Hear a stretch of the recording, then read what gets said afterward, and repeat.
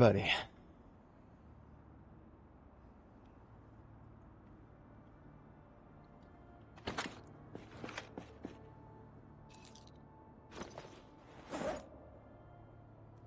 I think I left myself in a pretty good spot last night. Yeah.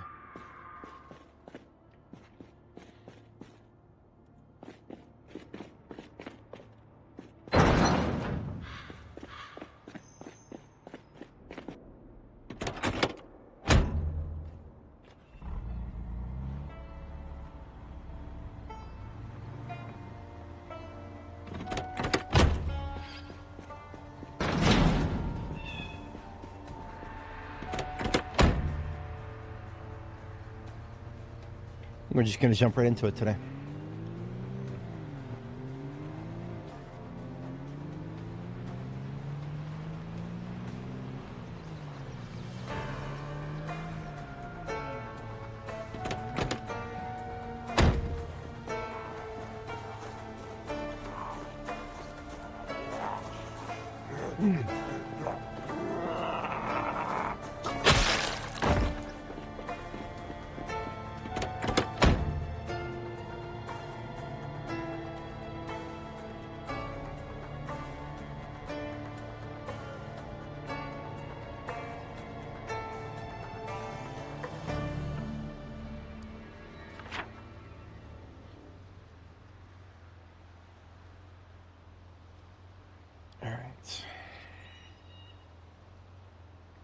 Let's stick to Main Street on South here until we get to Hop. That's going to take a bit of fighting probably here at... Yeah, we don't have any of this cleared when Main Street starts to curve in this direction.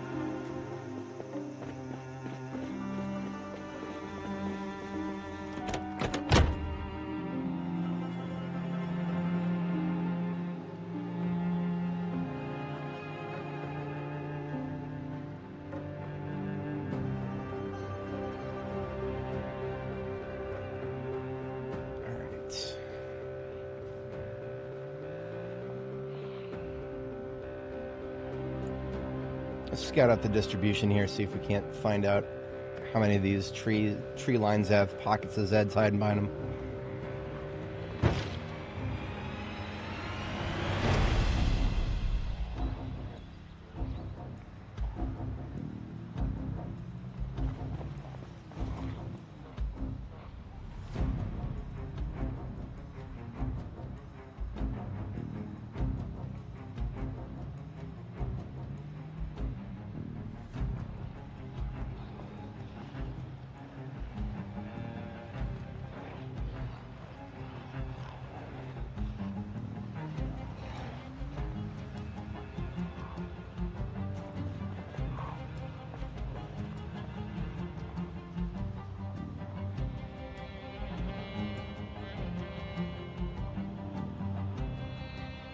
There's a fair few back here.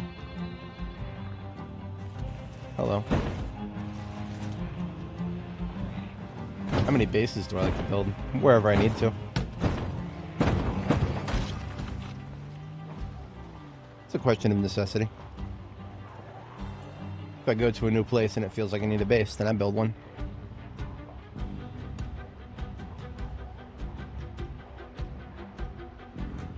Yeah, these guys don't have a very high attention span. Let's go loud.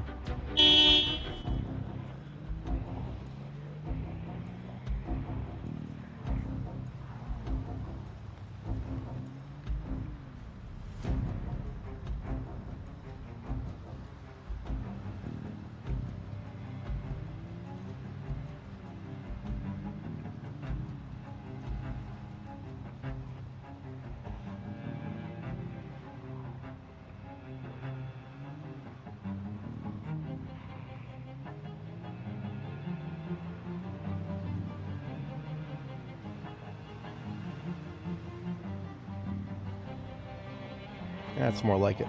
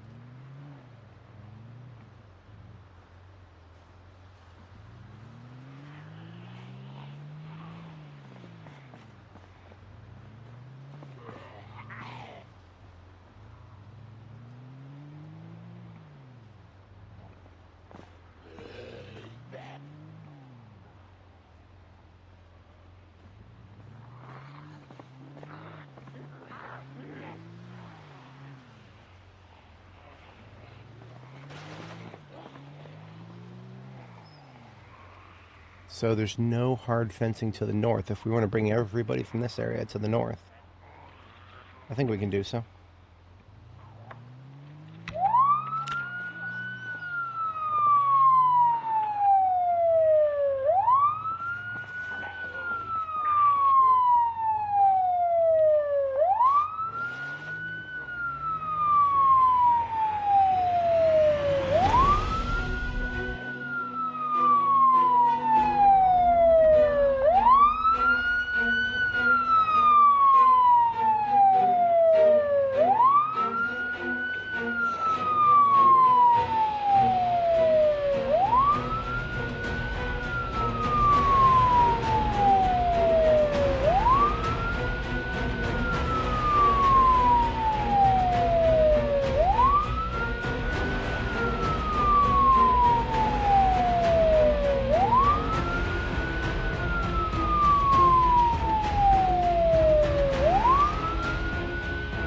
That tall fence across from us there, that's going to be an annoyance.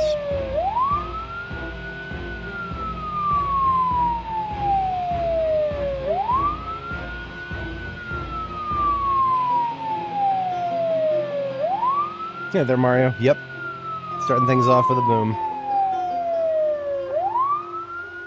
I'm trying to see if I can find a path to bring these guys from the residential side of Mall Drop closer to 31 West, where we actually have a little bit of room to fight them.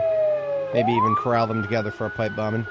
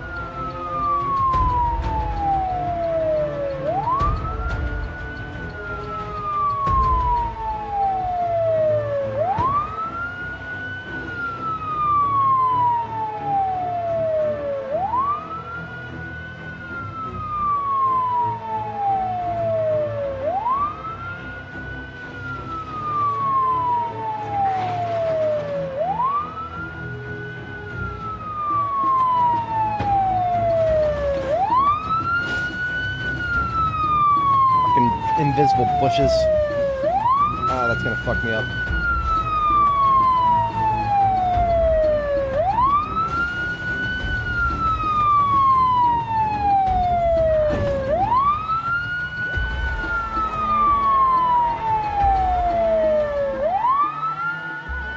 There, see all these guys right here? Getting stuck on the stupid fence. That is definitely going to cause problems. But that's small draw right there.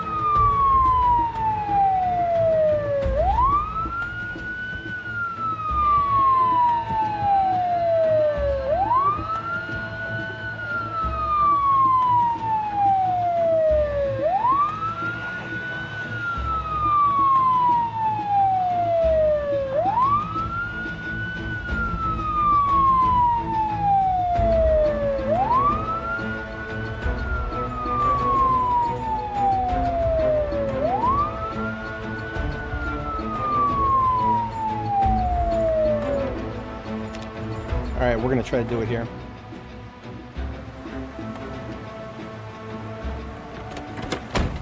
Alright. Row controller, remote pipe bomb. Here goes nothing. We got it linked up. Right click, hit link. We are going to place it dead center. I may regret that. There may be better places, but Muldraw is a very tight place. Not a lot of big open parking lots to work with.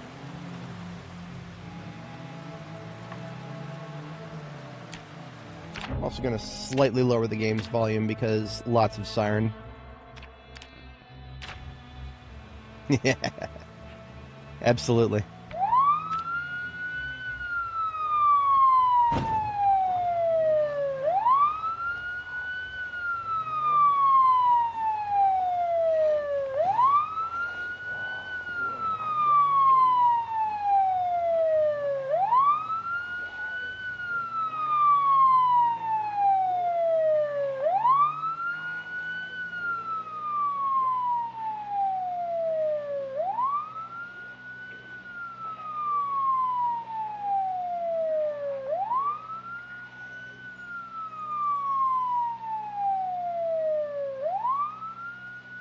And what I want to be able to do is lure them around those fences to the best of my ability. So I'm actually going to make use of some of these houses here. And by line of sighting myself, I think that's going to encourage a lot of them to go around the fences instead of getting stuck on them.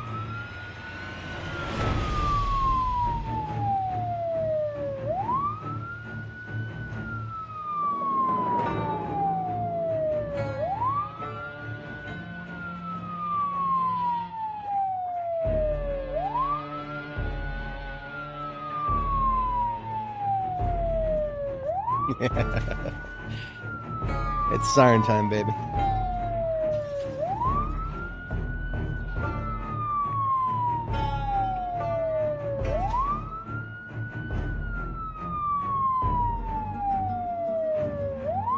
Yeah, look at that. They're going around the fence. That's what I like to see.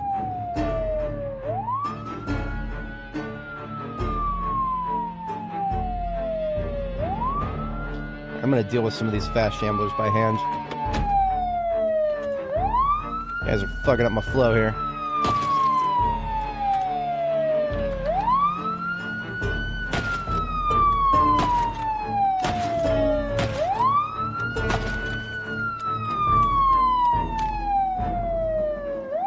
That's more like it.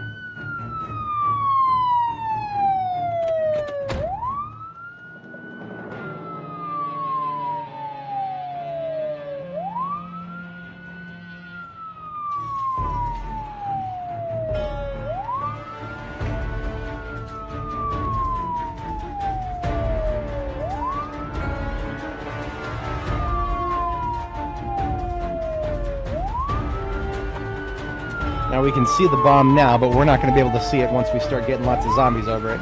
I'm going to have to try to remember that it's at the midpoint of the parking lot, directly across from where the pinks and the striped couch unite there. Yeah, directly across from that.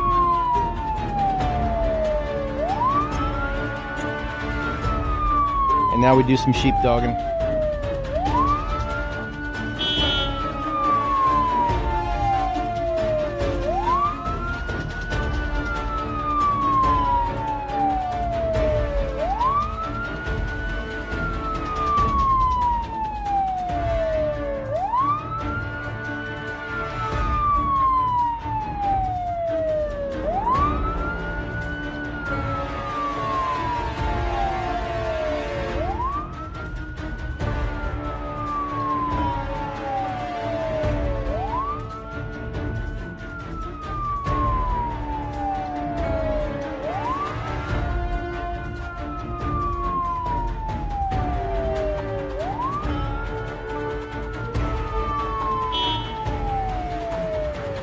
Most of them. A fair bit.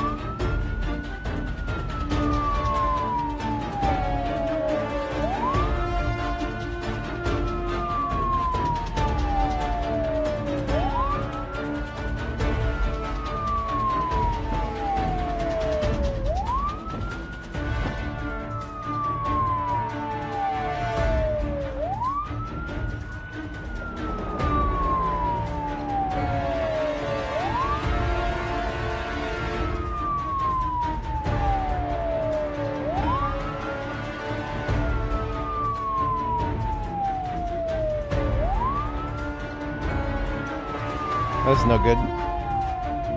I'm in danger. I might have to push through the bushes.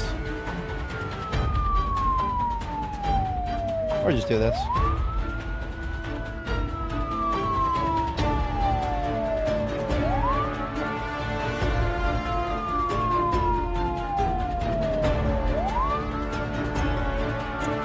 I just realized my volume's probably a little loud.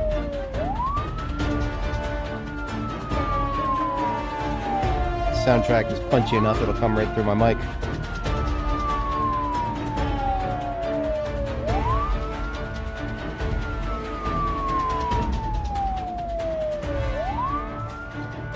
We're almost to critical mass. I'm just waiting for a couple more of these slow assholes to get out of the way.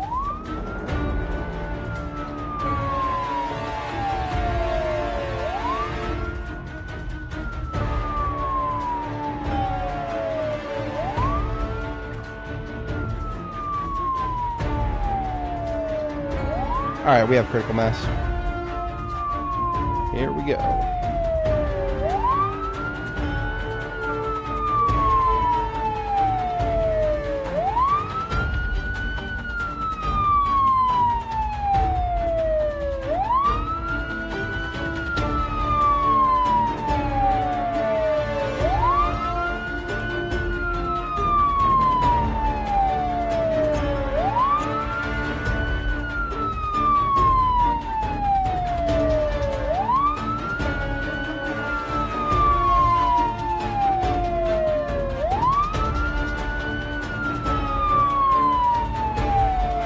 almost there.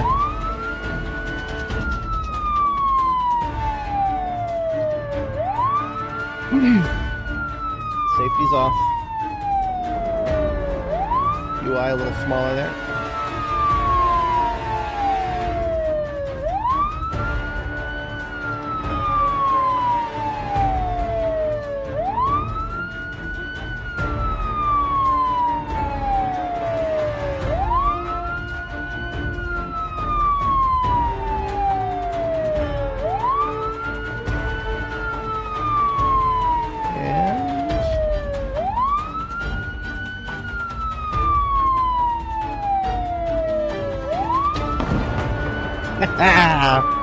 Oh, you'll love to see it. You'll love to see it.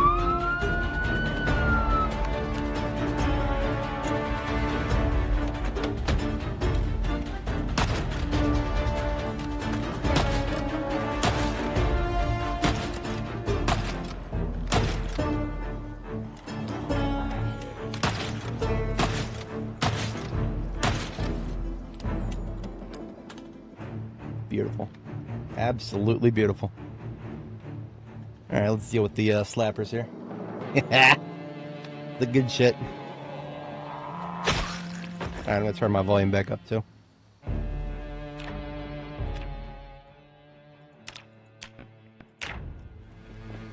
A little shooting gallery waiting for us over here.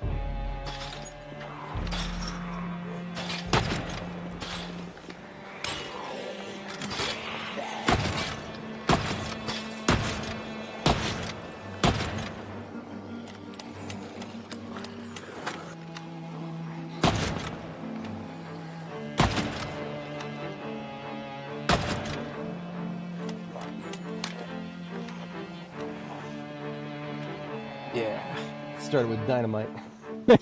Smell of decay. Yeah, it's definitely smelling in this area now.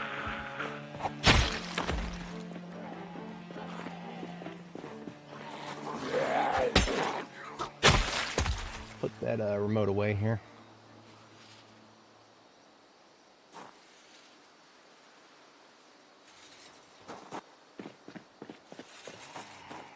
Going the wrong way, pal.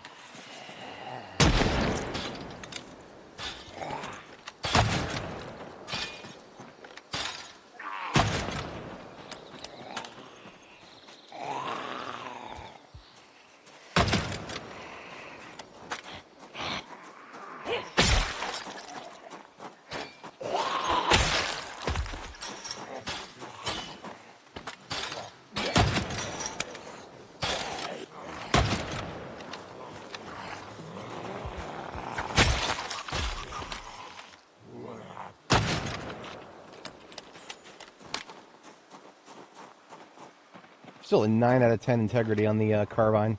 We're just getting unlucky with those jams. Radar, sir. It appears to be jammed.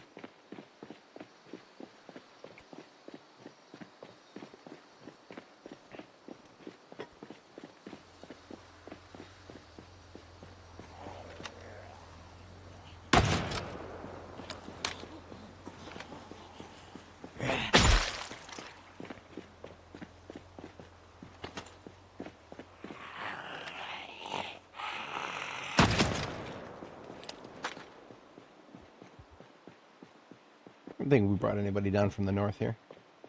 We should have wiped out anybody in the north a while ago. Should have. Yeah.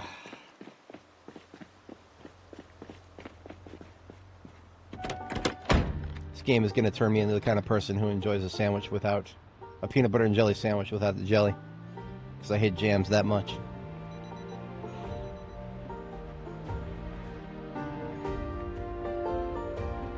Ah, look at this. These fuckers over here. They were just a little too slow to make the main group, so we still got some cleanup.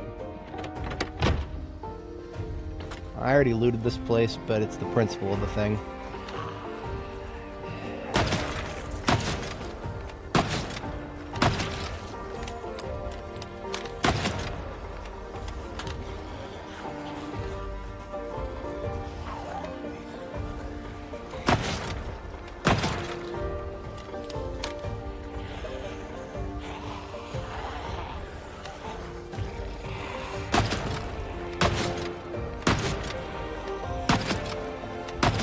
Oh, come on.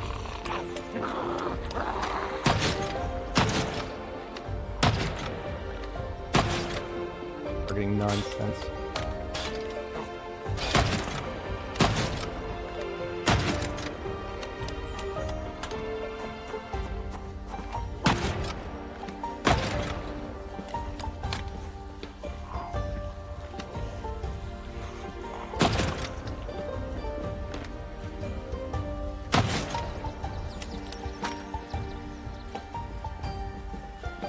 Feeling good.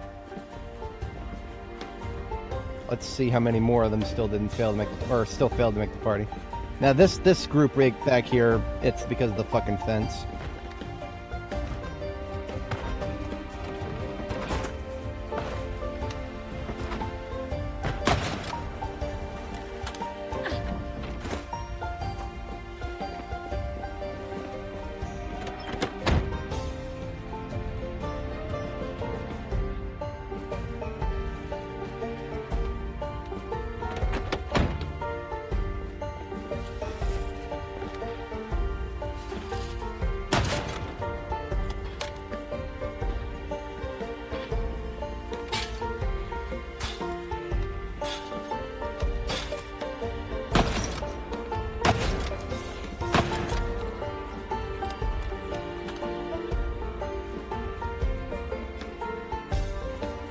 Yeah, I don't know. If it was going to drop this morning, I think it would have by now.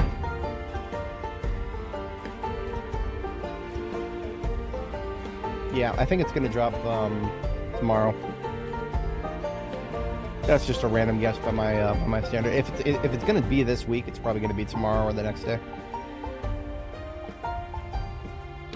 I don't usually think they do patches late in the week anymore.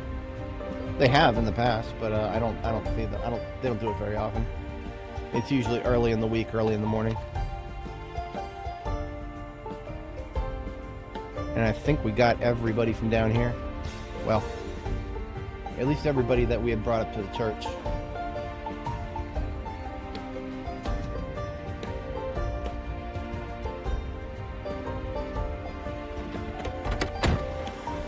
Wow. Never underestimate the power of the fences in this game.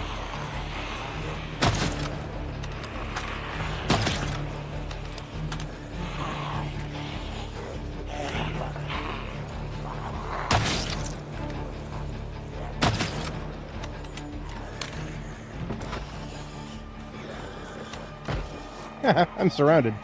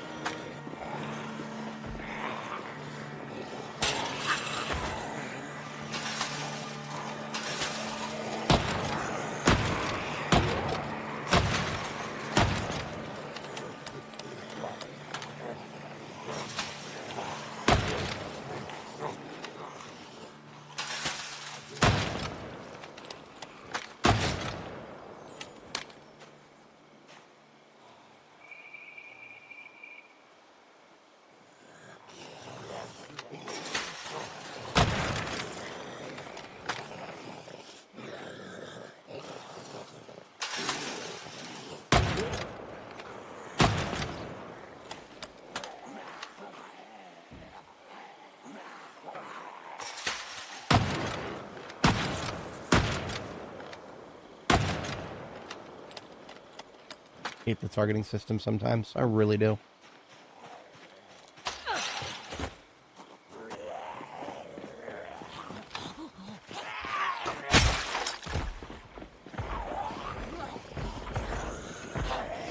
You know what else I hate? Can you hear it?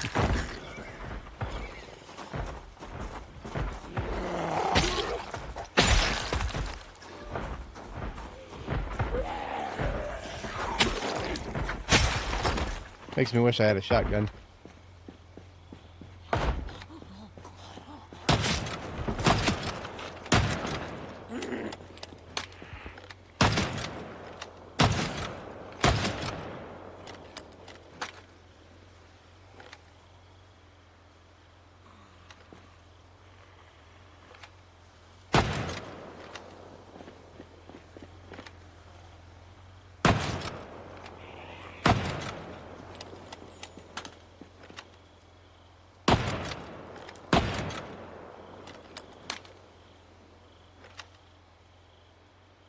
See how many of them just got stuck on this stupid-ass fence? Hey, it's tiresome.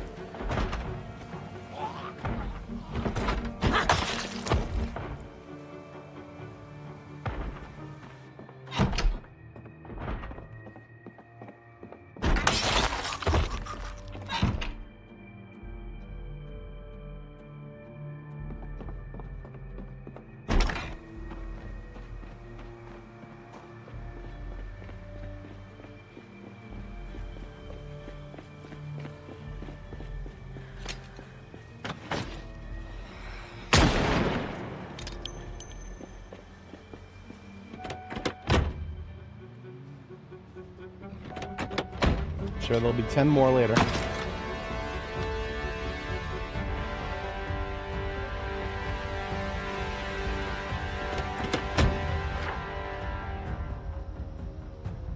Alright.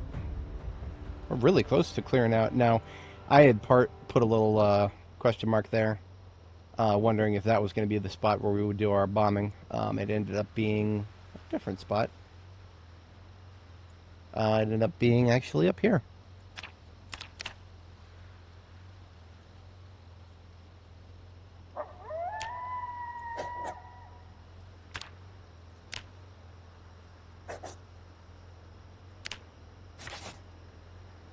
Yeah, I won't rule out doing one down here because there may still be some decent population in the trailer park area.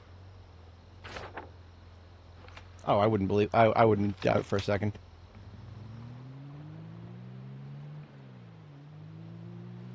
We are close to getting fatigued here, most like. I'm sure as hell fatigued. This shit right here.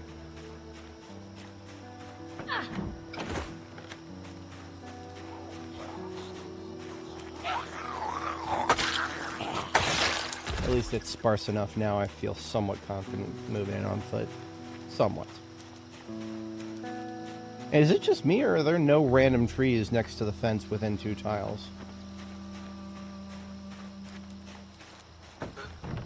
That'd be fucking amazing if that was a new system. Am I coping? I don't think I'm coping, boys. Look at that. No trees within 2 tiles. No, I'm coping. Look at that. That's, well, that's a bush, but still. I don't know. Maybe I just got extremely lucky with this one fence. Nah, that one on the other side there. That's well with it, yeah. Fuck. That would be amazing if they made it so that the, you know, random tree appearing things that happens as time progresses. Not within 2 tiles of a fence, you know, a fence that would block a lot of rainfall and whatnot. Block a lot of light.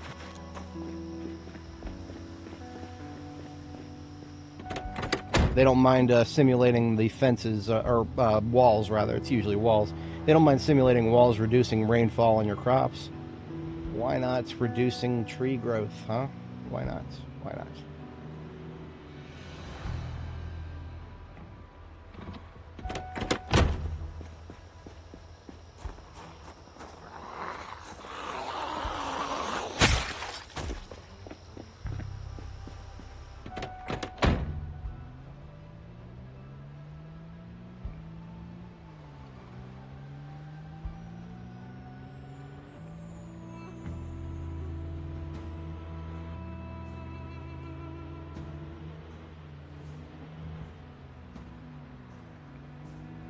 Yeah, so where I did that bombing was just right across the other side of the buildings from Acorn Plaza here. Acorn Plaza was where I did a bombing on Nora. That was back when I only had aerosol bombs with her, but we had the same effect. Just ended up burning some stuff in addition to blowing stuff up.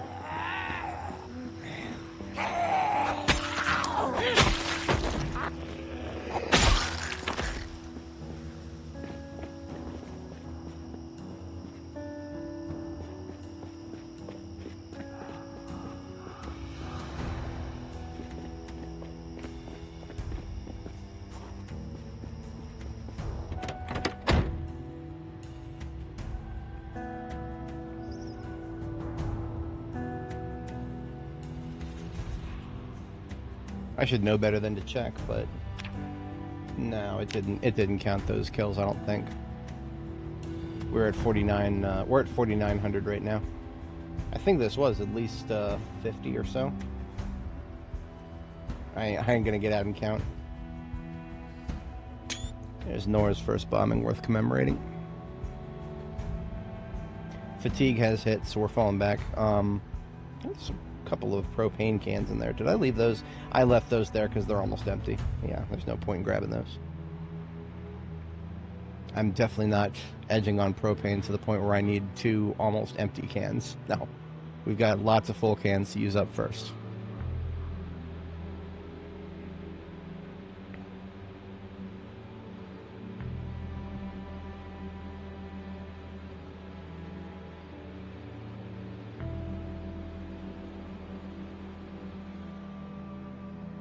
Fuck did you just say to me? You show up in my territory like that. Unacceptable.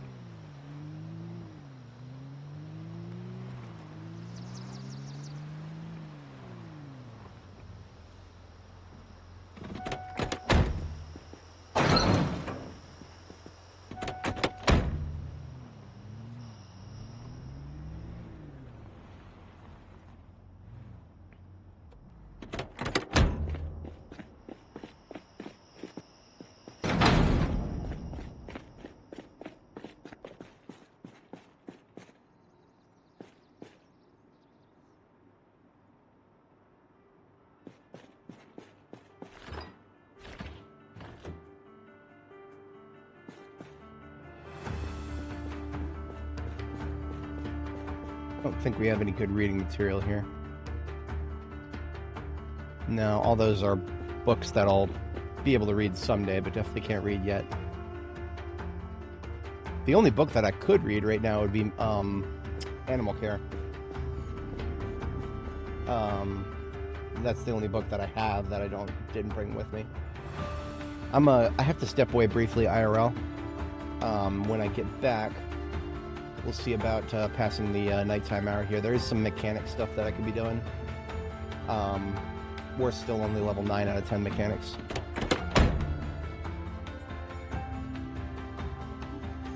No, it's pointing away from the bed. Don't worry too much about it.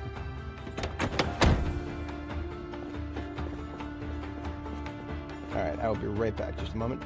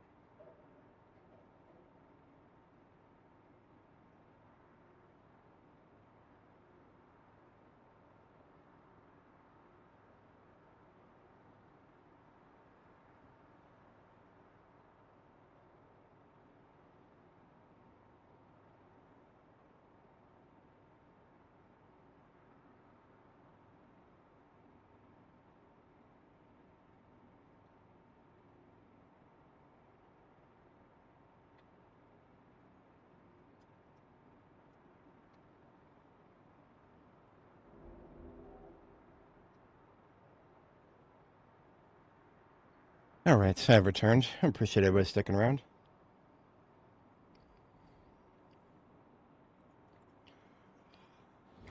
Alright, so we've got about 2 hours, 2.5 hours to burn here.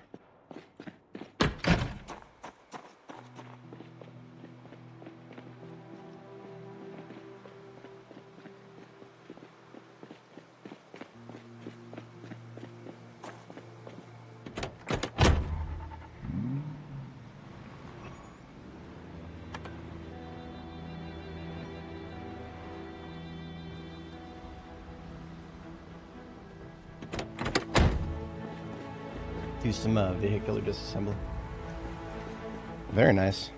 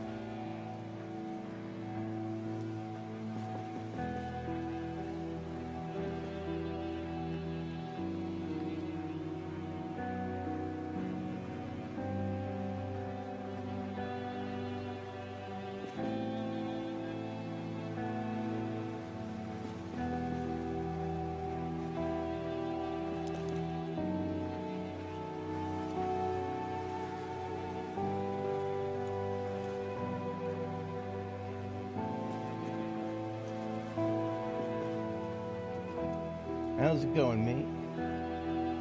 We are doing some vehicle disassembly this morning. Already got ourselves a pipe bombing in this afternoon. That was pretty fun.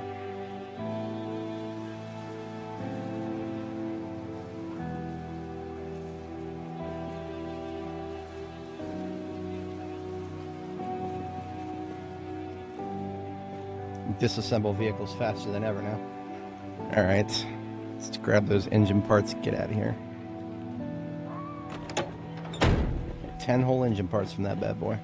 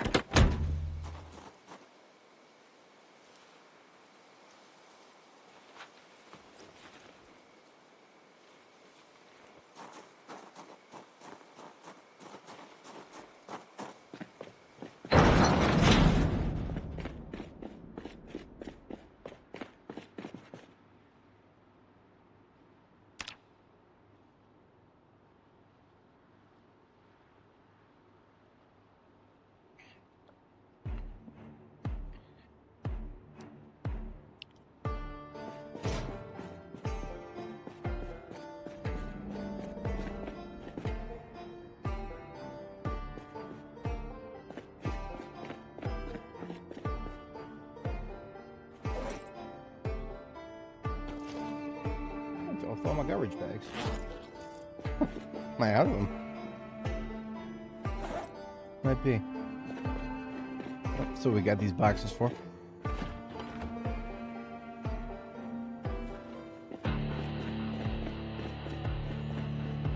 Yeah, the ceramic tile floors are definitely extra work.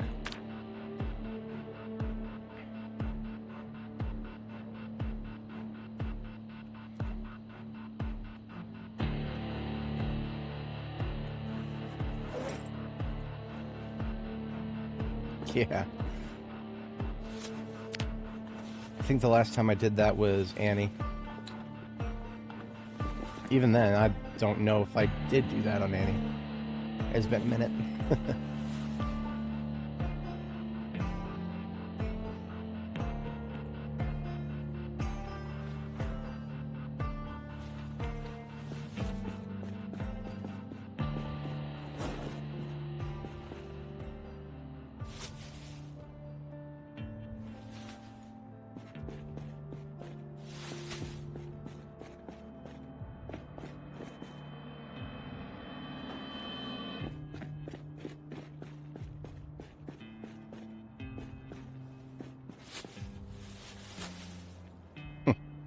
That's 66 encumbrance worth of stuff to go home there.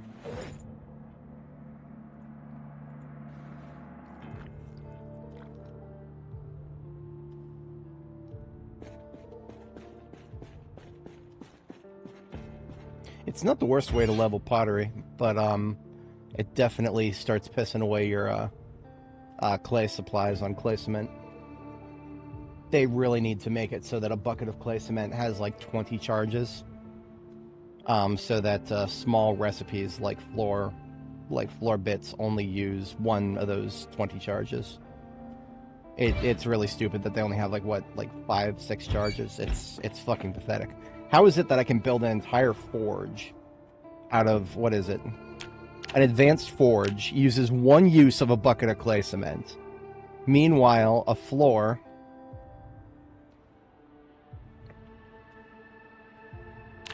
also uses one bucket of clay cement. This is the stupidest thing about clay cement right here. This is the stupidest part about it. Its usage rate is just completely fucking broken.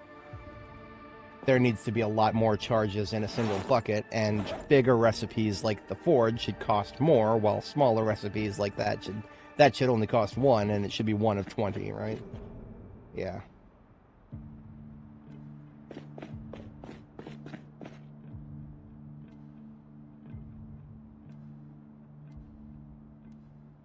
Well, I mean, 2 pieces of clay for bucket. 4 clay per 1 ceramic tile. Yeah, that'll do it too, yeah. I thought that at the hand-operated press... yeah. I thought at the hand-operated press you made them 4 at a time. I guess not, maybe not. I was thinking about cooking, but I don't have a lot of options at the immediate moment. Everything we've got here is either canned or junk food. And if I start using up my canned food for recipes, then it's going to disappear. I think we're sticking to milk for now. I'm just going to have her chill for tonight.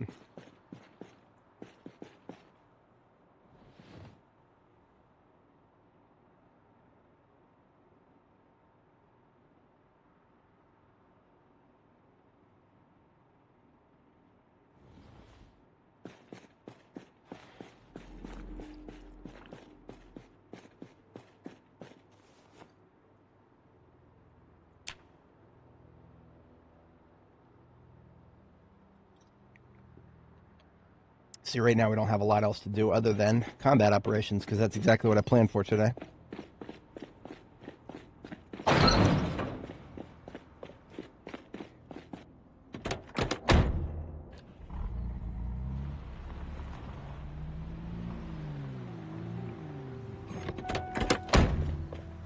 Vines are starting to show up again. You'd have thought it's like April or something, but no, it's February 18th, 1994.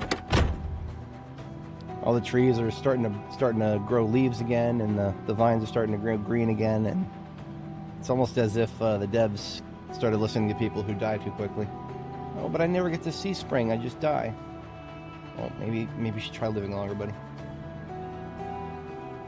I really hate being condescending, but I mean, it takes a little bit of time in order to last longer. You shouldn't try to pressure the devs into making everything in the world happen faster.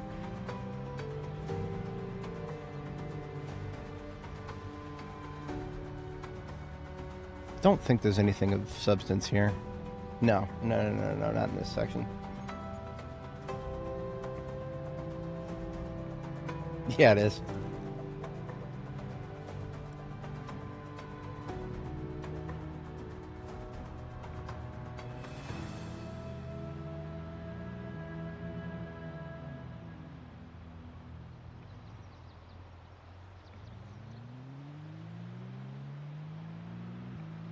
Let's see how many zombies are still hanging around. The place we were trying to clear is a little bit further down this way. We have it marked on the map. There are 2 survivor homes here.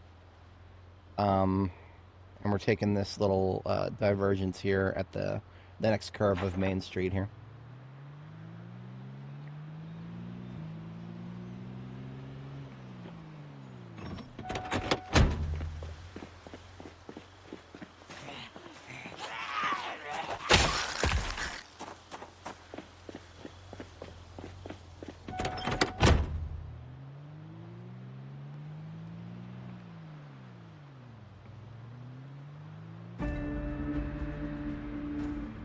Absolutely, yeah.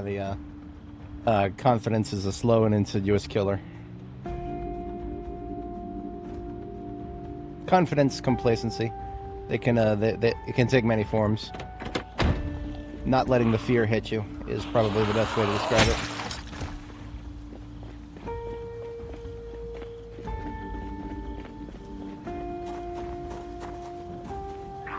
Beware those trees, man.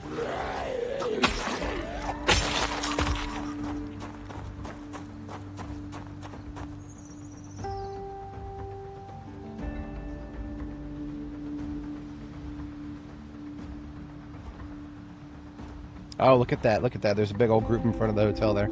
So we definitely haven't cleared this area. I figured this would be a little bit too far out for,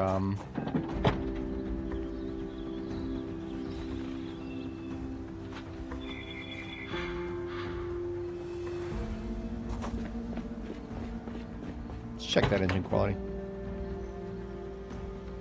Engine quality 52. I'll keep that in mind. I don't know if I'm going to need another step fan, but I wouldn't exactly say no to one if we happen to get a huge windfall of loot.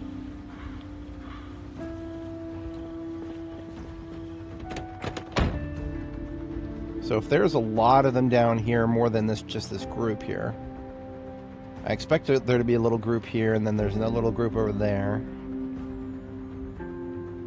This is not the worst spot for a pipe bombing, all things considered. But there would need to be more zombies than this. I could hand kill all these guys. Well, let's open those boxes of 357 that I've got sitting around here, since we only have 1 bullet left on our bandolier.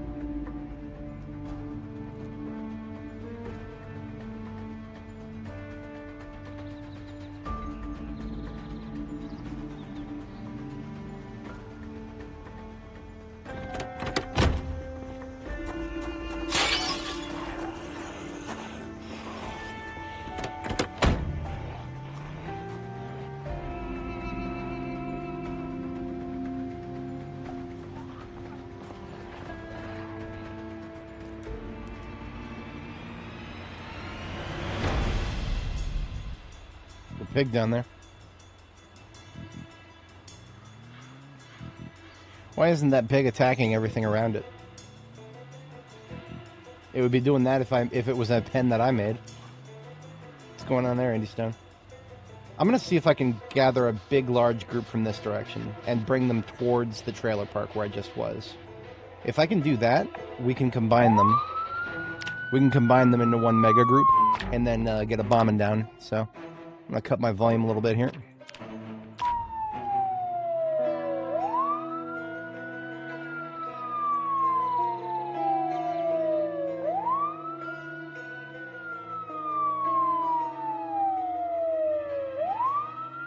See, I know there's a lot of zombies here in this particular area.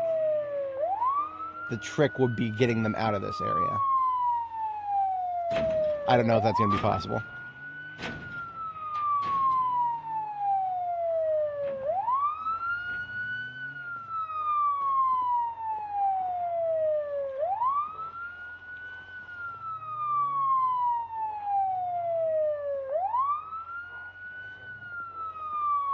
Yeah, this place is insanely hard to navigate. Thanks to all the bushes around the joint to the south there. Or the bottom of the screen. I'm going to do a 5-mile-an-hour cruise in this direction. And I want to see exactly how many of them I can get to come after me without getting stuck on that fence right there. Because if I can get them at least up here to this white picket fence area, then we can lead them back around and get them down to the trailer park area and blow them all up at once. There's a logger's van down there I didn't notice before.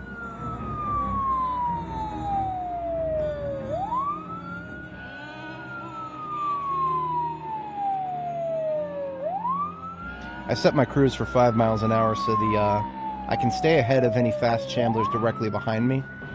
Anybody coming at me perpendicular, though, I'll have to speed up a little bit. Yeah, just a second at least.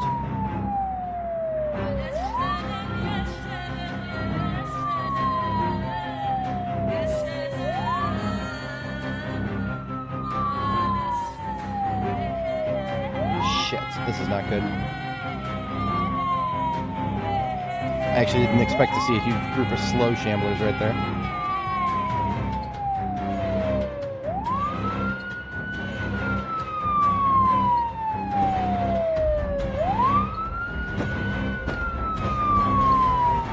I really should not have done this.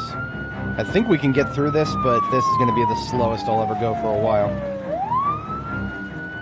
It's kind of hard to see, but there's a lot of tiny bushes on the ground here that don't have any leaves on them.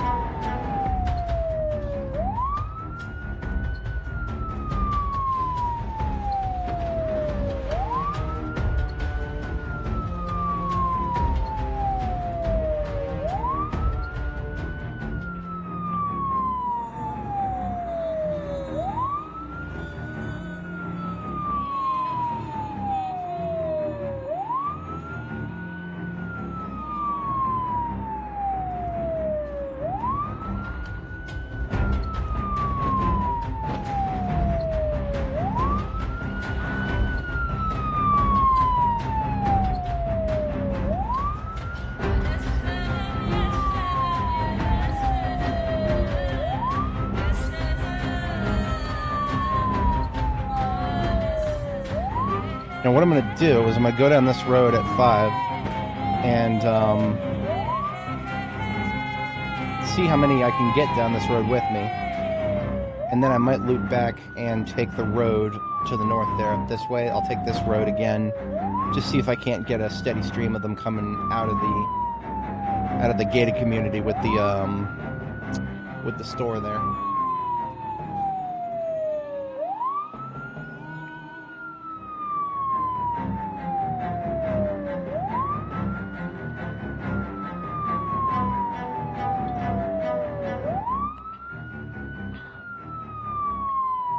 Pig doesn't seem to mind the siren.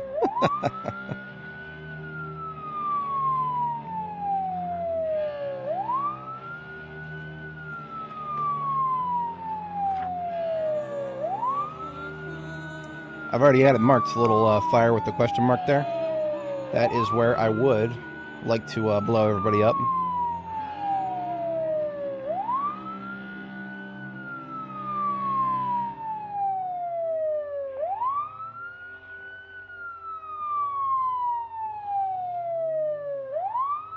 Now my theory is the act of looping back in this direction will bring some of them, most of them, out of the road where I just was and into the front yards of all those picket fence houses. And then I can, that should, if I play my cards right here, that should leave the road clear for me to just loop back again and get a second run down that road with a bunch of these dudes following me. That's the goal here. We'll see if it plays out. It's probably one of my more risky endeavors of late.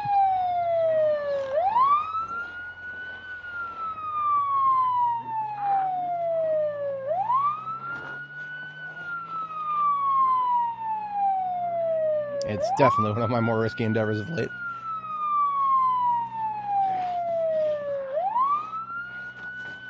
So the problem is, a lot of them are going to get caught in that stupid fucking chain link fence corner right there. And the glow up of Muldraw, the redesign of Muldraw, has just added so many chain link fences everywhere.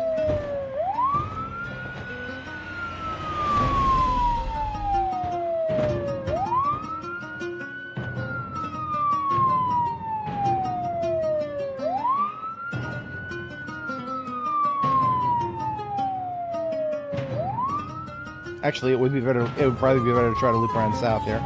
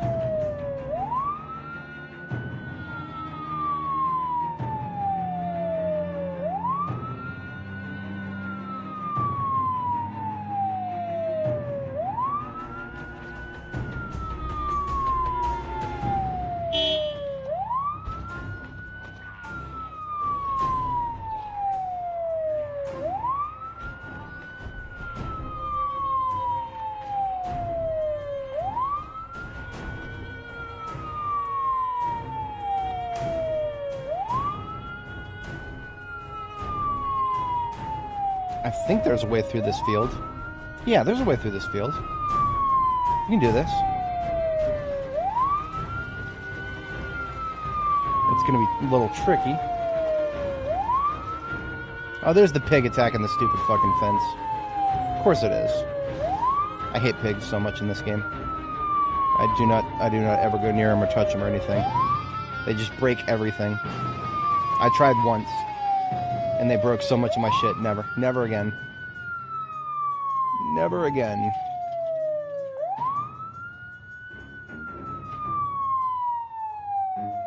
Yeah, see, if I can actually lead them around the bottom like this, then that avoids this problem, the problem of the chain link fence here. I'm gonna actually shoot a few of them. Yeah, I'm just gonna stand my ground here for a minute.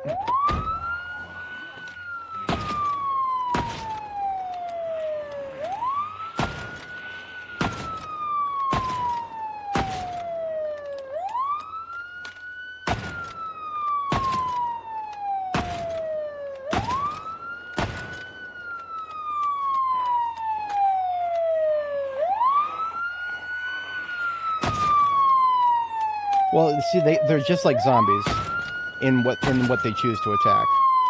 So if you want to contain animals that are stressed, you have to treat them just like zombies. Okay, here we go. That's more like it. Yep. Oh, this is not good. The ones that were in the road have filtered into the forest now. That's okay. We got it. We do. It doesn't look like we have a lot of maneuver room here. We do. We do have a lot of maneuver room.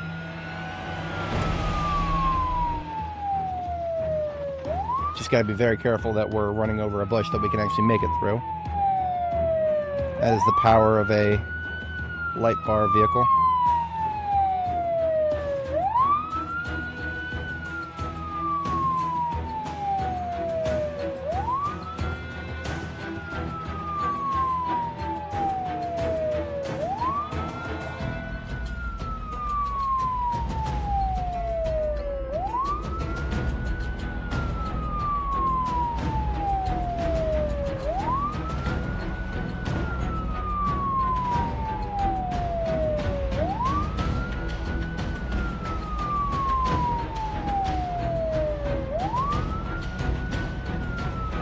Okay, we haven't actually set the bomb, so we need to fix that now.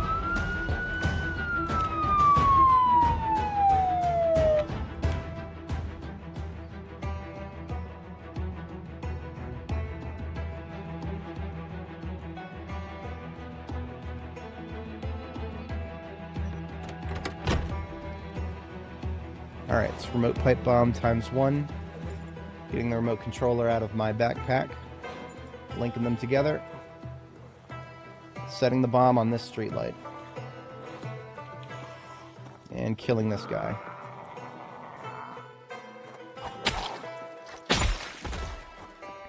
So our pipe bomb is, you can't see it, but it's on this streetlight right here.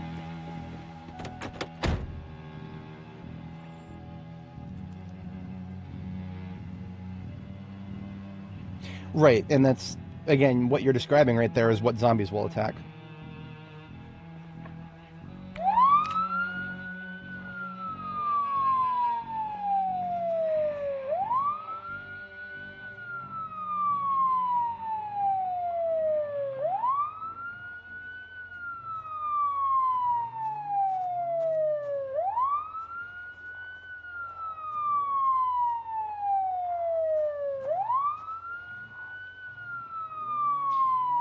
I don't know if some of them are getting... Some of them might be getting stuck on the chain link up there.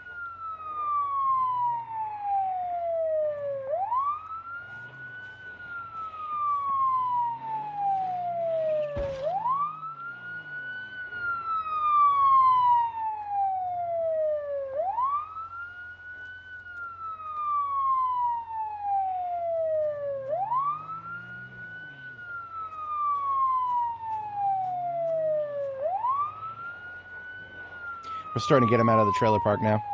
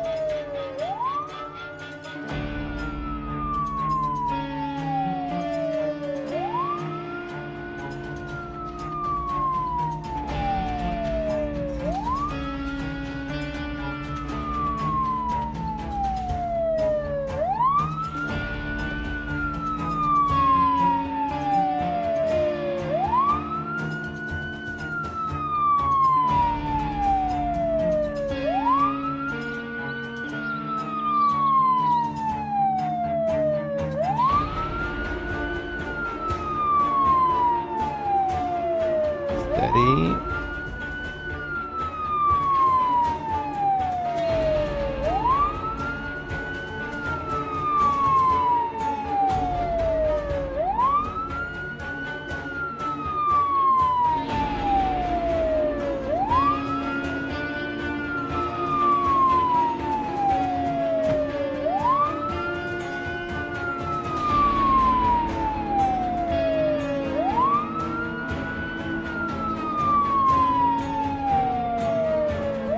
For anybody joining, welcome. We're on a pipe bombing spree this morning. We've got a pipe bomb already placed right here on the highlighted tile underneath that street light. This is Believe it or not, this is actually more difficult than pipe bombing in Louisville, if only because Louisville has much bigger parking lots. All of the parking lots in Muldraugh are really small. And Muldraugh loves those double tall fences. Now what we've done is we've pulled a large crowd from the area around Portman Medical, the little gated community area there.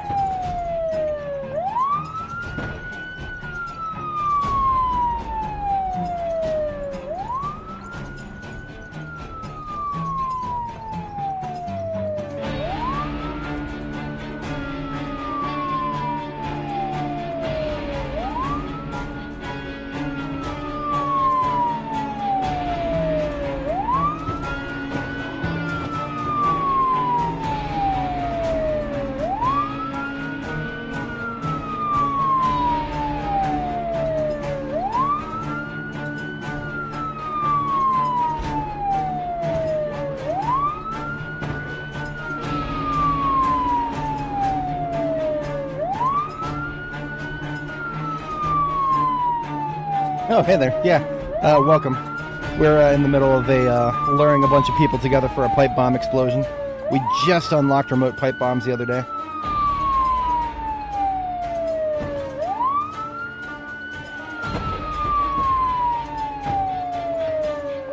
Trying to navigate Muldraugh while gathering a large crowd is not the easiest thing, but it works. Yeah, the border collie strategy. You know how a border collie runs back and forth between a group of sheep that it's trying to herd?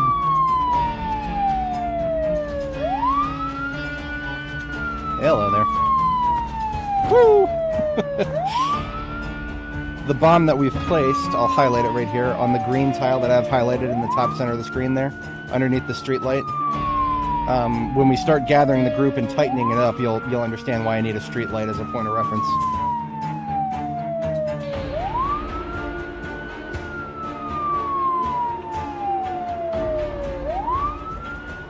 Set cruise for about 5 here.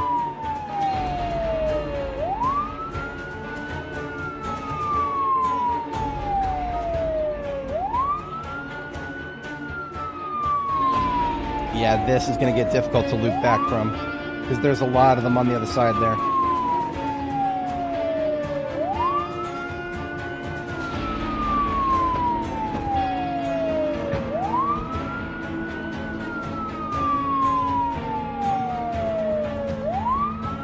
We might have critical mass. No, we don't. Not yet.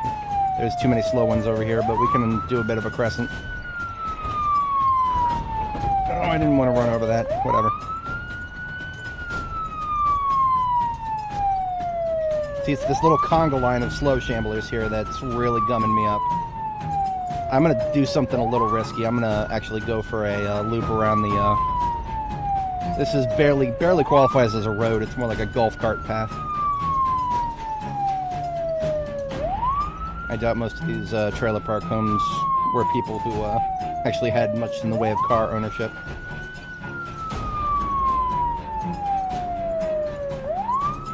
See, this at least gets the fast shamblers distracted by flipping over the fence here for a second.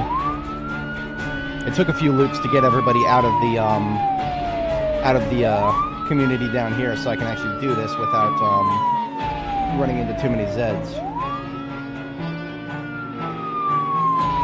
Running zombies over with a spare car until the engine breaks. Yeah, sure. I don't like doing that personally, because it's going to be a little hard to predict when you start losing engine integrity. You can see it at the bottom there. You know, when the color starts changing from green, that's how you know you're taking direct engine damage. But again, it's just not a sustainable strategy in my mind. Yeah, they definitely have nerfed. It used to be right when they introduced ragdoll mechanics. Almost every single touch of a vehicle to a zombie was an instant kill.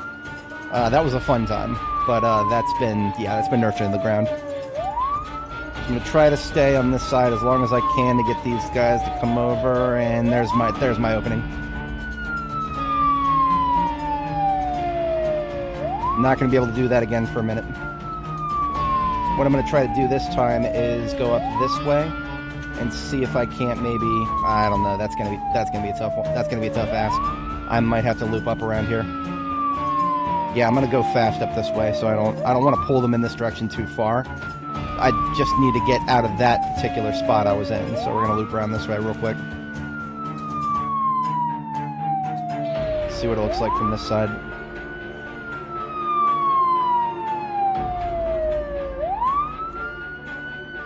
Yeah. At least we can actually go back down around this way.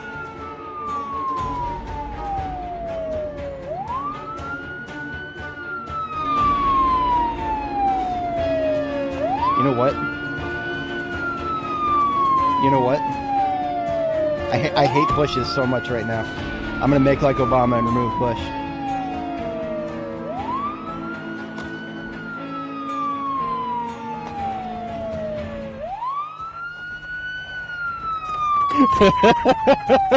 I know what I'm doing, I promise. Alright.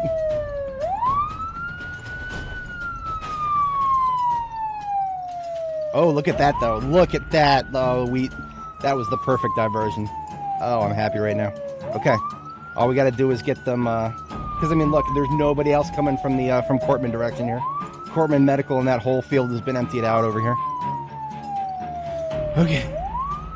Now we just got to get them, Now, if I had considered this ahead of time, if I had planned a little bit better, I'm almost level 10 welding. I could have gotten rid of this fence back here. If I had gotten rid of this fence back here, the chain link, then I could just drive around this building, and the zombies wouldn't be blocked by the chain link, and it'd be great. But 20/20 hindsight and all that. I can go around Waite's Motel here, and I'm probably gonna have to. What if the car bug hits now? Oh God, don't tempt fate, please. Please don't tempt fate like that. I mean, I would just turn around and run, and it would be a loss of a light bar.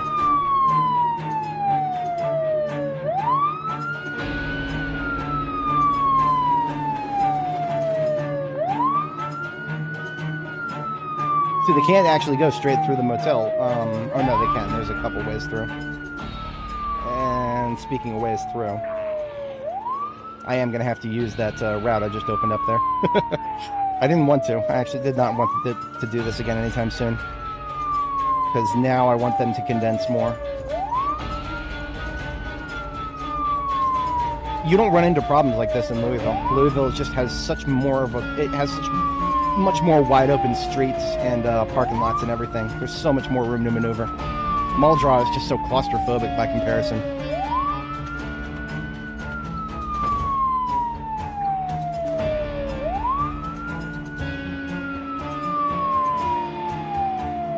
Yeah, this is going to be tough.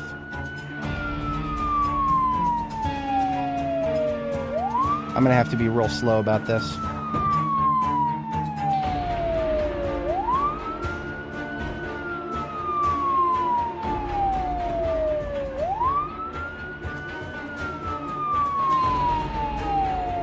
Okay.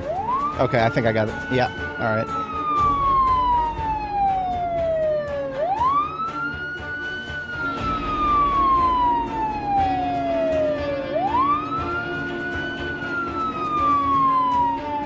Just chill here for a second.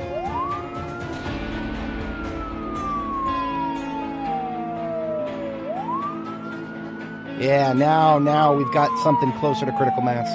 If anybody's not familiar with my terminology, I call it critical mass when the group is finally tightened up enough that I can drive in circles around them unimpeded. That's our biggest challenge right now, is gaining critical mass.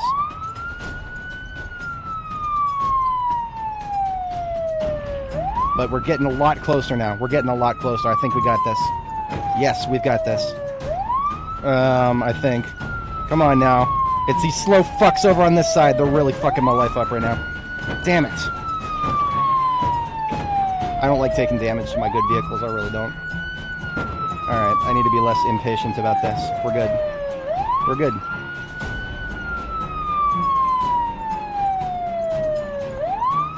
Yeah, that's something a lot more closer to critical mass right there. And remember, the pipe bomb is set right here, so you can finally see what we're going for here. It took us a minute, but we're getting there.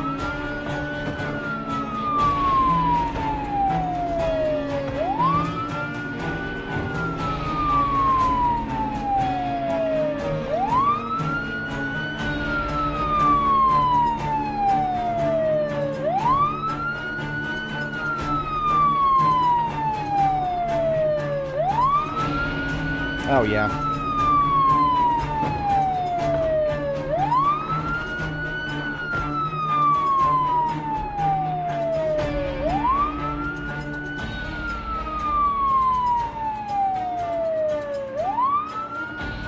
And the worst part is we're not going to know how many we kill. Our kill count currently is 43. But it's going to stay the same after we detonate because remote bombs, I still don't think they're counted. If they are, then excellent. But yeah, 43 is the current number. And we're really close to detonation here. Let me get my UI ready. So we've already got the remote trigger in our hand here, or the remote controller. I'm just making my UI a little smaller. And now I'm flipping off the safety. Finger is on the trigger.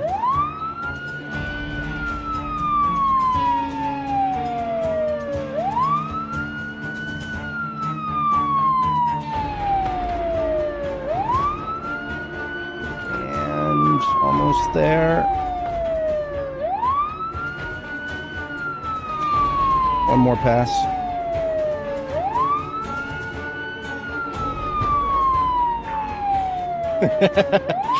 We're almost there. Launch the missile now!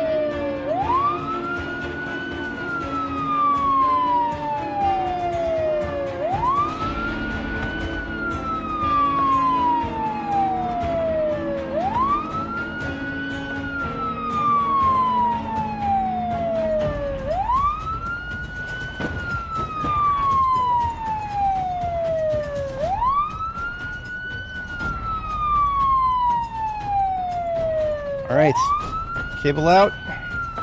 Let her go. Wait, what?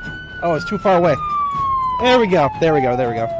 Okay, we missed a few on the outer edge. That's fine. That's fine. We can kill everybody else with hand weapons. We didn't even get a boom. That's all right. Clocked one to the right. Everybody else still to the left.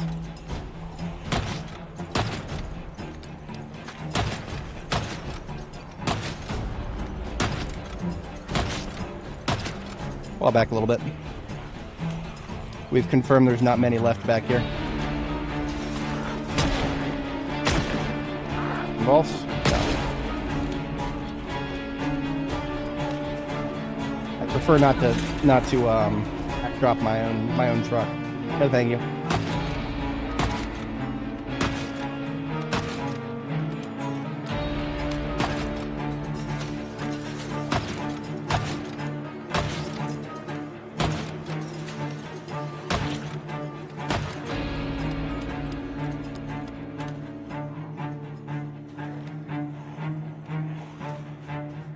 One fast north, everybody else is slow.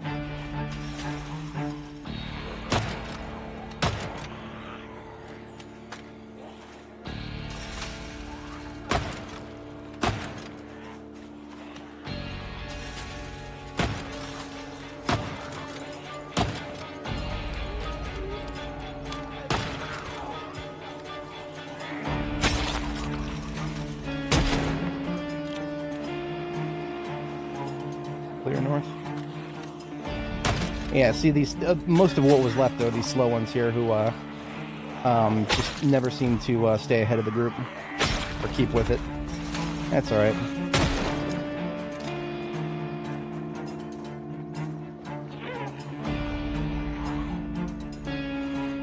It's just like a group nap is all it is. Try not to get too close. The smell is overpowering. We're gonna have a well-earned glass of milk after all that. Yeah, all right, Mario. Yeah, see, we're 49.65, so unfortunately we didn't get actual credit for all those kills. That's all right. Kill counts is just a number. I'm not really upset about it. It would be nice. I mean, I'd like to know my efficacy, of course. It costs about 20 bullets worth of gunpowder to make every one of those pipe bombs.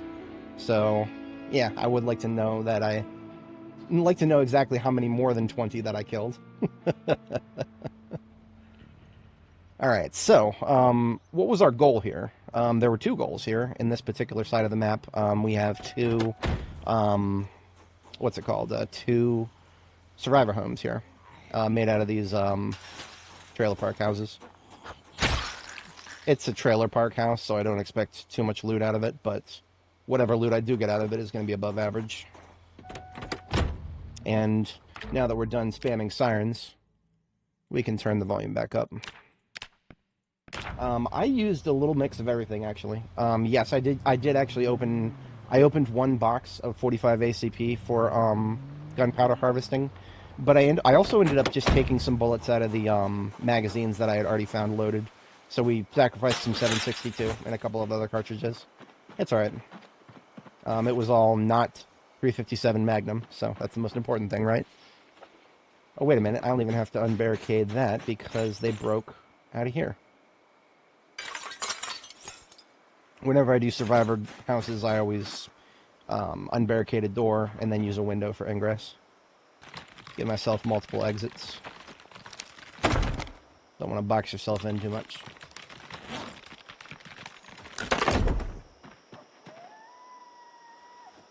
Put away my remote detonator there.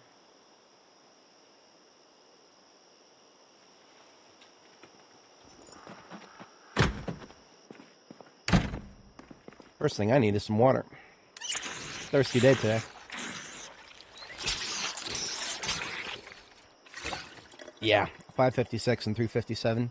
We do not harvest those here. We cherish our 357.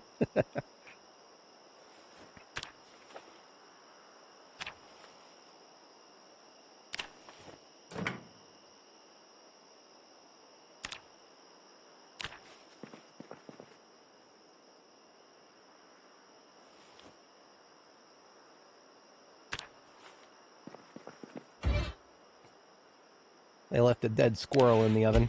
R.I.P.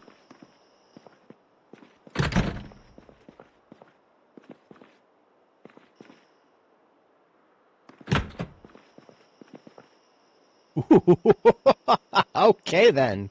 Military gun case and a gun case, regular gun case, and just a bunch of loose firearms.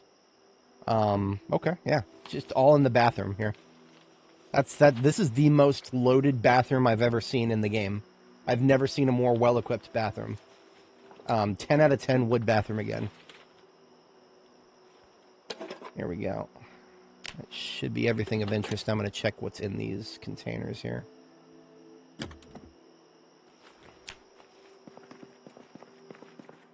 Speed loaders. Hey, I would love it. I would love me a speed loader right now. Okay, they were both shotguns, so even the whenever I see gun case military, I get real excited, and I think another M16. But no, it's just a couple extra shotguns. I'm gonna put all the guns we just picked up straight into the trunk. We'll rack the rounds out of, or rack the shells out of them, and pull out the attachments later.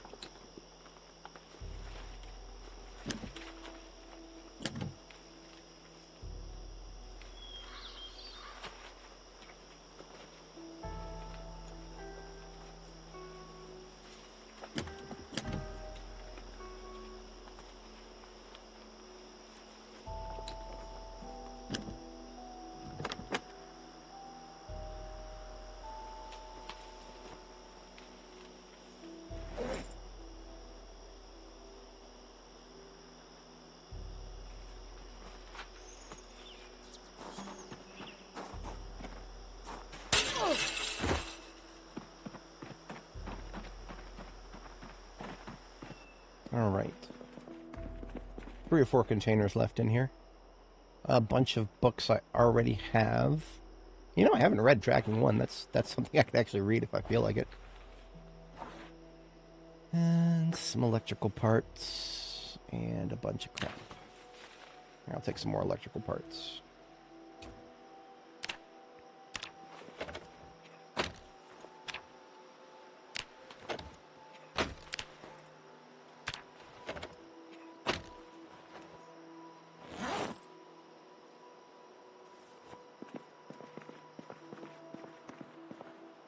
Just that and nothing in here really. Is that a... Ooh, that's a beret in law enforcement blue right there. Or maybe that's a little dark for LEO blue. Let's try the hat. That's a little light for LEO blue. Whoever lived here did not know how to match. I'm disappointed.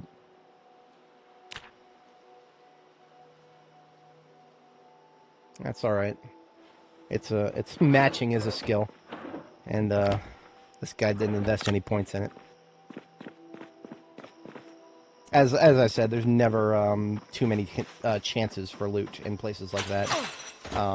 Whenever it's a survivor home, all loot containers inside become survivor house loot containers, but there's just not that many loot containers inside of these. But at least we got 2 of them in this area.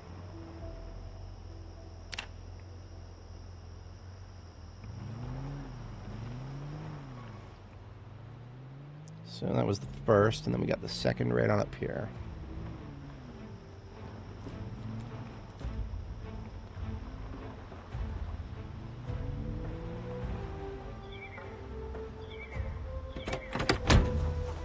I don't know if this one would have ever had anybody break through it, though. This one was farther away from the action. Let's do a perimeter check.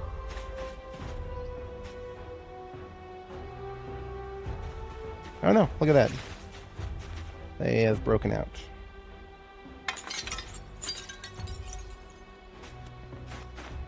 Hello. Are you the only one here? I feel like I hear somebody to my left. I can't shake that. Nah, there's somebody up. Oh, I see what's going on here. There's some people stuck in the junkyard up there. Okay, so at least I know they're not just gonna come down here and start fucking with me right now. We've at least verified there's nobody immediately indoors. That lady's in the bathroom there, so... that was a bit of a mistake. That was a bit of a mistake. Actually, that was a serious mistake. If I didn't have a hammer with me, I actually would be stuck in here. Because, in order to get back out, because I forgot to do the door. I forgot to do the door, so in order to get back out, I would have had to either do that, lift that up, or I would have to break through one of the barricades myself. Yeah, never, don't fuck around too much with survivor houses. You go in the wrong door, you'll never know what will happen. It sounds like she's about to break the barricade. You know, I feel like these wooden plank barricades are weaker than they used to be. And she's got 2 over there, so if she breaks one, there's still another.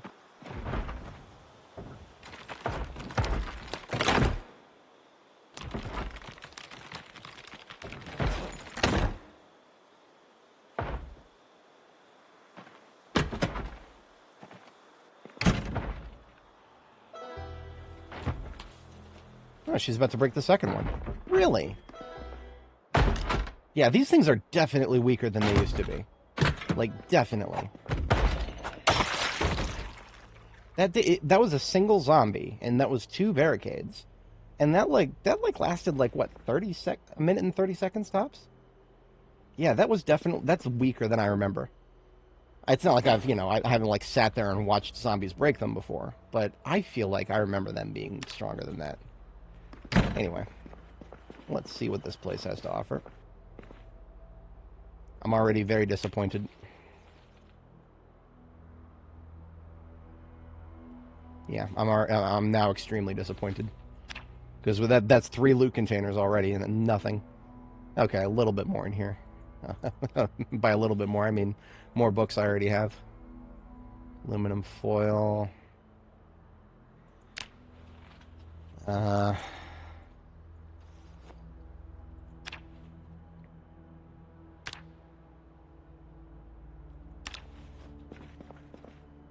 Here we go. Okay. Trapper carbine. 8-time scope. Pancake mix, milk chocolate bar, honey. You know what? Sometimes you gotta take joy in the little things here. Sometimes it's the little things. I believe this is gonna be a rifle in this one. Yeah, MSR 788. I'm gonna drop that off outside.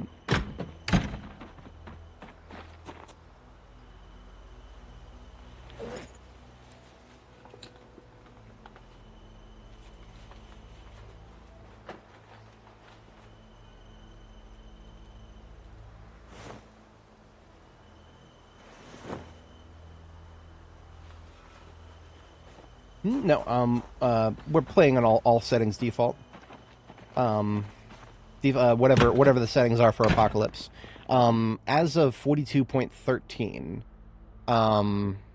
wait a minute, yeah, 42 point, or was it 13 or 10? I think it was 42.10. 42.10, they changed Apocalypse, the default, to 90-minute days, so it's an hour and a half per day. That is the new default. I was happy to see that personally. More ammo. We're about to fill up the main backpack here. Let's pull out... We've had one, yes. What about second backpack?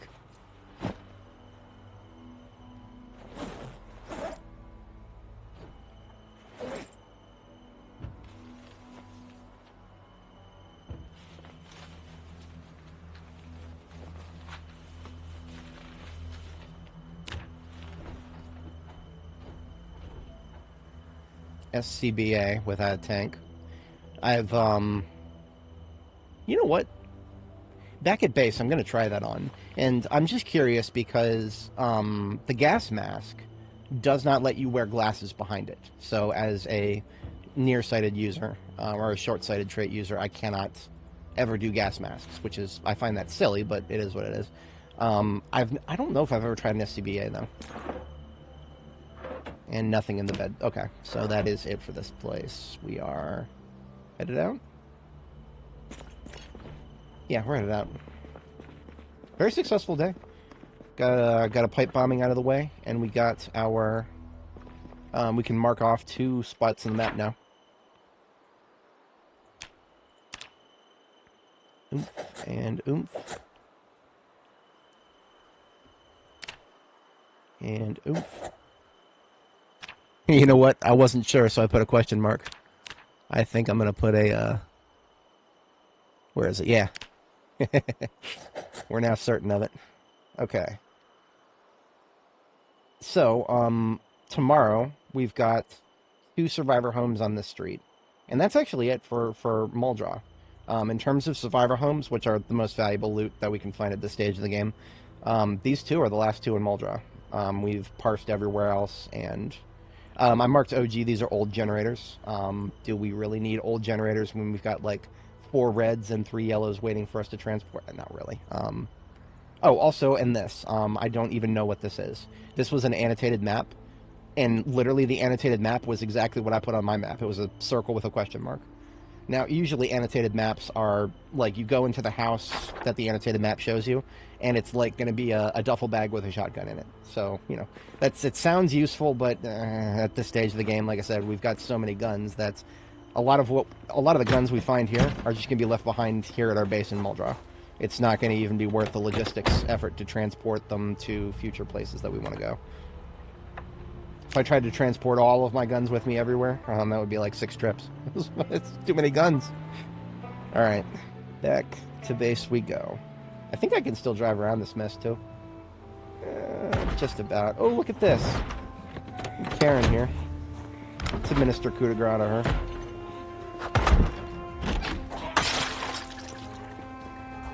Her head was no clipping through the door, so I thought we could kill her through the door, but no. No. You know, I'm actually going to take this one back with me, this step van. I was thinking about it, and I'm going to do it because we might need it. It's already a cut above the other step vans we've seen in town, which the other ones we've seen are like engine quality 30. This one's got 50, 51, I think. Yeah. And if anybody's not familiar with towing in B42, don't get too excited. This is only because we're using a EMS vehicle, and we're still bottoming out. We need to have better tires on the step van if we're going to do that.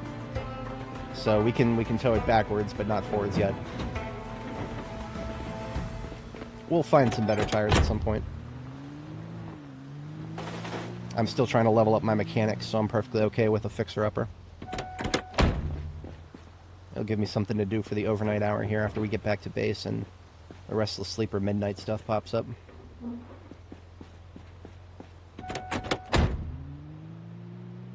Rule of thumb, of course, if you can't tow it forwards, you most certainly can tow it backwards in 9 out of 10 cases.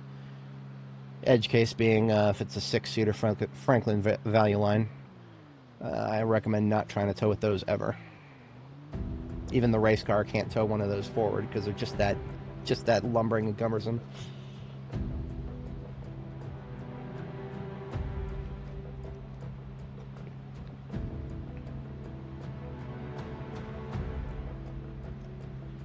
Yes, I was talking about the generators here. This is what we've gotten out of these storage units here so far. And we've hit most of the storage units. I think there's one left we have to hit that we only partially hit earlier. So there could be more than that.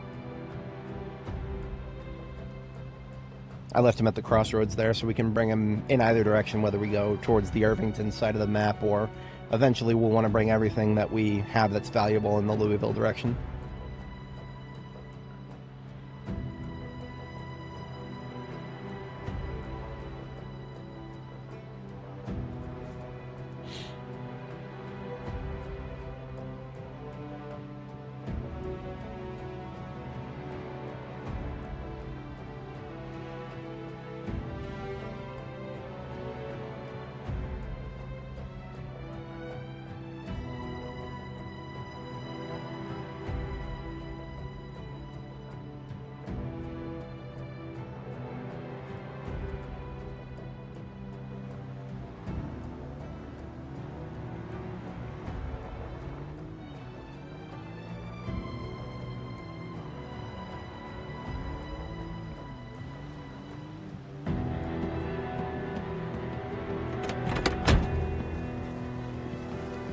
In here the vehicle lot. Most of our good parts have already been brought back to Phallus Lake, but there's still plenty of donor vehicles we can bring back and rip apart for parts.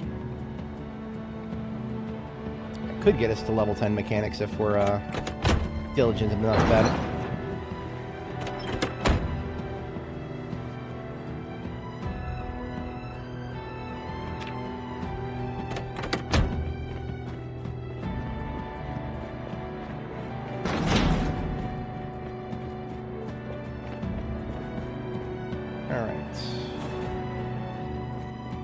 I'm going to separate all ammo right now.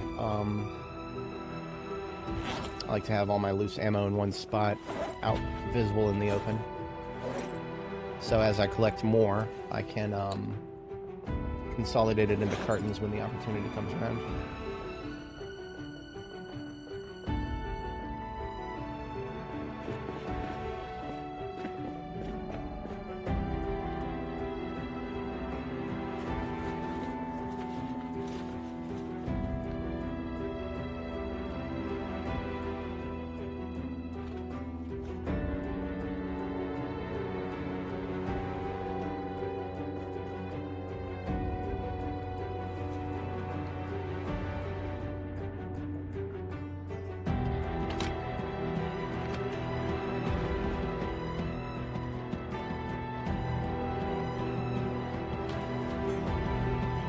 This is sort of a spare weapons crate. It's probably it's going to be full very quickly here. Yeah.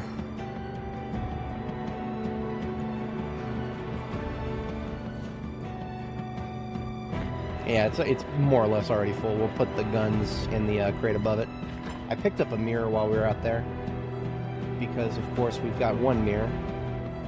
What about the second mirror? I maintain that extended 3D placement was the best thing to happen to this game. Easily the best. I mean, anybody who ever says B41 was better, I just gotta point at extended 3D placement and just be like... I mean, I understand a lot of the criticisms of the game, balance changes and all the other things. I understand completely. But I'm sure that after B42 goes stable, there'll probably be like a B41 balance restoration project mod or something like that. So almost all the B41 players' concerns can be addressed probably. It's just that a lot of mods right now that would exist to make the game more palatable to B41 users they're probably not being worked on very much because, I mean, it's kind of hard to make a big modding project for something that's constantly being updated. It's very, modders don't like that kind of stuff, you know, getting their mod broken every couple of months. I mean, I'm just a player right now. I've only made a few small lightweight mods myself, and even losing my saves every couple of months is it's not the worst thing in the world, but it's definitely a loss. I definitely feel it. I miss my girl Nora. I miss my girl Annie. Even though they got the good ending. Remember, if your save gets broken by an update, that's the good ending.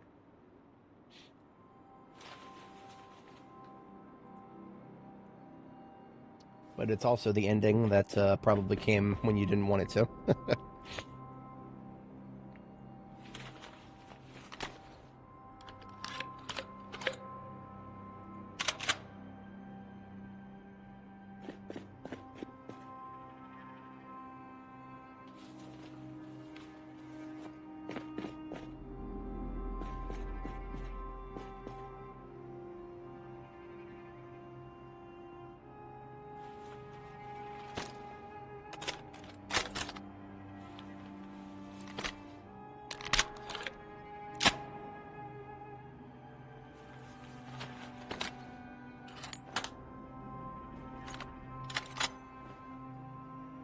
Just unloading all the ammo, loose ammo out of these weapons, and then if they have anything in the chamber, we'll rack it out.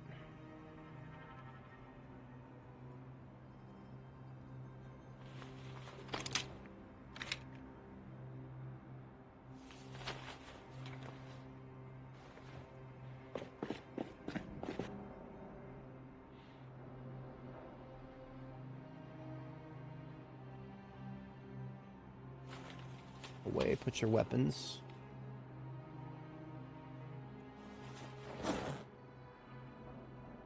Oh, 2300 is usually when I like to go to bed these days, so 2310 is a good enough time for that. We'll take a quick break in our loot sorting. As a restless sleeper, we'll wake up after like 2 or 3 hours, standard procedure, and then we'll get the second half of our sleep. I usually like to go to bed at 5 a.m. now. 2300 and then 0500. That feels like a pretty good balance if you've got enough stuff to do overnight. As one of my viewers, shout out to Ranzera, he comments on my videos after even after they've been streamed. He was talking about action economy, which is something I bring up a lot, and how Restless Sleeper has been definitely takes a hit to it. And I started thinking more about, is there a way to quantify? I mean, there's definitely a way to quantify it, but is there like a good standardized way to measure exactly how much time has to be spent, maybe on a daily or weekly basis, for a negative trait specifically? Like, to obviously the obvious example right now, Restless Sleeper. How much time are we spending fatigued that we would not normally be fatigued? That right there, we could definitely say is probably 100% lost time, right? Because, I mean, you know, being fatigued means I either have to drink a coffee, which means I've, you know, lost resources, which time is a resource anyway, or I've lost, you know, just the time that I would otherwise be spending in the field. Versus something like another trait that gives you a similar amount of points to Restless Sleeper is Fear of Blood. How much time has to be spent establishing water infrastructure and maintaining it in lack of rainfall, stuff like that. It would be really hard to quantify, though, because that would be a situational thing, right? We've had a drought recently, and that drought lasted almost a month. Yeah, and you know, Katia, that's something I've learned to balance it to the point where I barely even worry too much about the fact that the night hour leaves me without much to do that I could normally do. But yeah, every once in a while you get those days like last night where I didn't actually have a lot to do. Where am I putting magazines these days? Let's just put them in my RTB bag here. This is just a bag of stuff that's guaranteed to go back with me. All these, I like to collect melee weapon plans and stuff like that. So all that. Everything else is staying locally. Yeah.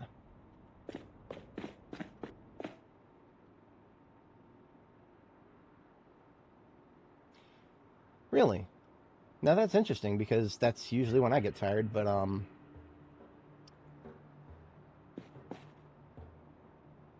that is also I would end up waking at 7 a.m. previously. I'm curious to see exactly what time I'll wake if I go to bed at 5 a.m. like I plan to. I haven't actually been paying too much attention to it. I've been so hyper fixated on what time of day I get fatigued that I don't even really pay attention to exactly what time I wake up in the morning. Like I'm just like I wake up and I'm like, all right, we're at it, and then I go into prep mode, and then everything else is history.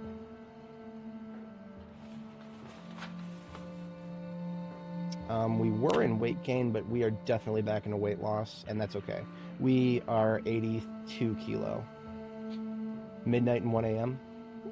Interesting. With not bad. That's not bad at all.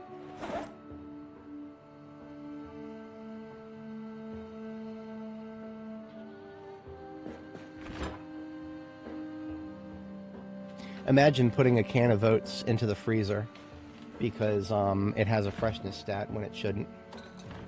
I lived, my previous character lived long enough to see ramen noodles start going stale. Because apparently that's a thing.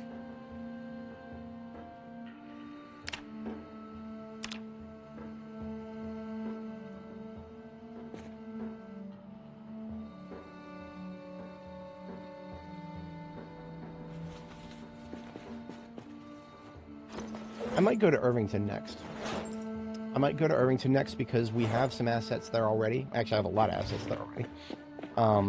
So I'm just, a bit of a random tangent. I started thinking about where we're going after Muldraugh.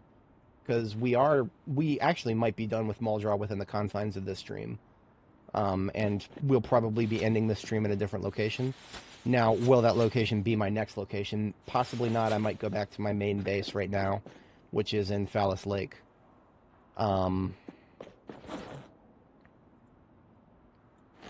Hand-drawn armor schematic that I haven't read. Let's go ahead and read that.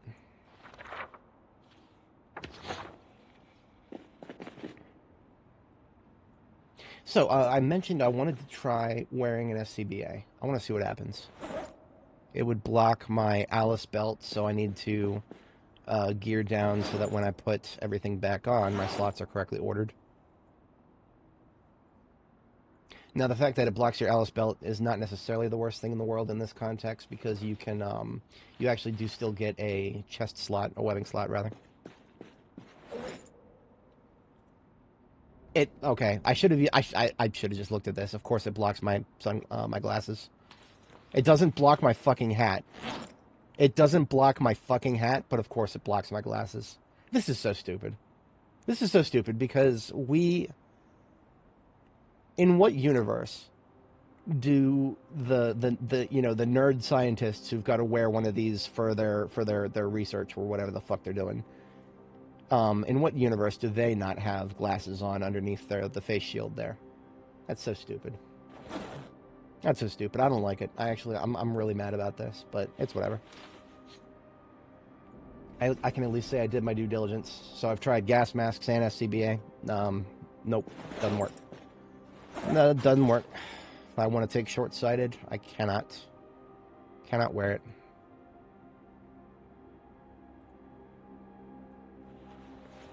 Alright, so order of gearing back up. Alice belt first. Ankle holster second. Double holster third. Bullets bandolier next. Military satchel next. And then finally military backpack. And then put everything back in its slots.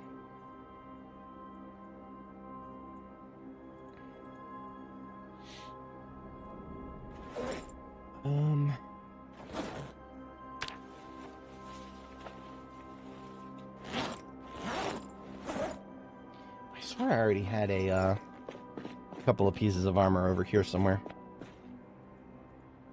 Ah, there it is. Huh, now that's interesting. Football shoulder pads, one with spikes. So I've got a right and a left here. Shoulder pads. They block Alice belt as well. And your backpack. Don't wear shoulder pads. They're an absolute trap. An absolute trap. I never recommend them under any circumstances whatsoever. Other than for the memes. If you want to LARP as a football player. Sure, you can take off all your gear and LARP as a football player.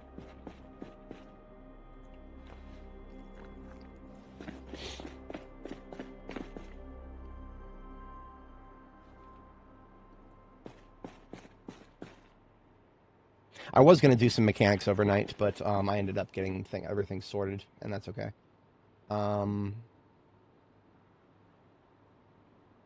This loose ammo, I'm going to go put it in the ambulance.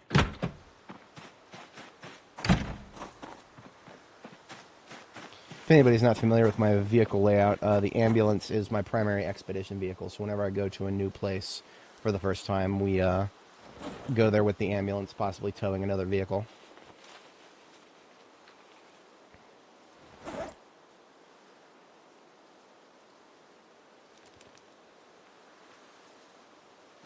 I also started loading it with stuff that needs to go back to base. Huh.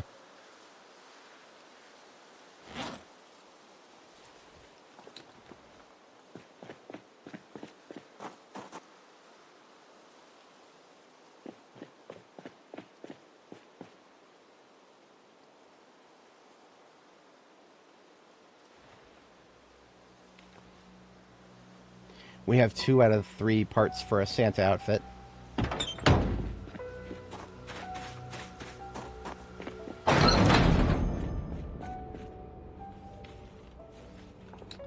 Unfortunately, we do not have the coat, which is the most important part.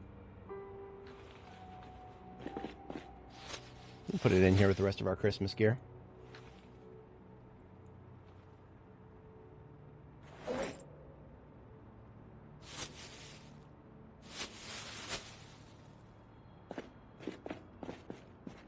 Okay, and it is 5 a.m. We're ready to sleep. So what time do I wake up if I go to bed at 5?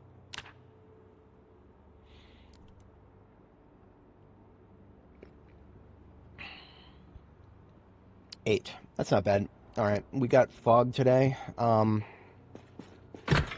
It's pretty thick, so that means we're not shooting very well. I'm not going to let that stop me. Not today. I've got things on my agenda, and I'm not going to let the weather stop me.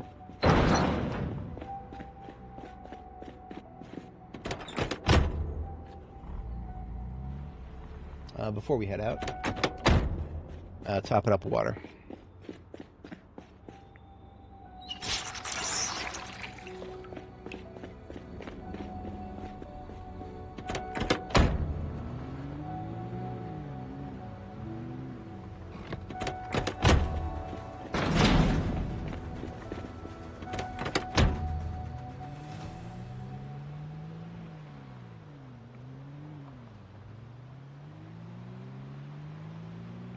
February 19th, 1994.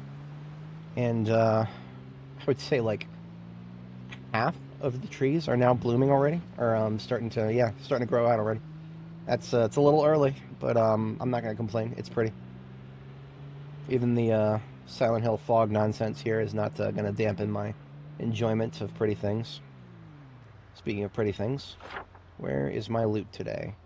We're going past the school, taking the first turn past the school, and then it's that little segment back there. The school right here is that's this with the blue wall. Got a little walled-in playground.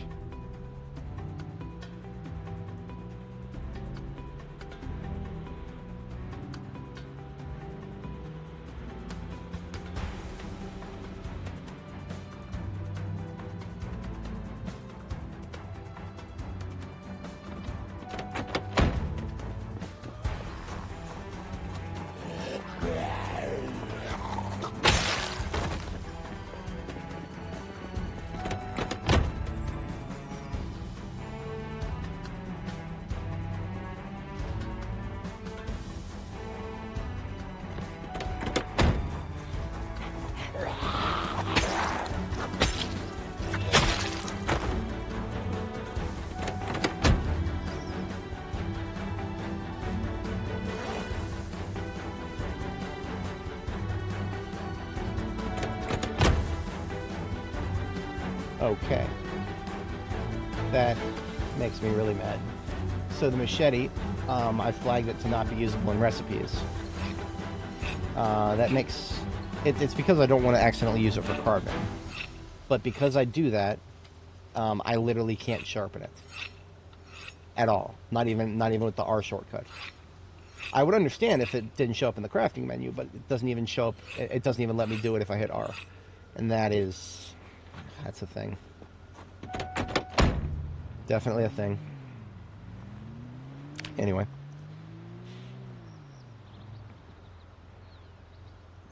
Speaking of the thing. Alright, let's go loud. I'll just point blank some people. I'm gonna put away the carbine. There's no point carrying around the carbine in the fog. I literally could not shoot farther than like 6 tiles away. Even then. I like to call fog no shooty gas, because it's gas that makes you shoot not good. But you can still point blank people.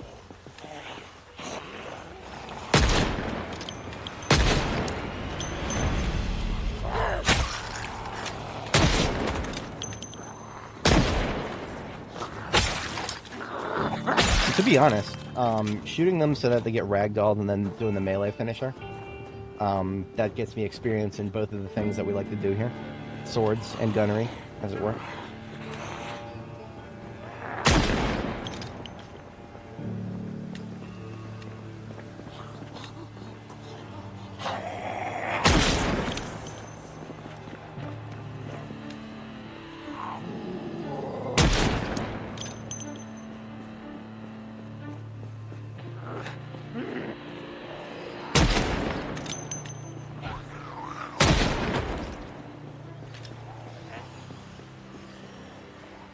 Hello, okay.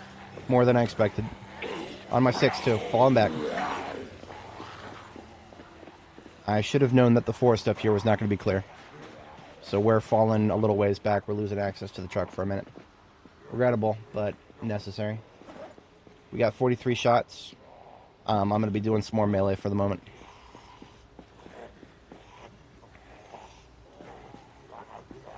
Yet another problem with the fog, of course. Makes it a little hard to tell when incoming is coming in. Had to go by my sound there.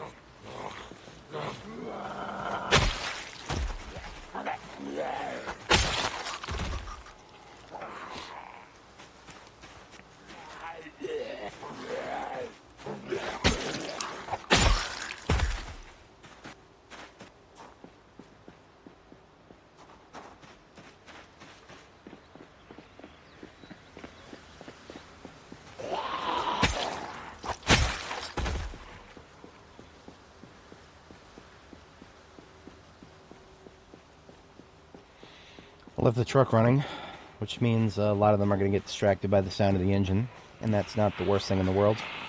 It does help manage the number of them that are still chasing me after that.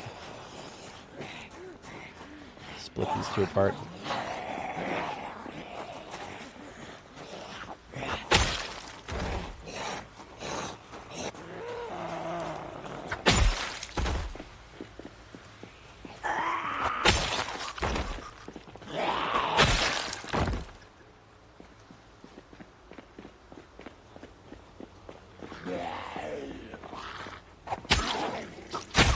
And I'm going to fall back with the truck a little bit.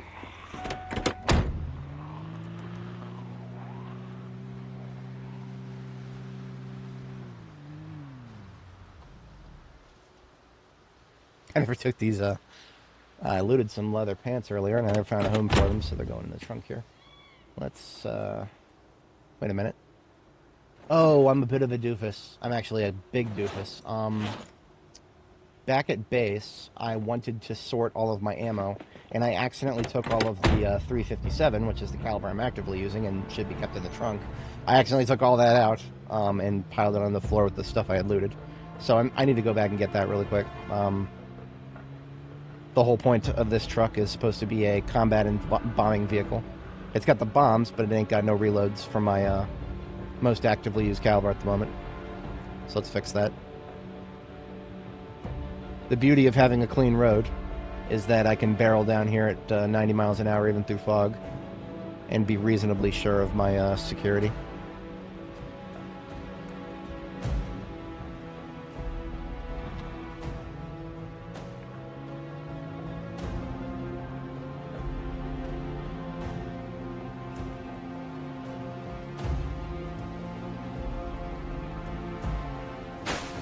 actually just gonna use the side door here.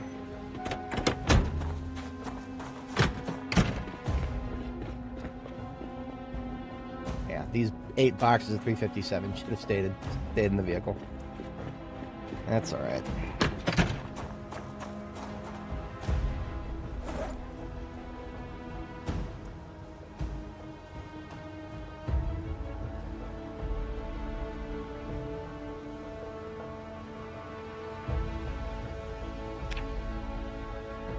While I'm here, I should have gotten rid of these floodlights.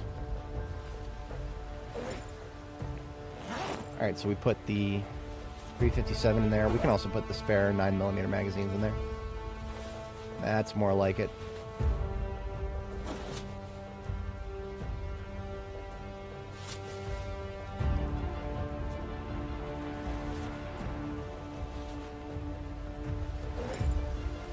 And these floodlights, I can make battery connectors now. I keep forgetting about that.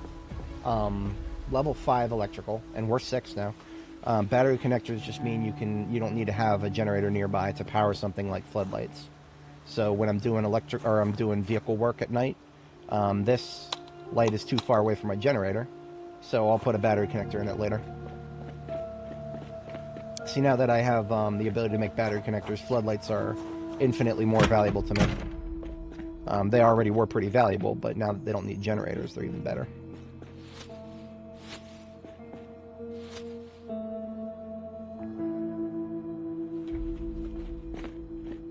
Alright, it's back to work.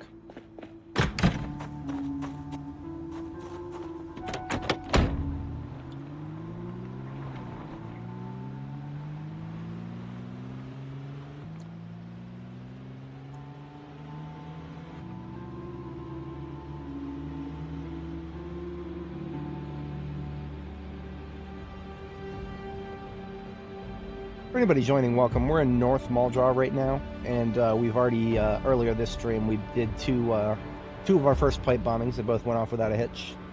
The second one took a little bit, but we managed to get quite a few kills of the entire Cortman medical crowd and the trailer park residents. And now we are working our way towards some residential that is directly south of the elementary school, which is over to our right there.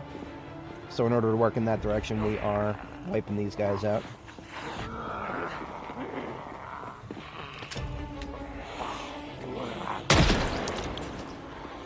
Because we got fog, I'm letting them get pretty close before I shoot.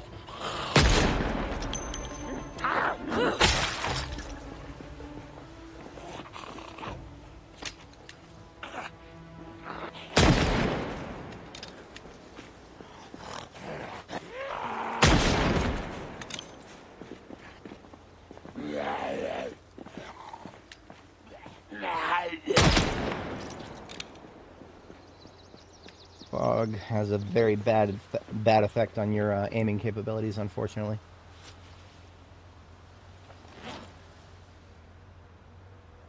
We are but a humble level 6 aim. We're actually level 5. We're about close to the halfway point to level 6. That's good.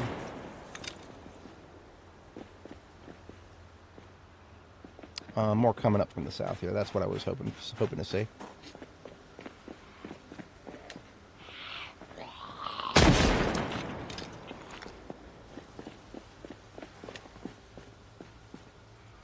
Be careful shooting at zombies when there is a car right next to it, because you have no idea if you're going to accidentally hit the windshield of the car.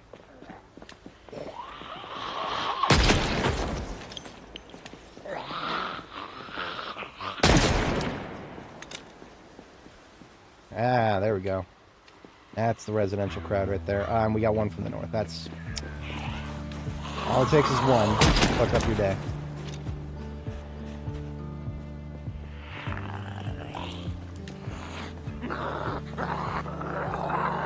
If I was going to be in Muldraw for, like, the long haul, you know, maybe making a permanent base here or something like that, then I would probably have already done this. I would have gone down this highway here, 31 West, running my siren at like 30 miles an hour, so like slow enough to get the attention of literally everybody in the forest.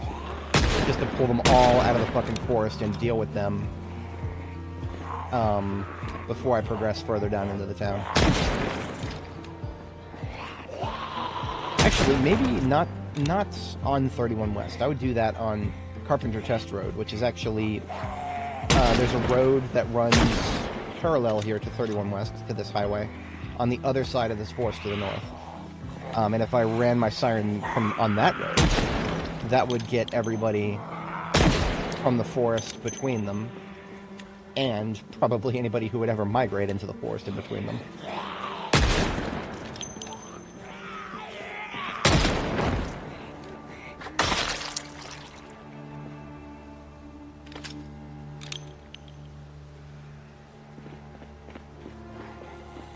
Now this is a medium shambler right here.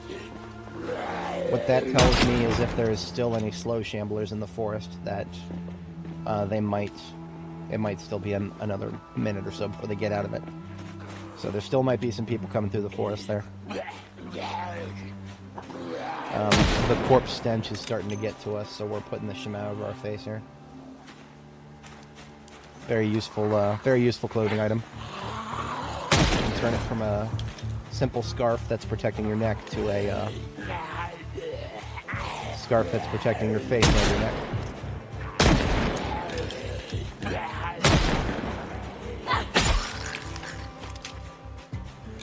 Oh, look at that. Fast ones.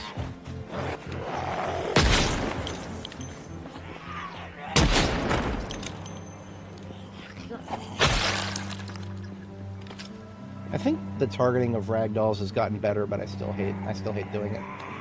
I do it out of necessity, if ever.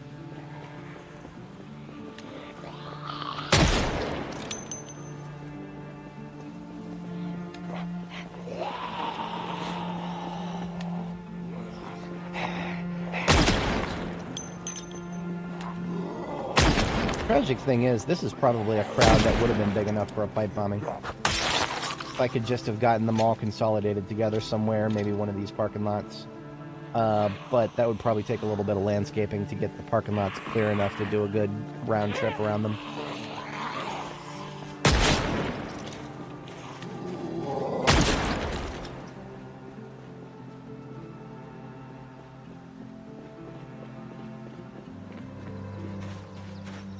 I don't mind doing this either. I mean, pipe bombs, at the end of the day, they're great at removing large amounts of zombies, but not only does it not count your kills, it doesn't give you any experience in anything. And that's regrettable. We have a lot of opportunity to gain experience, so...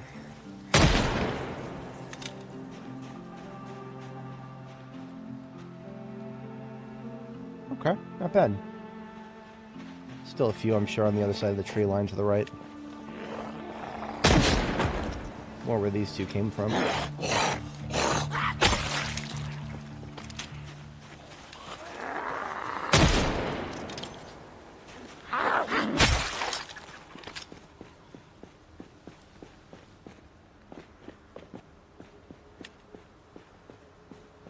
It's nice to see nobody getting stuck on these fences down here. I shouldn't have said nothing. I shouldn't have said nothing. Here we go. It's a small shooting gallery here.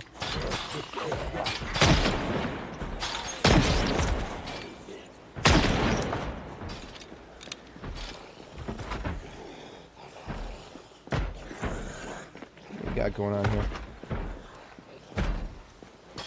See how it highlights these windows?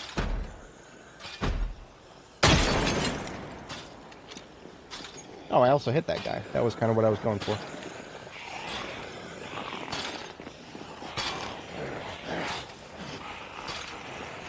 Ammo check. 47 rounds.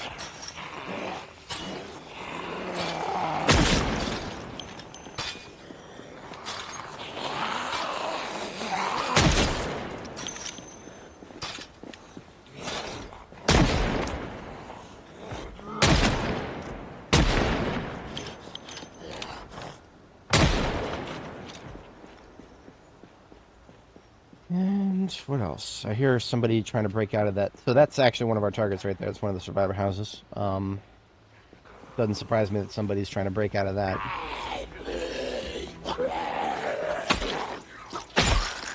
Check the courtyard of the elementary school here. Or, no, this is the park. Okay, this is the parking lot. Elementary school courtyard probably is clear. The only way in requires them to go very far around. Hello, Agnes. They are. Sorry, Cracker Barrel is closed.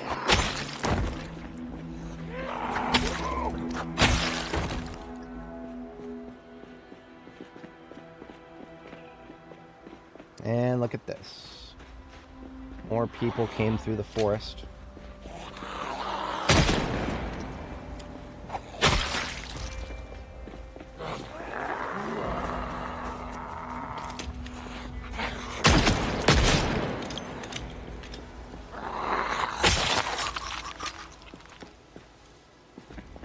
So we're below 50 rounds in the bandolier. That means we got another box opening up here.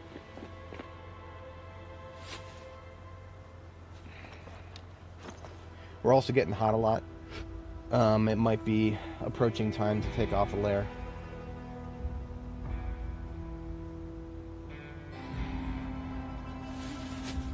The jacket is our highest insulation, also our highest protection. See how I live without it. I might not look too different. We've got a formal shirt on underneath the jacket that is pretty much the same color, thanks to the lovely dyeing system. Don't know if you noticed, I like orange. It's my favorite color.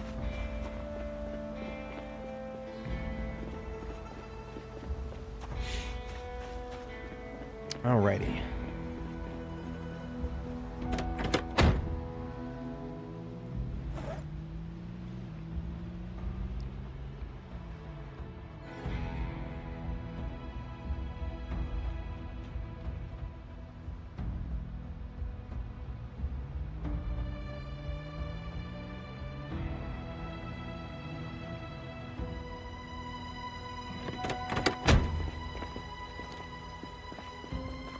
Oi. There's a human right behind you, dude. There you go.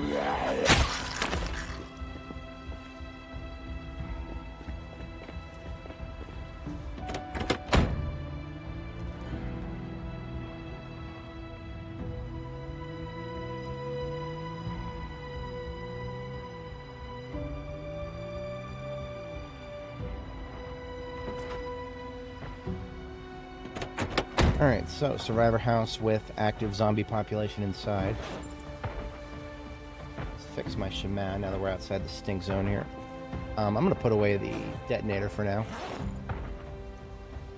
Was carrying it around. I'm not going to be doing any bombings just yet. The fog looks like it's clearing up, so we might do another one in the not too distant future if an opportunity presents itself. What is going on with this house?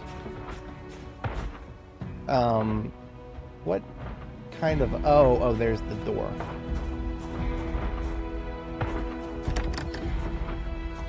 It's an odd placement for the door.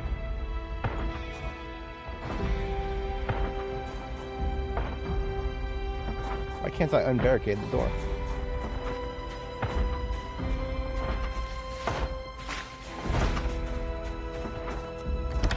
Oh, the door isn't barricaded. That's unusual. Well, let's do a quick perimeter check.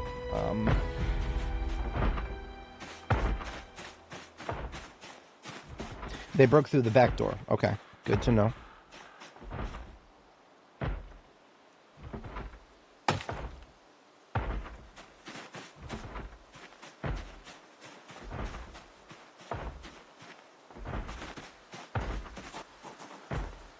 Okay, looks like there's just one in there.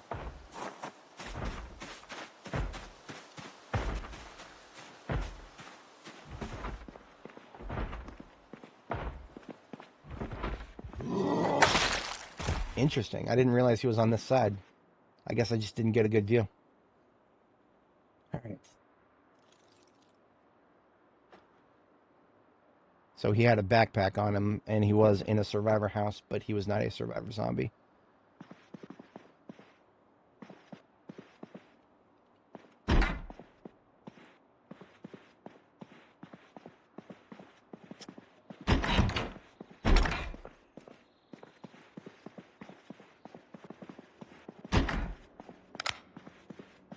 Okay.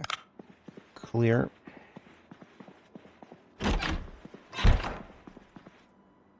Well, got a couple of books that I don't need. Couple of magazines and recipes. Yeah.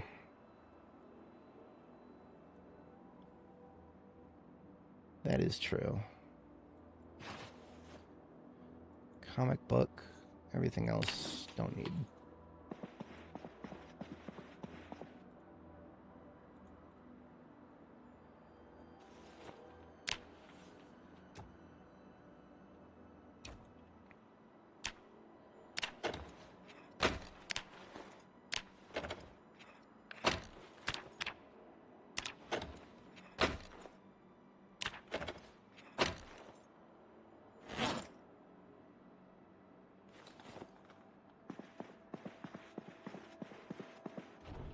Ooh. Cupboard, and that's all we get? Or, I'm sorry, a cabinet. Color of the hat is that? That looks like a purplish. Yeah, that's like a purplish... light purple? Mauve, maybe?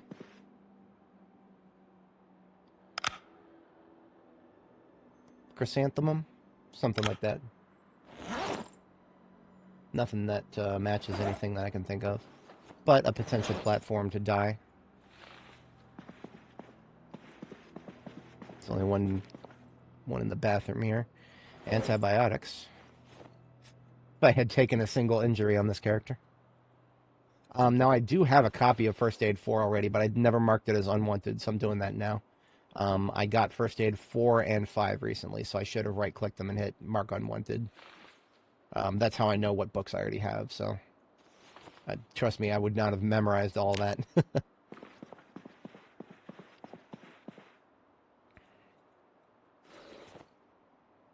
Yeah, so far everything but the kitchen has been a thorough disappointment.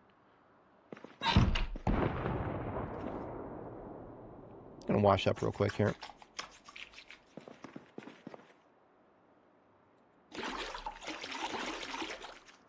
Bathroom, or toilet for the nasty bits. Like the weapons and whatnot. Sink from my person and my clothing, and then I can fit all the rest of the clothing in the bathtub here. Not too efficient use of water, but it works.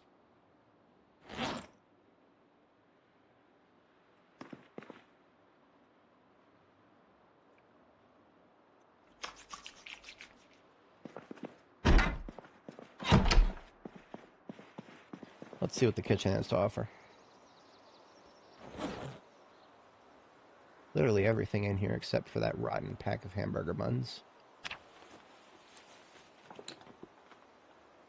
Couple of rifles.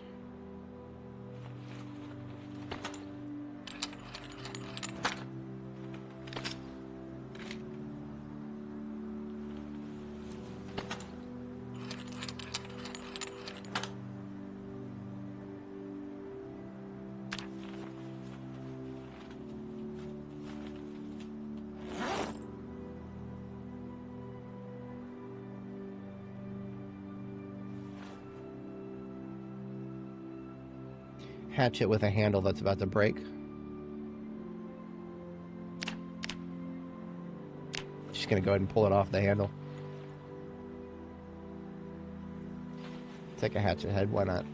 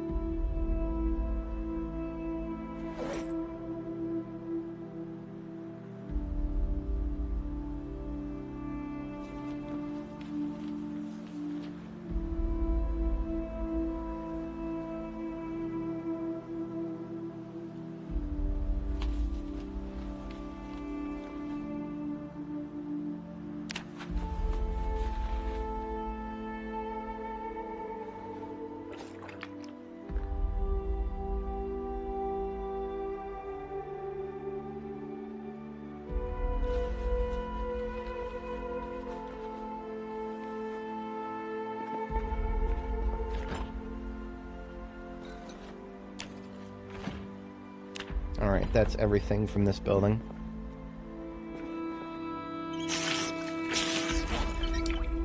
Everything that I left in my main inventory can go into the, oh, she's this. I'm not sure where that is coming from. Sounds like it's far enough away to be the next house over.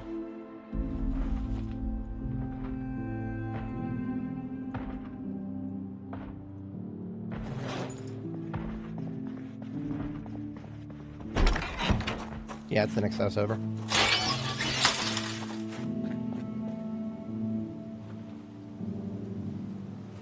Alright, now that the fog is all gone, we don't have too much daylight left to work with. I'll probably be getting fatigued within the next 2 hours or so. But the weather is at least clear enough I can start shooting with the 357 carbine here again. Now we have a second survivor house. Not that one, that's Walter White's house. The one across the street there. If anybody's not familiar, the Walter White's house is this one right here that has the fridge in the front yard. If you go in there, it's just a meth lab. So the windows are not boarded up because it's a survivor house, just because somebody was cooking in there. Jesse, it's time to cook. I have heard people tell me that you can sometimes find loot in here. I've never particularly held out hope, but I'll take a look.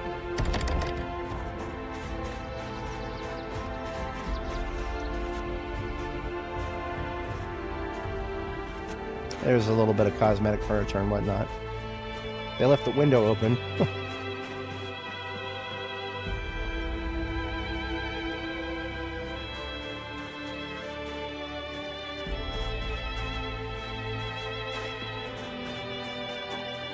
Alright, well that's a good perimeter check.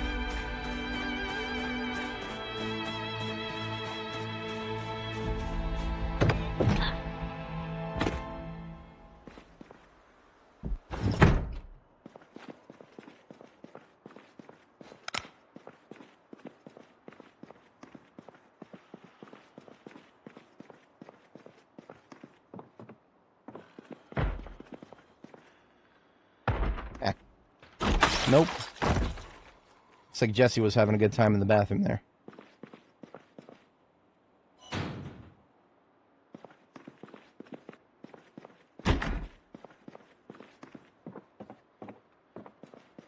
Now, unfortunately, these cans of whatever on the floor here cannot be picked up. And I cannot, like, do anything else with them. That's regrettable.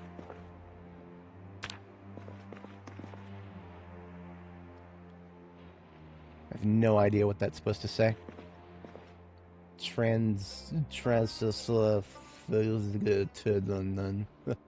I can recognize like 3 or 4 out of 5 letters there.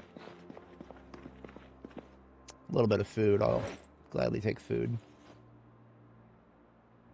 So we've got a box of mac and cheese that's going quote-unquote stale. We're not far off from those going rotten. Basically what you do is when you come across mac and cheese, open it up, and the stuff that's inside of it doesn't go stale. So, welcome to Project Zomboid. It's been that way since 42.13.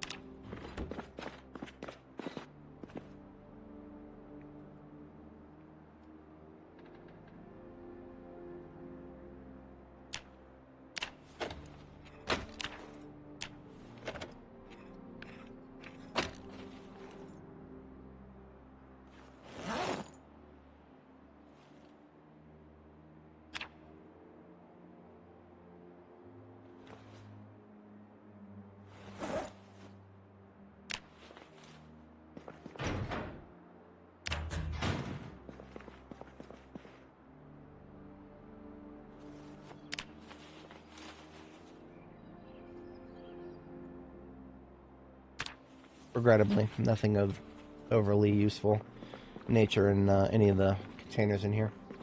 Alright, we did our due diligence. I'll check the shed too. Oh yeah, no, weight loss does take about a week for you to, once you go into a weight loss phase.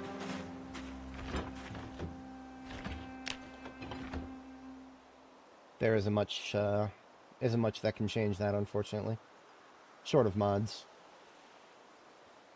I do know there were mods on the workshop specifically dedicated to rebalancing calories and how they worked.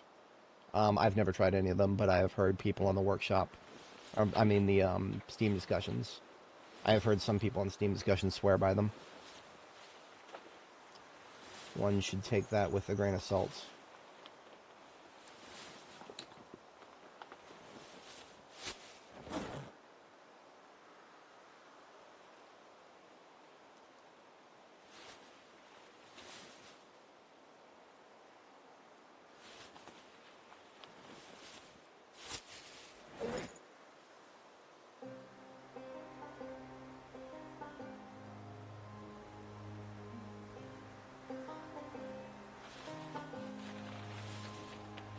Okay, anything in this garbage bag is stuff that can stay here.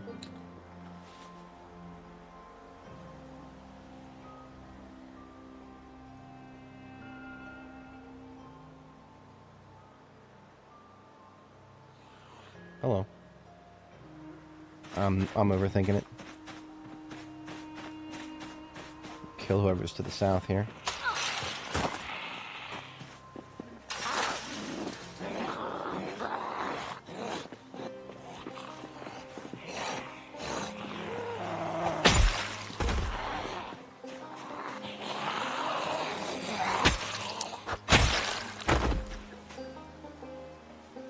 This guy's name is Do It Taylor. Do It Taylor, I barely know her. Oh, this was a survivor zombie. I saw a guy with a backpack who looked a little sus, but he wasn't wearing any armor. But he was a survivor. As we can see, he's got a bunch of books in his backpack. No books that I don't already have a copy of.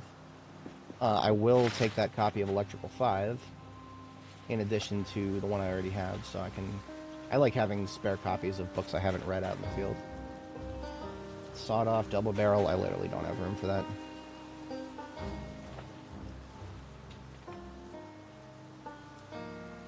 Everything else I'll hold on to except this water ration can. Those are memes. There's water all over the place in this game.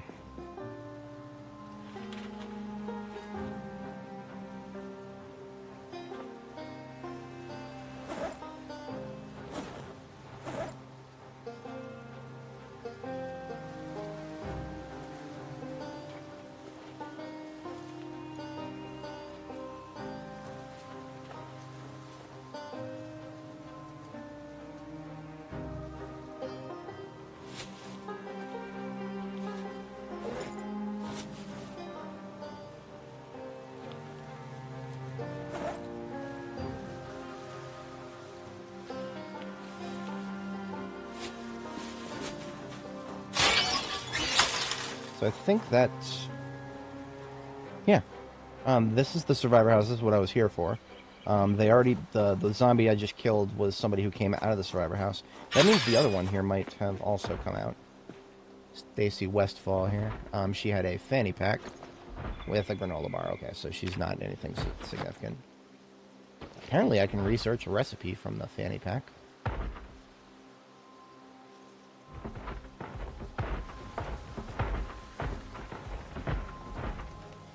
Didn't realize that I didn't already have the capability of making that.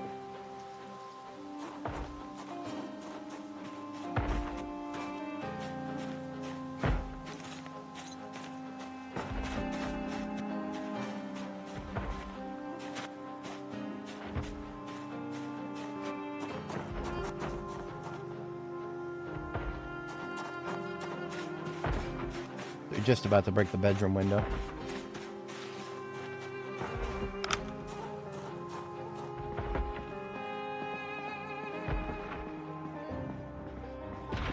Oh, there they go.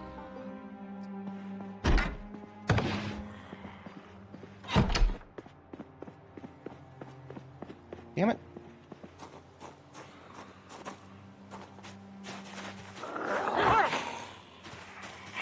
Rain-code Rachel.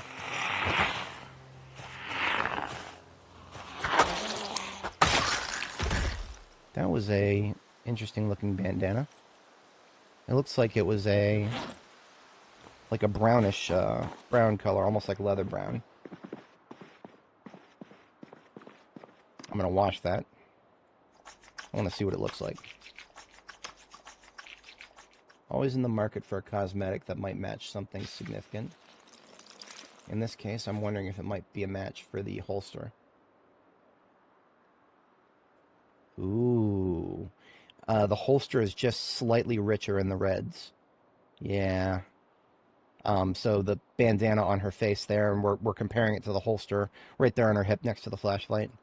The holster is just like a slightly redder shade of brown.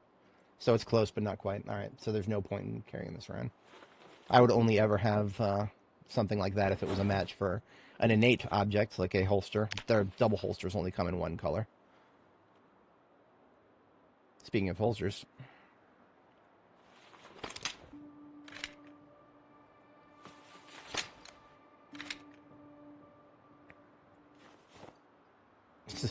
I don't know what it is about these survivor homes in this area. They love their 1911 auto. We're going to be coming home with like 20 more of those 1911 auto magazines.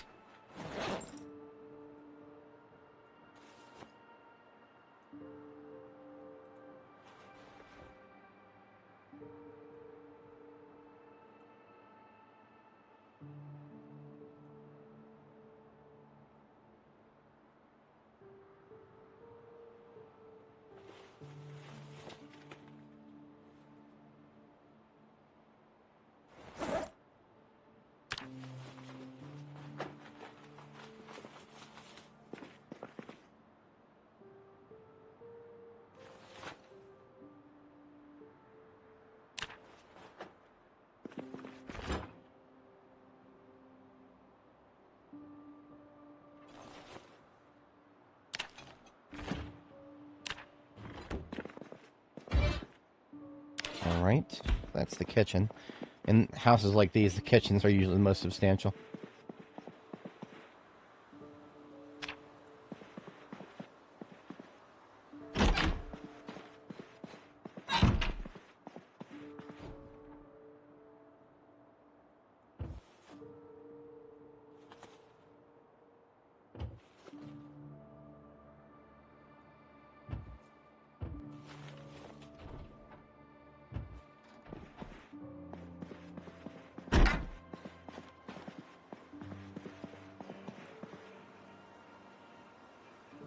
A copy of Tailoring 5. So there was a level 5 recipe.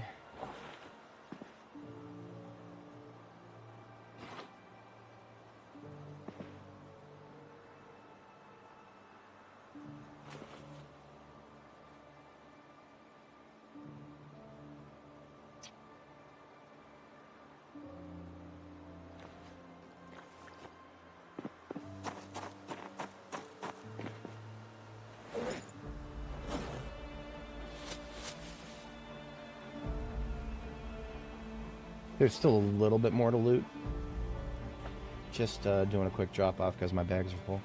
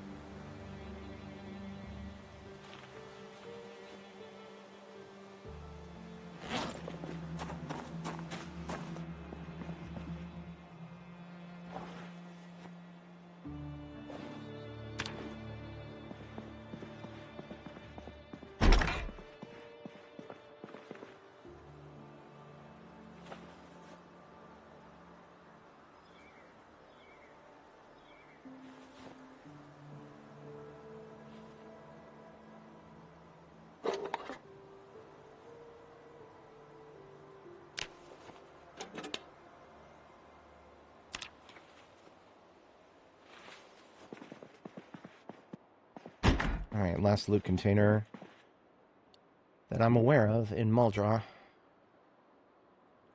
of supreme interest. There probably are a couple more in these, whatchamacallits, potential interest in the, there's one storage unit we haven't destroyed yet. We've checked the exterior, but not the interior, so we'll want to do that tomorrow. Otherwise, that's just about it right there. Because this is the last of the survivor homes. The second of two in this area.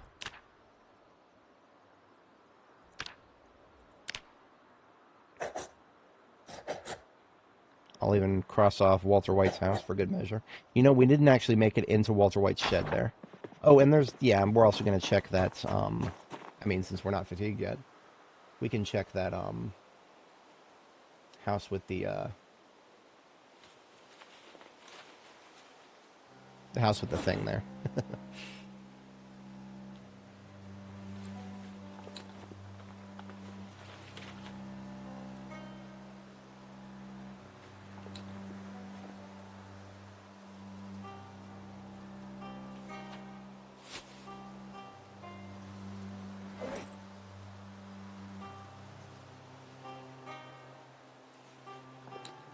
Alright, that freed up a little bit of space.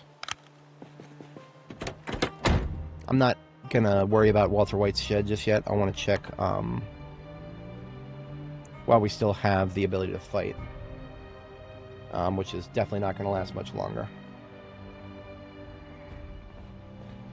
Let's survey and see exactly what kind of zombies we got to fight through in order to... Was it this house or was it the one... I'm definitely hearing a lot. Oh, this is not it. Okay.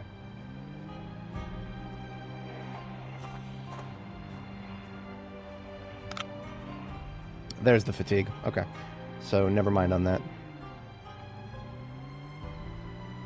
There's a possibility that I might just try to sleep in that survivor house. We've got a pillow on us. And there's also, the bedroom window on one of those was boarded up. Unfortunately, lots of leftovers here in the Cortman Medical area. That's Cortman Medical to my top right there. I tried to pull as many as I could out of here when we did our pipe bombing earlier, but of course. Okay, so it was actually this one here. This pretty looking house. Allegedly somewhere in there, maybe there's a duffel bag with a shotgun in it. I gotta do my due diligence. We'll investigate it, but that's gonna be an activity that's gonna take some fighting. We're gonna have to clear our way in here, so that's tomorrow's activity. But for tonight, I'm gonna run over a rat, and then it's gonna get blood all over my hood. And now I'm mad about it. But now they're if we just sleep here in the survivor house that we just cleared, we can sleep behind a barricaded window, and it's great. That's my standard for sleeping somewhere.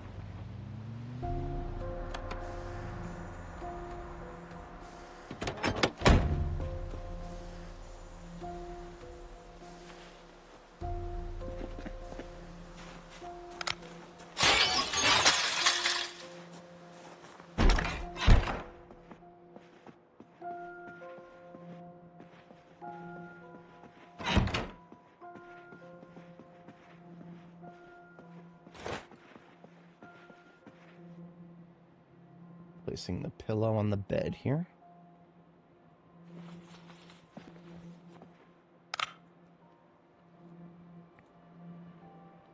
And right on time for bed. 22:30, 2300, something like that. Alright. I think it's a sufficient overnight task to see if we can fight our way down there to, we basically just want to go down Balsam and then Lime straight to Main Street there.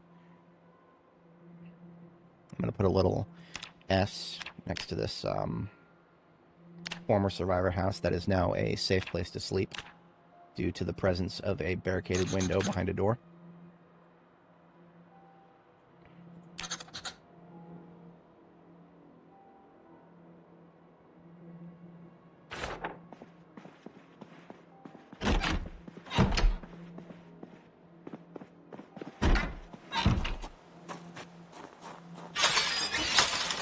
It is now much, much colder, so I'm going to put my jacket back on.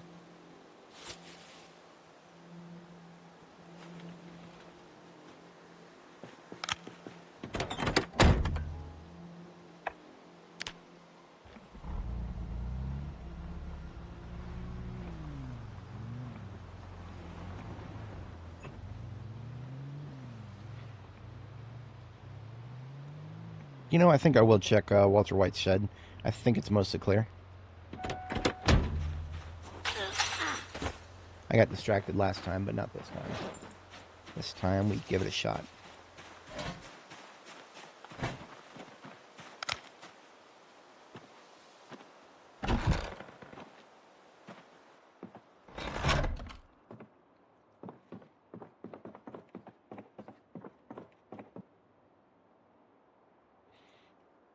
Not exactly any high expectations for this. No. Imagine the smell. It doesn't matter that it's almost been a year since the apocalypse. Okay, nothing in here worth looking at. I will take the steel sheets that were in here. And then we're out of here.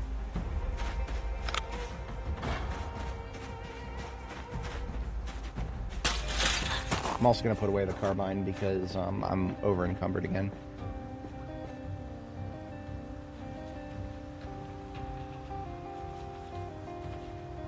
That'll solve that for now.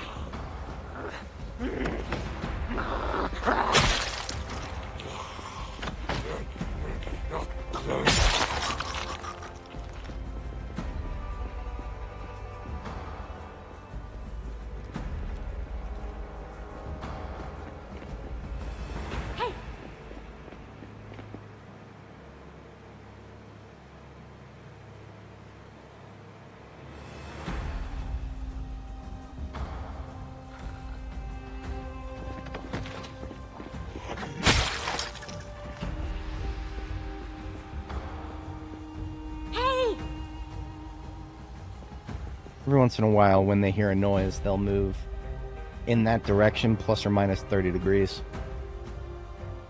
Like that one right there. She was gonna go all the way up there until I yelled a second time. Alright, moving up the light source here. I don't mind using my flashlight all the time, but headlights are better if you can swing it. Bigger AoE cone there.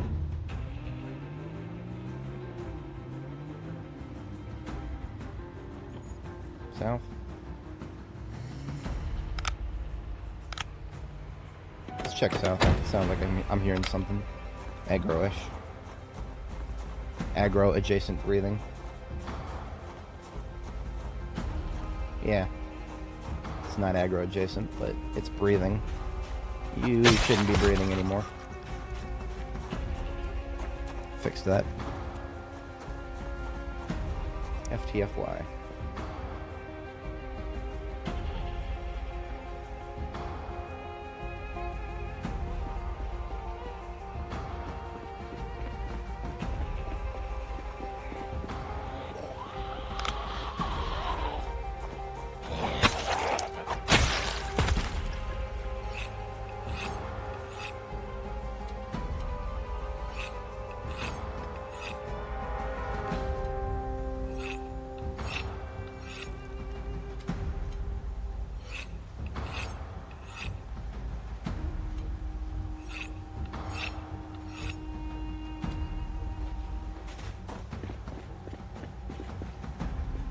Alright, the large majority of the ones in this area were trapped in the courtyard of the convenience store there. Or not the courtyard, the parking lot.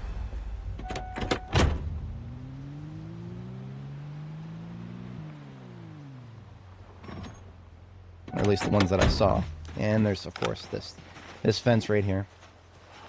They're going to be on either side. Let's start with this side first.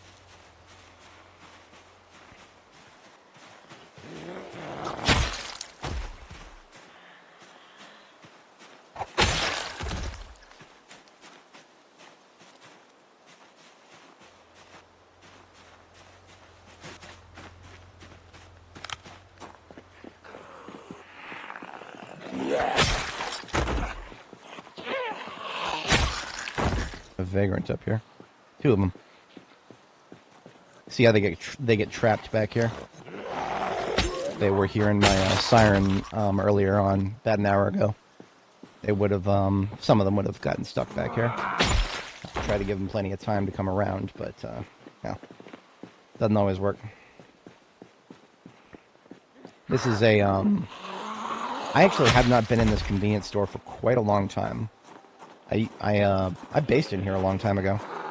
When I first started playing B42, before I started streaming and before I even recorded my own gameplay footage, I would screw around a lot with character builds in Muldra.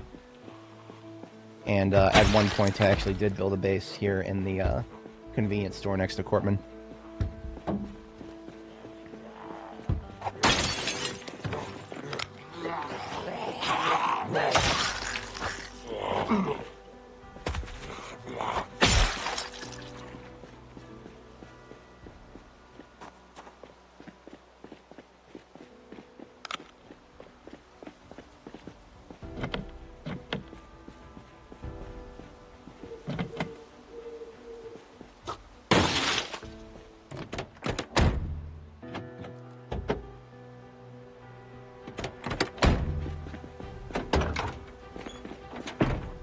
Let's see if there's any good parts on it. I'm still in the market for a donor vehicle, but nope. Nope, that is full of garbage.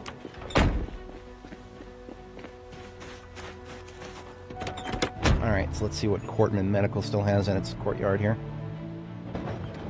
I am getting that rat's corpse out of the road. I do not need an almost invisible corpse messing up my ability to drive. So stupid. Yes, driving over a rat's corpse does have a measurable impact on your ability.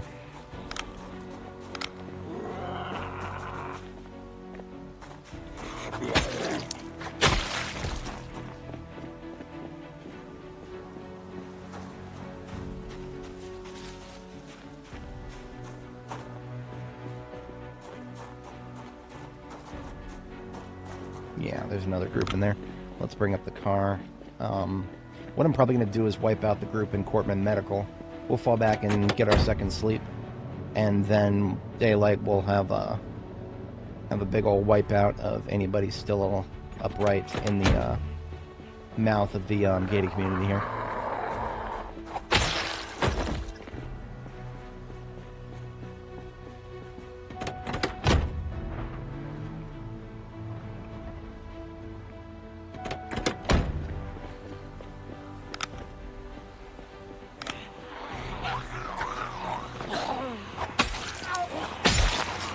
Split these guys up easily enough. Just gonna make sure there won't be any surprise fast shamblers.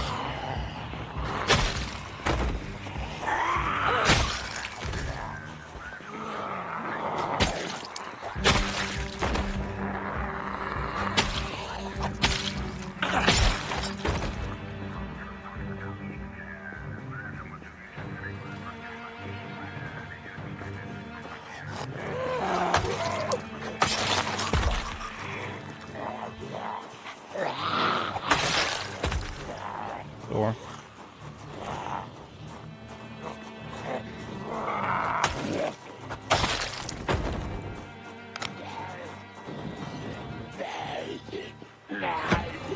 No, I'm not doing that. This right here is a trap. When it's a double door and there's one stuck on the other side, but you can't open the door. No, I never challenge that because that's giving him a free hit if I try to walk in and go past him. There is no situation where you're going to go in there and not be putting yourself at extreme risk. Because remember, I have to be on this tile to reach him, but he will lunge me the moment that he is capable of doing so. That's just not a fair proposition. I'm not doing it. He can sit there and scratch that door for the rest of eternity for all I care.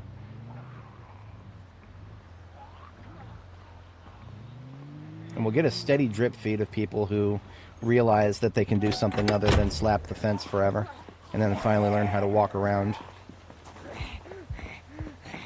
until we go over there and kill them all.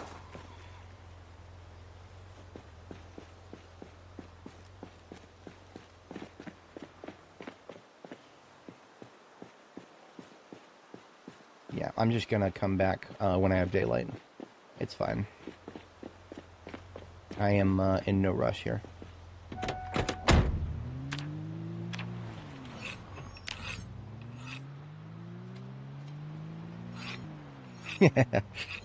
You know, actually, thinking about the thumbnail, I didn't have any images of us doing a pipe bombing on this character yet because she never did one yet.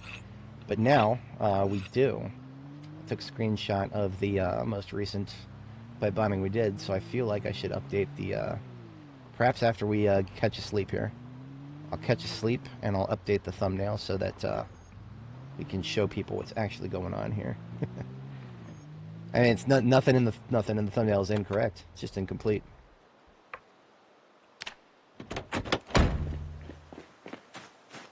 But this is a current safe place to sleep here.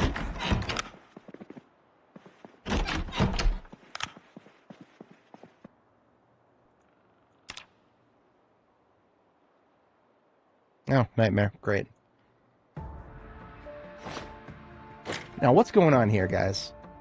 I open the window and everything becomes instantly dark. I close it, and yeah, I don't know what's going on there. That's a little wacky.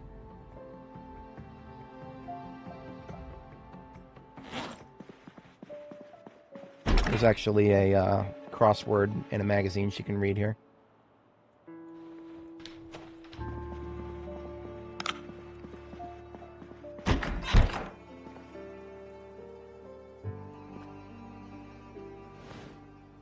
Give her something to read real quick while we take a look at the thumbnail.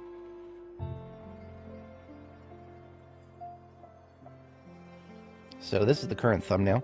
Like I said, it's accurate, 100% accurate. I have not misrepresented anything, but now we've got something a little bit more special there because we've got a screenshot of our first pipe bombing.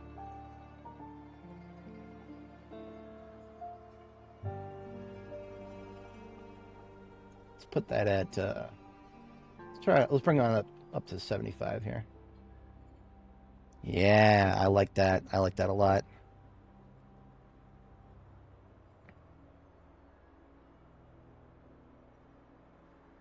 Perfect. I got a little freaked out for a second there because when she closed it, it sounded like sounded almost like somebody flipping over a broken window. All right.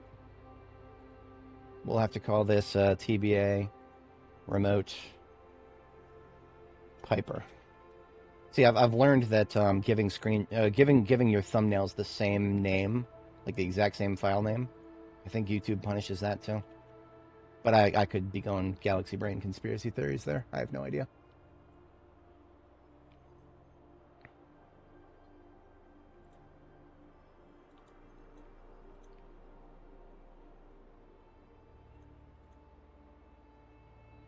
Oh, JPEG options. There you go. That's more like it. I like it. All right. As you were, chaps. Let's see if she can sleep again. She only got like 2 hours of sleep there. Yeah, it is. It's 100%. I was the moment I realized we didn't get any natural light in here, I'm like, yep, we're doing it. We're doing that.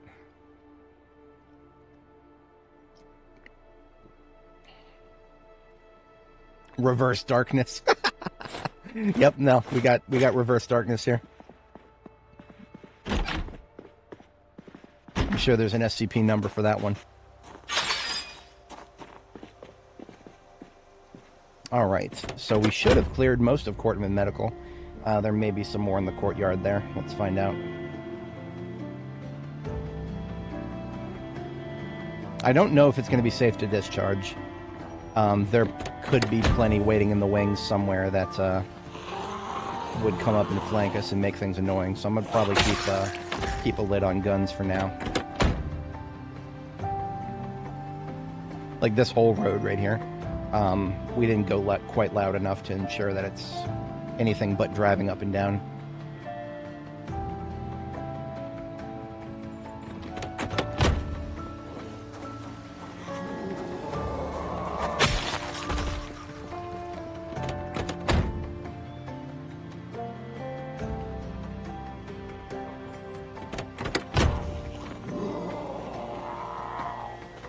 bug-out guy was the door slapper from last night.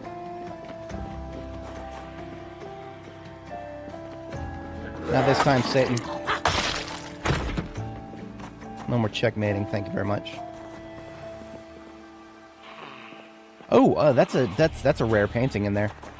That's a very rare painting. I'm gonna take that one. That's a She's Got It. I didn't know that there was one here.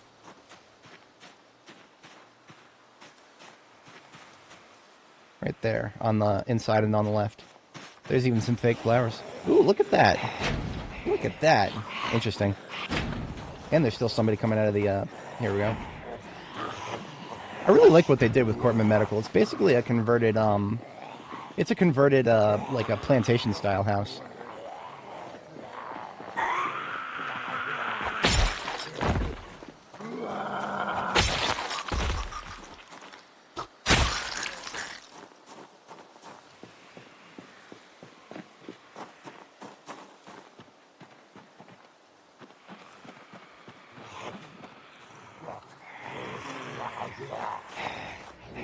The crawler's gonna get to me before the other two.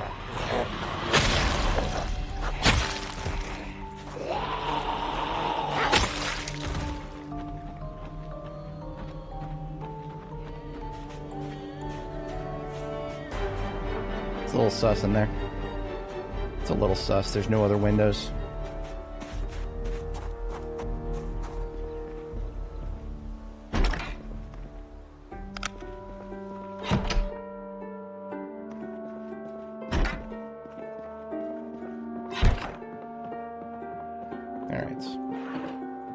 Now, both of these paintings weigh 20 encumbrance, so I'm not particularly interested in both. I just would like a copy of the prettiest painting in the game.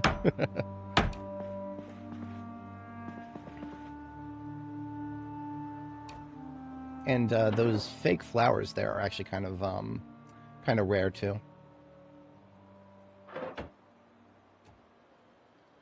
Plastic rose bouquet.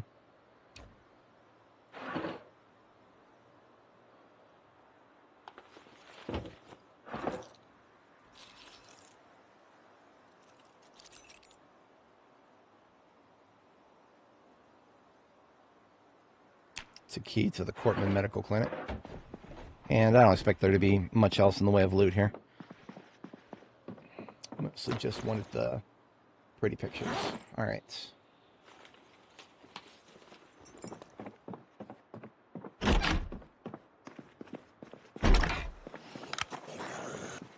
Oh shit. There we go. I'm gonna be careful carrying too much. If I get my sword out, suddenly it drops it in my inventory. Yeah, that's 20 encumbrance for a painting. I mean, I can understand. I guess maybe it's one of those ones with, like, you know, the heavy duty protection on it. You know, like the heavy wood frame and the glass, maybe a metal backing.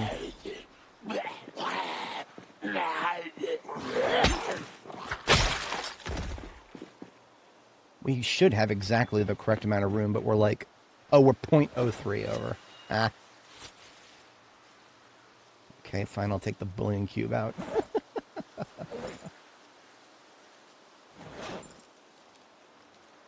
There we go. If my calculations are correct, we're just going to find a duffel bag in this house anyway.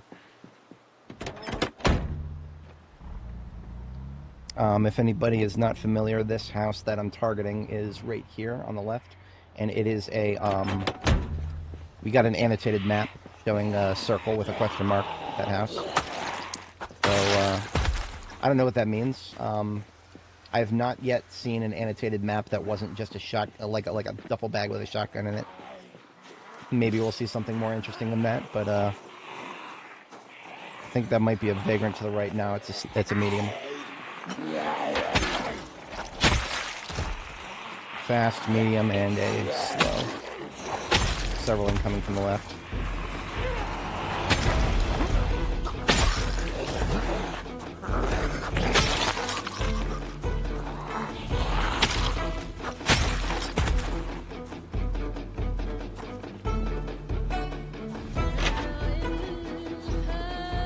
Group of 3 in the backyard, maybe 4. jam-packed.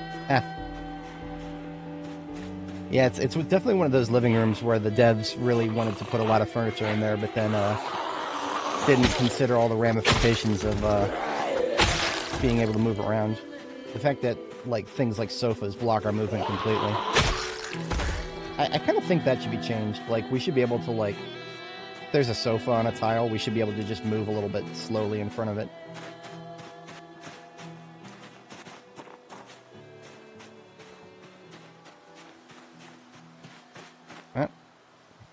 That's one packed garage right there. What's going on in there, I wonder? Watch them come out of the ether too. What's going on? What's going on with that, Andy Stone? What's going on with the ether in this garage here? Something very interesting going on in the ether. Almost as if the devs are currently on an extremely obsessive streak of trying to make it so you can't look inside of buildings. What's going on there? What's going on? What's the obsession? See, I can understand some parts of it. But this? Really? No, that's a little weird.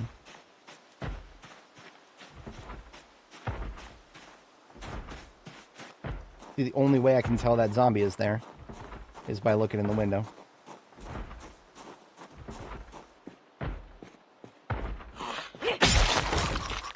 Like, they're all in here for 3 CDs and a crate. Okay, yeah, sure. The annotated map putting a circle with a question mark here. Yeah, I understand why now. What the fuck is going on in this house?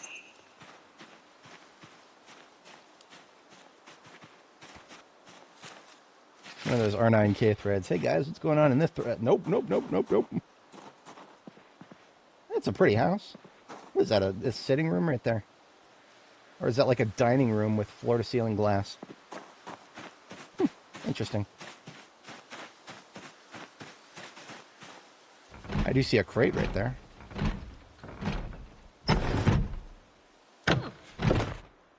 All the windows intact in this house. Yeah. Neat. Basement right here. Is that what that is? It's either a basement or a closet. It might just be a closet. Nah, you need 3 tiles for basement. Staircase. Yeah, it's just a closet. Well then. Duct tape. Got a billion nails. Billion nuts and bolts. Signed CDs. Garage band. Garage band without instruments. That's a true tragedy right there.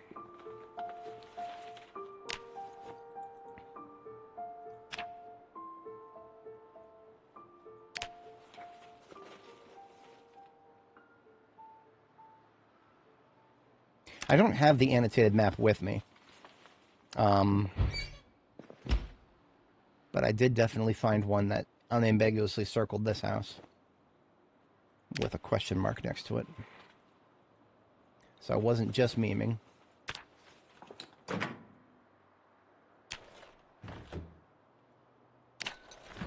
Now, I have in the past at least seen one annotated map that ended up being a complete red herring. I never found anything from it.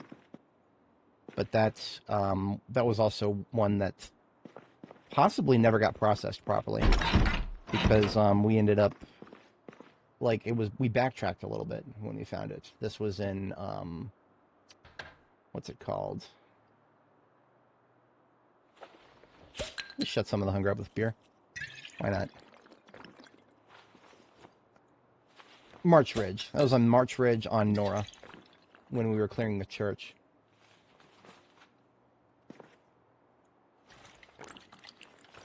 We'll be just a little bit, just a little tipsy, that's all. But we shut up the hunger. I'm here for it.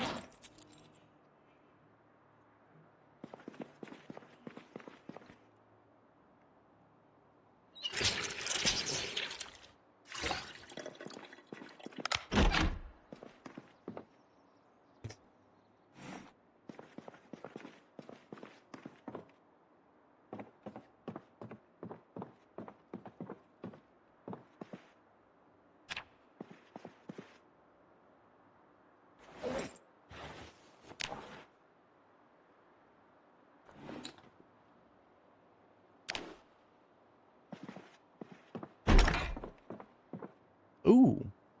We got a door right behind the staircase. That's a basement, I think. I'm going to check upstairs first. Not a closet, but a water closet. Okay.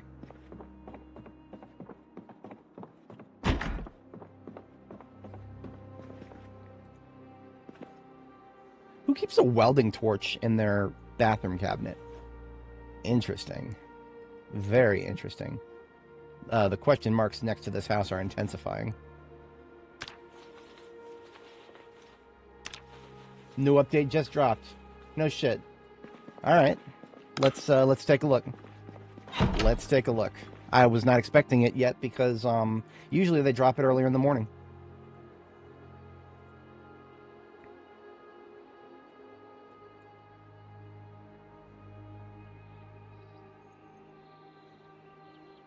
Nice.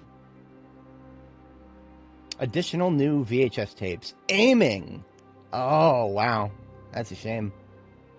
We could actually... Okay, so if we found a napping one, that'd be cool. Oh, you know what? Okay, so before we start reading the patch notes, we're going to have to update our save. So let me go ahead and... I'm rather confident that our save is going to be fine. And if it's not, the process of updating it will also make a backup. So, and we have a backup from earlier this morning if shit completely hits the fan. So we're going to go ahead and update and get the save migrated. And while the save is migrating, we will read the patch notes.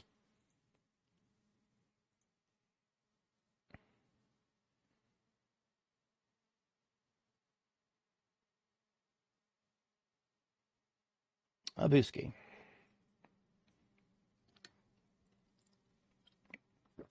See, our updating our save actually takes a little while, so we'll have a minute to read the patch notes. We have about what is it, 300,000 tiles or something like that to update. Not quite as bad as Annie's 500,000.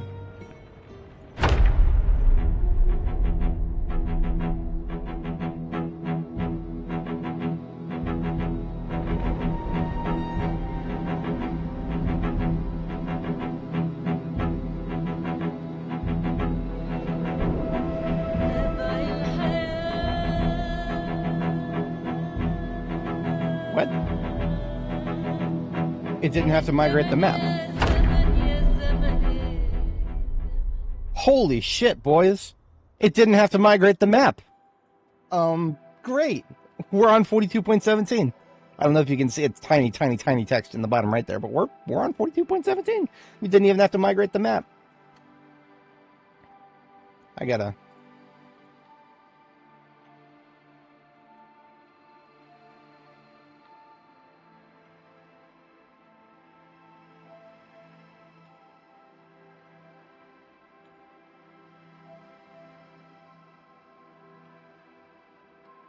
Didn't even have to migrate the map when updating our saves. Please do this more often. Lol. Whatever. Alright. That's fantastic. Spawn rate up from low to normal. Really? Okay. More vehicle buffs for Apocalypse. Yeah, no, I was gonna just read these while we updated the save, but since that happened instantly, we're gonna read it anyway. I'm gonna hit F2 so that the game doesn't just, cook our afternoon. And we are going to just do a little scroll through the patch notes real quick, because I'm hearing some very interesting things here from Ranzera in chat. Can we now learn to hotwire with VHS tapes? That'll depend on whether you've read the book, probably, and what your traits are. So electrical, yeah, no, I mean, theoretically, if you've read a book, you get electrical volume 1, you don't take any of the traits that kill your experience gains, and then at least one of these tapes. Yeah, sure. That would be relatively... Now, that being said, in the previous blog post about this update, they did say that these would not be in standard video stores. So I'm not going to change any of my early game plans based on these new skill VHS tapes. I don't expect to be finding them very, very quickly, at least. Animal stress balance. Oh, thank fuck. Oh, thank fuck. That is so good to hear. This is all about the UI and the controller. Clamp XUI to screen size. I'm not seeing anything different about my UI right now, so that's cool. Yeah, fast learner is, I mean, especially in B42 where your saves are going to be starting over a lot. I might even be amenable to not taking fast learner in the future on a stable build. But only on a stable build where, I know I'm going to be in it for the long haul. I don't have the risk of my save being broken within a few months. Okay, vehicles spawn with gas. Increased other loot spawn rate.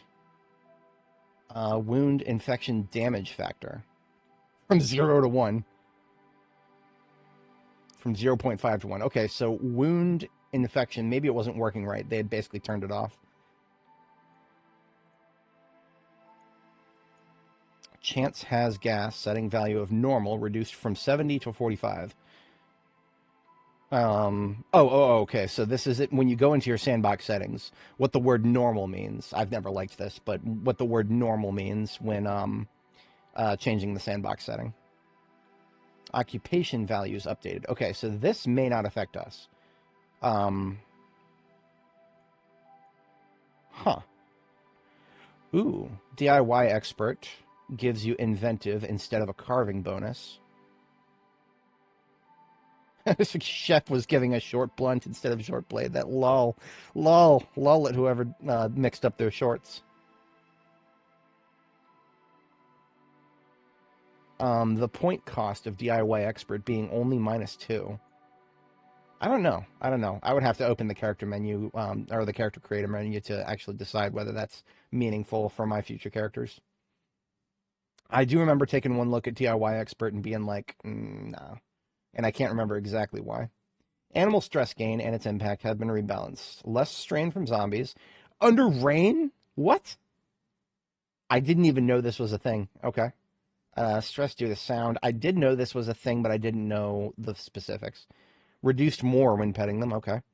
Flee often, less often due to stress. Start to destroy objects at 80 instead of 70. I didn't even know what the numbers were behind that, so that's cool. Good to know. I wonder if this will actually make pigs not a meme. Reduced the rate that gas mask and filters are drained by corpse sickness. Thank you. I'm sure they'll still be drained fast enough for it to be annoying, but maybe I won't have to carry replacement filters with me everywhere now. Or at least not everywhere in my bags. Maybe I'll have a cache in my expedition vehicle, of course. Tool degradation for tailoring recipes. Yeah, remember our butter knives? Remember our butter knives? We went through 5 butter knives leveling tailoring. And that didn't even get us experience. That was for the flax. I don't know if that's going to apply. Moodle buffs that we're not awarding them. What? Okay. Encumbrance values, coffins, and gym mats. Gym mats were 0.5. That when they say adjusted, that sounds to me like they've nerfed it. Adjusted carpentry experience awards for floors, softening beam, tandem barrel, and churn bucket. I hate it when they use the word adjusted. I hate it when they do that. Just tell us if you increased or decreased it.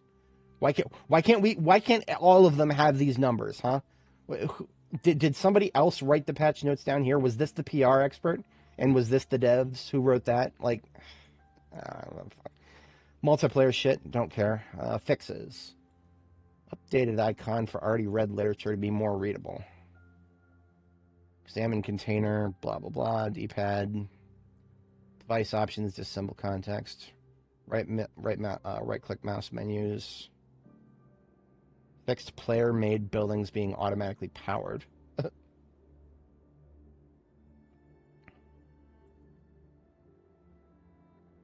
Yeah, nothing is jumping out at me here. Fixed cut-up circular blade with bandsaw being listed as cut-up tire with band. You know, while you're touching the bandsaw, can you maybe make it movable? Is that so much to ask? Because right now the bandsaw is a fucking meme. Sure, you can use it, but all the stuff that you have to use it with is really heavy. You have to bring it all to the bandsaws that are, 5 bandsaws in every town. Come on, dude, just make it movable. Whatever. I'm so glad they fixed a localization bug on something that nobody ever uses because they're very inconvenient to find. Fix driving over live zombies in the ground playing the wrong sounds. I didn't miss that. Or I missed that one. It's disassembly playing either or no incorrect sounds. Lamb still playing baby sounds. Removed distance cap for gunshots and explosions. That could be interesting. Oh, that might be why we didn't hear our second pipe bomb earlier this morning. Okay, cool. All right, that's most it for the patch notes. I actually have to step away briefly, IRL. I am going to be right back, and then we shall resume trying to see if there's anything interesting in this house, and then move on to the rest of Muldrow. I will be right back, folks, just a moment.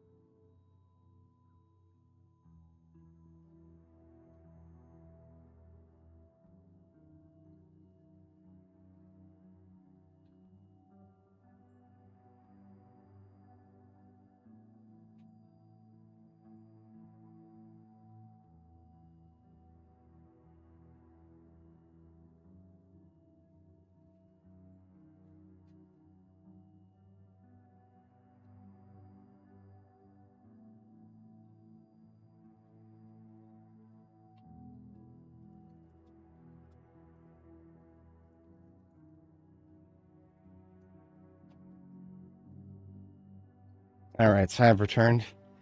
And I saw, right as I stepped away, I saw what KTO mentioned about the magazines.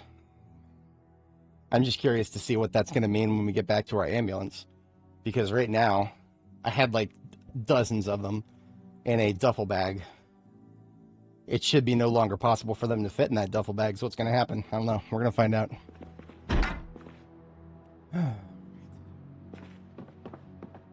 We are going to check upstairs before we check the basement.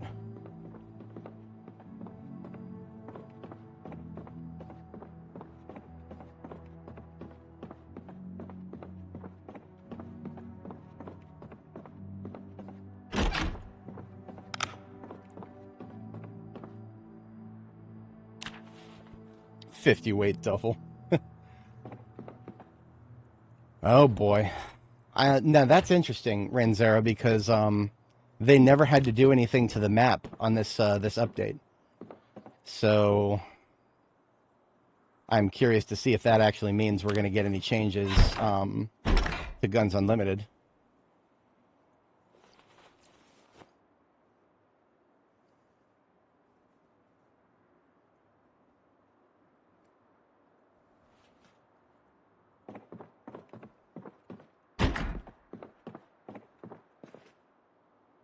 Hotties, hell yeah. Another welding torch in the bathroom. What is going on with this house? This is a very strange house.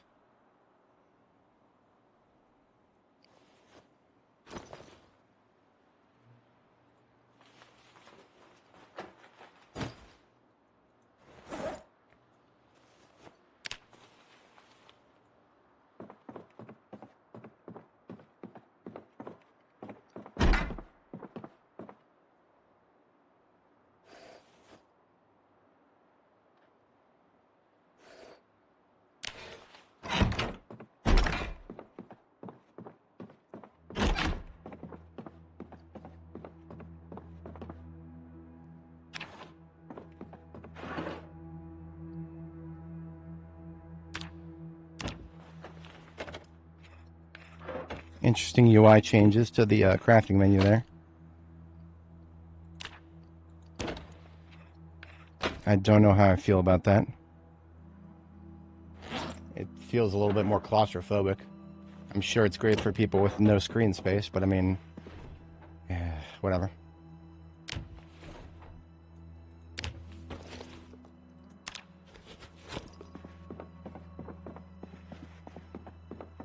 Alright, just the other bedroom now.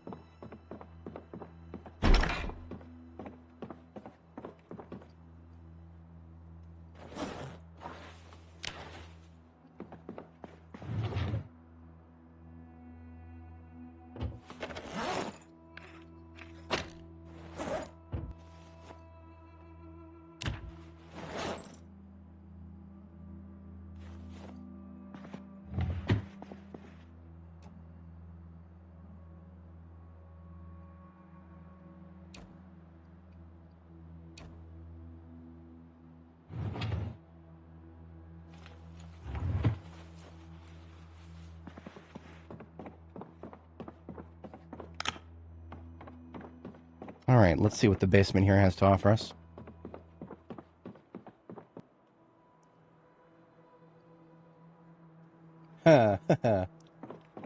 Interesting. Okay, fair enough.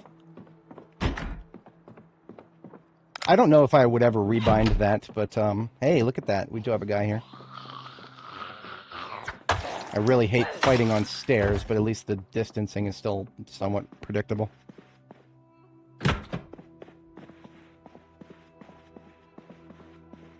Okay. This house was probably a red herring. I mean, the annotated map gave it a little circle with a question mark over it, but I mean, it doesn't look like that amounted to anything. I was expecting to see a duffel bag with a shotgun somewhere, but we have now parsed everywhere in this place.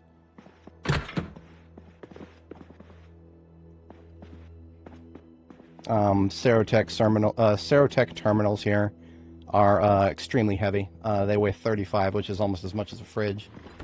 If I ever wanted to steal those and put them somewhere, I would have to come back here with like a step van and not very much gear to carry around.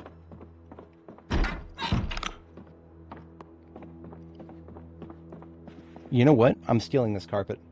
I'm not coming out of here without a consolation prize. I'm going to steal the beige shag carpet because I have a feeling this might actually look nice. Somewhere, possibly. You know what? I might also go across the street to Cortman and take the gray one. I have an idea for that. Hello there. Fixed turn 180s being twitchy on key. Hang on. Well, it looks like I just came to a complete stop still. No, I'm still coming to a complete stop to turn around, so I got nothing for that. Let me unencumber myself a little bit here. Let me become unburdened from what has been. See, right now I don't have a good baseline because I'm carrying around so much crap. Unfortunately, the trunk of the truck is full.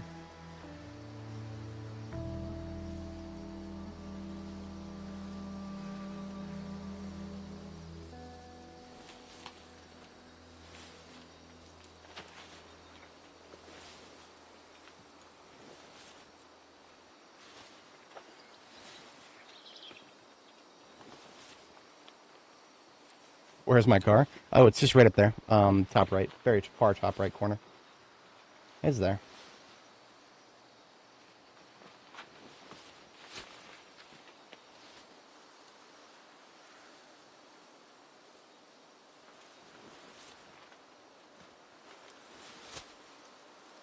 Okay, I am now unburdened from what has been. Nope, we still come to a complete stop when doing a 180. Even when we're not running. So, yeah, no, I don't know what the fuck they're talking about.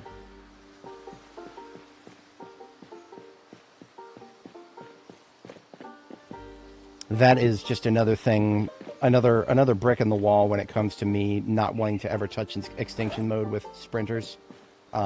With that kind of shit on the table. No thank you. No thanks.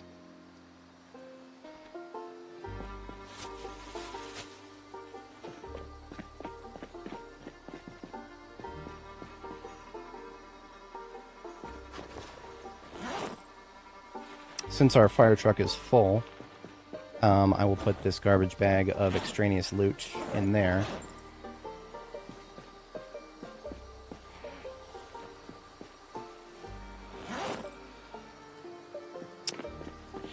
There's probably a few of them left up here.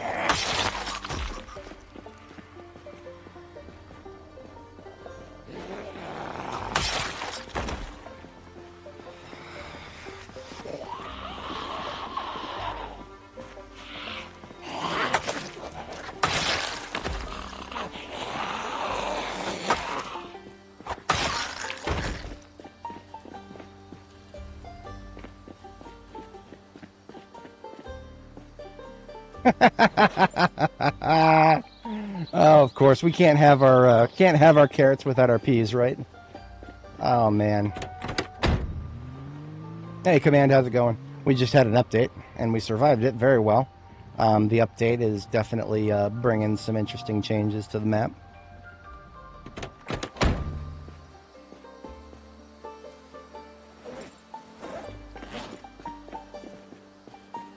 What? Offhand, please. There you go.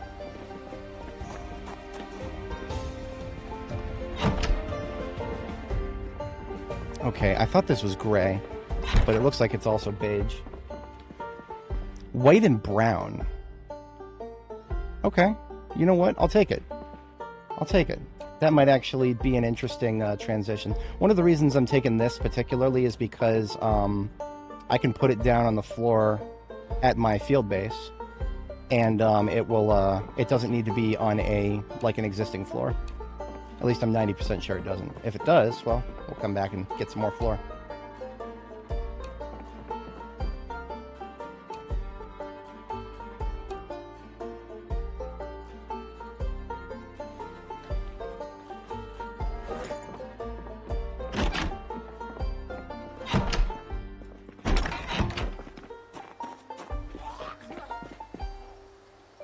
Say to me? Out here.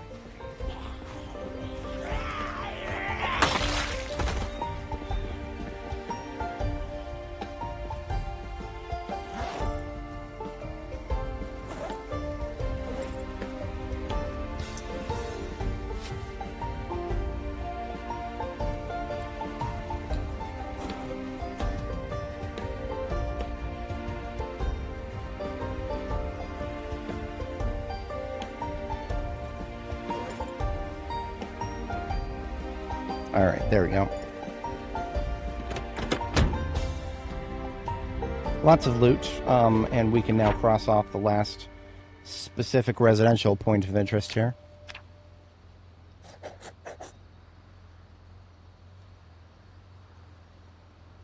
And all that's left for us to mess around with in Muldra is a couple of storage units. Particularly up here, we cleared the exterior garages, but there's still a couple of interiors there. And then that's it. Yeah, there's 3 storage units in Muldra. This one here is the biggest. This one here is a split between a workshop and a storage unit, and this one here is sort of a medium.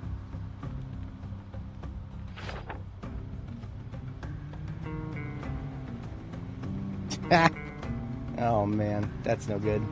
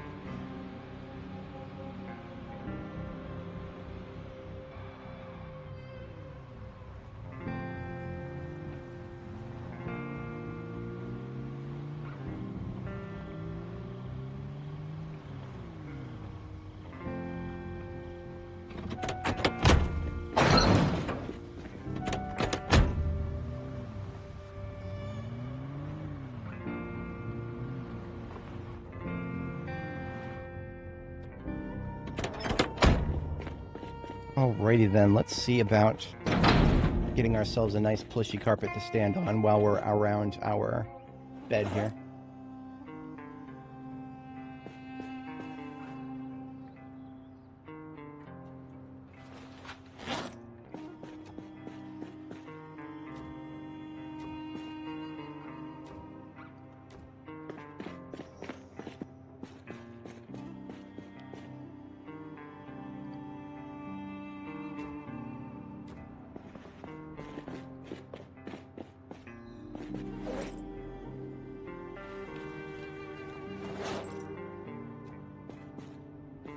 And then we'll use the white and brown as sort of a transition.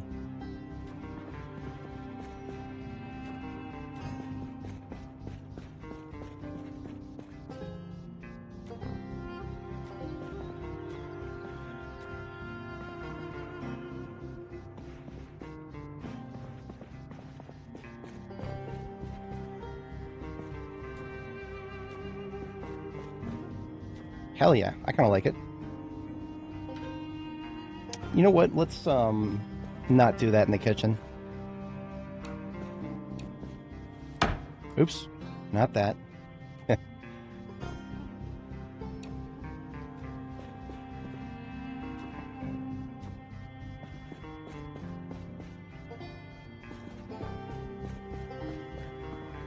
Yeah, that looks good to me. Either side of the bed, and then a nice little softer spot to stand over here. I like it.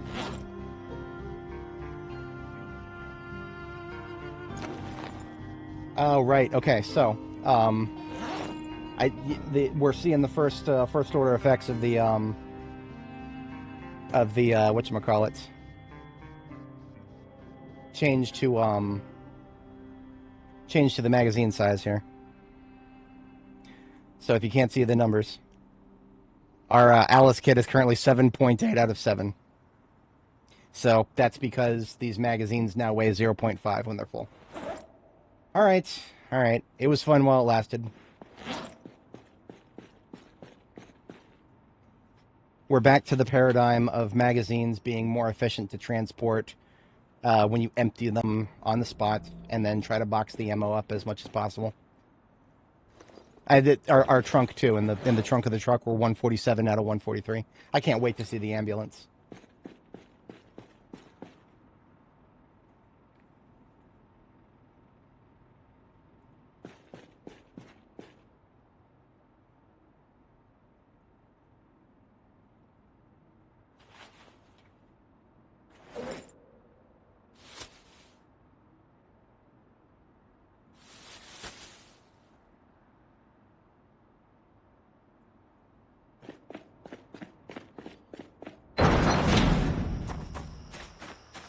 Ambulance had quite a few loaded magazines. Yeah, 154 out of 166. It wasn't supposed to be full, though. So yeah, the loaded mags, duffel bag. The duffel bag full of loaded mags is now 34.39 out of 23 encumbrance. I literally can't pick up the bag, it's so heavy. So yeah, let's just start taking the magazines out, shall we?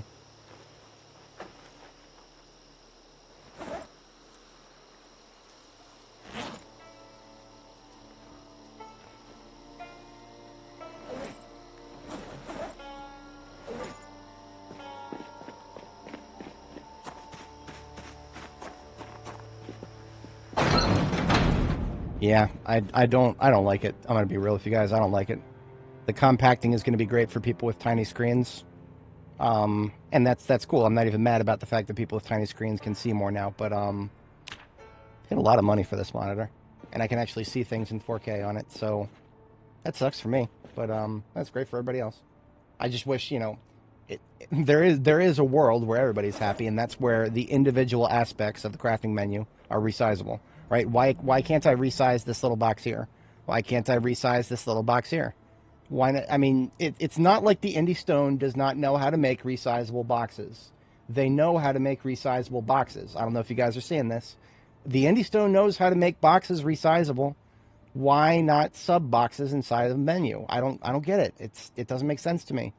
I understand that sometimes things are a little too big or too small, and the solution to that is to make everything resizable. I shouldn't bitch too much. I really shouldn't. They made a file explorer for us here. I should be thankful. So I can now carry 2 9mm reloads with me at any given time, and that's it. I do not have the storage space for more than that. I'm coming up on the end of needing to carry around reading glasses, and maybe I won't need this all in my kit anymore. Yeah, I can live without the all now. Okay, so we're going to take the all out. I'll put my reading glasses somewhere else. Now I can fit 3 magazines. Okay. On the bright side, I don't have to carry around respirator filters replacements on my person anymore. So those respirator filter replacements, they can go in the vehicles now, alongside the all there. Well, actually, I mean, the all weighs 0.2. So 0.1 for the glasses and 0.2 for the all. That's fine, we can do that.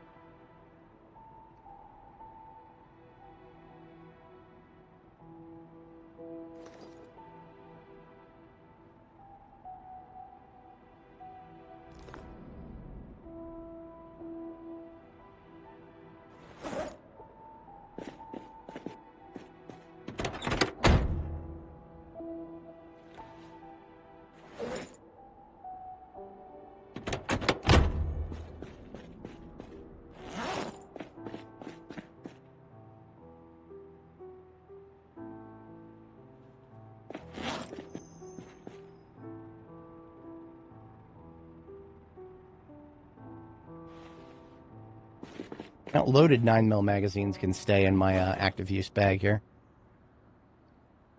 Even though they're heavier, they can stay in there.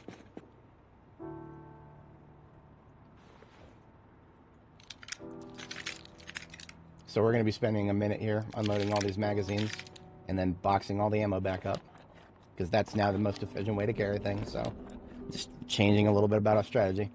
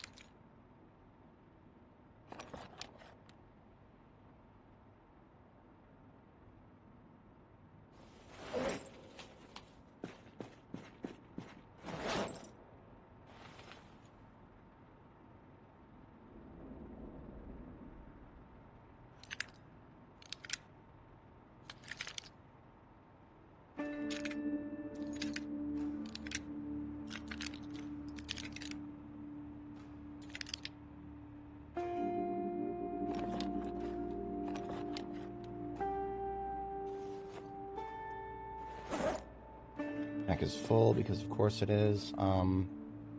That's because a garbage bag full of loot in. Okay, let's get rid of that.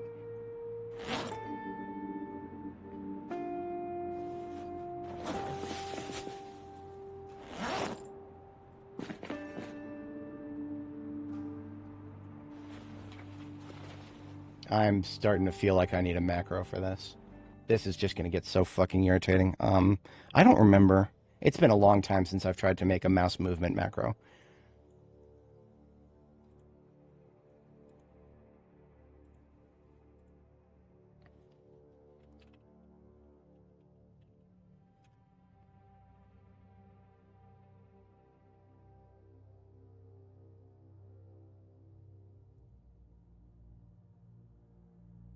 I don't think it's going to work. I don't think you can record mouse movements with Logitech's thing here. Damn it. That's really freaking annoying.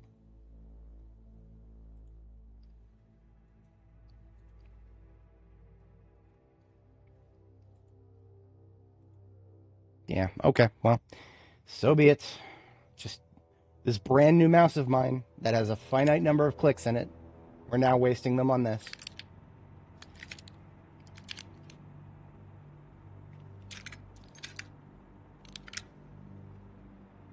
I could probably do it through auto hotkey. And I'm not even gonna rule that out. But that would take a little bit of scripting, and I'm not gonna make you guys sit through that. I had a penchant for doing a little bit of multi-boxing back in my WoW days. A lot of that was just making my keystroke listener go to the other windows. But on occasion, I would also send entire keystroke packages to other windows. For anybody joining, welcome. There was just an update, and the update fixed a few things, broke a few other things. Particularly, the devs decided to get off their ass and finally fix the fact that magazines are not... They used to not be heavier when you put bullets into them. So we were having a lot of fun with that. Now, it just means that all of our bags are heavier than they used to be. So now the most efficient way to carry around ammo is to just pack it in the boxes. So that's what we're doing. We're extracting ammo from magazines, packing it into boxes.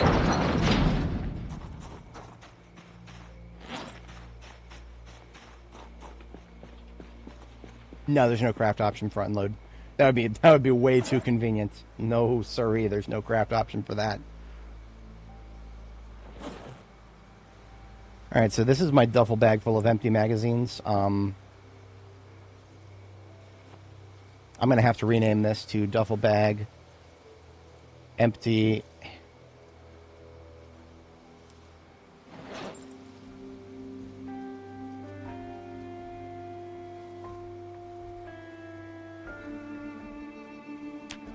Duffel empty handgun mag. And we're going to need another, or rather, that's long gun.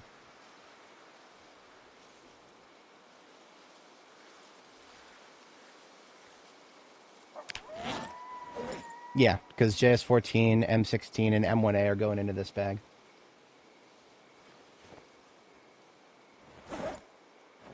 and all the rest of these JS14s once I empty them.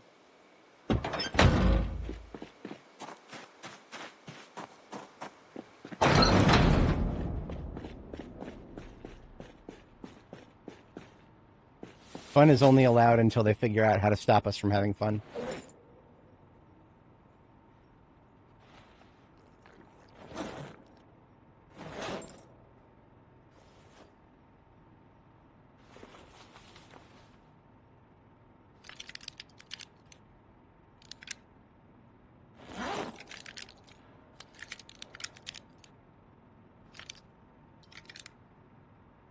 The funniest part about this is each one of these magazines is a full box, and we've got 12 magazines. That means we're about to have a carton.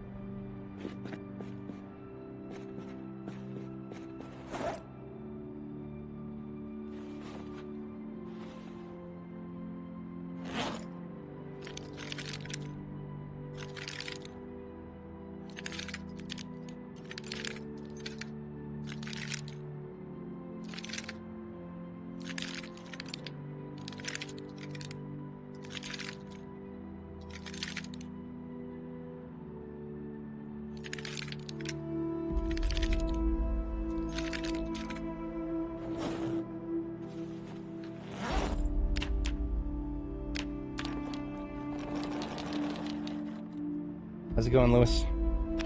Welcome to 42.17.0, new version. They have removed the fact that magazines are no longer more lightweight. So now we've got to unload all of our magazines and pack things into boxes. It's fine. I'm not too mad about it. It was an exploit. It was going to get fixed at some point. I am a little mad about it, just a little bit.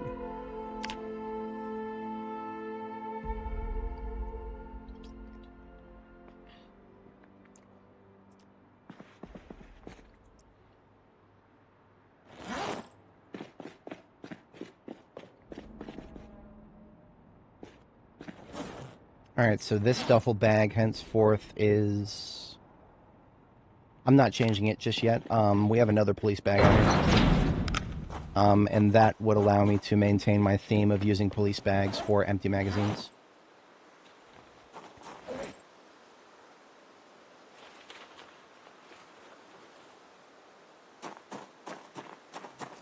I'm just going to bring the ambulance inside. The ambulance has my, the rest of my stuff that I need to be carrying around, like empty magazines, loaded, whatever.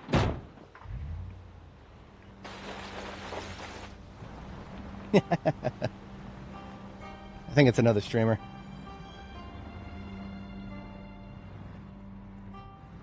I have been known to be brigaded on occasion.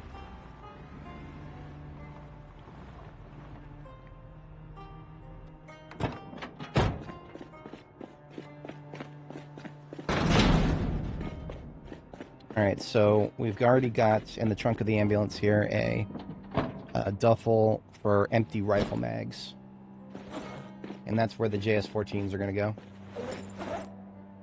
Assuming we can fit them. I think we can. It's going to be a tight fit, though. Yeah, it just barely fit. Okay. It's completely full now, though. 56 JS14 magazines, 54 M16 magazines, 5 M1A magazines. So basically, when I feel like starting to shoot 556, or... I need to just put away some of these. You know what? I did like the JS14. I did like it a bit. M1A, that's 762, so whatever. We'll put that in there. And now this duffel bag is duffel bag empty handgun mag.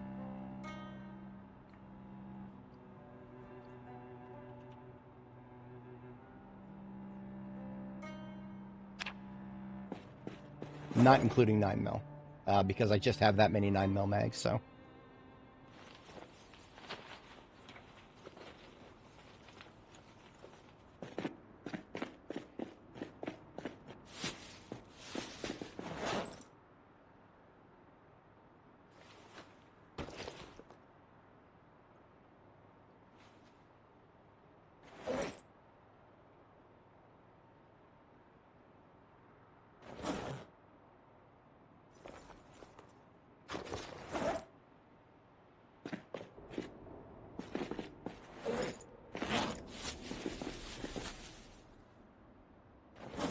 Okay, I think that sorts out everything. Oh, you know what? I do like this a little bit. You see those beautiful new check marks there? I like that. I like that. It's a lot clearer to see. They added a. It looks like they added a little bit of. Yeah, they added a little bit of beveling and a black outline to the check mark, so you can see the check mark much more nicely. Beautiful. A good chunk of what's in the trunk right now can be emptied right here at our current base. Let me put away this duffel bag full of empty mags.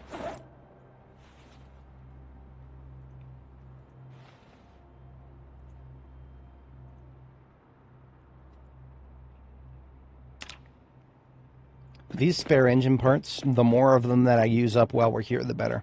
So I'm actually going to go fix up the engine of the step van real quick. This bad boy out here. Do I have... I don't have any electrical parts on me. If I did, I would just fix up... I would... You know what? Nah, never mind. Repair engine. Straight to 100%, and we only used some of the engine parts. What was that? 26 down to 8? I can't mental math right now. 18 to bring it from like 56 to 100.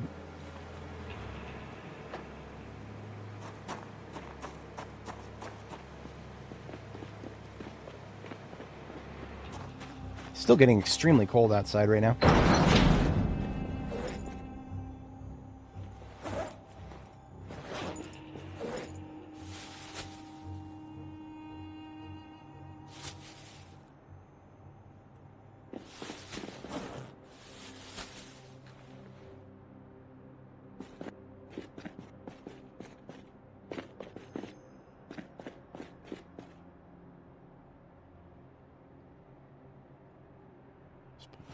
Fine. A necessity for the bed here. Where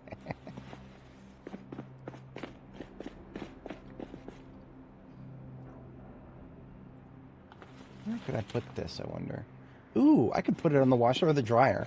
That's actually kind of nice. You know what? We're going to do...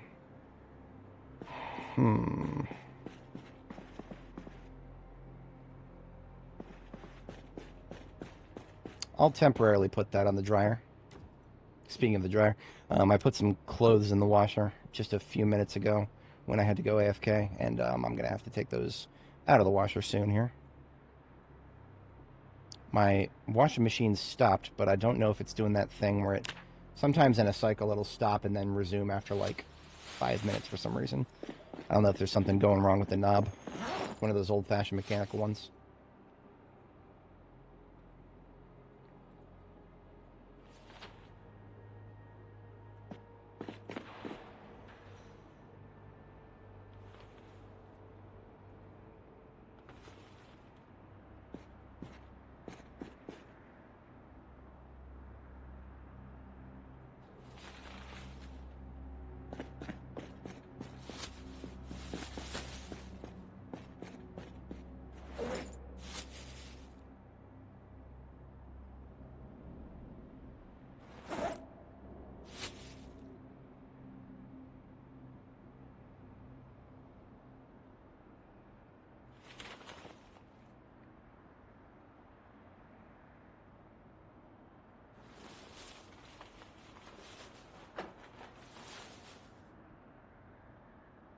Everything for the kitchen except for that. Okay.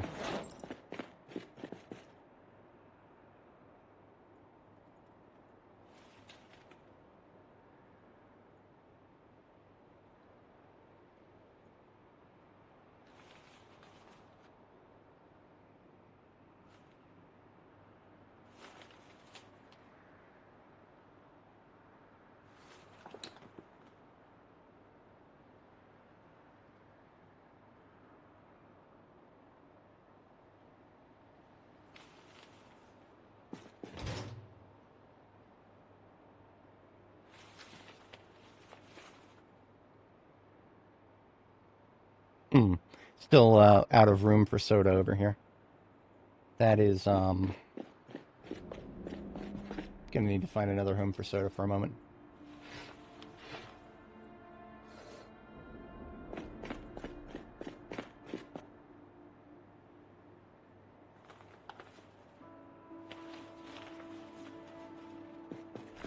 Drill presses and band spot? What? I mean, that's... What? Okay, they bothered to make some corrections to the recipe names, and then they made it so they don't spawn in places. I didn't see any notes about them being movable, so I'm so confused about their goals for that. I'm so confused. I would go as far as to say I'm hopelessly confused. Whatever. We're a little hungry here. We are in weight loss. And that's okay. We're still over 80 kilo. I'm going to give her a granola bar times 2, perhaps, depending on how hungry she is. Nah, she's good. Okay. Our slightly more comfortable bed here with an improved reading material on it.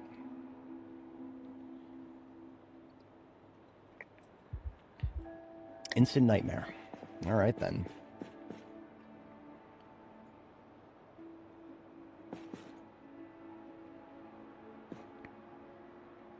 I have an idea.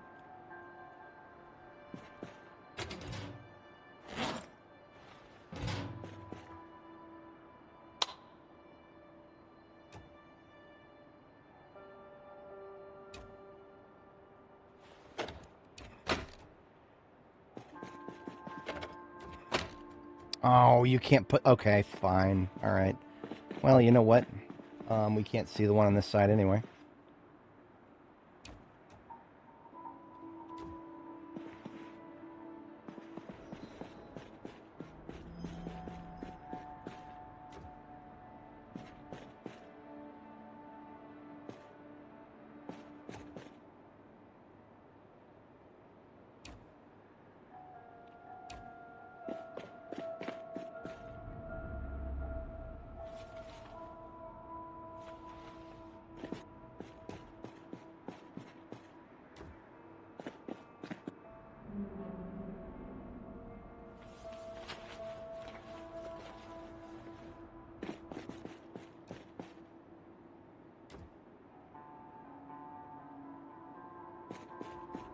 Let's see how that layers.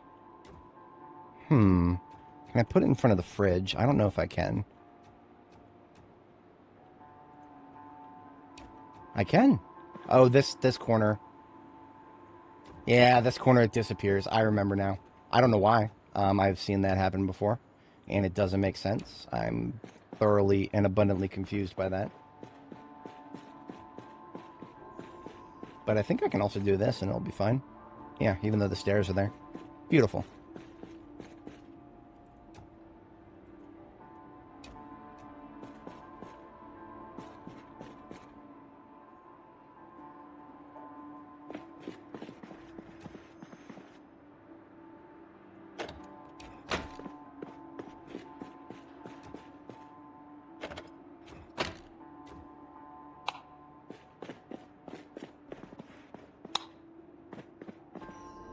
I feel like the x-rays are on the wrong side here.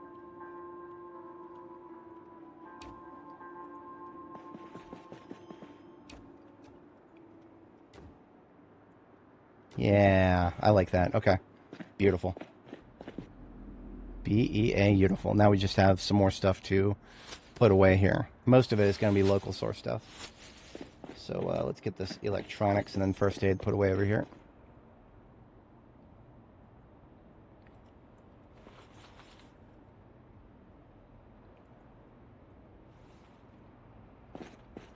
Some material.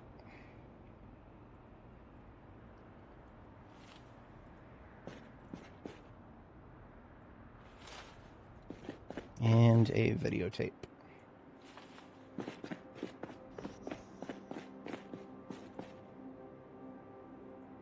Canned food. More oats.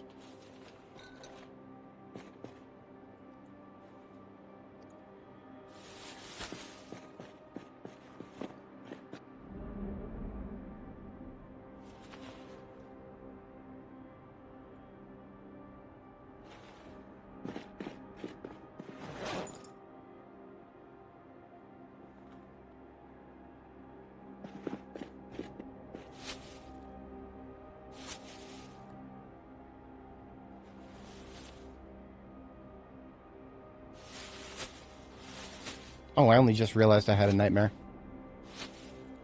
I think I... if I realized before, then it completely slipped my head. Nah, but I'm not tired enough to sleep, so... This is, that's the worst punishing part about being a restless sleeper. Is, when that shit happens.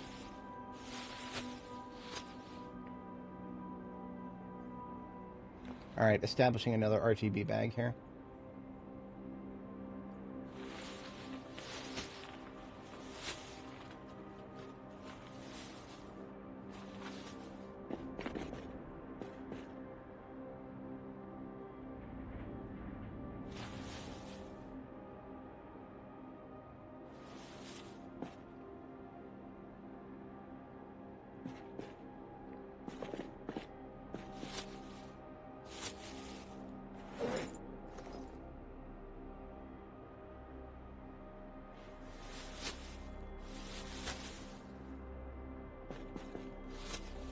These bags should be catacornered, so that I know exactly where to just, when it's time to load them up, I just back the vehicle up and park it right here, and I know that these bags are completely full.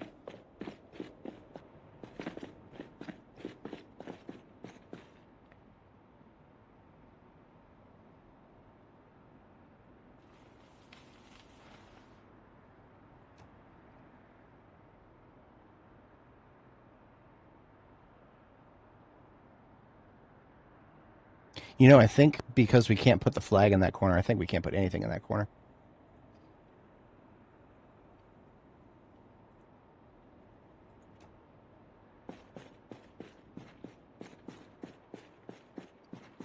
I'll try it.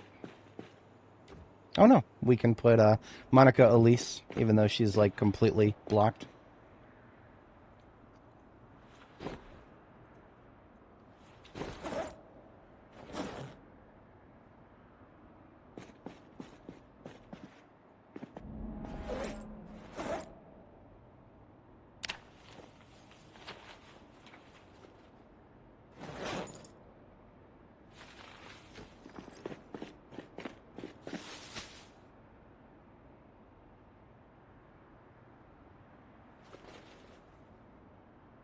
I have been told that someday they want to make the handheld consoles actually playable for entertainment purposes, I assume. For now, I'll put it there next to my seat, just in case.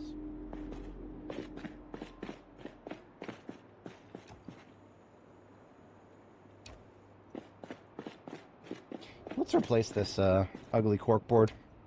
Oh, nobody need that.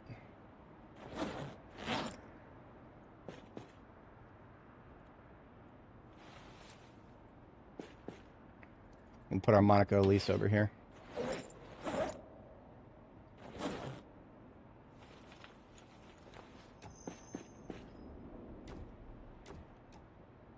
And then we just have a Betty. And that should do it for local local decorations.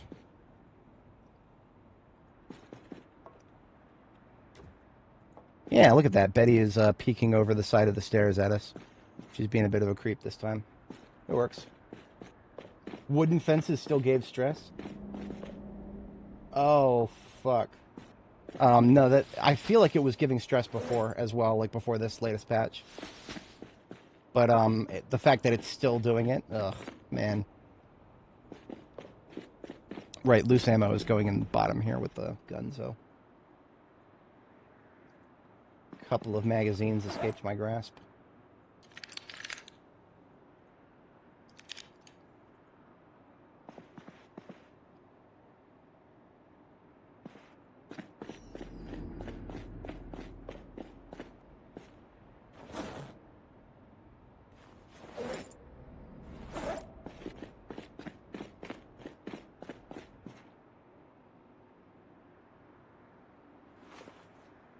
And of course, this is now full.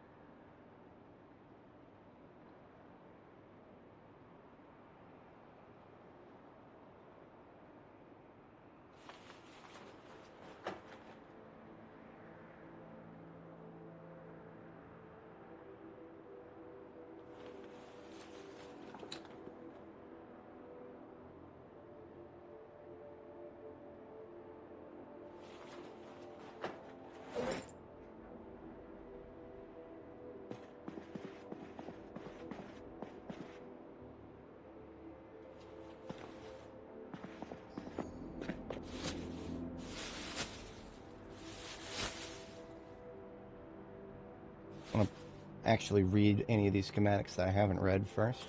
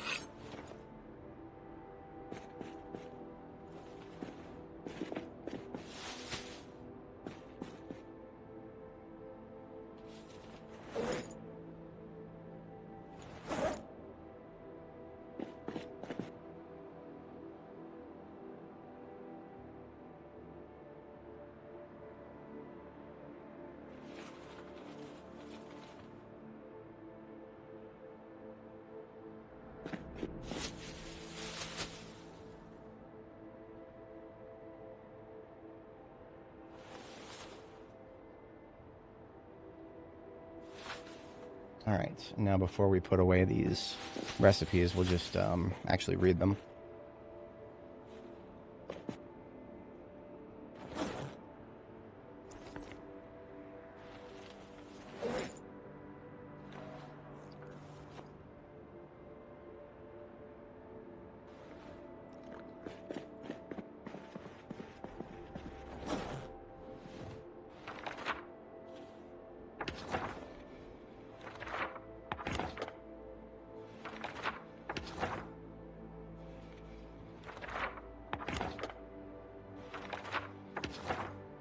A couple of these I know for a fact I didn't have, like the large stone axe head right there. That actually could have been a particularly rare one. In the past, I've actually gotten to napping, high enough level napping to make one without actually finding it and never coming across the recipe.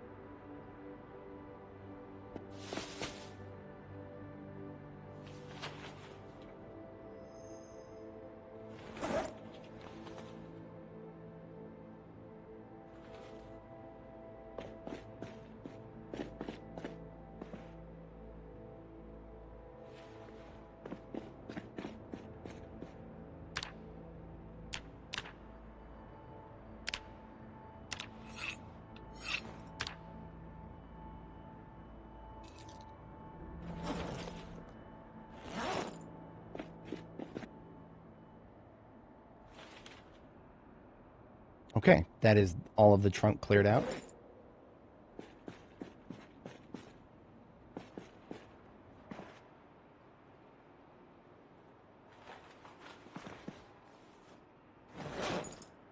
And we still have about half the day to work with.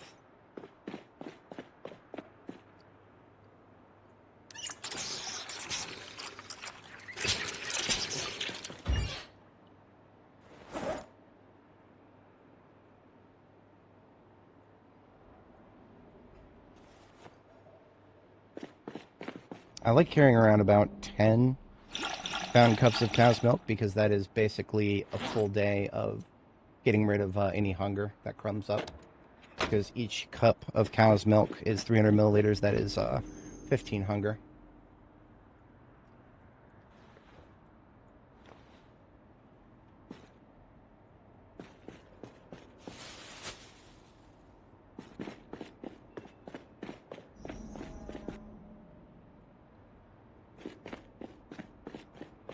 I think we're ready for any other cartons here, are we? 45 ACP, we could do another carton. Yeah, sure, why not? We've got 15 boxes of 45 ACP, partially due to all those magazines we unloaded. Now, honestly, all these cartons we've assembled, they can go directly into the ambulance. Yeah, that's true, KTO, that is true. I am going to get tired early today. That is one of the many reasons we carry around coffee. But I also don't like to use it just because I have to carry it around.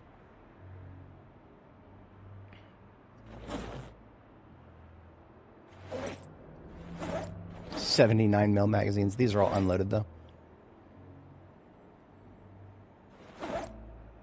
Is there a one-shot source explanation of the... I figured it out entirely from experience. I did assemble a a really ugly flow chart of the of how to level, or I'm sorry, how to build the necessary infrastructure and the skills that you need to get all the individual parts. And as far as I know, nothing about that has changed. I did that on 42.12, I think. And I don't think anything substantial has changed. I can link that in chat if anybody is interested.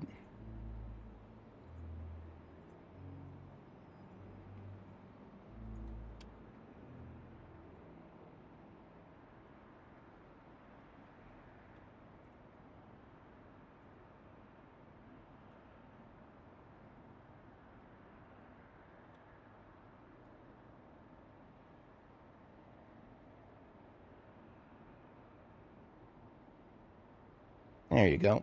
So basically all that is a massive flow chart of how to get all the necessary materials and even what levels you need to get those materials from nothing, basically. Like some things are like, how to, I didn't exactly talk too much about how to get the iron. Like I kind of just said I leveled up blacksmithing, or I level up welding high enough to dismantle cars. Yeah, hopefully it's useful. It doesn't exactly, if you have any questions about it, just let me know in chat. But there's there's some parts about it that I probably could have explained better, but I ran out of room. It's a massive image. One of my viewers, he hasn't been around for a while, but one of my viewers was asking about, he's just like, where do you even get started with this? And I'm like, well, let me compile my knowledge and see if I can. And I ended up just kind of spiraling into doing a flow chart.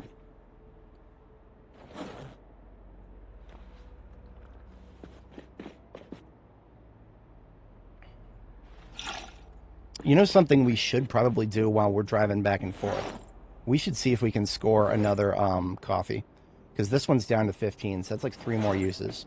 I'm going to go ahead and drink the one that I have carrying around right now, because I know for a fact that that's going to be worth it. After getting woken up early by the nightmare.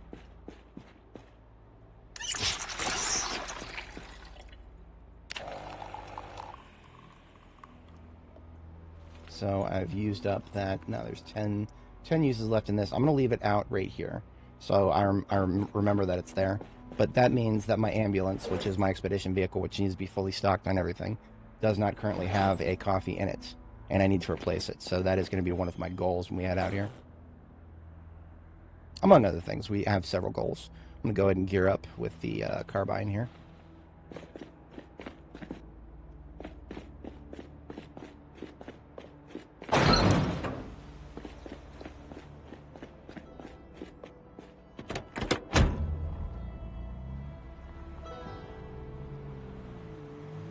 See, I would just, if the weather was not so accommodating, I would probably just take the rest of the day on mechanics. Like maybe go get a donor vehicle and fix up the step van up there. But we've got good weather. I don't want to waste that. I would like to head down to the other storage unit that we haven't hit the interior of yet. I might not need the sledgehammer, actually. We already opened up the internal door. So we might just need to go door to door on the inside. But we'll find out.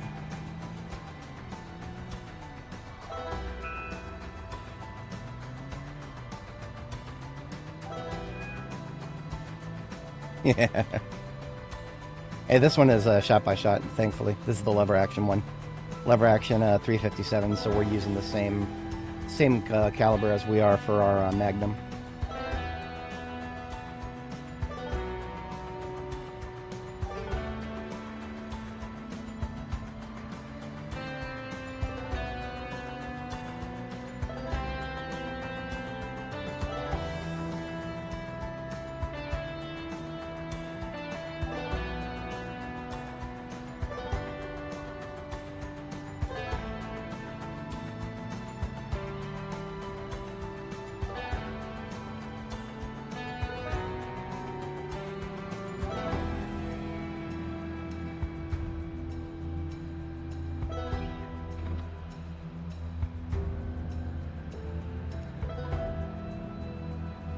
Alright, so this is where this is right up next to where we slept the other night.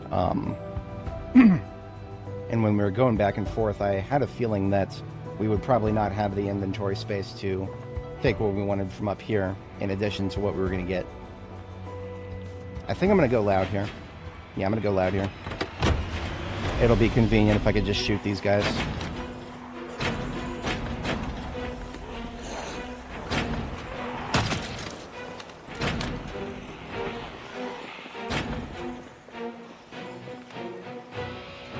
God is always watching.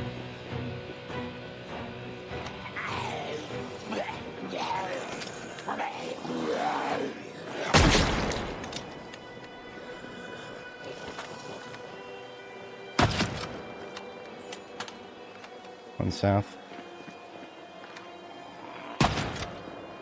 I clocked another to the left as well.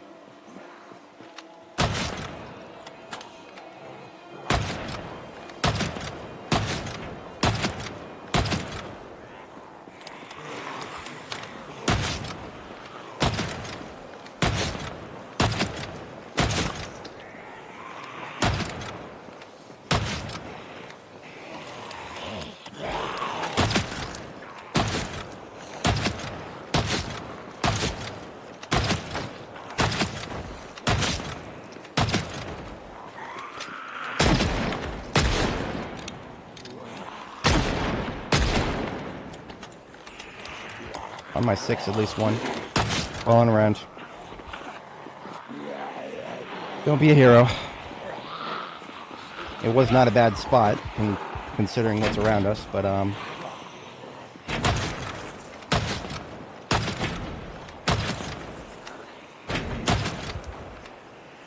one north. Falling back this way a little bit.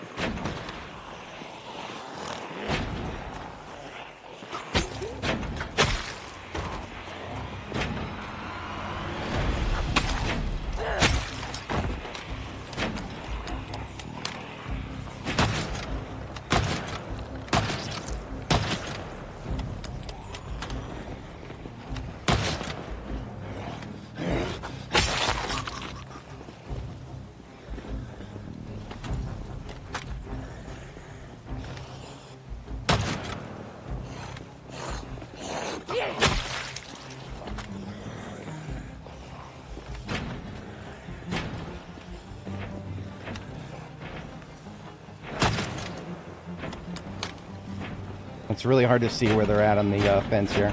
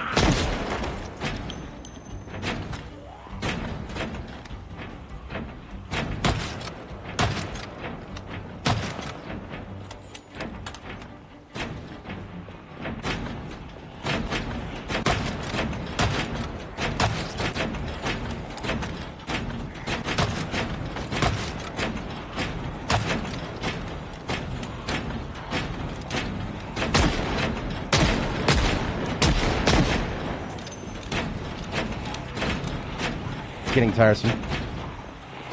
I'm glad that stress is not a factor, but it's still kind of hard to hit them.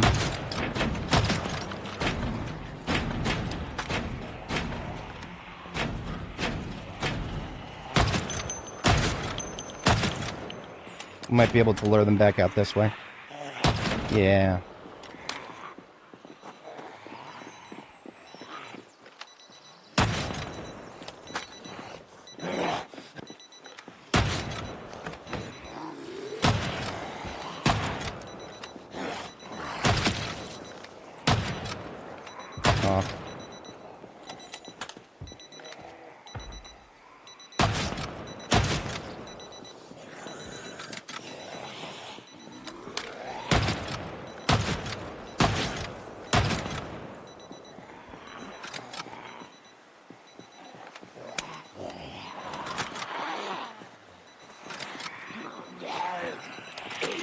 What the fuck is this?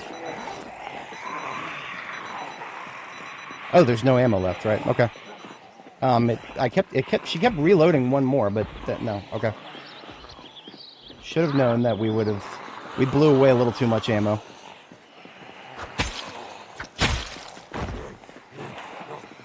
I shouldn't have underestimated this area.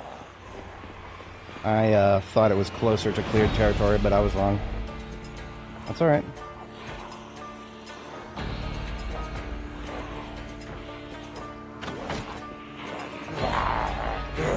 Fuck you too, I guess.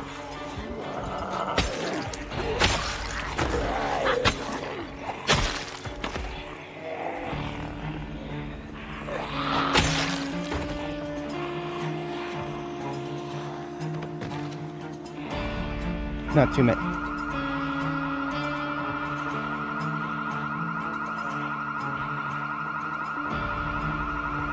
What? Why am I blinking? Did my car alarm get set off? Am I a car now?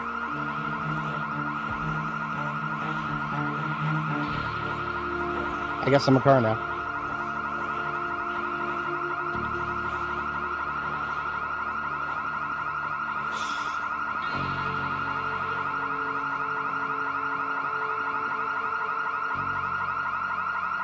Okay, anytime now. I need to observe their movements after it shuts up.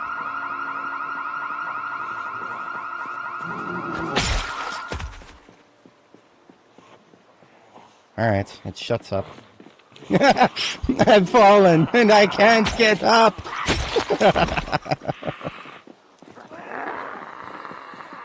If you or someone you know has been diagnosed with mesothelioma.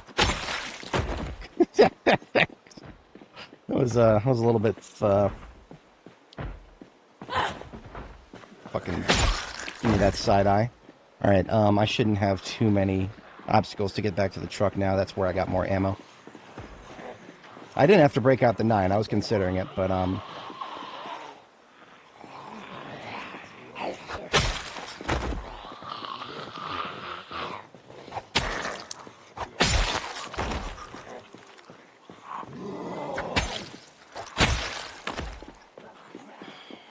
more fast shamblers than your body has room for.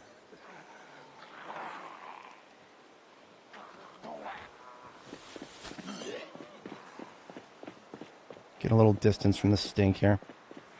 And here's the people coming around the corner because they heard the house or car alarm, whatever the fuck it was. It was a car alarm, but I don't even know what car it was. It must have been me. I was the car. Look at me. I am the car now. I will slash you guys as many times as I have to. Yeah. I would. I honestly would, but, well, you know, okay, I'm not going to be that guy who's like, no, I'm never going to report bugs again. I'm just going to look at the last bug I submitted, that last bug report I submitted, and we're going to see if they responded to it yet.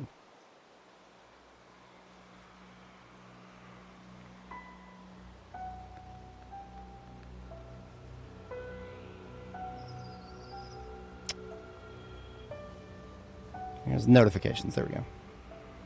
I don't see any dev replies. Yep. Nope. Last bug report I put in. No replies. I will start submitting bug reports again when they when they actually reply to one that I've submitted. All I need is a reply. Just, hey, we're aware. Or, hey, this might be fixed later. Or just whatever. Literally just to acknowledge. I'm not even asking for Senpai to notice me.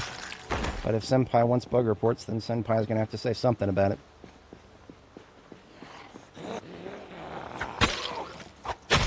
Alright, let's get those boxes open. Let's finish this job.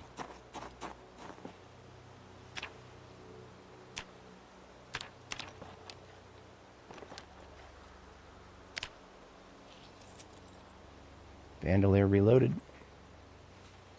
Reloading my sword.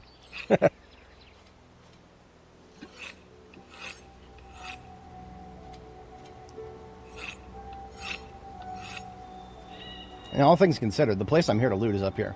So, I mean, we more or less have cleared what we need to clear, but I took it personally. I've taken this fight personally. We're going to settle this. We're going to settle this like gentlemen.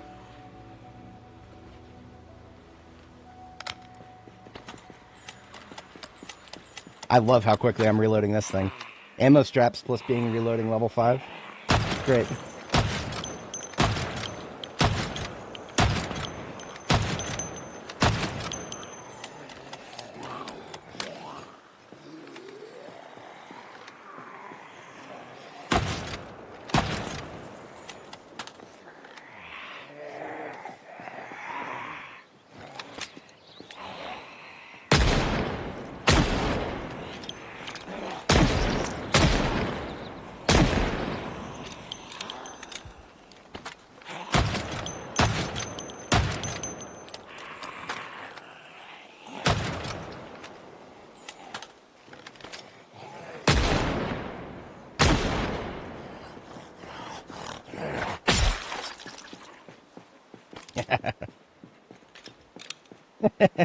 No. That's straight from Spy, straight from TF2 Spy.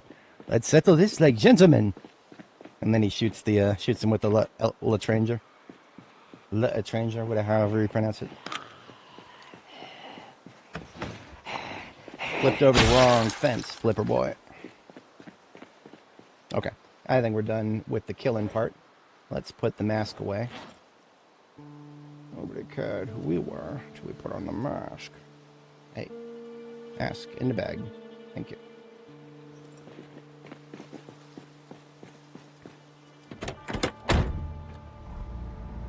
You know, I should have taken a screenshot of the filters before and after. It's too late now. Maybe next time. Because they did say they changed the rate to be a little bit slower, so that theoretically is a good thing.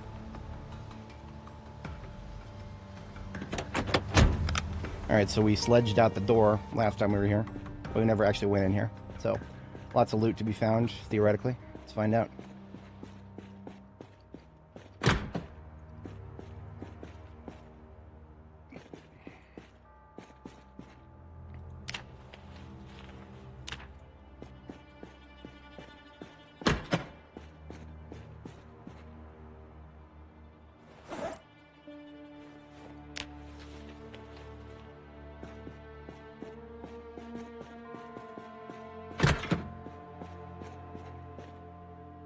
RPG manual, hell yeah. We already have a teddy bear. I don't think we have a yo-yo, though.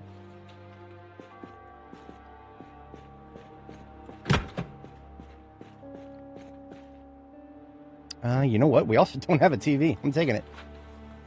That was a whole tube of glue and wood glue. Now this is a storage unit right here. That's my jam.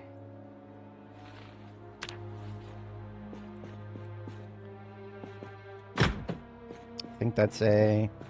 Nope, just a box. For a second, it looked like a generator. Got some snow falling.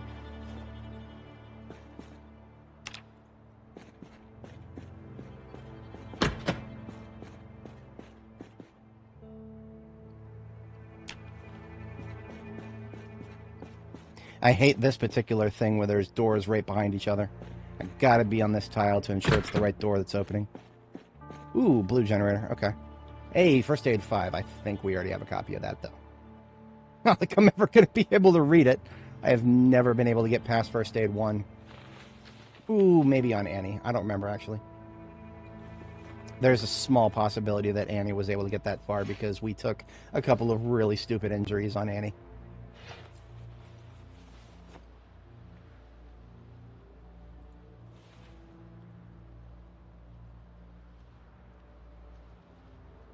Any generator's a dub in my book.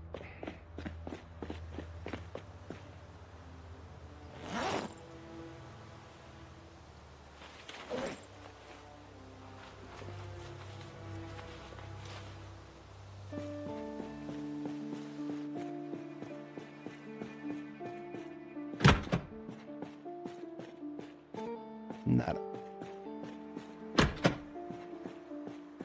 Nada. And? Nada. Okay. We are done here. Oh, bandsaws, by the way. This is what the devs are making a big old hullabaloo about. Now it's not missing the recipe name. Huzzah! Does that mean I can move it? Nope. Still can't move it. Still can't move it. Still completely fucking useless, Indy Stone. Maybe someday it'll be useful, but now it's fucking useless. I can't move it. What the fuck use is it for me?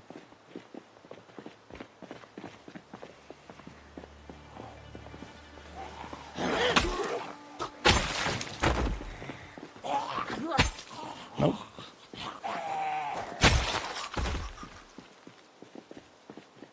Alrighty then. First Aid has tapes. Well, theoretically, depending on how many tapes and whether we'll ever find them. I have been, if I read the blog post right, we won't be able to find them in video stores, which leaves me to wonder where we'll find them. But perhaps we will. Yeah, please, for the love of God, please. Okay, yeah, so there is another, what is this? It calls it a storage unit, and you open these doors, they're full of crates in there, but I'm pretty sure this is all workshop loot, like the same as what we're currently based in. I'm just going to double check really quick that it's still all workshop loot.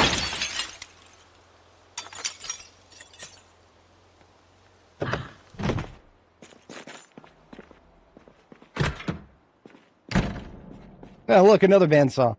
Another bandsaw that we can't do anything with.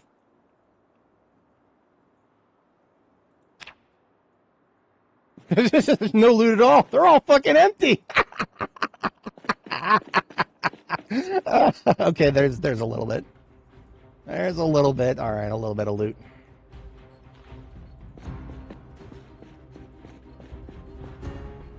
Okay, it's definitely not 100% the same as our other unit. There's some random stuff in here. Fishing rod? Okay. Yeah, I don't have the fishing rod locally. Let's see what's in the corner.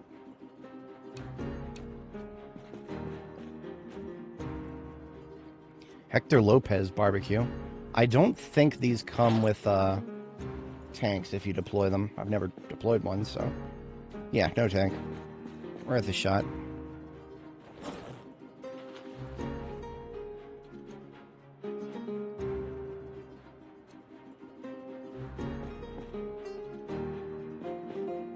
Respirator with some filters in it. Sure. I'll take some filters. Even more filters.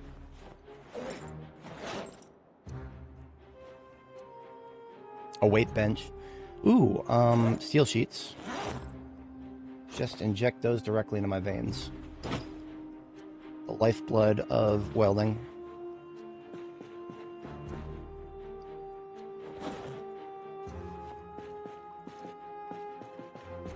So yeah, not exactly a workshop loot table. It just seems kind of random. There's an old stove there.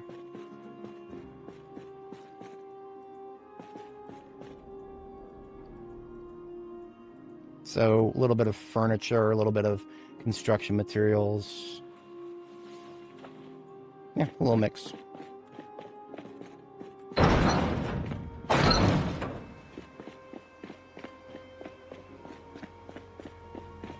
Oh, they do spawn in VHS stores. Well, in that case, that means the next place we're going to go is March Ridge.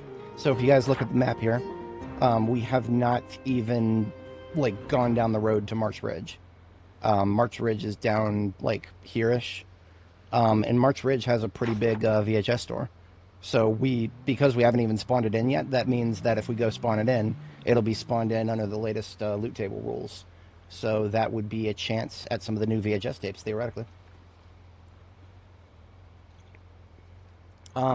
Yeah, so it was 3 rows of flax, that's 30 flax, and then it was 1 row of wheat, and then a row of wheat and barley, so 50 plants total.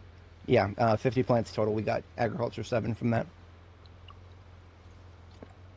Now, granted, we got the trait that increased our experience gains, and we did not touch a single crop without already having the book read. So those are the other factors. You know, I told you it was personal, and it still is.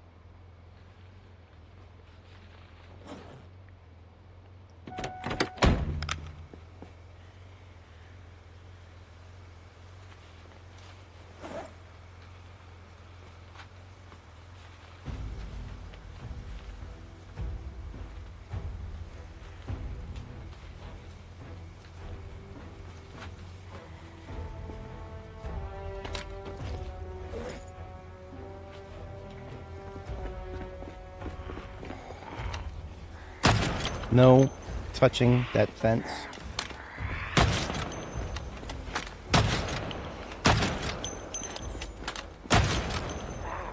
Fuck you. Get up next to me like that.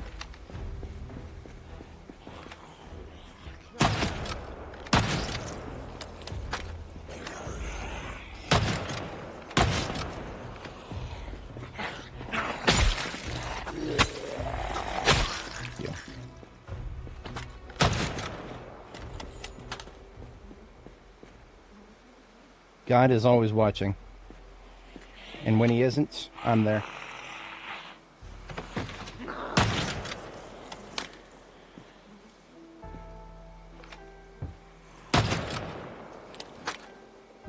Yeah, that's a good question. I mean, I'm going to be real with you.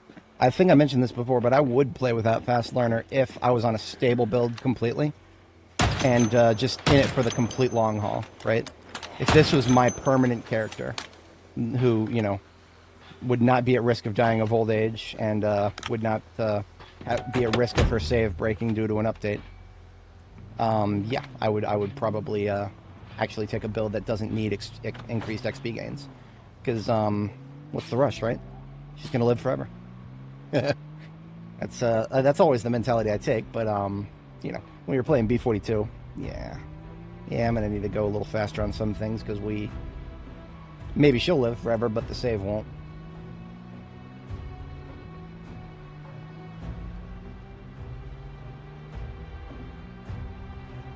Also, I mean, maybe the day NPCs are a thing, too. Maybe it won't be that hard to find an NPC to fill in gaps that right now I have no choice but to fill in myself. That would be very nice if that was the case.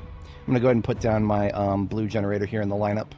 If anybody joining was not here yesterday, we assembled a nice, lovely lineup of generators here.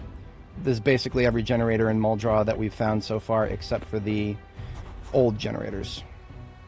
And this red one here is for the gas station. So if I were to go to March Ridge right now, I would take a yellow and a red with me. One red for the gas station, one yellow for whatever permanent base I make.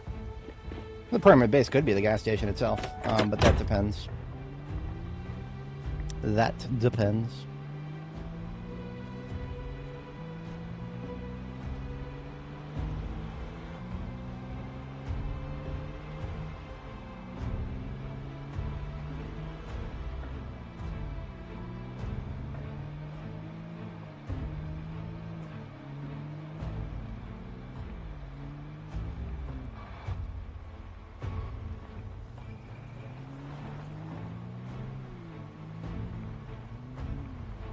And I believe tonight will be the night that we do some work with mechanics on that, whatchamacallit, step van out there.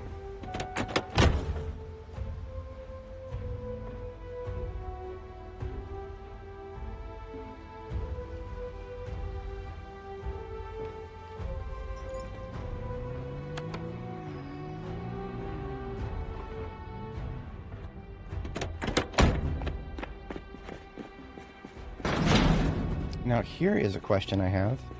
Did I ever find any coveralls here?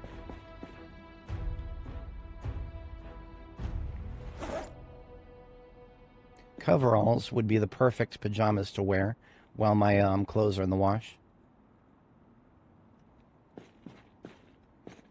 See, I have a washing machine here.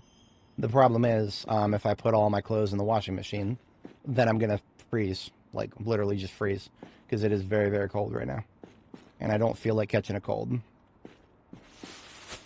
We have some Santa clothes, but we actually don't have a chest piece for that. I have a military jacket in the ambulance. We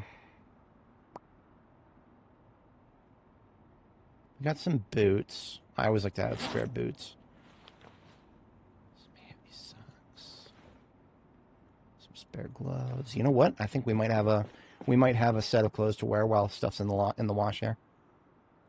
Yeah, especially if I look in the RTB bags here. So here's our Santa hat and our Santa pants. And now I just need something for the chest. And we've got a military jacket in the ambulance, because the ambulance has my close quarters combat armor kit here, including a crafted denim shirt. I forgot about that too. Okay, yeah, we've got a great offset of clothes here to wear. So we'll do a set of laundry after we or just start it before we go to sleep here.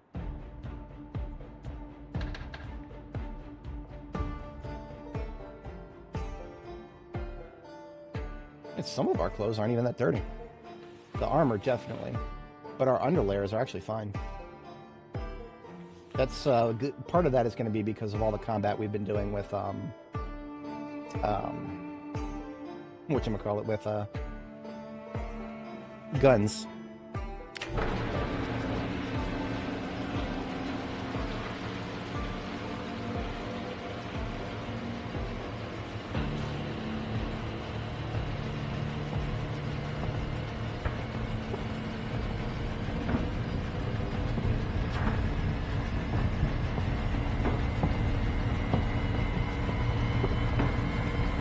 It looks a little goofy, but we'll stay warm.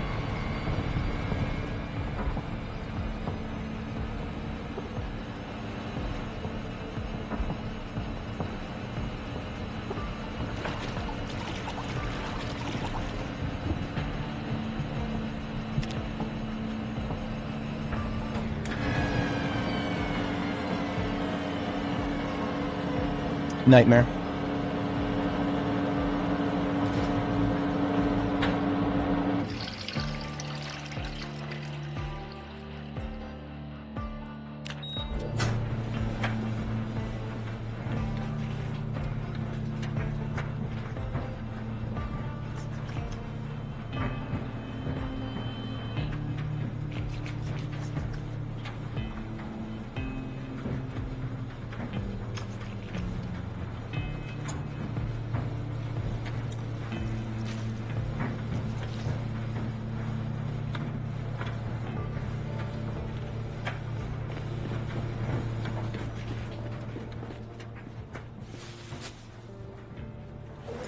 Oh ho ho indeed. Oh ho ho, who wouldn't know? Up on the rooftop, slam, slam, slam. Down comes Dani with the, I don't know.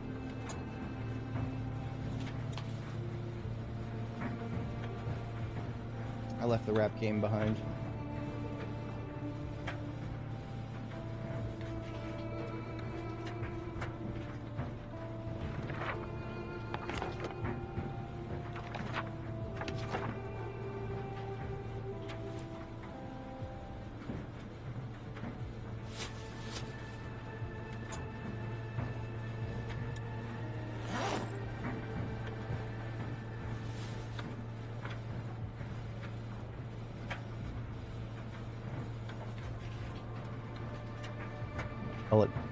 Oh, you're gonna tell me I can't fit that there? Bullshit.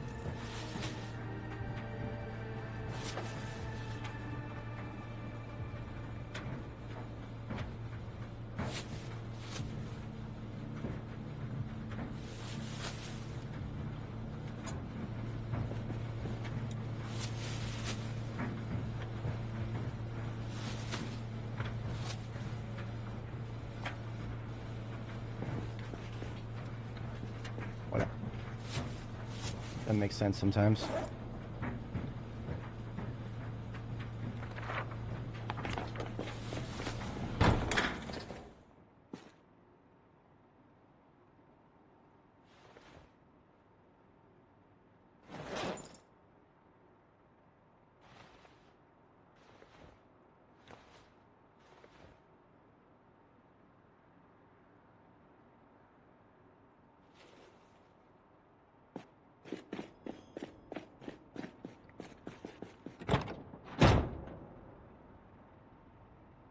This hunting vest that I had is actually for if I need to sleep outside. If I put on all of my warmest clothes, including the hunting vest, I can actually sleep outside, even in this weather.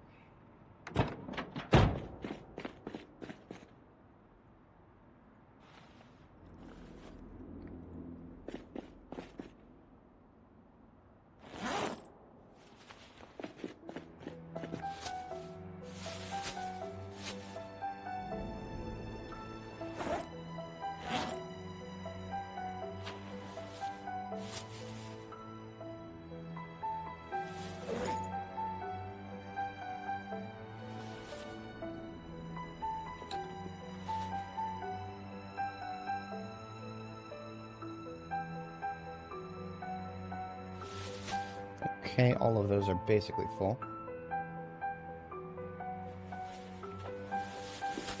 Now all of those are 100% full.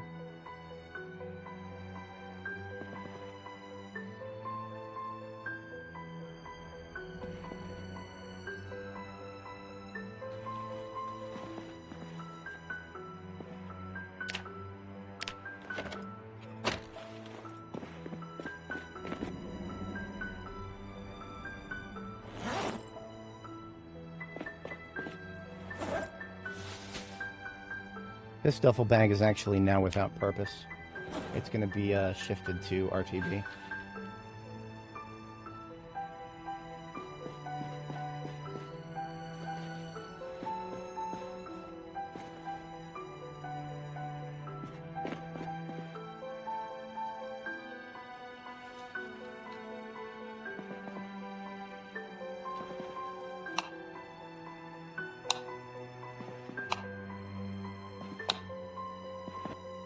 Honestly, the bed tiles being, like, only partially illuminated is really looking weird.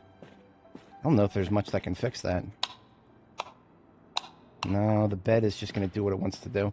And that's partially because of the window tile, too. See, it's the inconsistent lighting between tiles is always a bit of a turn-off, but that's alright. I don't hate it too much. This glue belongs in the bomb-making kit here. These 6 tubes of glue right here, or sorry, these 5.1 tubes of glue are all the glue that I have left. There's none left anywhere else on the map that I've explored so far, at least. I am very meticulous about making sure that my glue stays all together, because that is a very annoying linchpin material for making remote bombs. Your remote detonator requires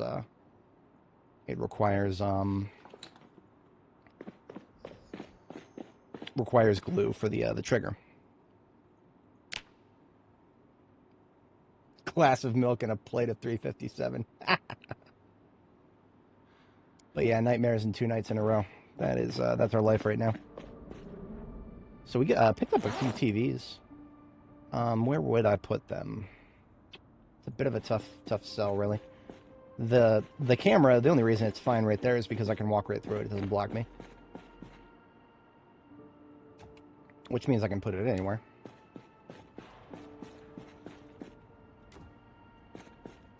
I know where one of the TVs can go.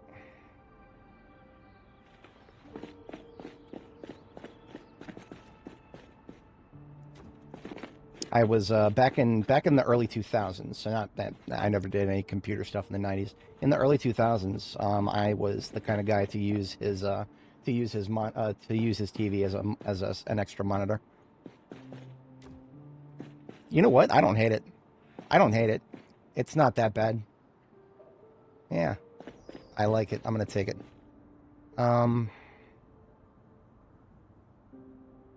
Couple sacks of gravel. There's a few places I could put that. Billion sacks of sand. I was gonna do something with all this sand. I wanted to have more sacks, but I didn't necessarily want to waste all that sand, so TBA on that. I don't know how often I would use it, but let's go ahead and complete our walkway over here. For that, I would need an axe. Do I have one? No, let's just use a hatchet.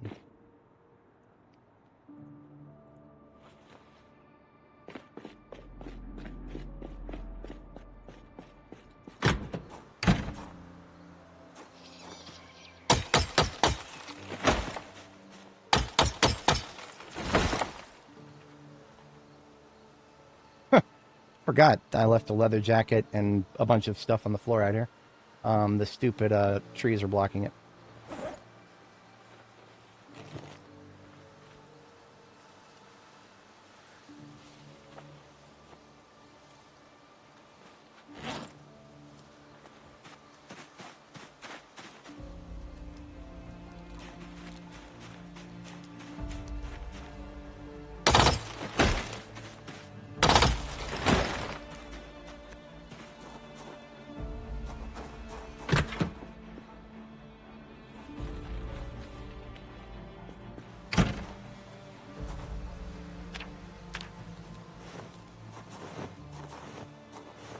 Should have been there from the start, in my opinion. Perfect amount of gravel, too. Now we just got to clean up the seams here. Yeah, I would scream, too, if the seams are messy like that. Don't worry, I'm fixing them. Beautiful. B-E-A, beautiful. Now let's just get this, this crap off of my new little walkway here. By the way, you do actually run faster on gravel than you do on sand or grass.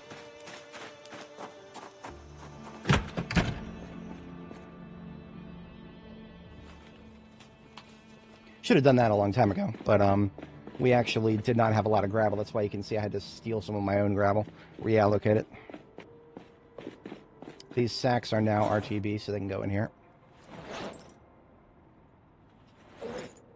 This leather jacket, what interested me in this is the fact that it's broken and it's got 4 holes in it. Why does that interest me? Well, let's take a look at it, inspect it. The holes are... Oh, yes. Okay, the holes are in the upper torso, the lower torso, upper arm, and then forearm. So, if we fix the upper arm and the forearm here, what we've got is a leather jacket with all of the insulation that it provides, except for on the torso. Why is that important? Your body heat vents from the torso and the head. So during the summer, you want to make sure that your chest and your head have as little insulation as possible. We did this right near the end of Nora's run.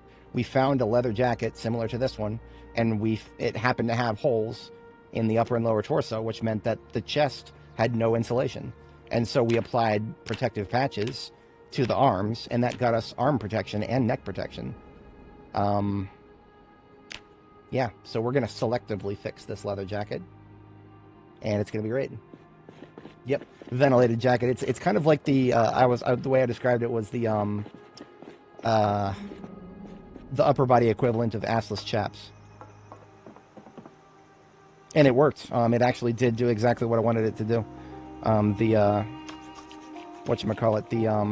insulation that it provided on the chest was so low that we could run around, like actually run around in summer with a leather jacket, arm protection, without having to worry about the insulation problem. What we had to do though was, in order to actually get protection on our chest, we would put on a coat of plates.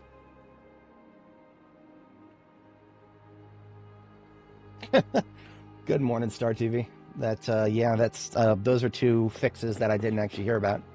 I was far more impressed by the fix of well, we can't abuse the fact that magazines used to not change their weight when you loaded them with bullets. So it used to be free storage to just put bullets into magazines. But they fixed that. I was looking around for leather strips. I know I had like 1 or 2 here. I probably don't have enough.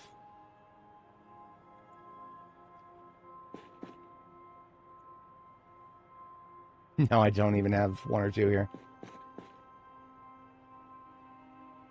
I have a needle, but I would have to go and rip up some zombie clothes and get some thread.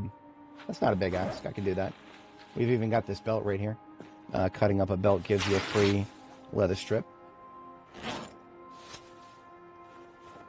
Now, there are some leather clothing in this bag here, but I actually want those, so we're not messing with those.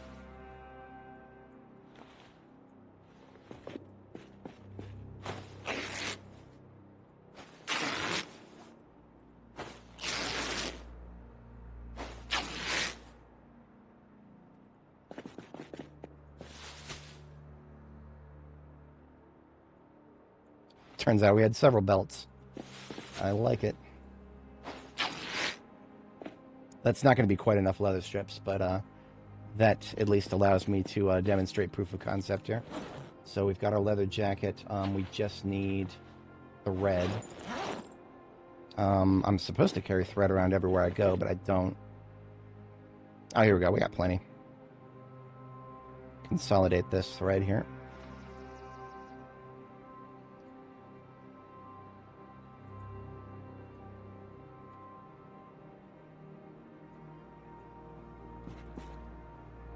Alright, so we just want to patch the right upper arm and the right forearm. And now the condition is actually quite low. But that doesn't really matter. I mean, that just means we don't want to get any more holes in it, which we're not going to. So what I want to do is put it on and show you guys the temperature tab here. As you can see with our insulation, our chest and our neck is quite heavily insulated.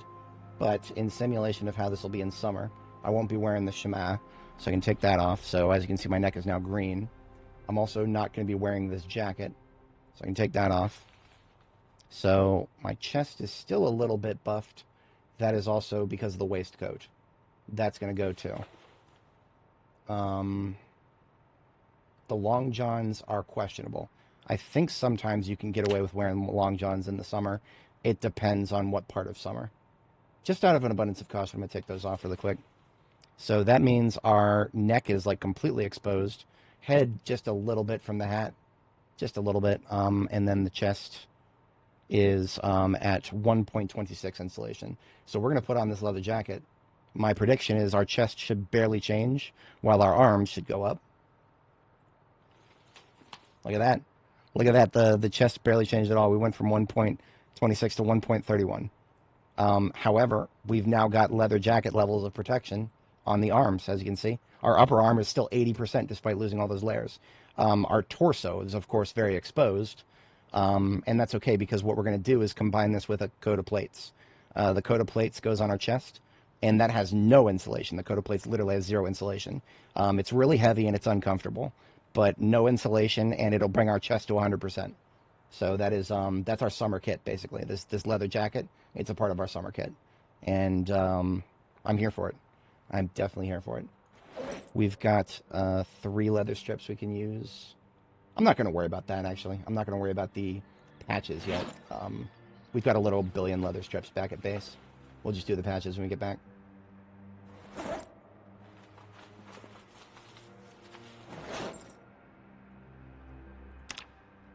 As, of course, it is still very early spring and literally snowing outside. We're not going to be flying that protection anytime soon here. I'm just going to put that directly into the trunk of the ambulance.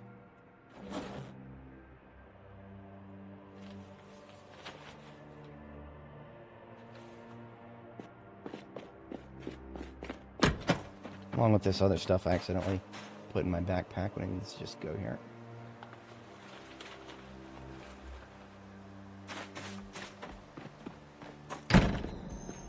Now, I don't want to go as far as to say we're done with Muldraugh. We're definitely down the home stretch, though, because all of our major loot activities have been taken care of. I can now place a nice big red X on all of the storage units here. We did hit the police department. The police department has been pretty much cleaned out. There's just a little bit of cosmetic furniture, but I don't care about that. We're not doing the massive custom base here. We have a base, and it's nice, but it's not. We're not going nuts with it. This is Dani the Drifter. She is just drifting from place to place. She's not settling down forever. Yeah, nothing else is really jumping out at me here. That's just an office building. Oh no, this is the office building. This is a workshop loot table. I'm literally living in a workshop loot table right here. We're fine. About that step fan out there, we might not need it. To be honest, we might not need it. We've got on the floor right here, 104 encumbrance of loot. We might not need it. We've already got too many vehicles to worry about bringing back with us. 54 encumbrance in this one. Now this one is not going back to Phallus Lake. There's no need. This is my combat vehicle, like active combat vehicle. It's got all my explosives, my 9mm reloads, and 357 reloads. Yeah, this does not need to go back to base. So it can stay here. This is just a local use vehicle. I do need to get this propane out of here, though. Propane is a strategic resource. You know what? A can of propane couldn't hurt back here. Yeah, I'm going to do that. These two I'm going to leave behind as TBA, right along with this one. Because there is actually, there's no reason not to leave some propane here, because we need to, this highway, 31 West, between Muldra, before we ever go to West Point, we are going to clear all of the obstructions on 31 West to make sure that it's easily drivable. And that's going to involve quite a few cars being ripped apart with welding. So we'll leave those cans there for that, to assist us with that.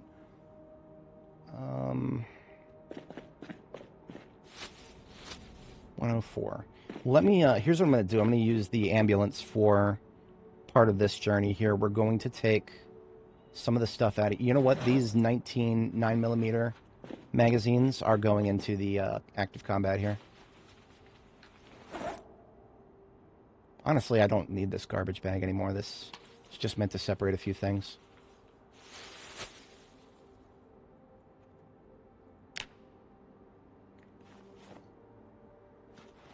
I don't remember exactly where I was going to put that pillow, but that doesn't need to be there.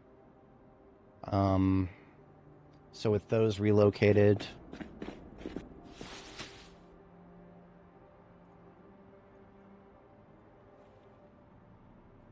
oh, my ambulance.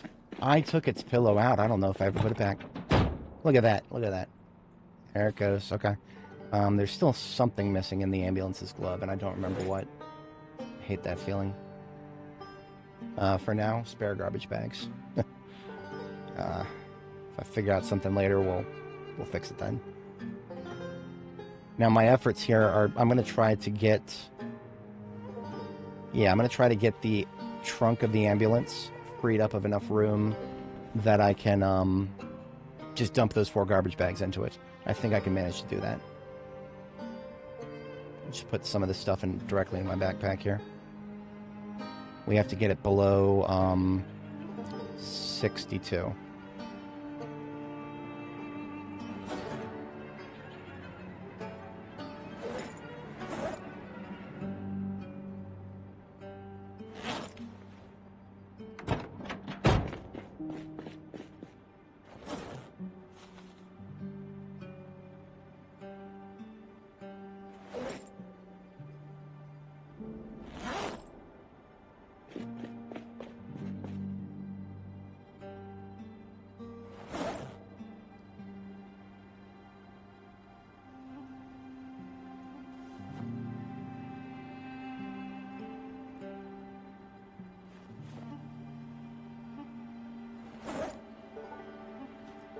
Fuller containers in here. Keep the empty ones elsewhere.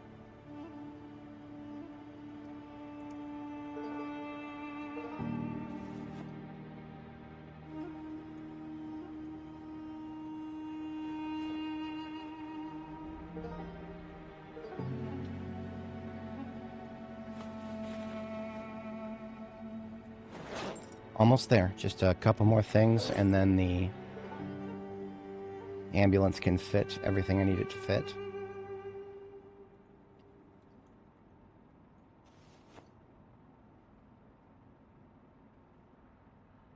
All this calorie-dense food needs to stay in here.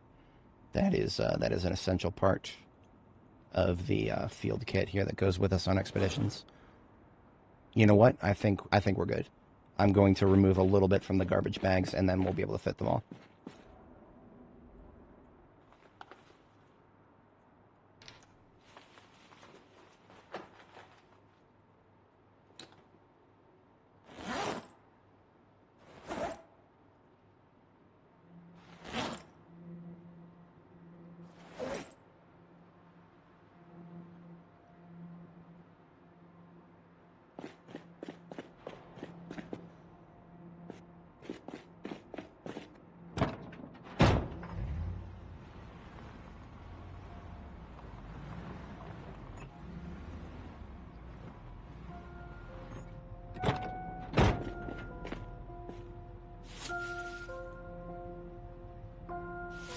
Just leave the tarp behind. It's whatever.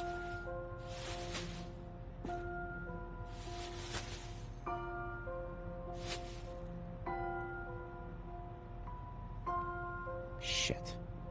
What are we short by? Like something pitifully small. 1 scrap metal. Okay, 2 scrap metal. There we go. Talk about your min-maxing.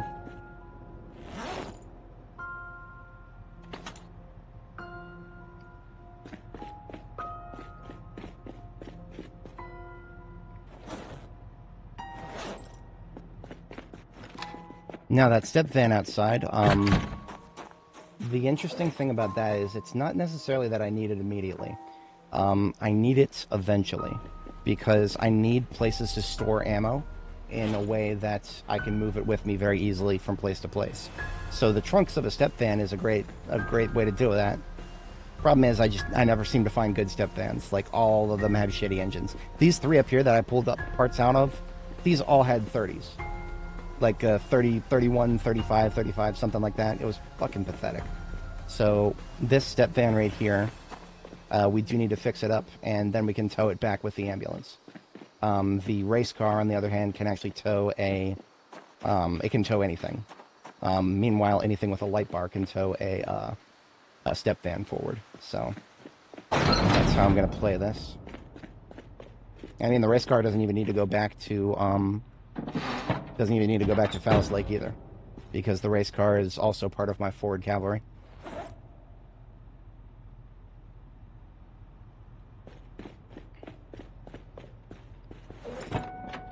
With that, the entire ambulance is full. Yes, okay. Oh, that's what was supposed to be in there. A bath towel.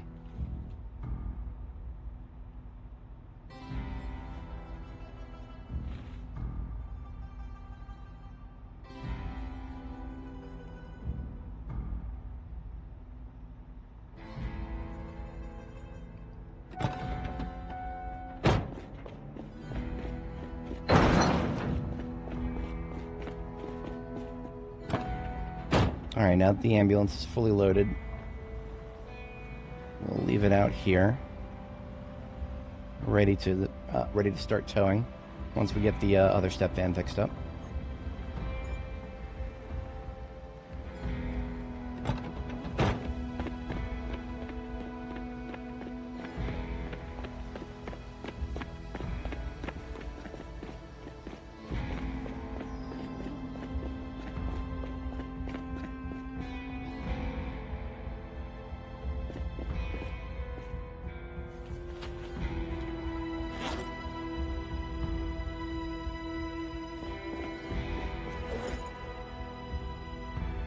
And this was going to be... You know what? This still is RTV.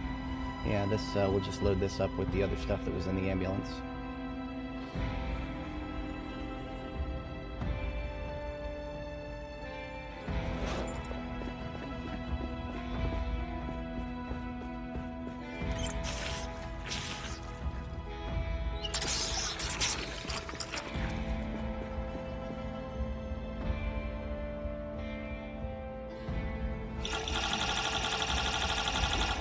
so this is our dispenser of milk. I believe that is going to leave us with just 5 liters. Yeah, you know what I'm going to do? We're going to churn those 5 liters into a stick of butter. Just 1 stick of butter. So I'm leaving behind all of those cups. We're taking the bottle.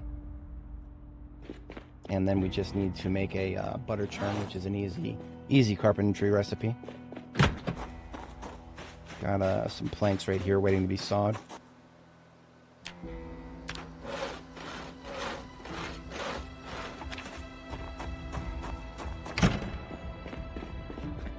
I'm going to put the butter churn over here next to the table.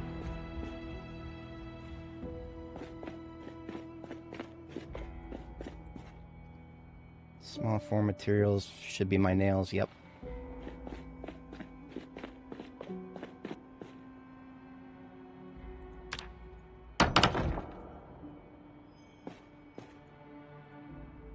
And now we churn 5 liters. We have 5.7.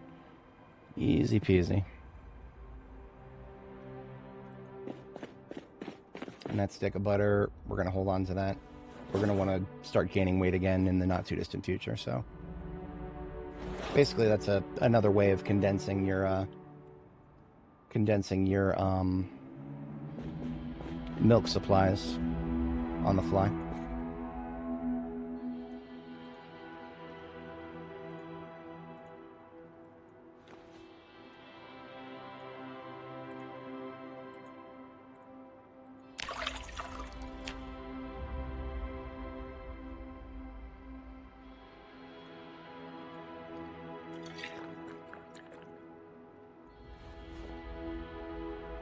Now this other dispenser bottle right here has another 15 liters of milk in it still.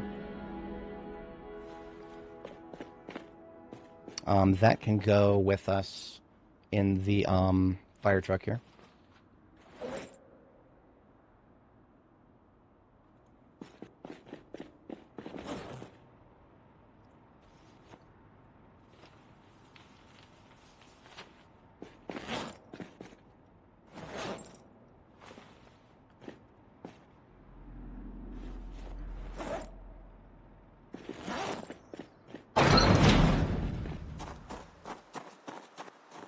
Alright, now we're going to go find a donor vehicle, finally, to fix up all the parts on the step van there.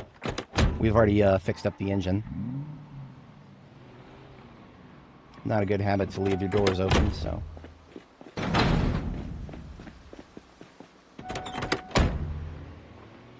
Look at this, the battery in this thing. It's only been less than a week since I've driven it. That's a little sus. I'm a little sussed right now.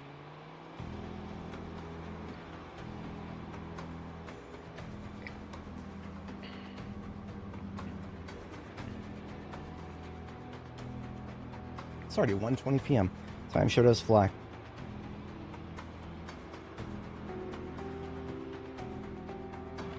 Alright, so I remember seeing a van.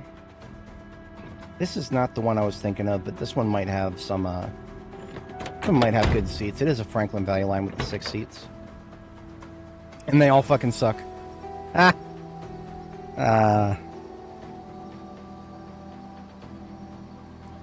I'll take the performance muffler. The tires are performance.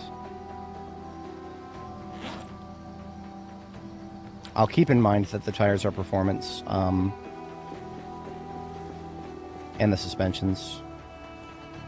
So if I need tires, you know where to find them. There was another van over here that I don't remember what... It looked really pretty. I just remember that much.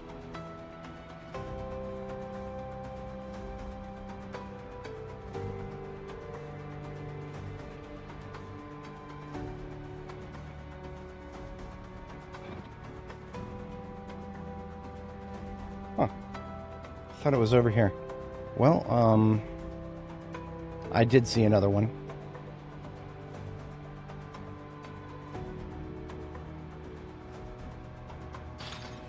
Shut up.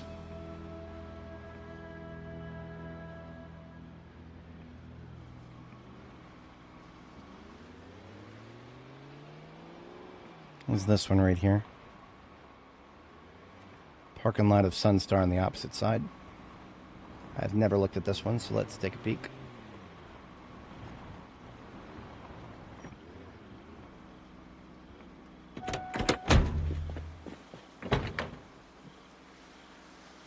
Performance, a couple good brakes.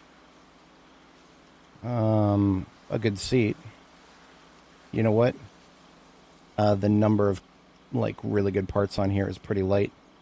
The rear left tires seem to be, rear left tire and rear left brake seem to be the star of the show here.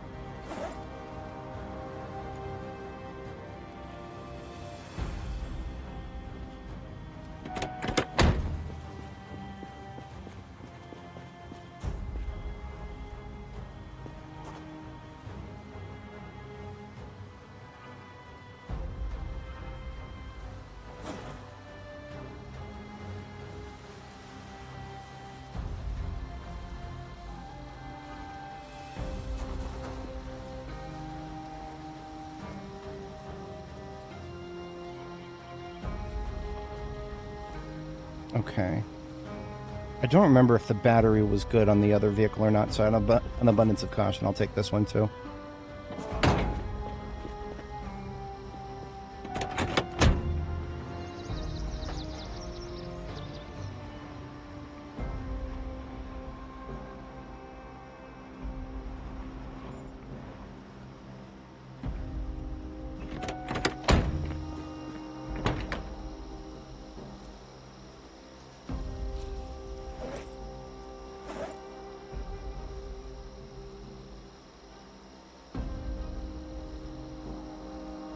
Yeah, for the rest of the undercarriage, we'll take this one.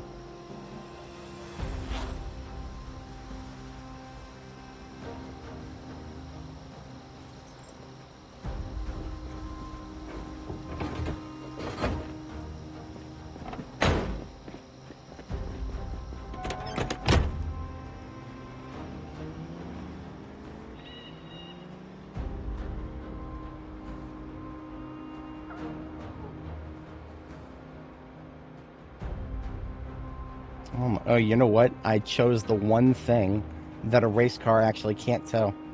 Or at least not, you know, it can't tow it beyond, Oh, you know what? Okay, here, fuck it. This is the van I was thinking of right here. For some reason, I just didn't see it on the way down.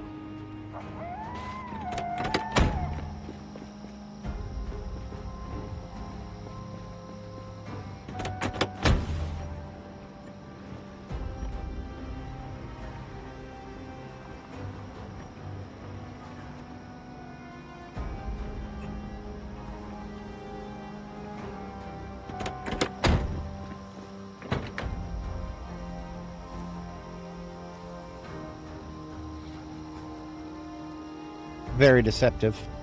Very deceptive appearance. It's actually dog water. Fuck. Every time I pass this thing, I'm like, wait, that's probably got good parts on it. No. No, it doesn't. They all actually suck. Let's check this bull driver around here.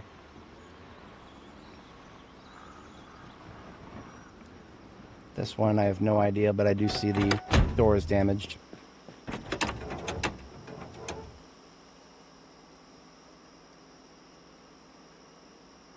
I'm going to take the suspension, and that's it. Front to right.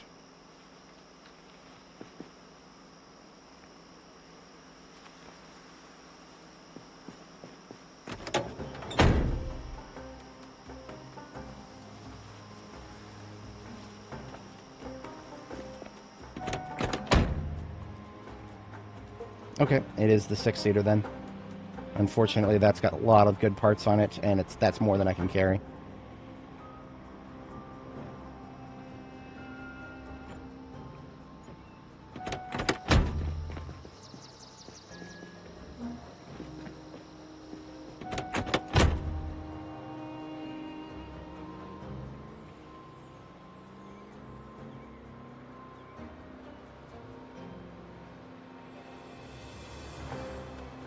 Mind-boggling that if the value line is too heavy to tow forward and make it into third gear, but a step van we have no problem whatsoever.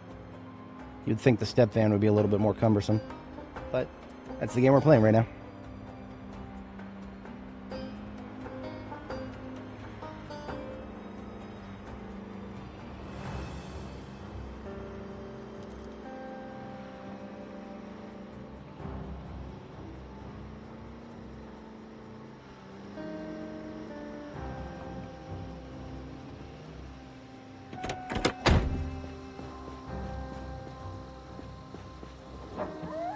I don't think it does, but would be an interesting thing if it did.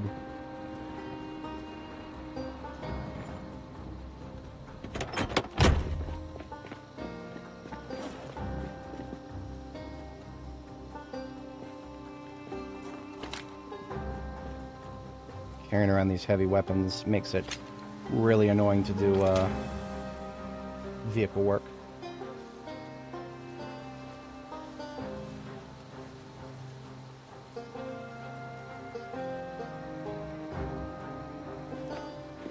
Now I can do vehicle work much more easily.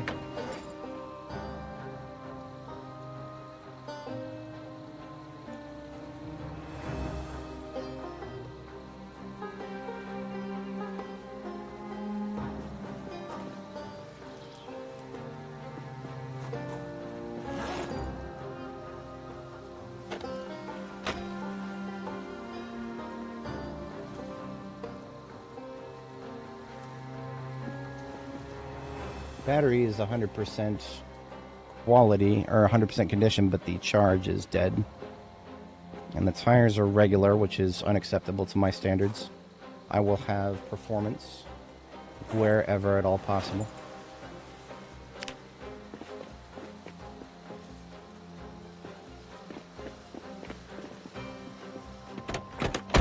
Especially because performance tires fully inflated are actually your key to being able to tow it forward with certain vehicles that are a little weaker than the race car and the ambulance.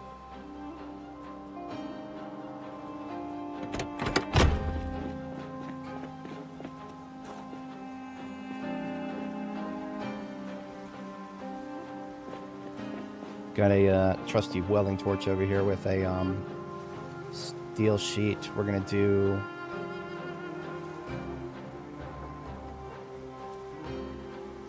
I don't know. We might have some doors that are perfect up there. So we might not actually need more than one steel sheet. This one is going to be for the gas tank.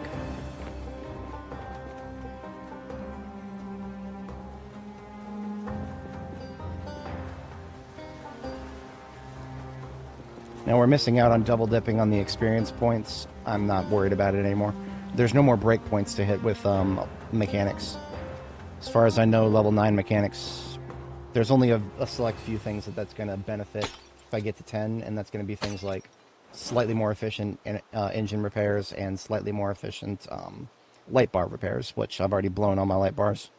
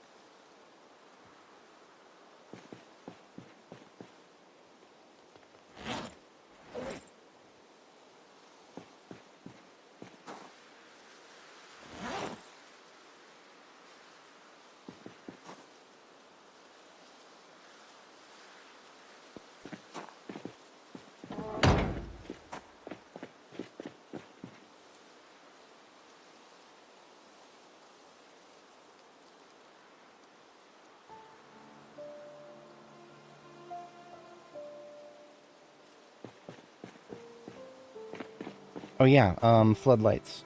We can now craft a battery connector and stick a battery in it from the radio we disassembled.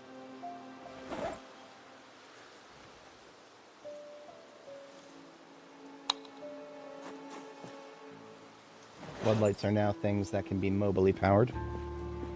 It is our privilege as level 5 electrical.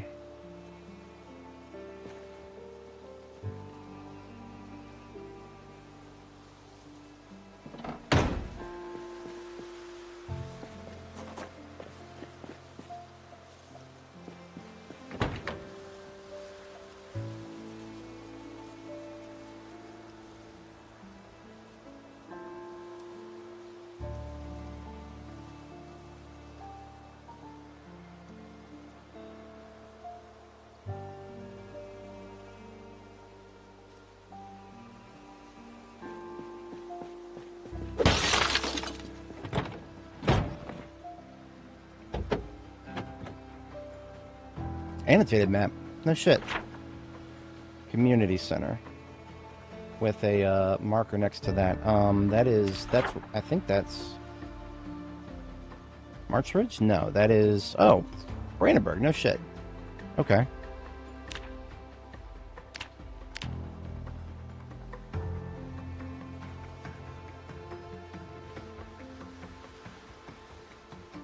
Come on, where's my question mark?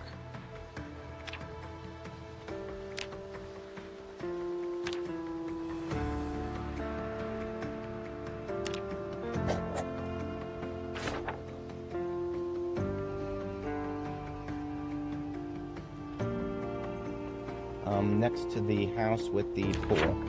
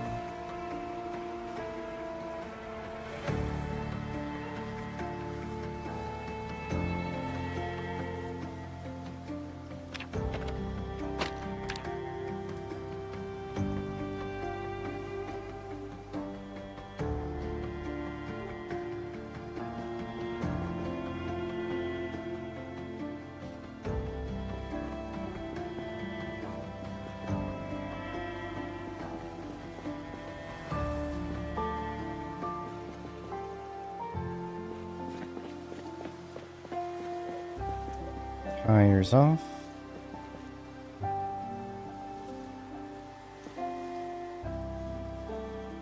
Ugly brakes out of here.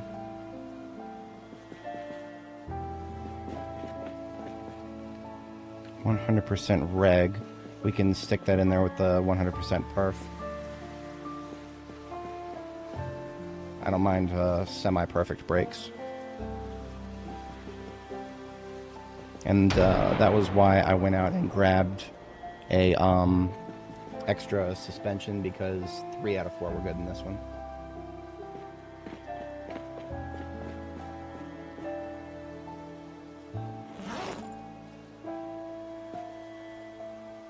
And we have one perfect seat. Here is a second that's not perfect, but good enough.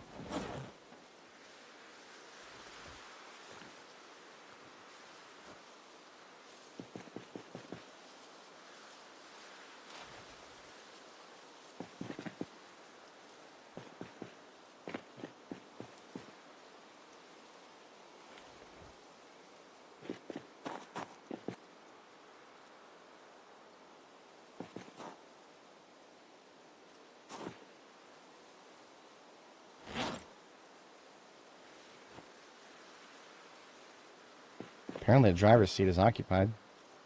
By what? There's a fucking corpse in there. What? I don't think I've ever seen that before. Okay. No, I have seen that before, but not on this character. The hell was up with this lady? She's just dead. She's just dead in the car. Okay.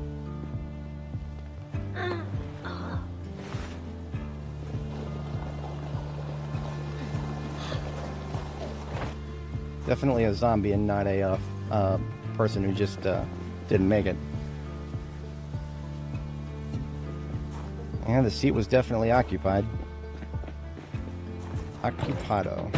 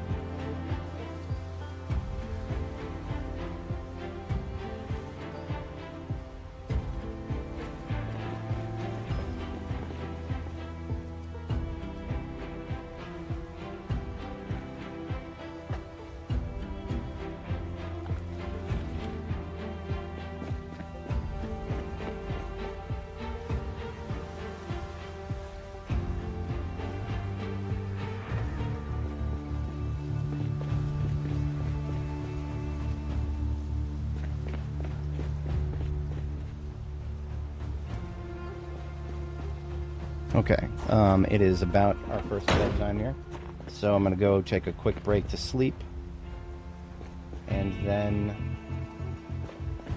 we will return and finish the fight. We should have replacement stage. Yeah, we have replacement stage for all the parts now. Just got to peel the old ones off and put the new ones on. Easy peasy.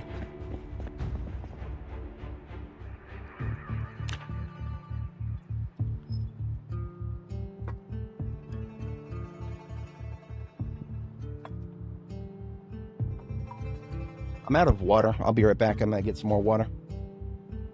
Just about 30 seconds. Stay hydrated, folks.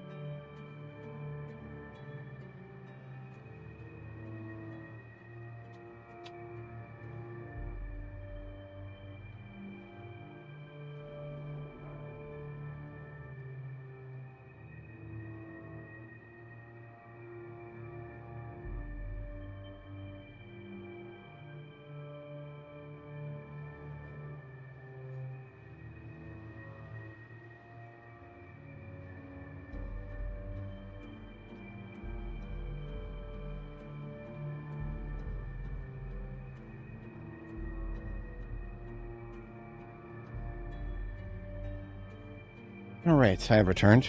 Appreciate everybody sticking around. This is unacceptable. One of my lights burned out.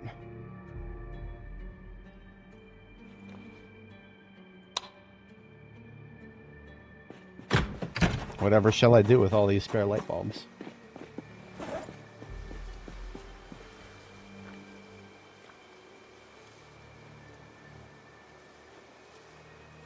Alrighty.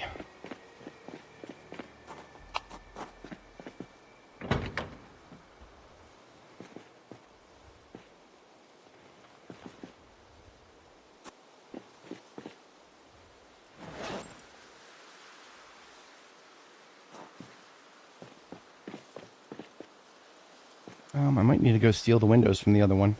Let me get the crap off of the bottom here first.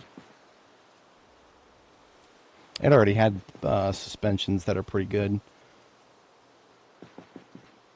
Yeah, these 300s, those are already performance.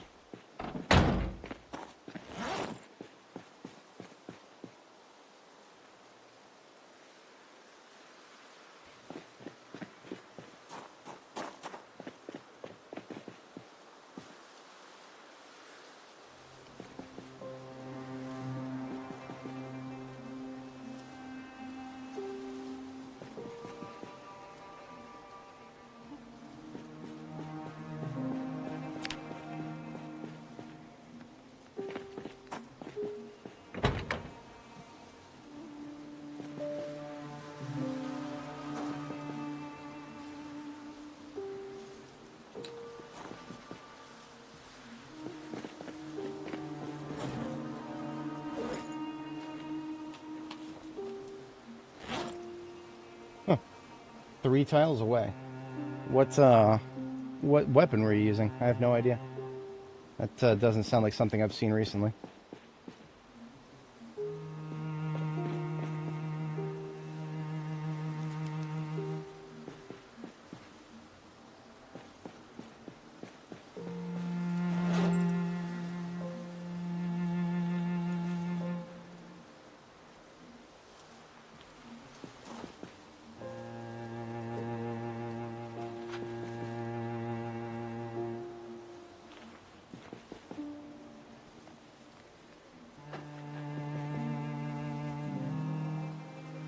Total breaking force 119.4. That's not bad at all. Even though one of them is regular.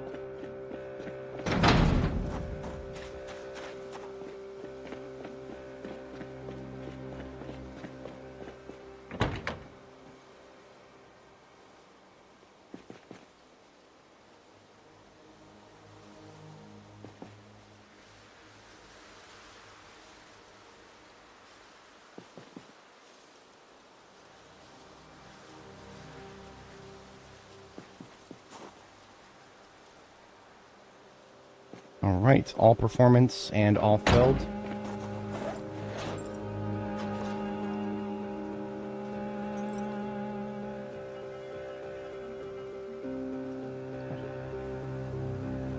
Alright, iron and jack back into the satchel. Tools back into sus.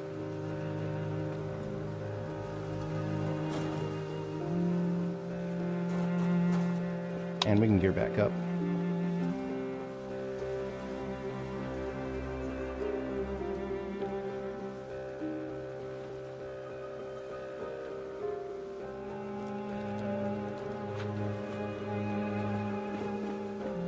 We'll stick a can of gas in it from the ambulance. And then both the ambulance and the step van need to get filled up on our way out.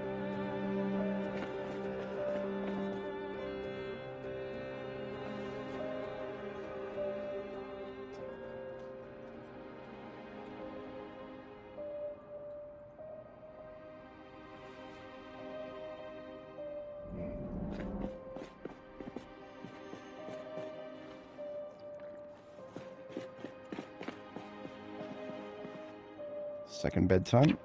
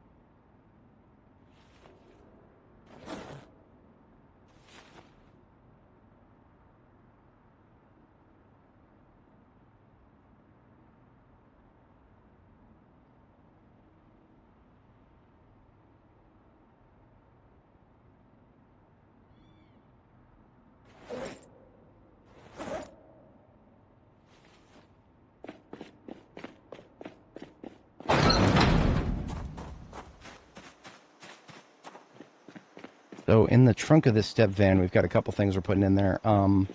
Since we're pretty much done with this place, we can take the battery-powered floodlights too. Actually, those are probably going to go in the truck, as the truck is a forward combat vehicle. So the truck needs to have anything that would provide illumination for something like that. So definitely doing that. Taking a performance. This car battery, we just got to leave it on the charger.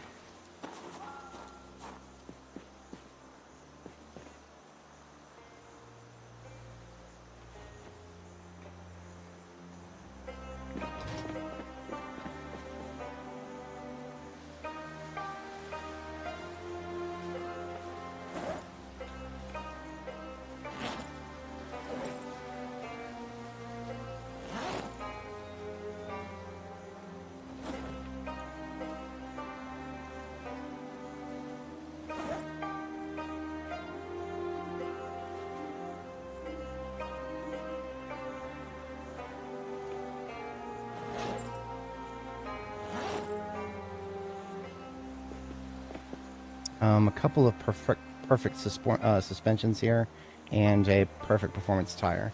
So those can all go back with us too.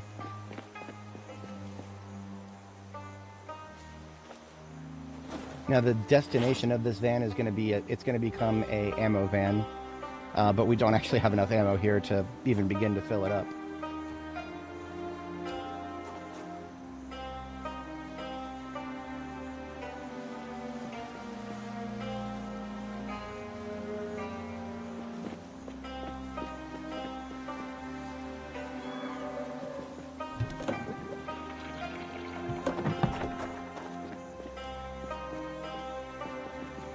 All right, let's bring her to life.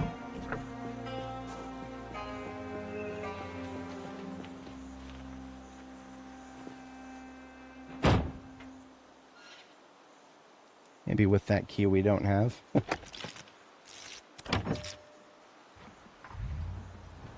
She lives. Before we hook her up, we're going to go and grab the... You know what? Let's take all the propane, too. Should have plenty of propane in the Ford truck. This is all here for vehicle repairs, but we're not going to be doing vehicle repairs here anymore, so... Or at least as far as I can tell. These are sports car parts. You know... We'll take the glasswork and the performance sus.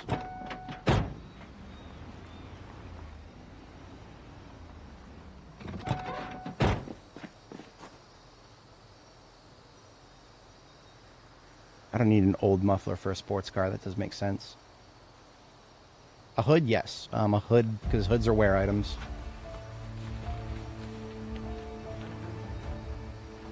We'll absolutely need a new hood on one of our race cars someday. This garbage bag full of spare engine parts onto the passenger seat with that. Except I can't pick it up, it's too heavy.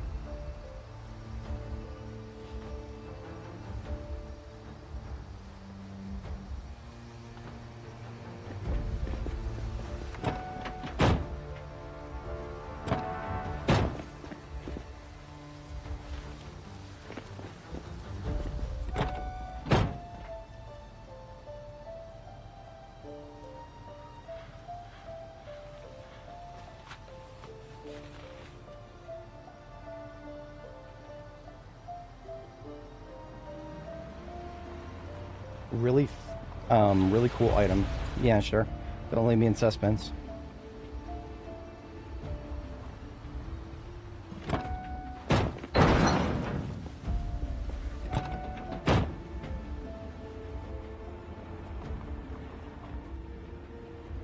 Alright. Ammo straight into the trunk. It's about 50 encumbrance of ammo. Should be a perfect fit. Yeah, we've just got like about 20 encumbrance left in there.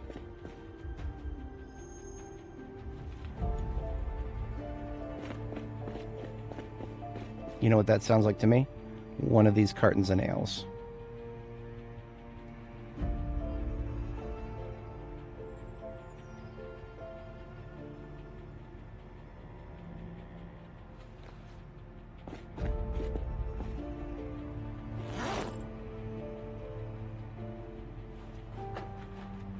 Perfect.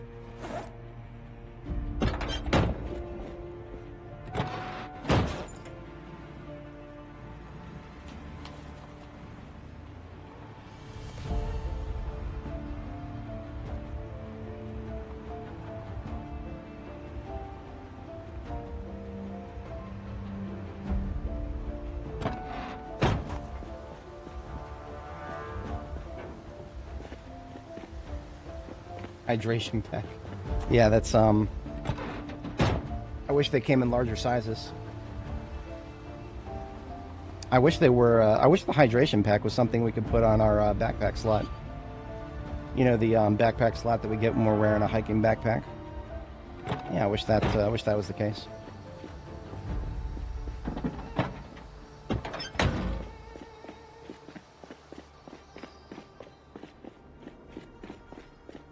Okay, we're about ready to close up shop here. There's a little bit of stuff in the freezer here. Taking that.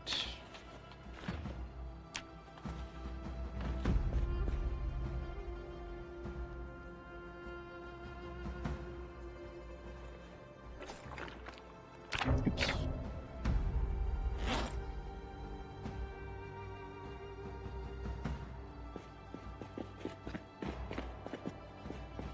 You know what? One of these fire extinguishers can go into the combat vehicle, just in case. I feel like that's necessary.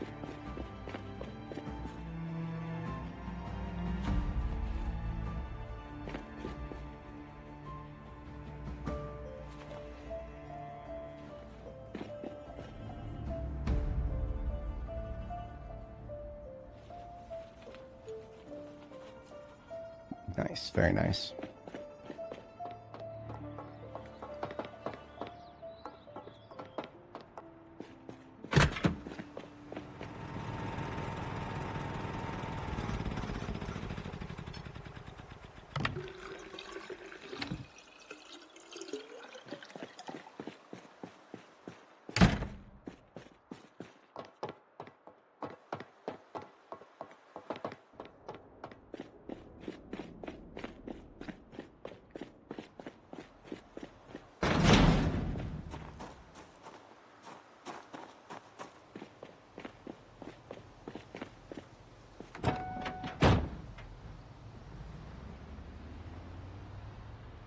Alright, convoy is a go.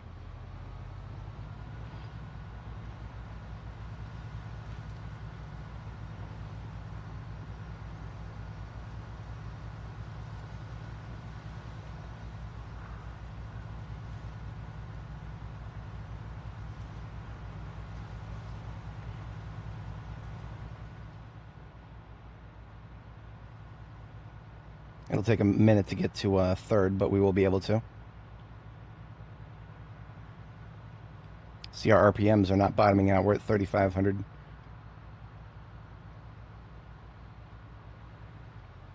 There we are.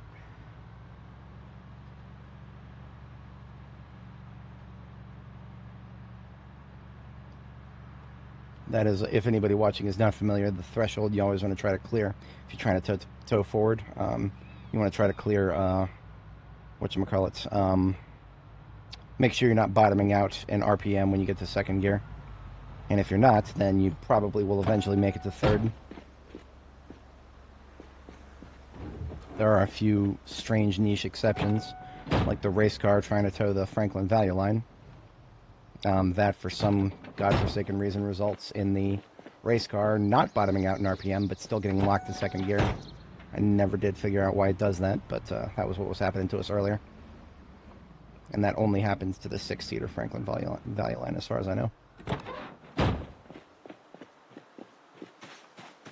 I'm just operating under the general assumption that the pumps here have more gas in them than the ones at my base in Fallis Lake. I have no idea if that's the case.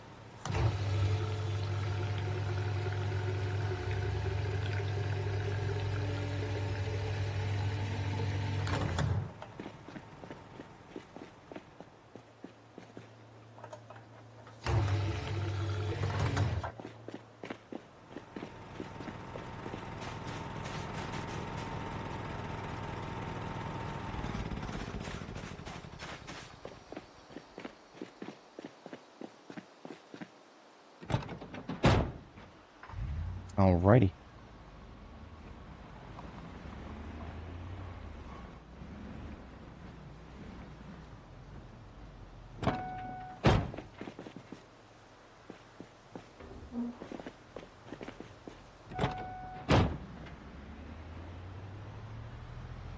Northward we go.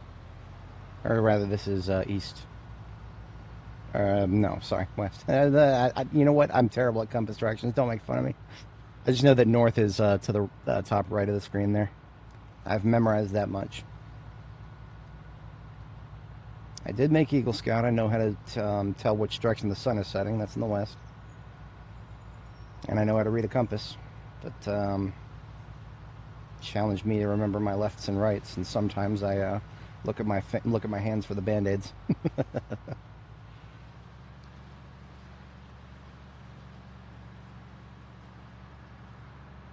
There's third gear.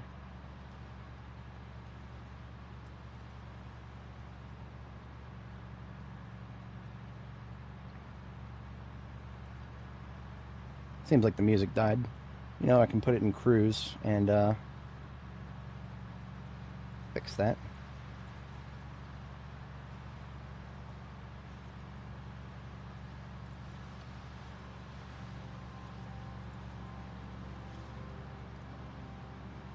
Music will come back in-game whenever we engage some zombies. I was really hoping to see some patch notes on that. Fixed music turning off after not fighting zombies for too long. The people who play in builder mode, or whatever the mode is where zombies don't spawn, they must really hate black music.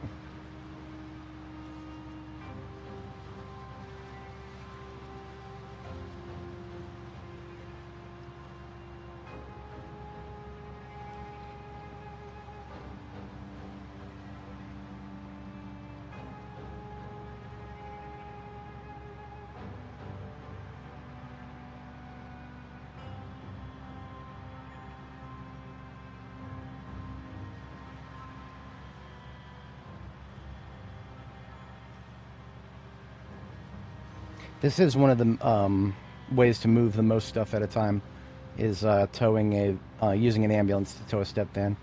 I think that unless you're willing to tow backwards, which locks you at 30 miles an hour, we're moseying up. We're probably like about 50 right now. If we manage to get to fourth gear, we'll get to 60, but I don't know if we can get to fourth gear. We've been stuck in third for quite a while here. If we were on a highway, I would try the fishtailing trick, but no, not on a highway.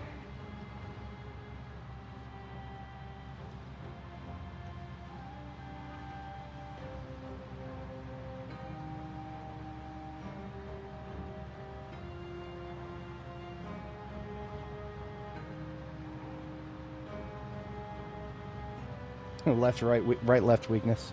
Makes sense.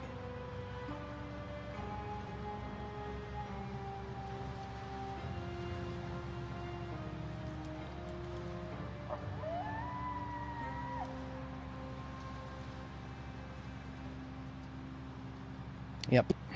It happens on occasion. Rare occasion, but happens, definitely. Especially when I'm trying to abstract something beyond the notion of right or left, right?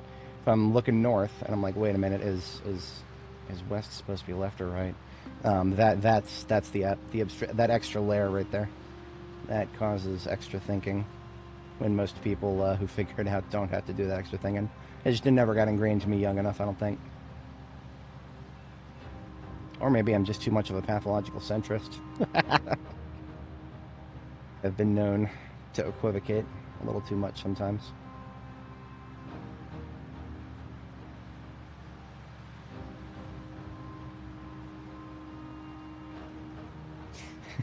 So many jokes I can make.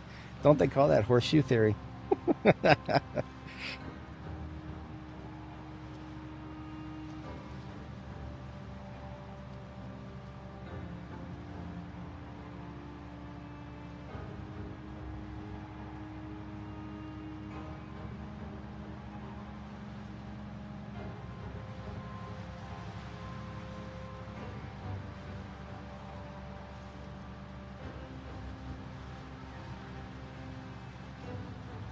If anybody watching was not here when we set up our main base, it's in Phallus Lake at the gas station. And it is a lovely place. Got all of our metalworking infrastructure there, which I'm going to need to make a couple new swords. Our current sword is down to half capacity, so it's still good for quite a few more kills, but they're not as efficient kills. So we're going to want to reforge this sword and then make 4 more, something like that.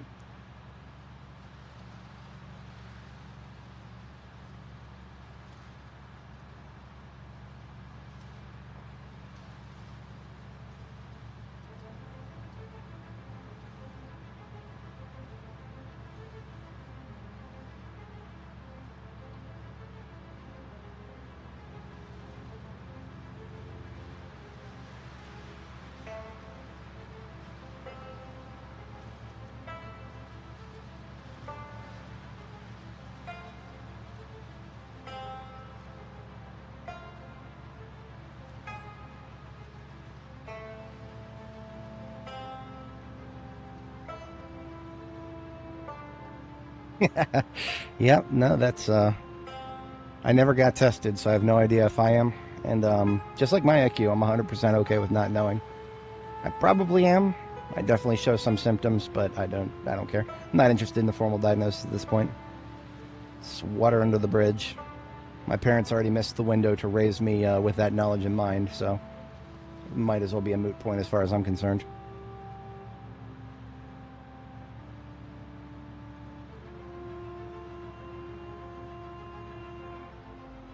Here we are back at base. We got the only crops we have growing right now is 1 row of carrots.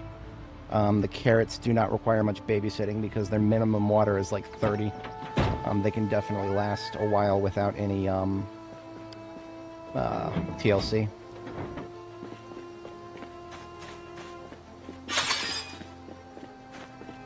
And what I'm going to do is just drop off the garbage bags of loot that we put into the ambulance and then just move it out of the way.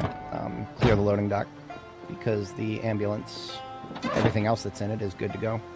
It's part of the standard expedition kit.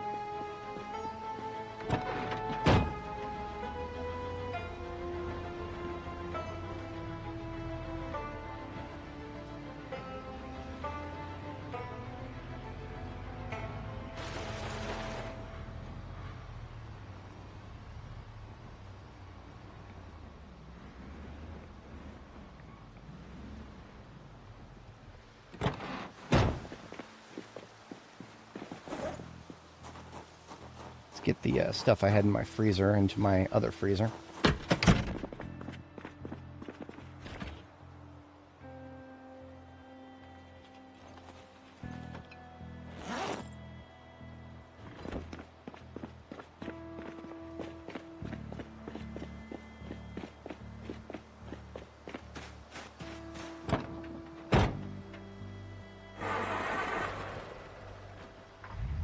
First thing I'm going to do actually is not drive in this side just yet. I'm going to leave the car parts where they belong at my local area workshop here. Ooh, don't turn too hard. It is a tight corner there. That's for that first step. It's a doozy.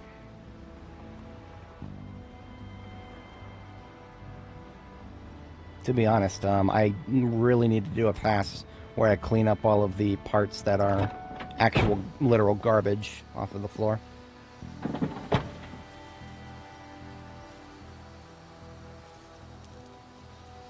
I need to do something separate with sports vehicle parts. Let's put those directly into my backpack.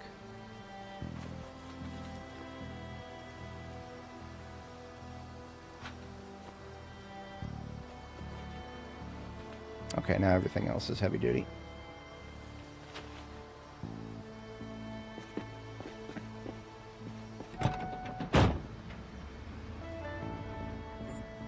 I don't have a good separation either for where to put,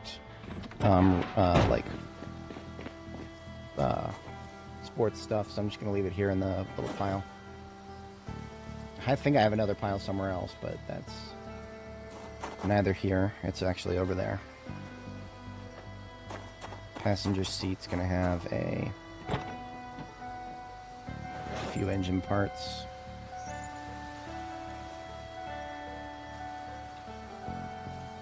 Bunch that I gotta take out before I can even pick up the fucking bag. Still can't pick it up.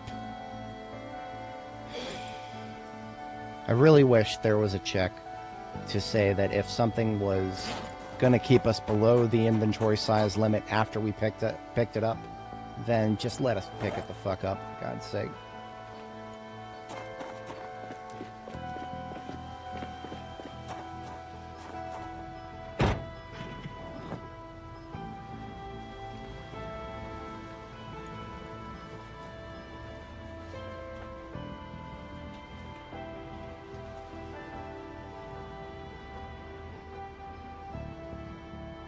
Alright, now we've got to drop off for the welding department here.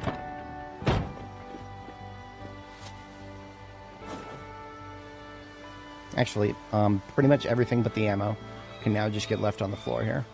We will do something with it. It's right next to us here.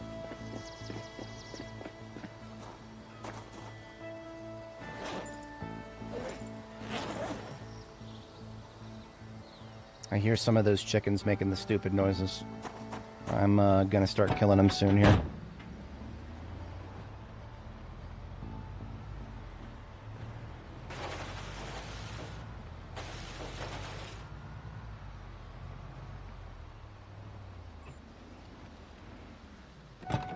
That's right, the other part, the other bunch of sports car parts right here.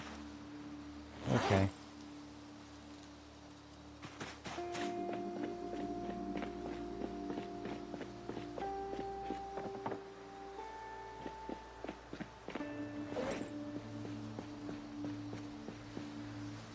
You know what? This is my storage for sports car parts now.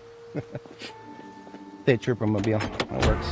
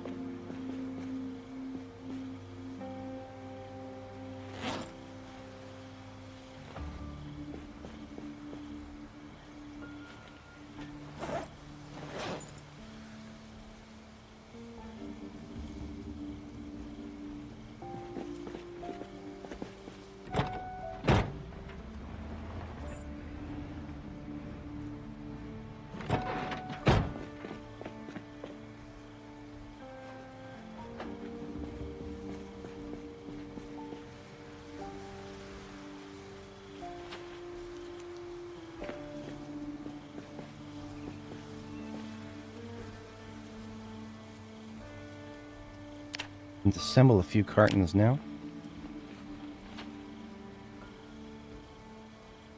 Or maybe just one.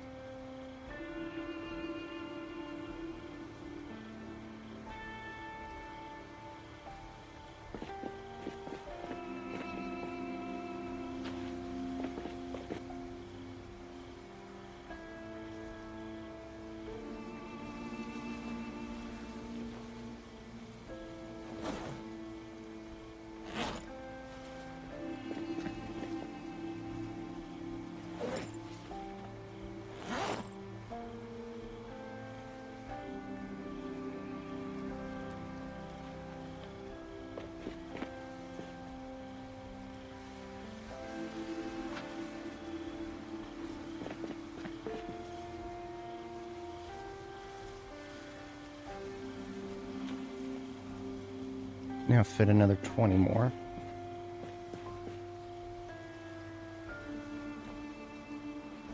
A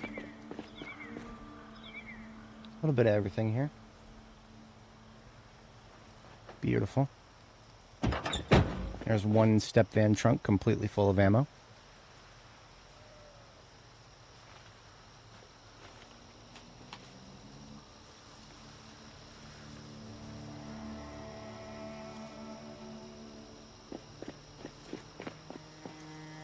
This is my logging van. This is my sack. I'm sorry, trailer. That's my logging trailer, sack trailer.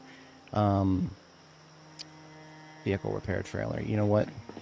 One of those trailers needs to be emptied out, so I have a empty one.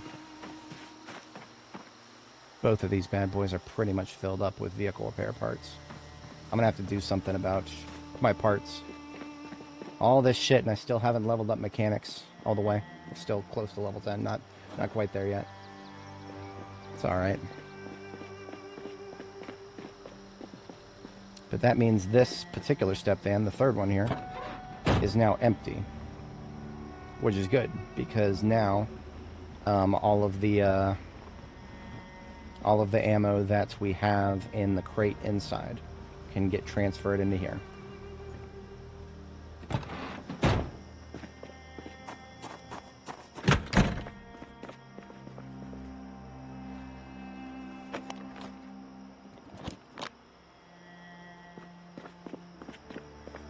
I'm going to need to be building different types of drying racks in the future, so one of the reasons I keep bringing home more long sticks.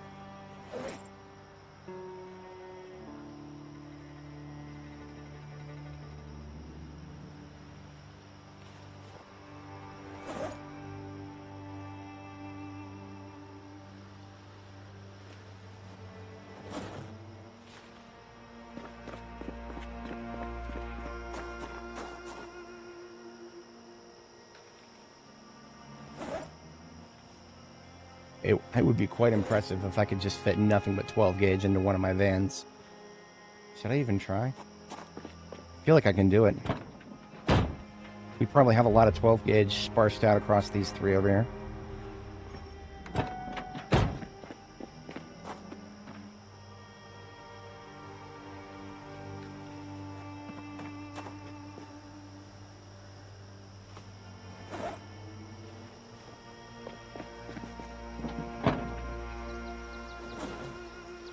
We might be able to do it, dude.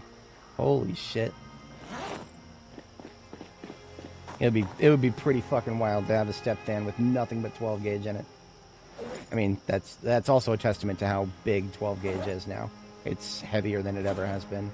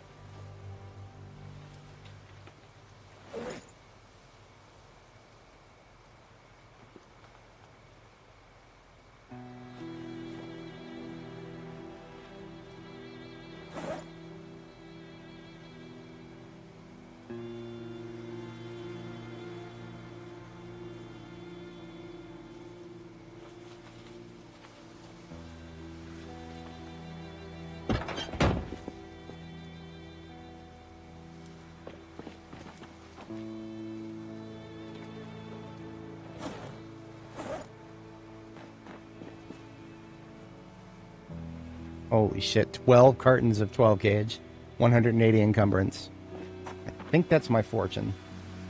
I don't think I've got 12 gauge cartons anywhere else. Well, I'm about to assemble another one. Yeah, that's, we've got enough loose boxes that we just combined here. Between that random one that was on the floor inside, we had 11 out here. So there'd be another,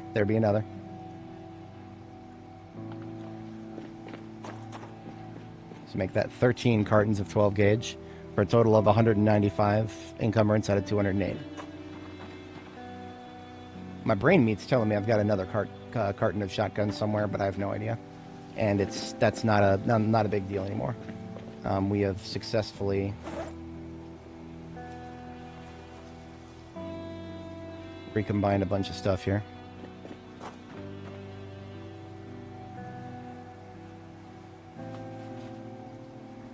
So that's a perfect fit for this van. So Plonky Mobile is completely full. White Step van here, henceforth known as the shotgun van, is close to being full of nothing but shotgun.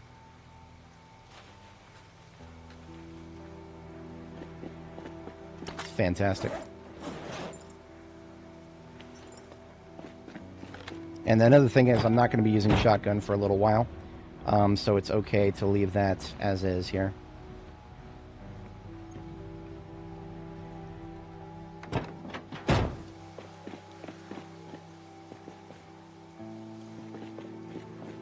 This van right here is this trailer is my library. About 100 encumbrance of books. Some of which I'm completely done with.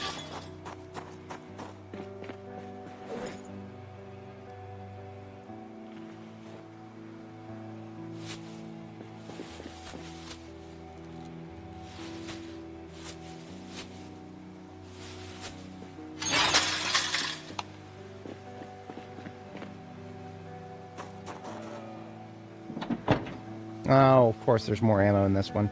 That's all right.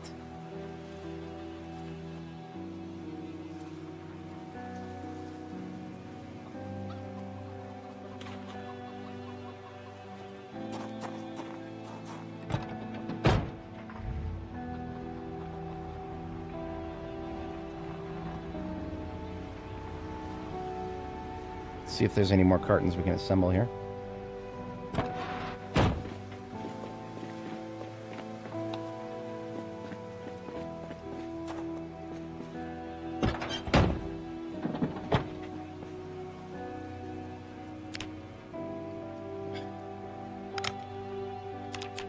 Definitely need to get some of those battery-powered lights out here.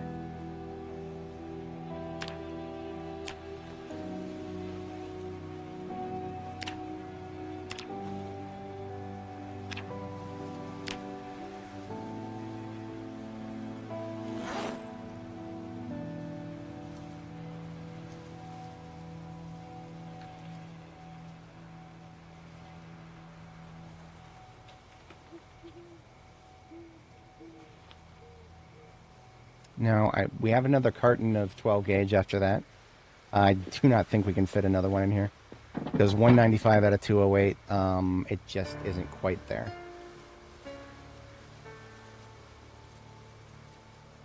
Of course, I can put it on the passenger seat. You bet your sweet ass I will.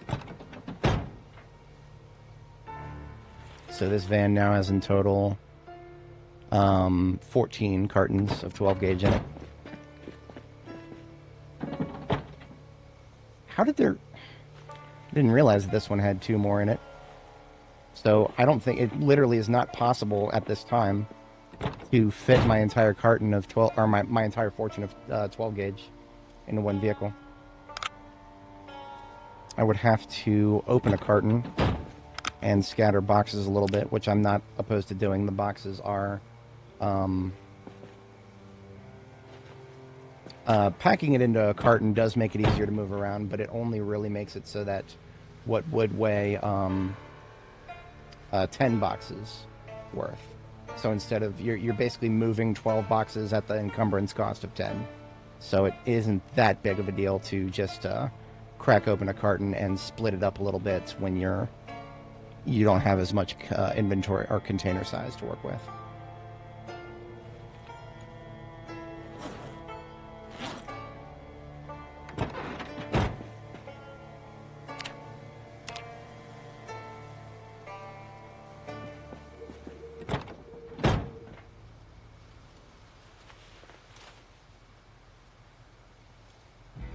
Okay, so that's 14 plus 2, so 16 cartons total.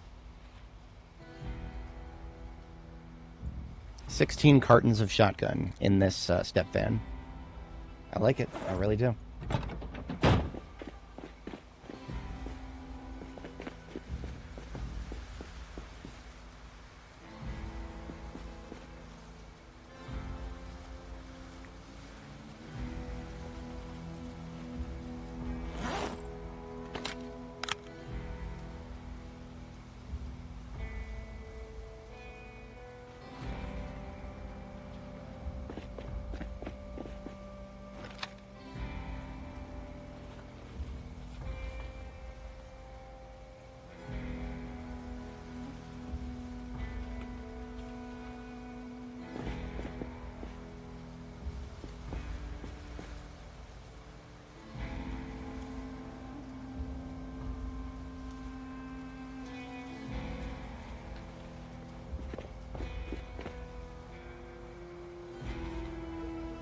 We'll 3 out of 204 in Plunky Mobile now.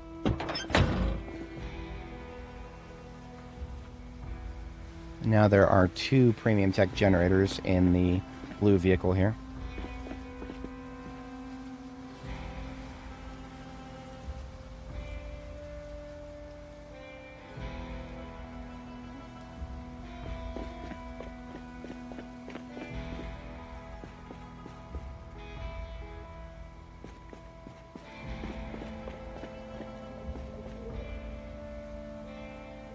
Doing some quick math. We can fit a lot of what is in the LBMW into the blue step van now. And that's what I want to do. What I want to be doing with my ammo is consolidating it so that it's in as large of a storage container as possible.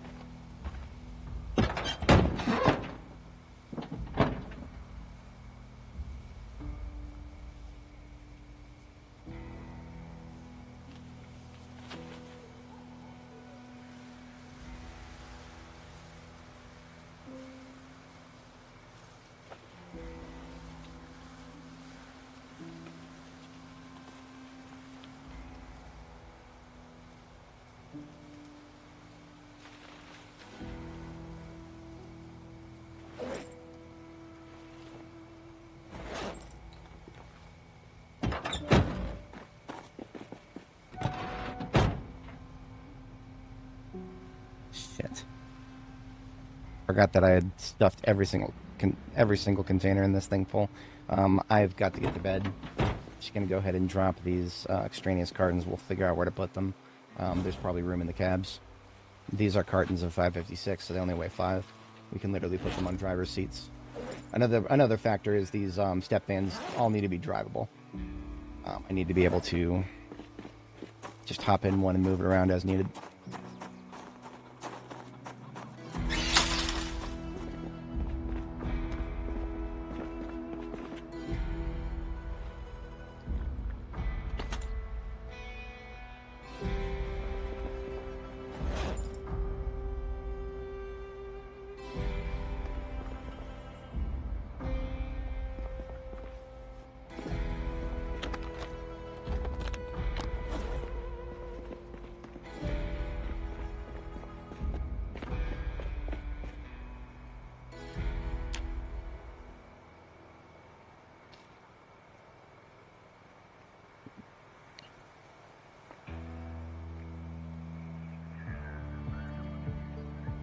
Couple more games on my Steam wish list are on sale.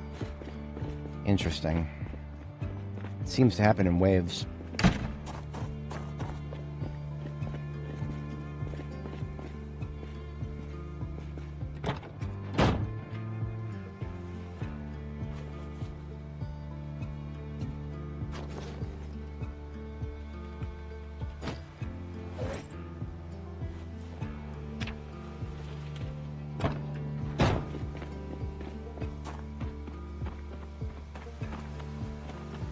Needs to be 18 sacks in here, so 16, 17, 18. Now I can put that back where it belongs in the sack carrier.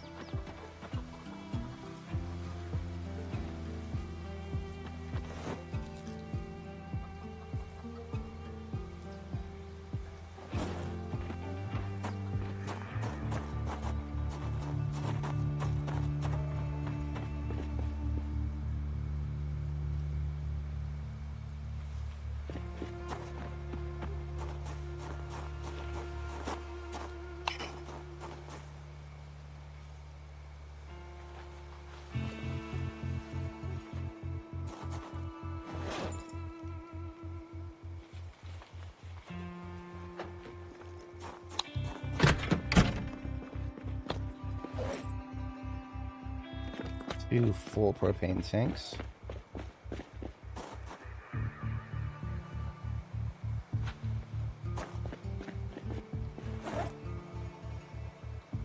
Couple not so full.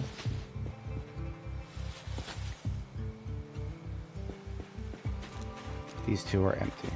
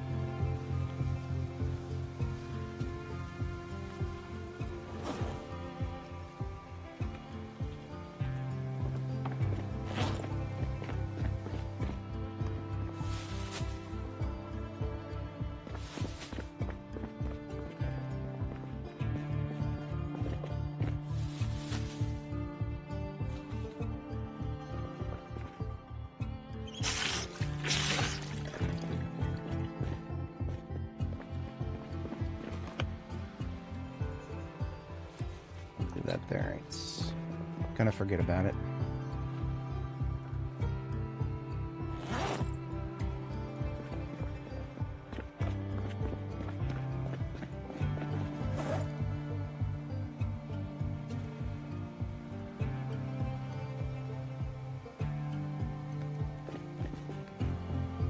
All these are full, so I do have to drop stuff. Hey. Okay.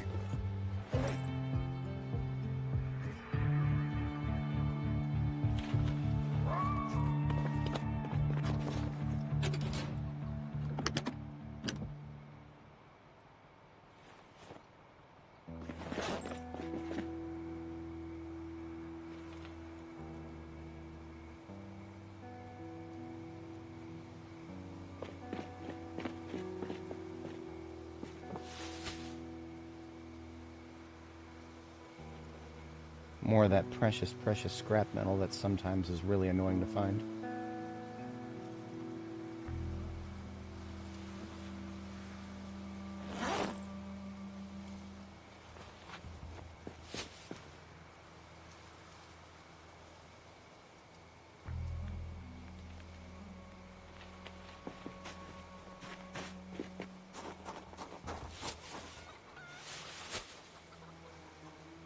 I'm gonna kill him.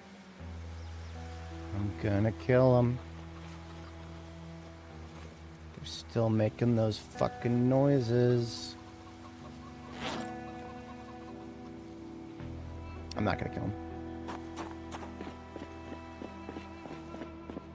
At this point, I'm far more likely to just go into the game files and disable all of the animal stress noises by replacing them with blank audio files. I'm just sick of fucking hearing them. I save their lives. I'm not...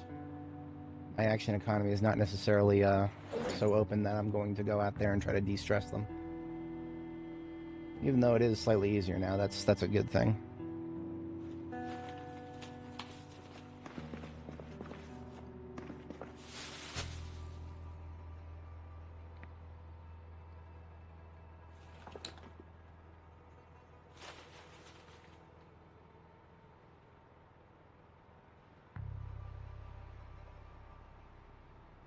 So we got lots of different bottles of dye here, but honestly, I wish we could mix hair dye and industrial dye. I kind of wish we could do that. Unfortunately, these liquids are not mixable as the air you get. Makes me sad.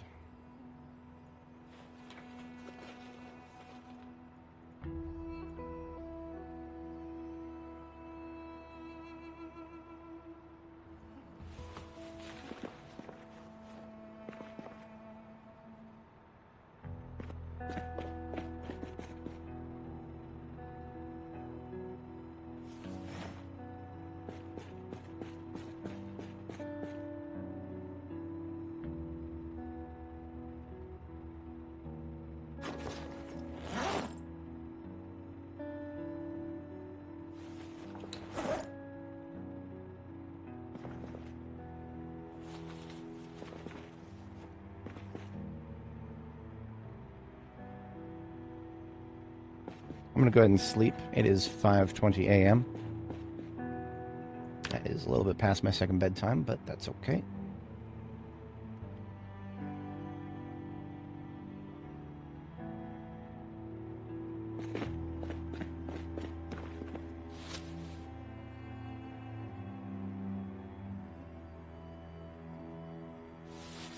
We are now going to selectively patch up this leather jacket here.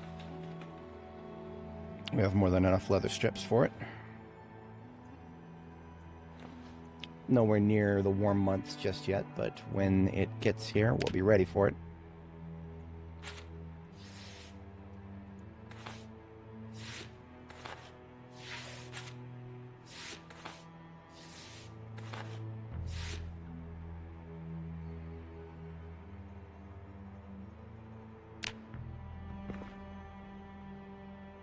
So let's take a look at our protection levels.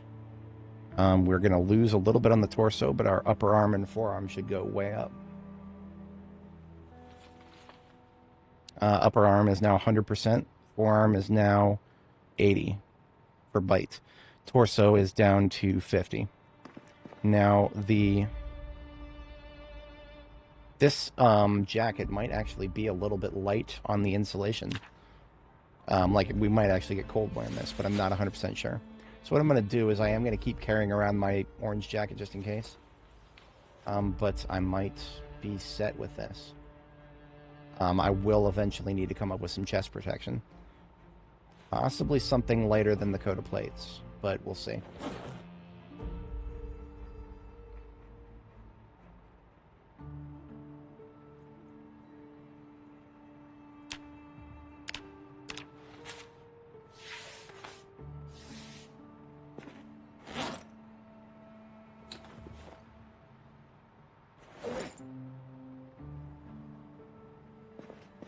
Okay, nothing else that's here can stay up here. We are going back down.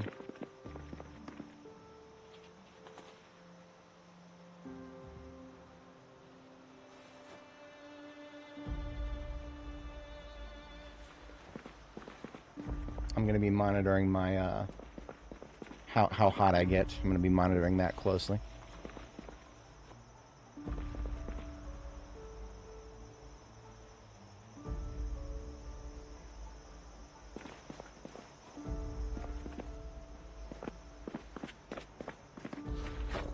Theoretically, I shouldn't be getting hot at all. Because we should have significantly less insulation now.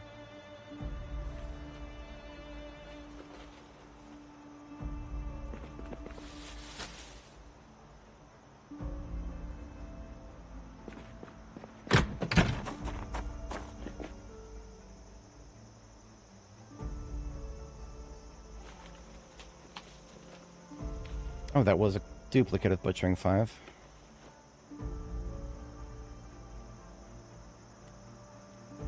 And that was a duplicate of First Aid 1.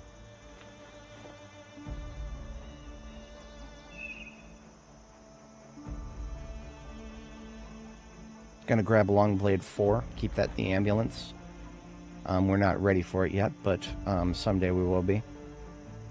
We're currently at Longblade level 5. Actually, we're we're about close to the halfway point between level 6, so we might need it sooner than expected. I'm here for it. We've already read the last cooking book, so we don't need to open the cooking kit ever again.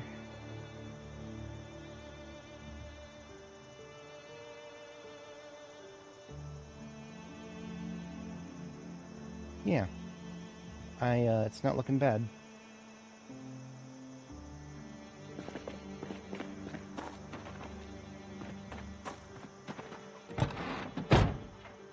Ah, there was another carton of 12 gauge here.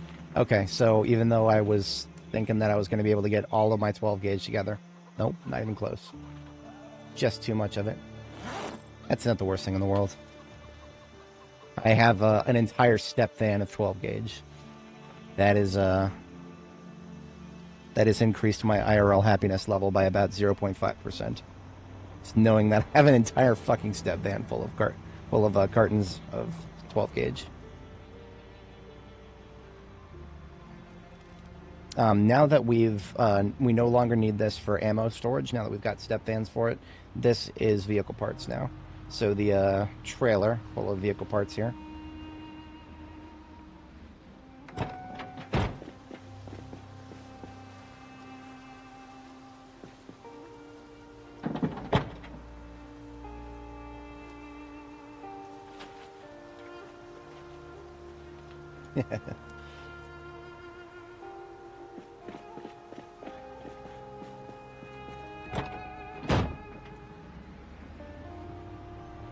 Now, this thing is hardly a good carrier for anything anyway, because it is a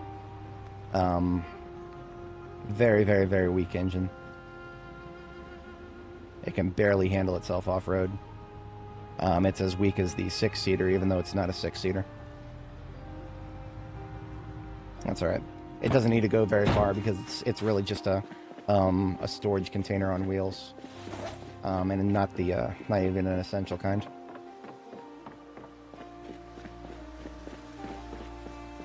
So that one's still 100% full. This one does not have any cartons in it. This one has a full trunk, but then the seats are not full. We're going to do 30-30 and a 12 gauge in the seat.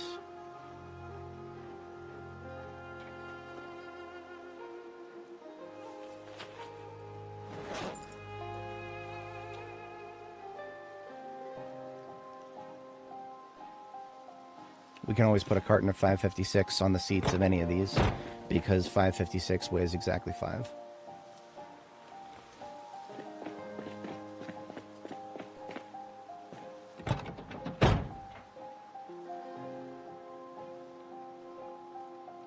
Is it worse than the 6-seaters?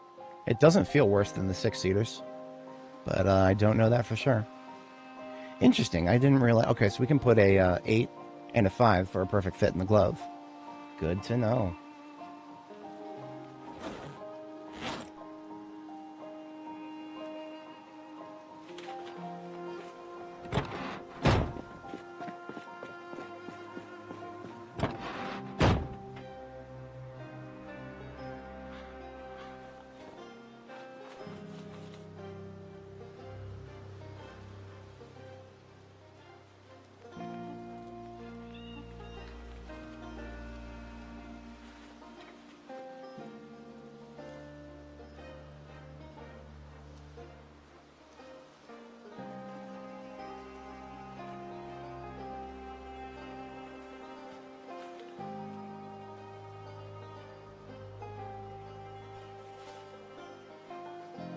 Alright, sub-containers filled in this one.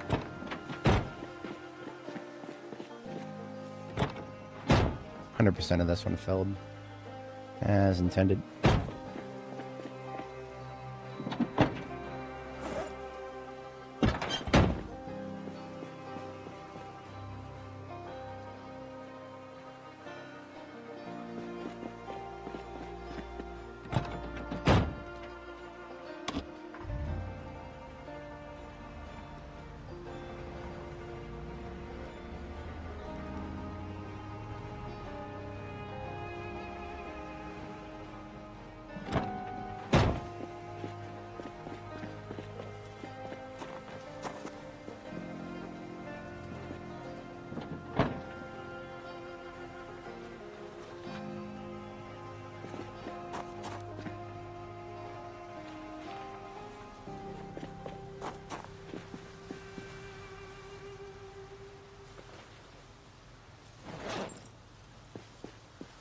This hasn't got room for, like, literally 10 more. So that's one more carton of something like 45 ACP. We'll have no problem filling that up in the future.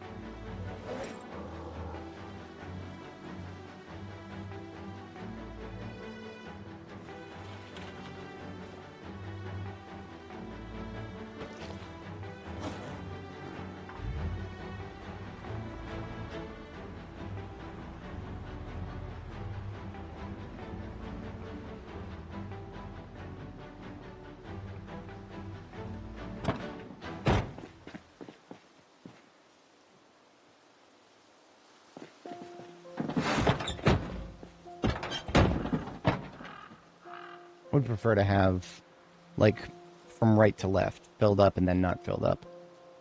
So, this one is at 201 out of 208. That's an odd number. Do something about that. 96 out of 208.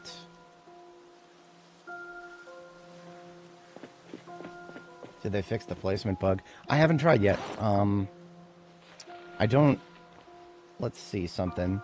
So if I'm standing on the same tile and I try to place it, I still have to move. So I'm just gonna say that no, they haven't fucking fixed it. I don't know if I'm still gonna get an error.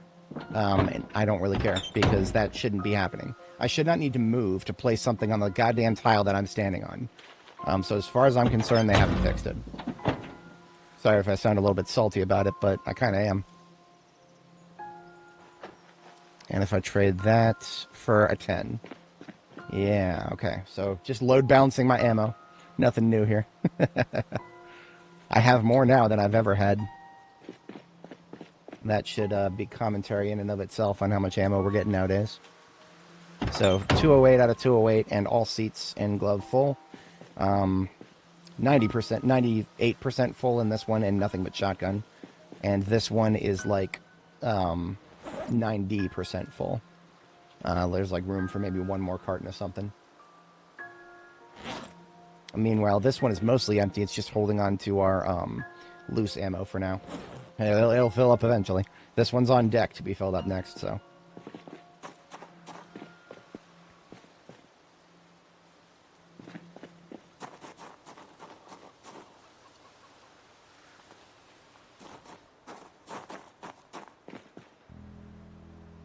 Let me check my carrots. Water level fine? Why are you red? Why are you red? Minimum water is 30 for these things. Fuck you, is it red? Whatever. I'll water it, I guess. I don't want it to be red, do I?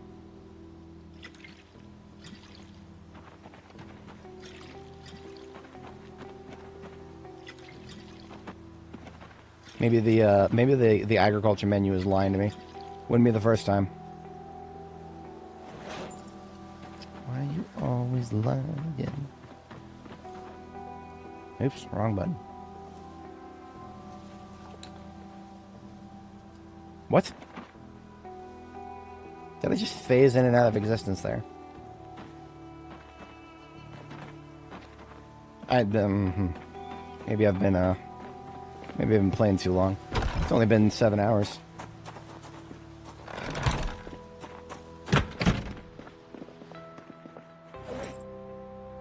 I'm liking this jacket. I'm not overheating.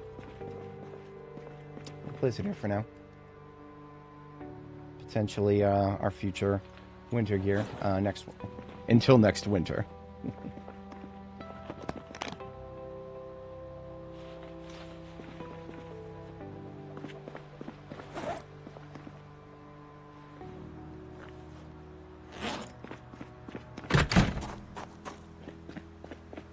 Now, I have moved this fucking thing out of the way several times, and it just keeps moving back in the way. I don't understand trailers sometimes. I'm gonna try it again. I'm gonna try backing it up out of the way so that it's not dead center in the middle of the fucking road here. I don't know if it's gonna work. It might not work.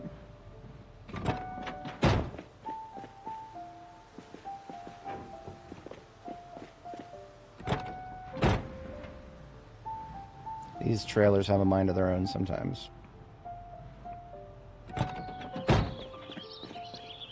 It will not surprise me if it's right back where it just was when I come back later.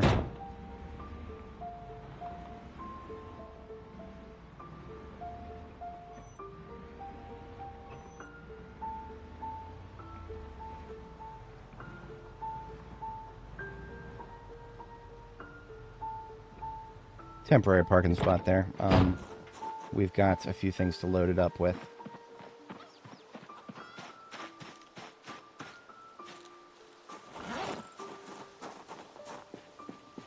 But before we load it up with anything, we need to unload. Lots and lots and lots of loot here.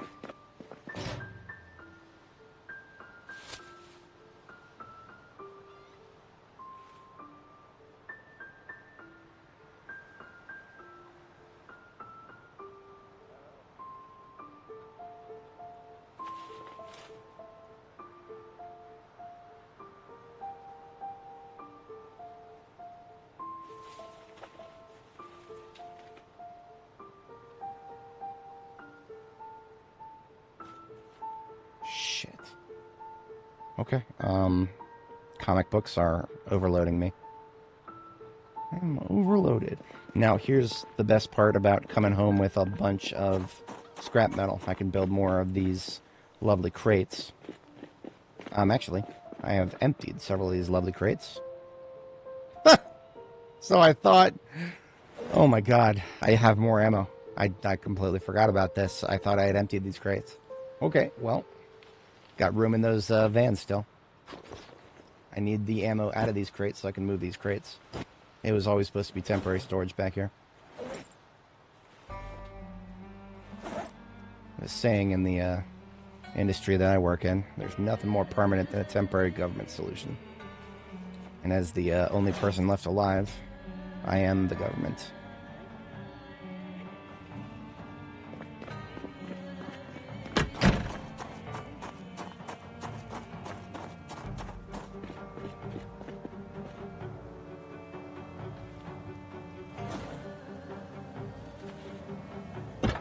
Well, make that 3-step vans completely full, and now here's a 4th.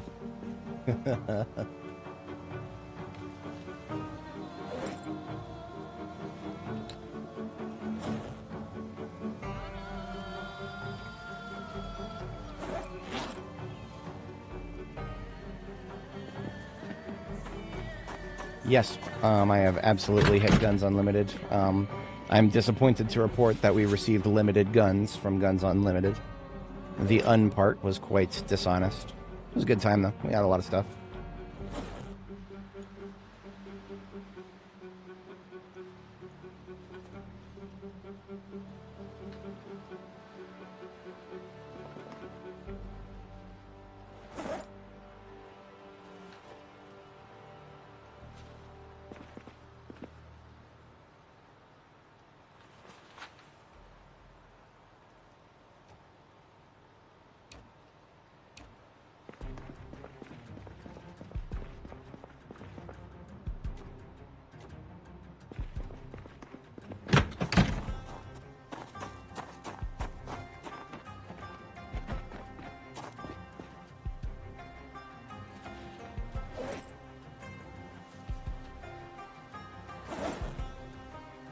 Okay, there we go. All ammo is out of crates and into vans. So we can take it with us as we go, when we go. That's a good question. Will our save survive that long? I'm sure it will. Last time we got cut off in the middle of our Louisville expedition. But yeah, sure. As long as our save survives, of course we'll hit Louisville. It is a question of when, not if.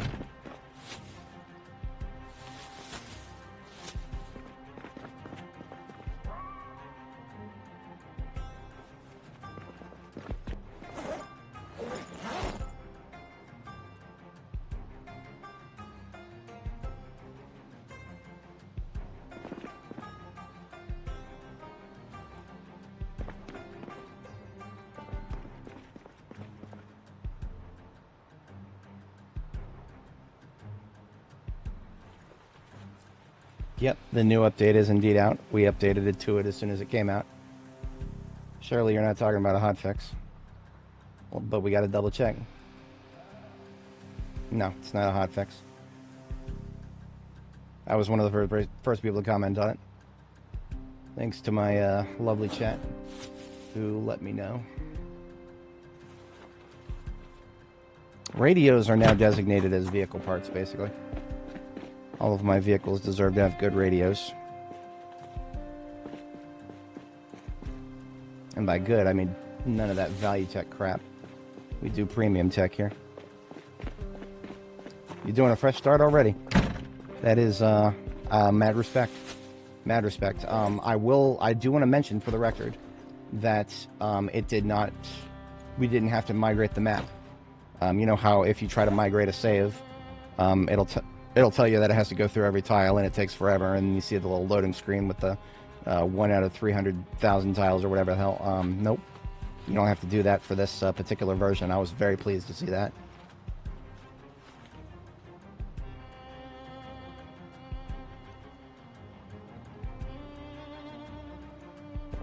Alright, this henceforth is comic book storage.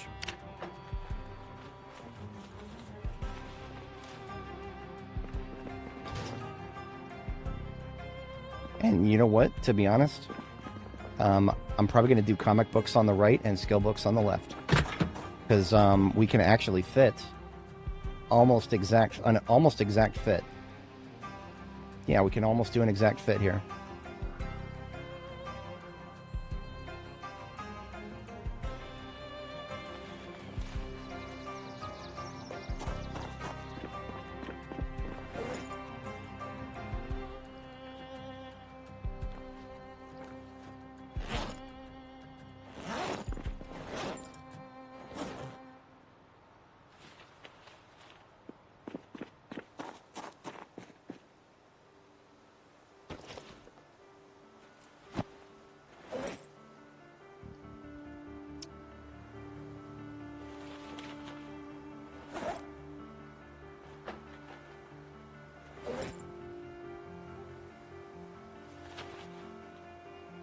Look at that, we got a free trailer finally.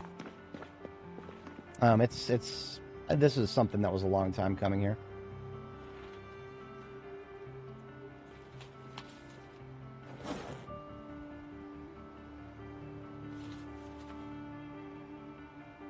I'm gonna pack fishing into a set because we do need to condense by like 1 encumbrance here.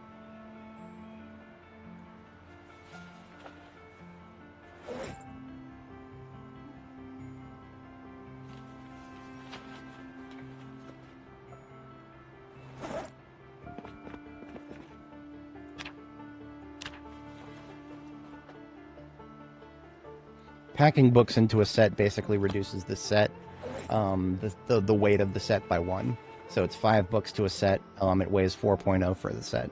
So this box is completely full of books at 104 encumbrance, but it has every single book we have except for the ones that are in my backpack right now for reading. We are missing a few. You know what? Because I have a copy of Butchering 5, that's a spare copy, I'm also going to go ahead and collapse Butchering here.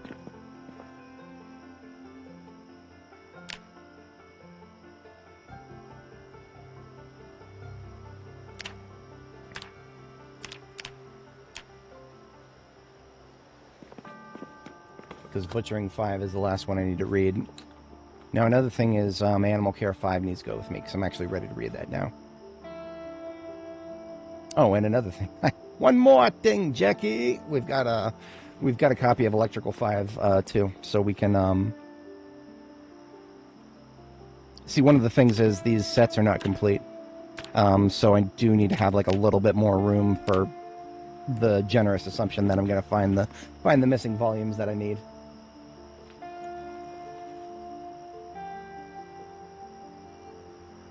Ah, no, that works. I'm also going to take Reloading 4 with me. That's another investment in my future. You know what? Not an investment in my future is the stupid Aiming 4. We still have not found a copy of Aiming 4. That's probably the single most critical book that we don't have that we need, is Aiming Volume 4.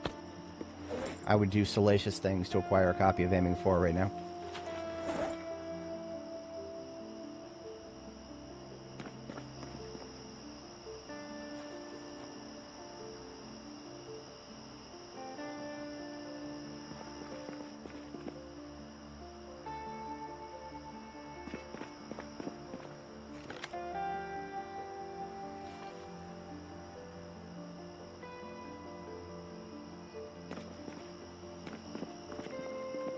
So we have a doll and we have a party hat. We're gonna put the party hat on the doll.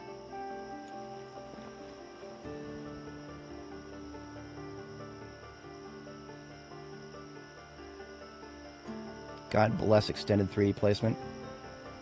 It is the best thing ever added to this game. So not only can I have my stuffed animals, but I can have stuffed animals with hats on them. Ah!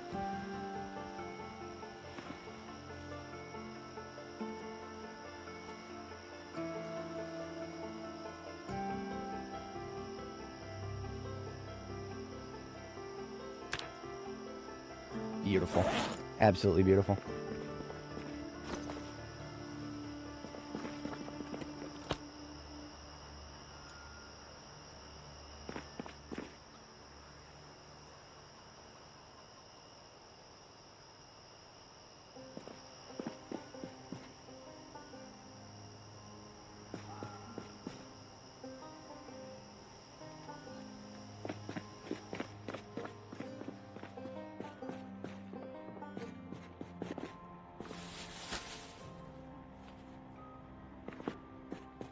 Alright, just a couple loot bags left to go here.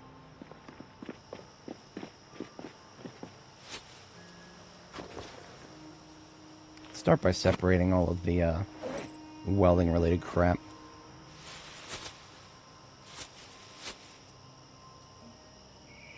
In fact, let's just do all the stuff that's not related to welding.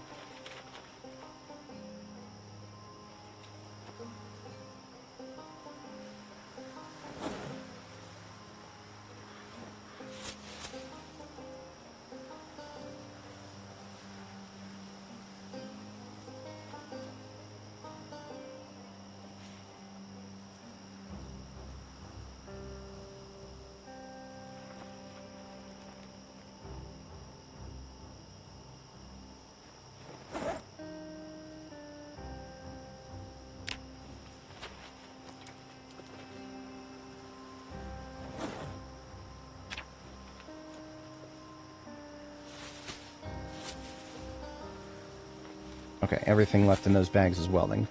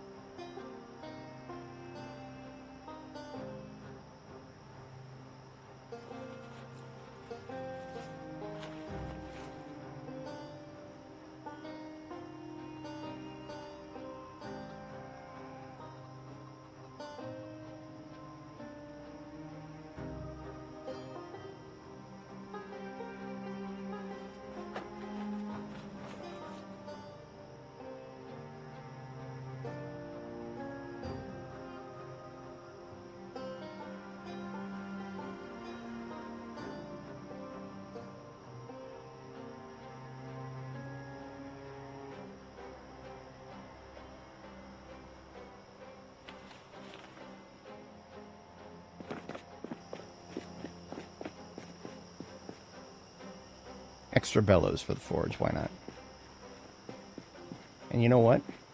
What if I want to listen to music while I'm forging? My forge has its own boombox. We're looking into the future, Chuck.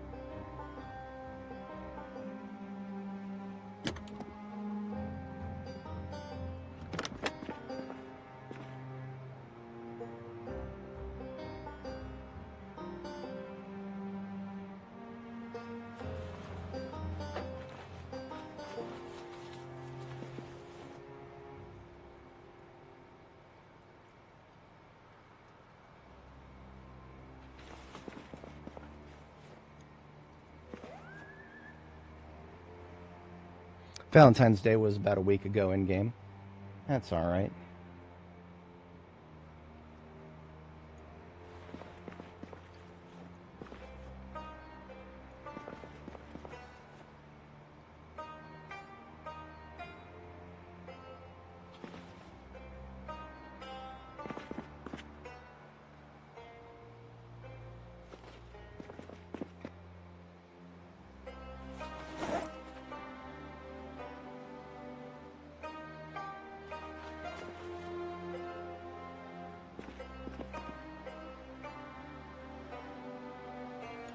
Shit.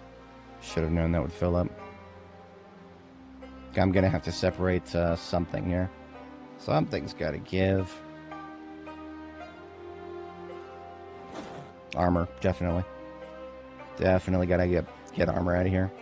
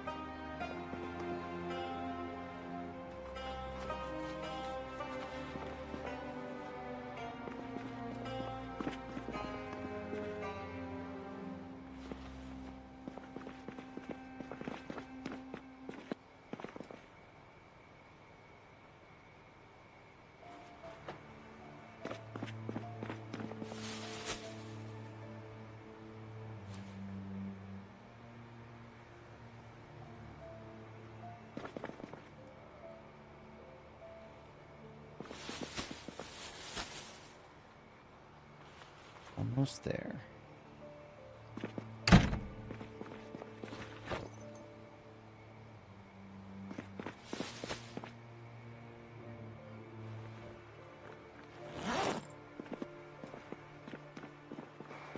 Oh yeah, absolutely. The floor is gonna come last for this place. Definitely gonna come last.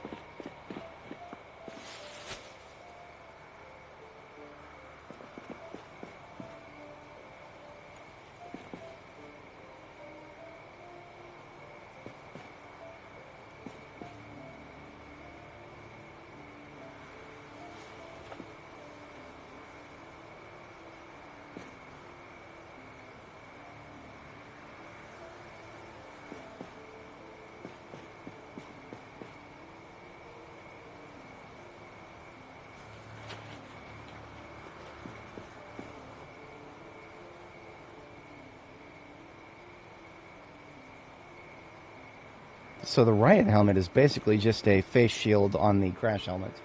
So they're more or less the same thing.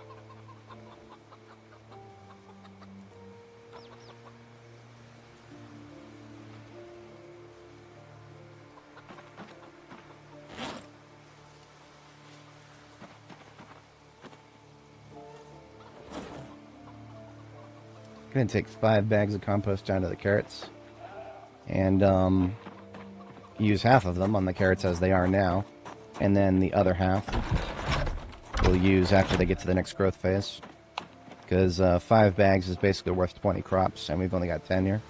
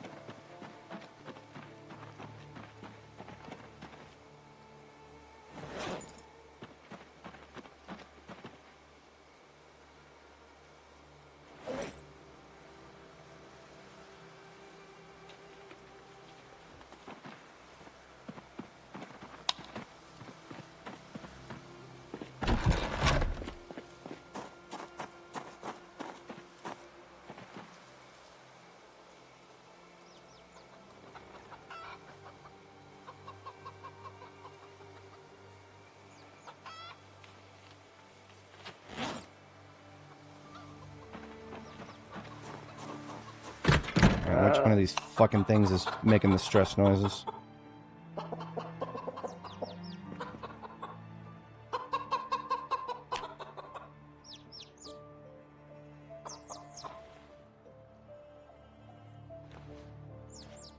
I literally don't have time to process eggs right now. I'll cook them and then I'm going to throw them out.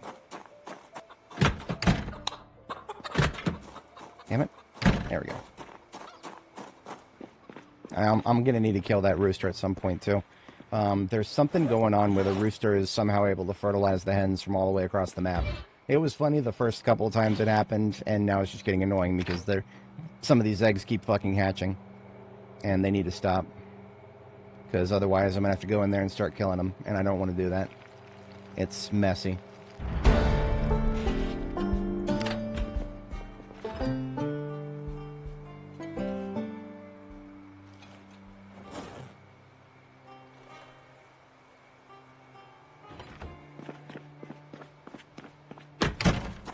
Fucking level 9, by the way.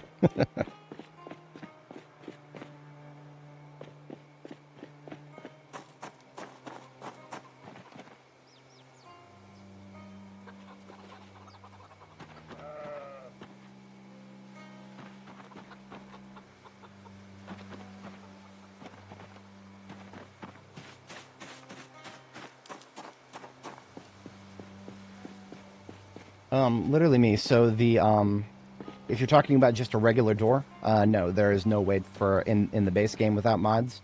There is no way. The only see-through door that the players can build are these with welding. You get several options. I like these big ones because I can also drive through them. But I think there is a smaller version. This duffel bag has got all the materials to build one of the big double tall fence gates.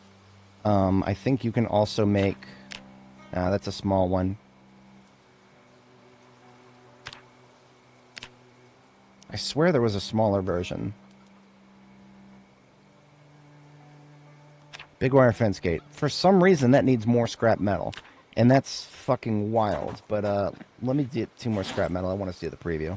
I think the regular one is only 1 tile wide. Yes, okay, so in place of a door, you can build one of these, and it is a door in everything but the fact that you can see through it, and it also provides the same amount of protection. So, yeah, if you want to make a see-through door.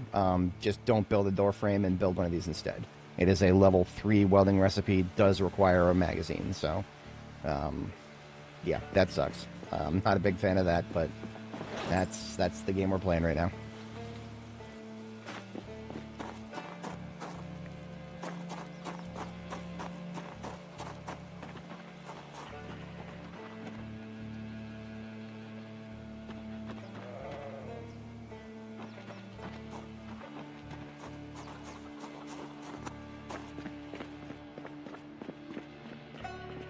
All right, 2,300. We hit the sack.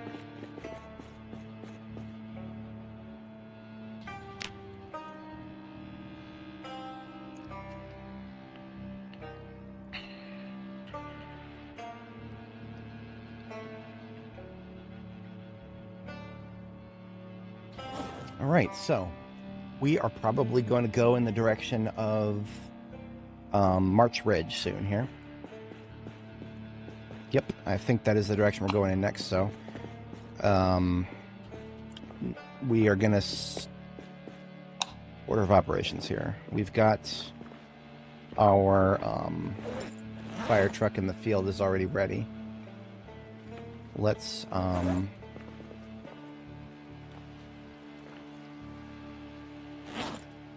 go milk some cows really quick.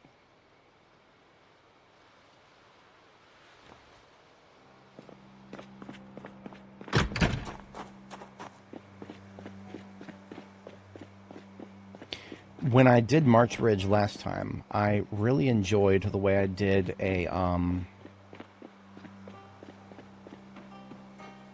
what's it called?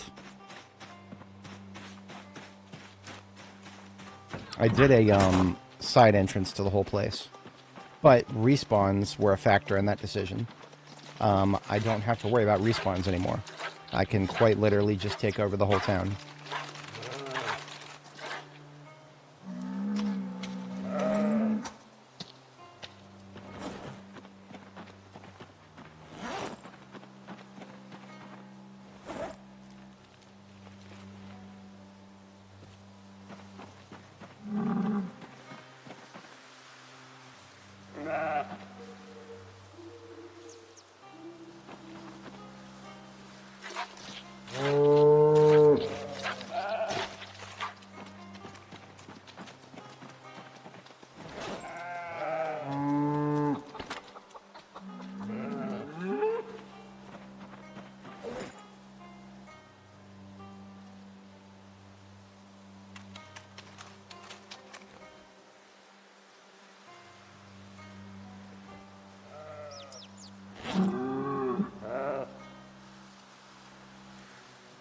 Okay, never mind. Just gotta hand carry it then. Whatever. I'm mad about it.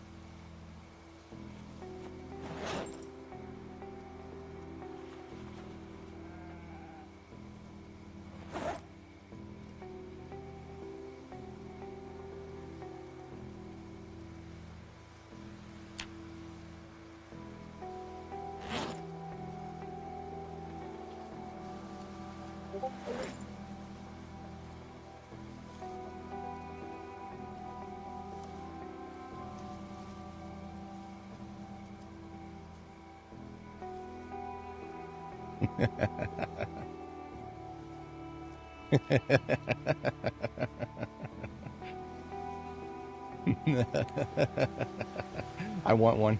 I need the STL. I need to be able to print it.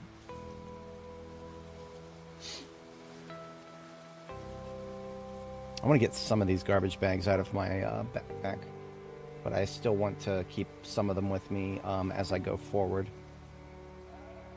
That's a few rain barrels worth right there. That's good.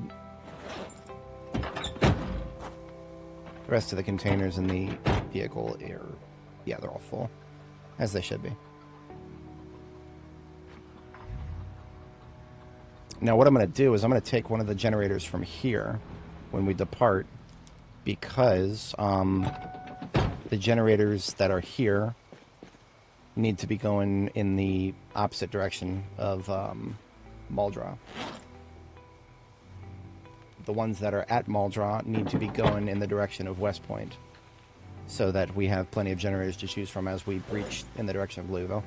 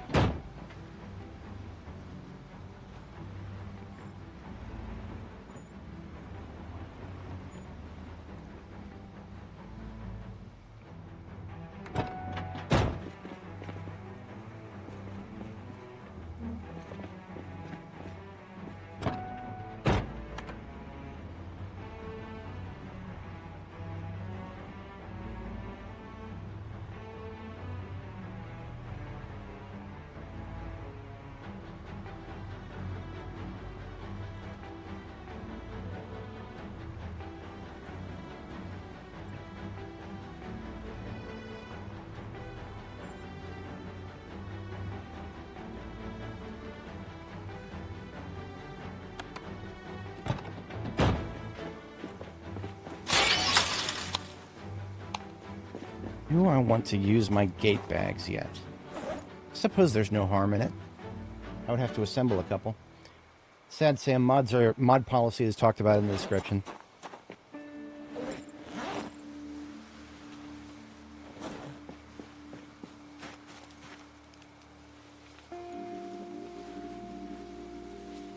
Nothing but swimming trunks, knee pads, shoes, and yeah. If you're running around a lot, that'll explain it.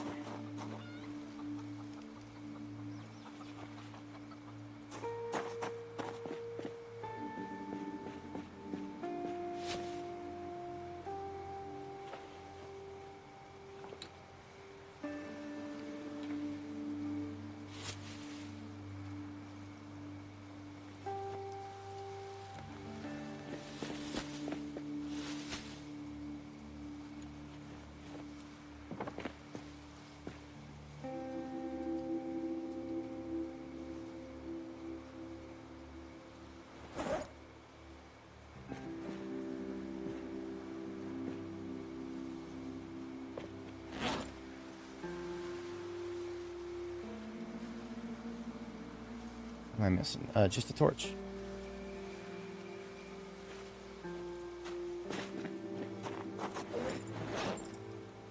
Okay, so these bags in my hands, these are what I like to call gate bags.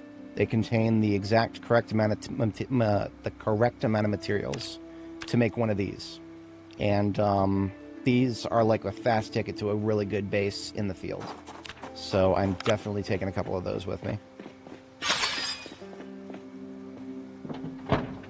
Don't have a lot of room in the main trunk, so that's what we're gonna put into the trailer here.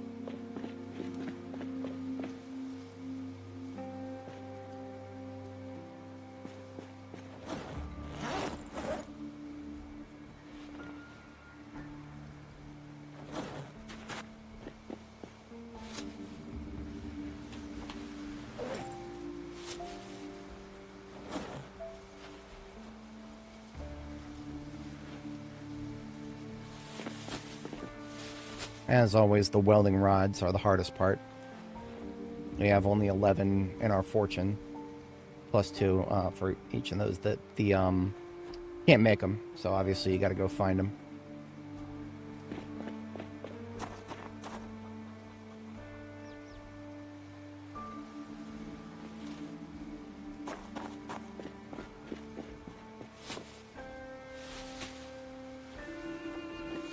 So that's 3 gate bags I've got assembled here.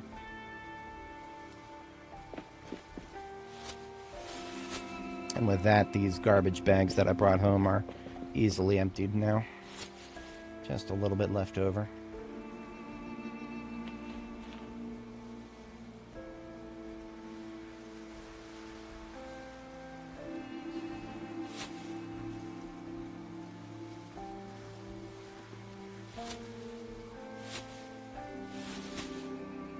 See, we can assemble these gate bags, as long as we have some rods with us, we can assemble gate bags in the fields. That's not going to be a problem.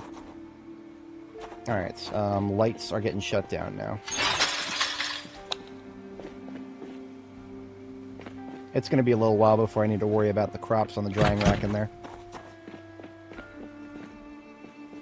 And we just watered the... I'm going to take a can of fuel upstairs so that when we fill the generator, we'll have a fresh can of gas to do it with.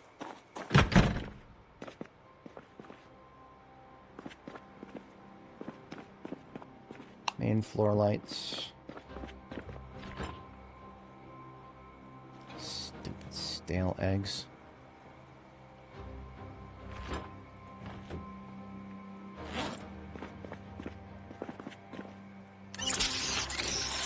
Alright, let's just go ahead and sleep now. We're about an hour late. Yes, I did get to make remote bombs. We detonated 2 of them already pretty early on, because that's what we finished at the end of last stream. It's getting all the bombs put together. And then at the beginning of this stream, we did 2 of them in Muldraw, and we wiped out a good chunk of the Muldraw population with them.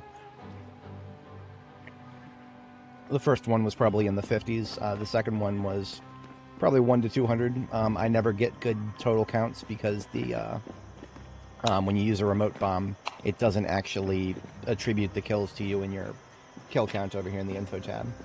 So we were at like 40, I don't know, 600, 700 at the beginning of this stream, and now we're at 5230. Most of the kills that we got were with the gunnery on our way to the last of the storage facilities in Muldraw.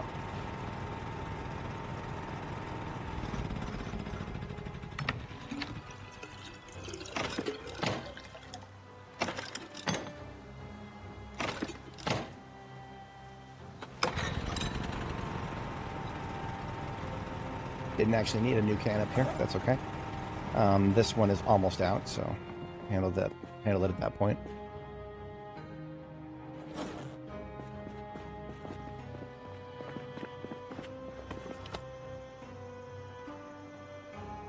I'm going to start carrying around my coffee. We do have some coffee on the floor here. I'm going to start carrying it around.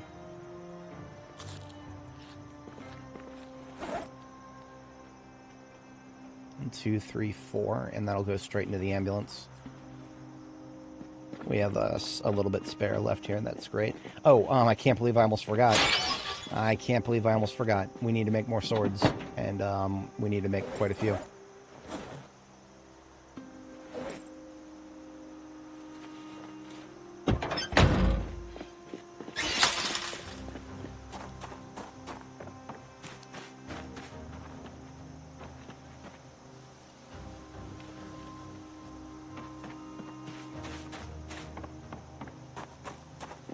Alright, yeah, all we gotta do is click the button. We've got all the materials times 1 billion. Forged sword blade times 1, 2, 3. 4, yeah, because I already took my own apart. I'm gonna do 5. This should hold me over for quite a while.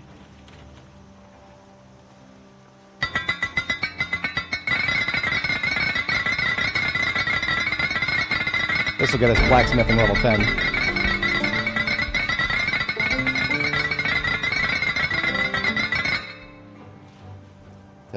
A very obnoxious noise. Thankfully, it's a little bit less annoying when I zoom all the way out.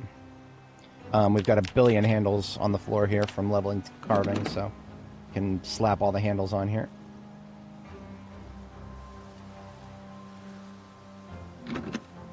And then we just sharpen them at the the electric grinder here. At least that's what I'm going to pretend to do.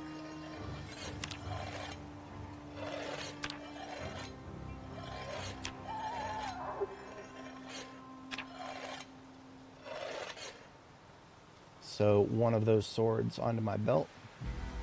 How's my machete? My machete is doing all right. We're gonna make 2 machetes. How's my hunting knife? My hunting knife is we're going to make 2 machetes. And I'm going to take... I think there's another hunting knife on the floor over there. I'll take that as a backup. Materials for the machete are basically the same as sword.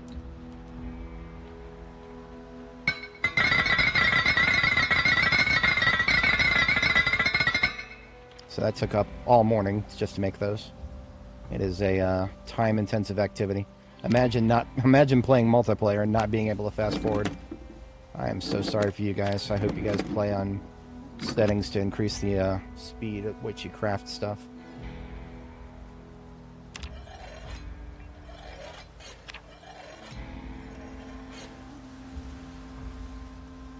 Alright, so we got 4 backup swords and 2 backup machetes.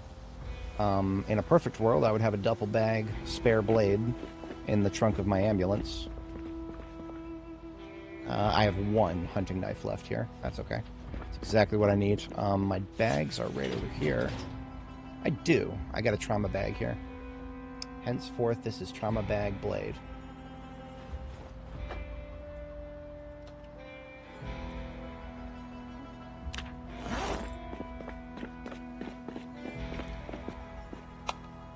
Faster action mod. That sounds like something that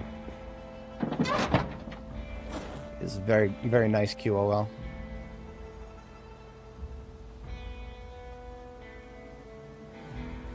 Alright, already attached, and we are good to go, I think. Yeah, we're good to go. No, I'm not forgetting anything.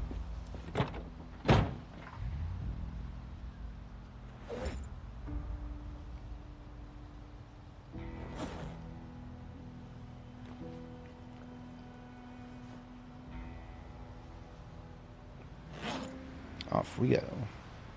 So we are going back to Muldraw. And we're going to pick up 1 of the generators there. Just 1. And we're going to put it in the trailer here. Yeah. And then we're on our way to March Ridge. I'm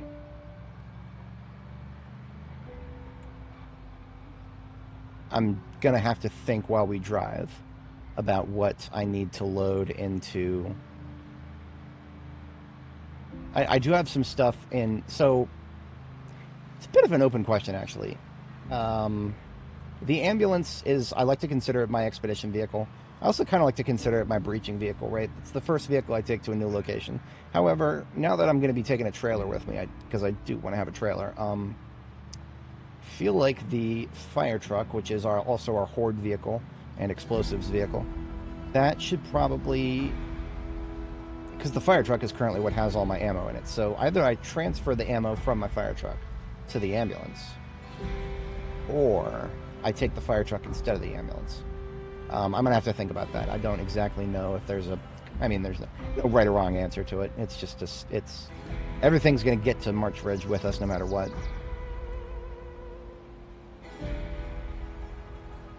It is only a question of order of operations. Another thing I might just pick up while we're in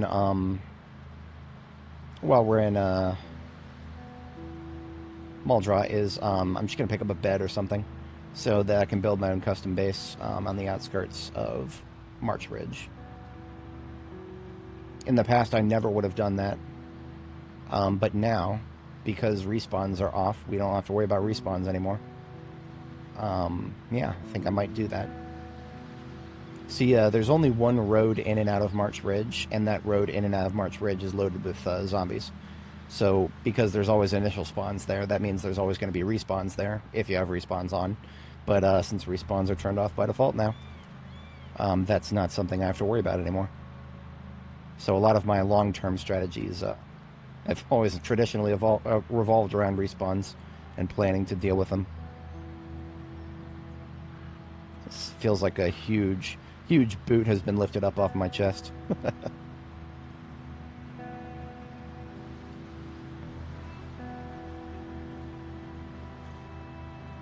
I do hope that they eventually come up with an event system of some sort to make the place seem less dead even after the player has explored it. how they handle that will be a very important thing, but if they handle it right, I think the game will be much better off for it. That might be a post-NPCs thing, right? Maybe you'll come across NPC events in territory that you've already been to, and maybe there'll be a huge number of zombies chasing somebody, and you can make the decision whether to save them or not. But regardless of whether you save them or not, there will be zombies to deal with. And I'm perfectly okay with that. I mean, to be entirely honest, if we're talking about like an event like that that gives you a chance at a good NPC to join, or just something to come along and challenge you. No, yeah, no, it's the South Park moment there. No, what do you mean? Now we play the game. Kenny, I'm gonna need you to cast Hunter's Mark on that enemy. I also love how all the weight they put on in that episode was just instantly lost. Would have been kind of funny to see some more episodic. All the new South Park is very episodic. Older South Park is very one-off. I'll never forget that one episode that ended with Cartman actually being really skinny all of a sudden. I have not answered my own question when it comes to order of operations. If nothing else, I know I need to go back to base and Muldroth so that I can pick up the ammo. Because if I just start diving into combat right now, I don't have any reloads for my my preferred gun. So that's a problem. Got to solve that first.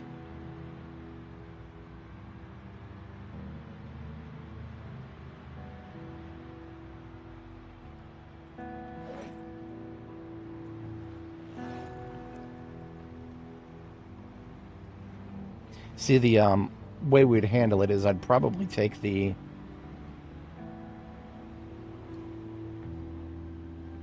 I have to resist the temptation to just tow everything with the race car. That's something I could do. That would actually probably be the fastest thing to do, is just take the race car for 3 trips. That would actually be the fastest thing to do. Okay, I might do that. But I still need to make the first trip. And I need to prep a vehicle for that, so I am thinking about retooling the ambulance here for that. Yeah.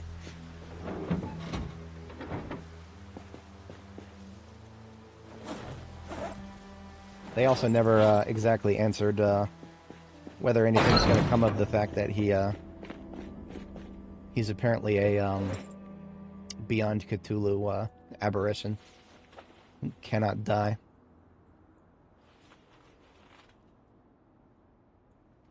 Okay, the 9mm reloads can stay in here, but the 357... You know, the funniest part about all that is the 357 is currently in our... The 357 is currently in our... We have 2 cartons of it in the race car. Now, the dispenser bottles full of milk are a long-term concern, as are the gate bags. So these dispenser bottles can go in here. Mintberry Crunch!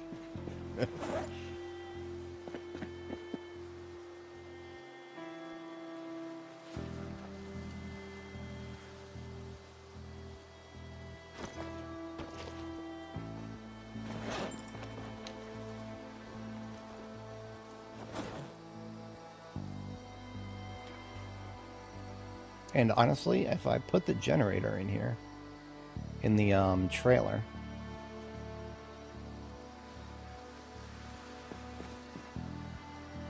I don't have room for it. Okay, never mind.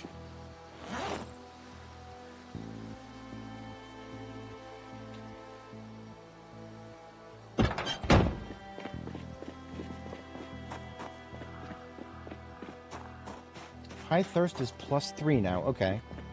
Ranzera was talking about that, and I was thinking about what he said.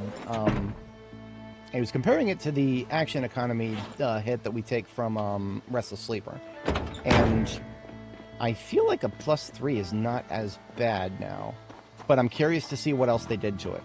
Because it did sound like they were planning on doing something else to it other than just changing the point cost. So I am curious to see if anything about that changes. Okay, so we've now got a carton of 357 and a box that is 15 times 50. 15 times 50 bullets, plus what we already have, so that's fantastic. Other carton can go in here.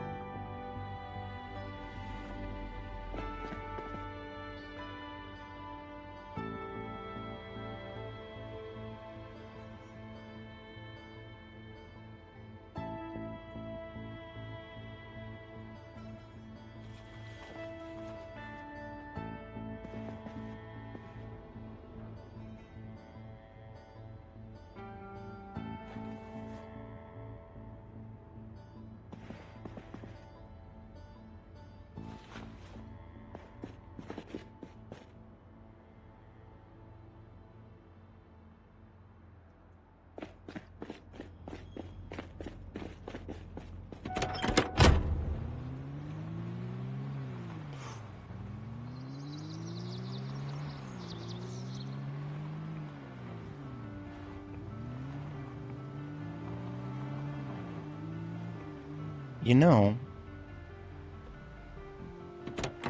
I'm starting to wonder if it actually is worth it for me to...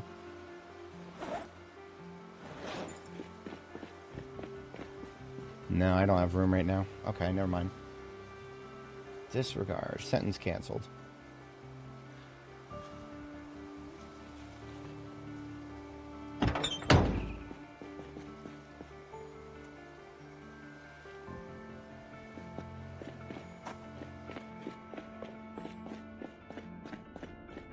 Spare copy of Electrical 5 here.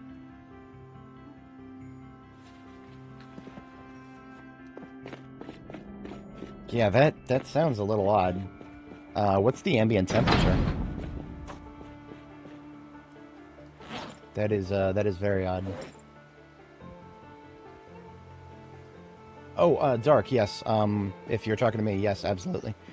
We found it late last stream, and we started this stream off with a couple of bombings. And now I'm wondering whether to bring the... No.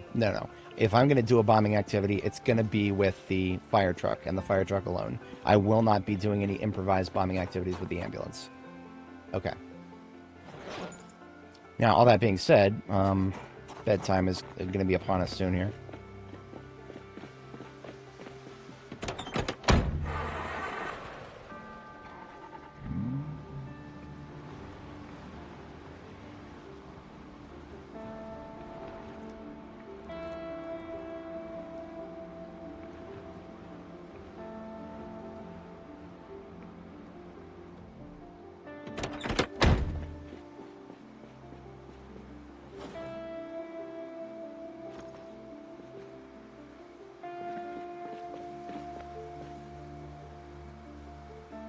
I have to step away briefly, IRL. I'm probably going to spend the night reading a throwaway book here. Or, no, not a throwaway book, but Animal Care 5. That's something that is somewhat relevant and I should be reading at some point, so... I also have to, we have a little bit of daylight left, so I'll read by that, and then we'll, maybe fire up the generator, TBA.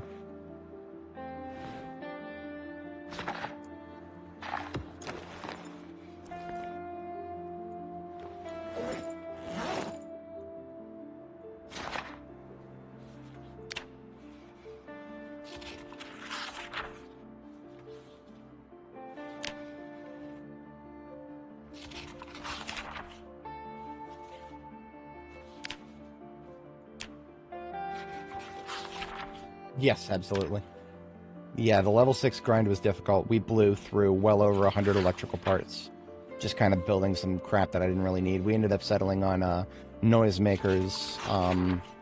We did have a few triggers that we could build, right? So the crafted triggers, which enabled us to make the remote bombs later on. We did spend quite a bit of glue making those, but then we had to go on. So I'm going to go ahead and step away briefly IRL, and then I will fast forward through this, and we will start fresh tomorrow morning here. Be right back, folks.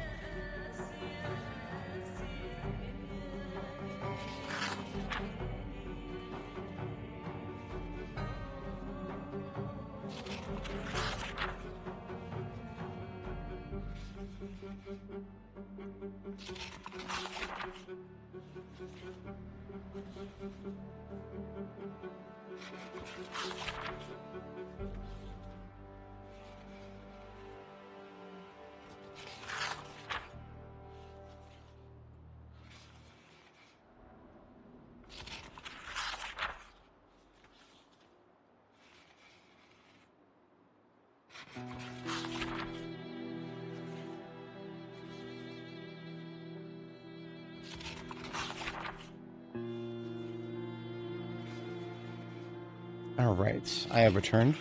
Appreciate everybody sticking around. That's disconcerting, Kitio. Yeah, I don't wanna have that happen to me. Were there any error messages, or did it just straight up crash?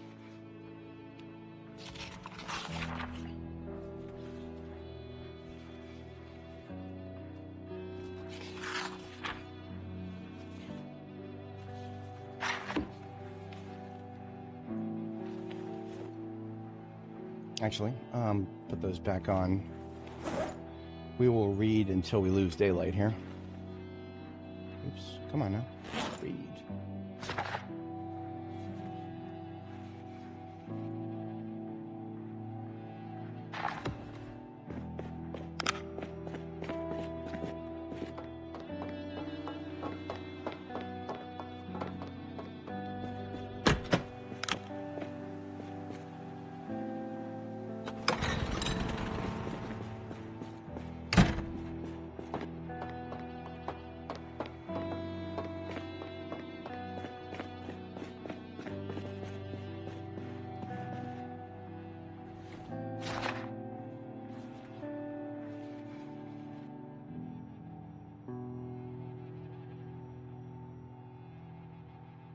Now,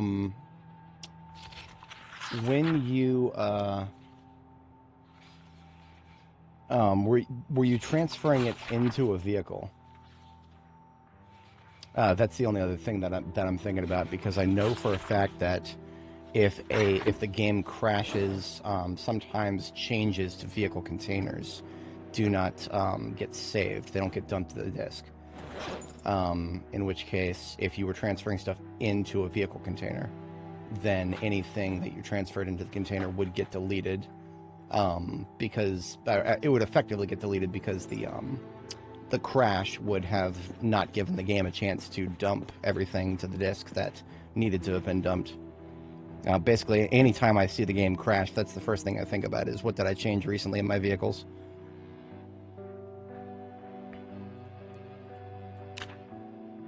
Ah, okay, yeah, that's disconcerting. But that's probably, I mean, unless you encountered something very specific to loot transference, that sounds like it might have been what hit me a few times on, I had that most on Annie, actually, in her later half of her save.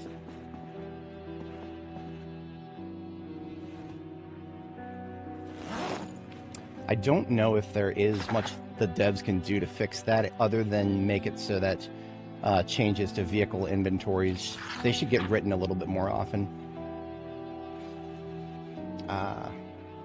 That's good. I mean, from what you told me about your run so far, 400 Zeds doesn't sound like that much.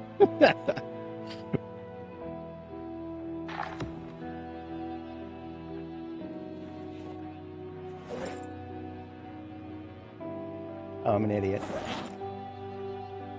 No, it's okay. I put on my regular sunglasses again. And I can now turn off the generator. We are now done with it since we don't need to read anymore. Because we are deploying tomorrow morning, rain or shine, even if there's bad weather. I hope there's not bad weather, but I'm not letting it stop me now because I've got my course set for me.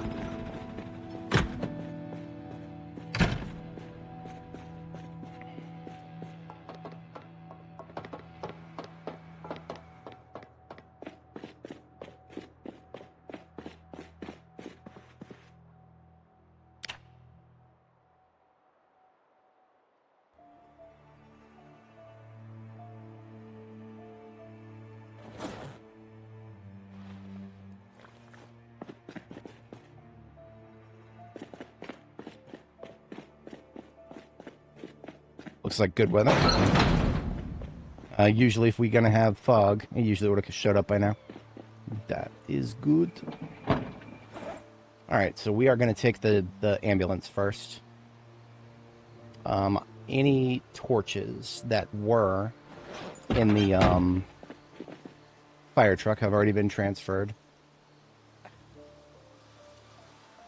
If I need to do a bombing, I will leave the ambulance behind and come back and pick up the fire truck. That is what I will do. I don't know if there's going to be... Oh, shit. Well, I guess this isn't going to work then. Unless I only get the trunk. There we go, there we go. Wait, no, stop. Attach ambulance to race car, there we go. Can't daisy chain them, unfortunately. If I could, believe me, I would. I would love to be able to daisy chain towings. But towing is already going to be nerfed again. Get ready for it, by the way. Every time there's a patch, I praise my lucky stars that I don't see anything about towing changes. Heavy chain with hook, 12.5 encumbrance. You already see them in garages. At some point, those will be required to tow.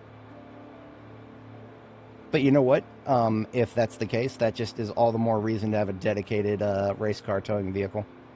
Then not like there's much room in the trunk anyway, so I can just put a towing chain in the trunk.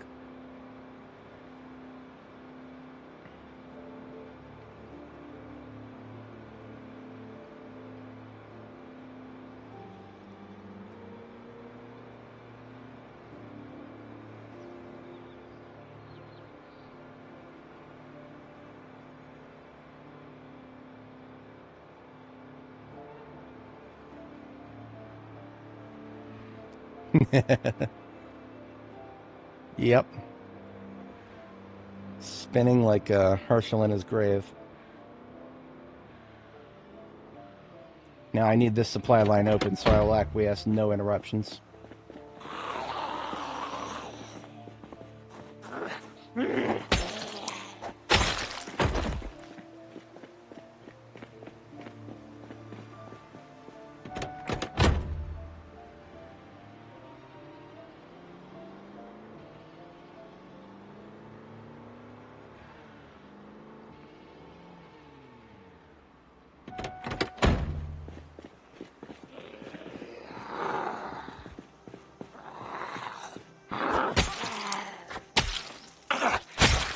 Oh, right. You know what? I'm carrying around that stupid propane tank.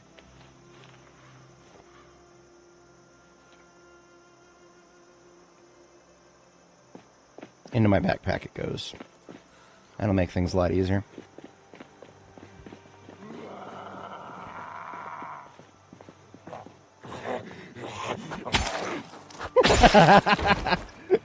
Little maneuver's gonna cost...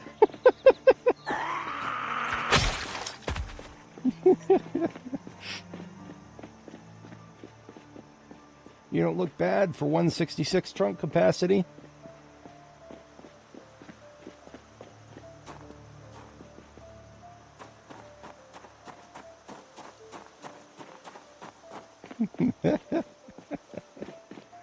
God, I wish I wouldn't trigger any copyright. I would absolutely put that on. Hans Zimmer's soundtrack for Interstellar is some of the best shit I've ever heard.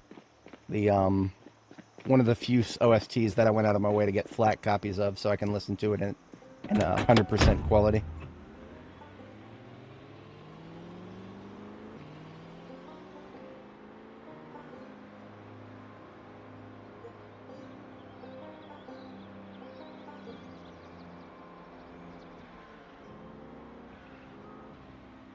Now this is where I expect to start seeing some more people. So I'm feeling some opening shots are ready to be fired. This is getting tired. I'm already getting sick of this shit. I'm already getting sick of getting wet. Let's take the shema off.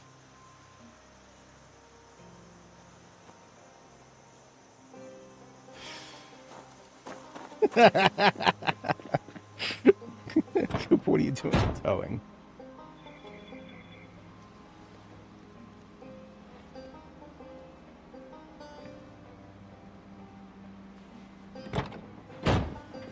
It's 32 degrees Fahrenheit outside right now. That should not have happened. And everybody in the chat who's talking about feeling hot when they shouldn't, yes, I'm starting to see it too. It's got to be tied to body heat generation somehow. I don't know how, but yeah, we didn't actually have too much body heat generation until now. Now that we started running around a little bit. Checking my insulation. Yeah, our upper body is yellow. Our head is nice and bright blue.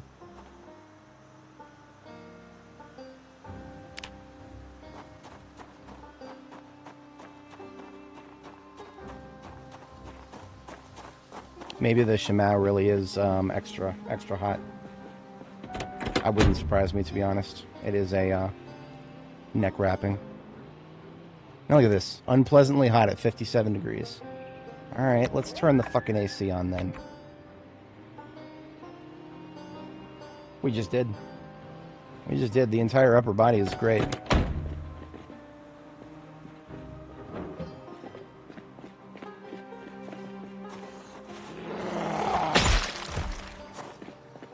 That shouldn't happen. I mean, it was perfectly fine the way it was. Body heat vents through the chest and the chest, neck, and head. Yeah, I hate to say it, but you're 100% correct.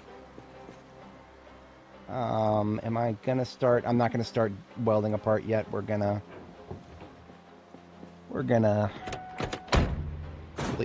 clear this shit out of the way.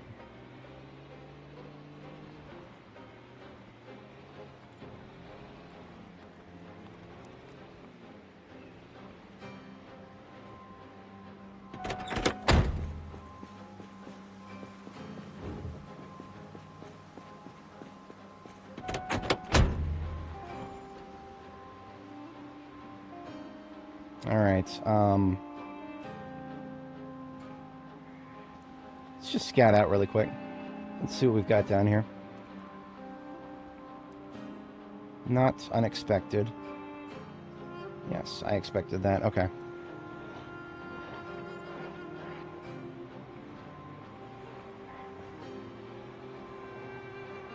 I get the feeling that we're going to get combat music soon, so let's go ahead and fade out our mix.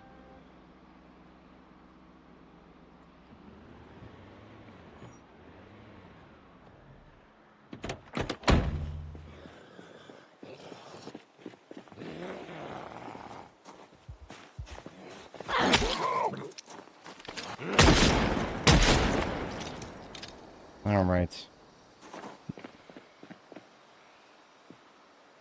That was disconcerting. A 1 second.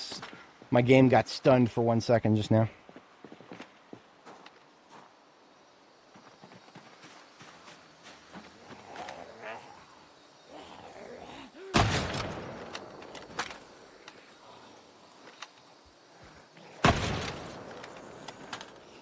Slow one all the way over there to the left.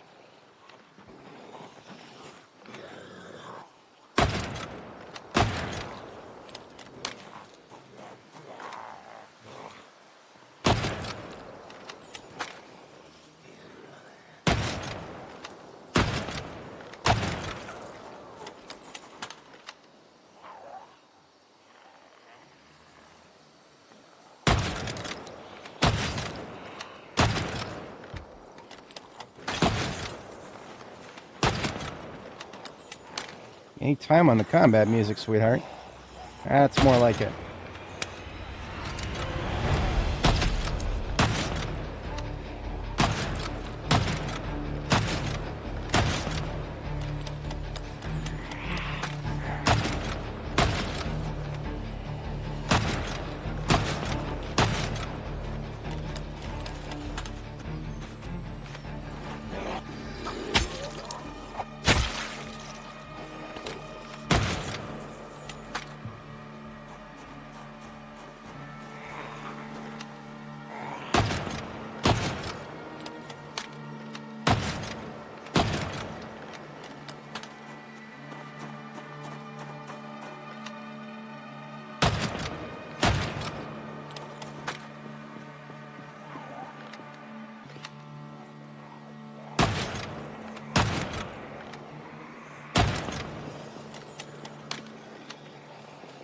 Ah, I see somebody with a riding helmet.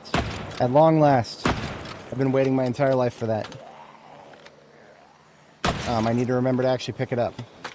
I have seen riding helmets multiple times now, and I have forgotten to pick them up more than multiple times.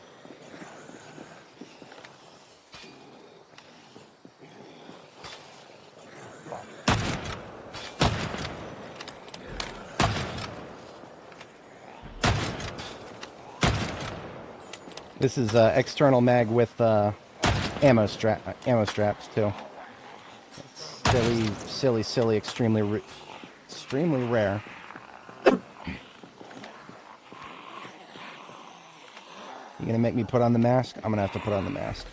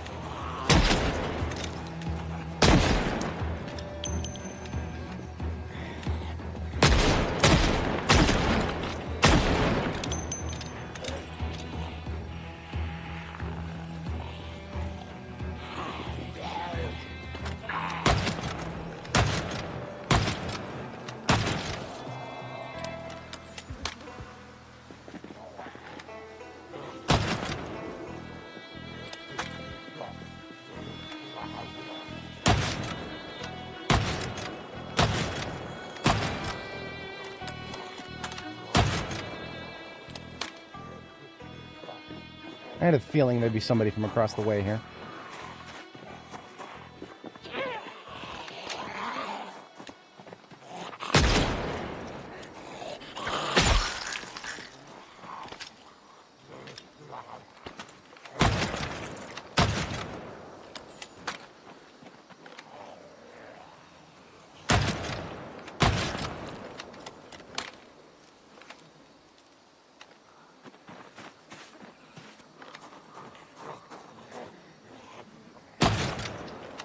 So they still haven't fixed that.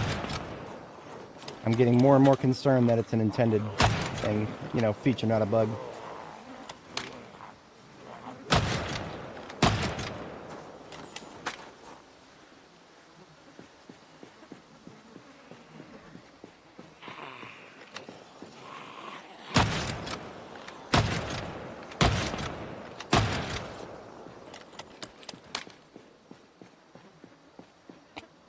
Many of them are stuck on that. Alright, let's check ammo check. We're down to 18 rounds. Let's fall back really quick. Grab another box.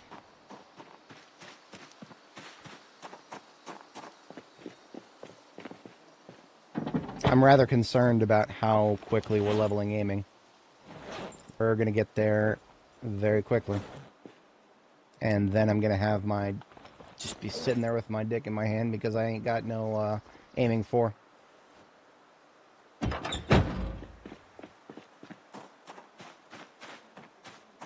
But it ain't gonna stop me. Give me that, Damn it, I'm trying to pick up a riding helmet, you asshole. I will not forget it this time. Got it, okay. I literally had to force myself to do that. I have forgotten riding helmet one too many times. Riding helmet, if anybody's not familiar, it is best in slot for head protection. It comes at no cost to your hearing, vision. On my north, hang on. No? I could have swore I heard some noise to my north. Anyway. No hearing or vision impairments. Only a discomfort penalty. In fact, there's no reason not to wear it right now.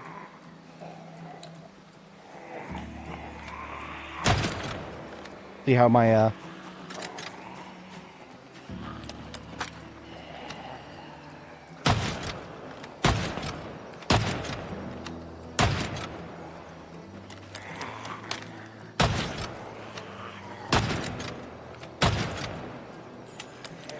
look pretty dank. I like it. Alright, you know what? All these guys are slow shamblers. We're going to skirmish these guys. I got to get a little bit of Longblade in. Let's not skirmish them on the fucking... I hate sand. It's rough, it's coarse, it's irritating, and it slows you down. Not like here. Here, everything is gravelly.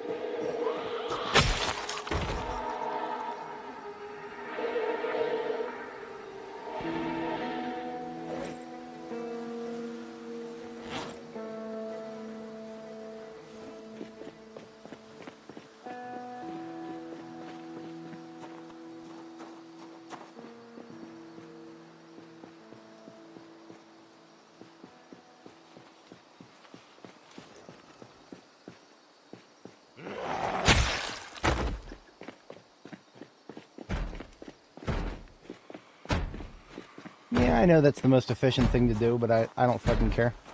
I hate seeing the noodle. It's a skill issue.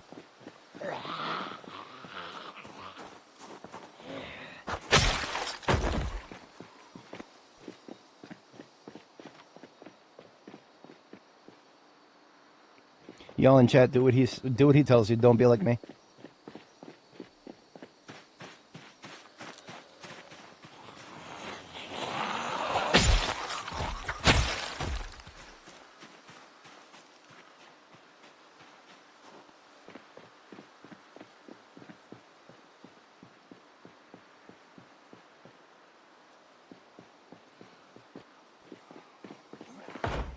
Fuck.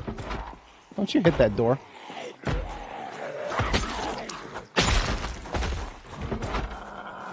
What's that door ever do to you, pal?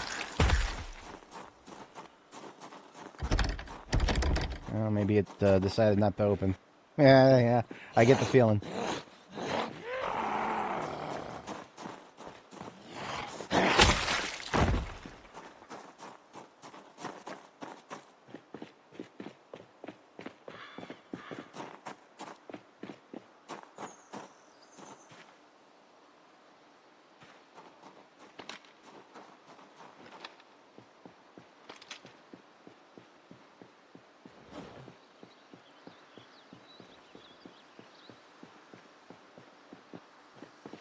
Holy, hang on a second. Are you telling me that I don't have ambient discomfort right now? That's wild.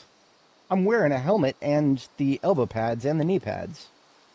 That is wild. Okay, they've definitely nerfed discomfort. I mean, I remember reading that they had, but I thought that what they meant was they nerfed the impact of the Moodle. I didn't think they nerfed the thresholds for the Moodle. but they definitely have. In the past, I've never been able to wear this helmet at the same time as both elbow pads and knee pads. It would always give me a little discomfort if I did.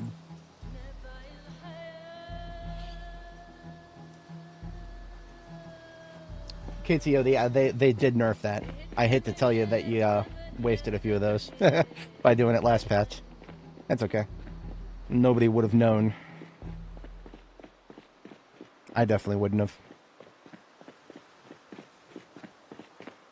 You say that, but then have you ever worn a bicycle helmet 24/7?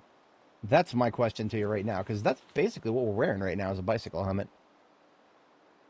Now I get the feeling that I just put on metal gloves. I get the feeling that I'm gonna get this uncomfortable now. But I'm curious. I'm probing the limits because I gotta know. Got an inquiring mind.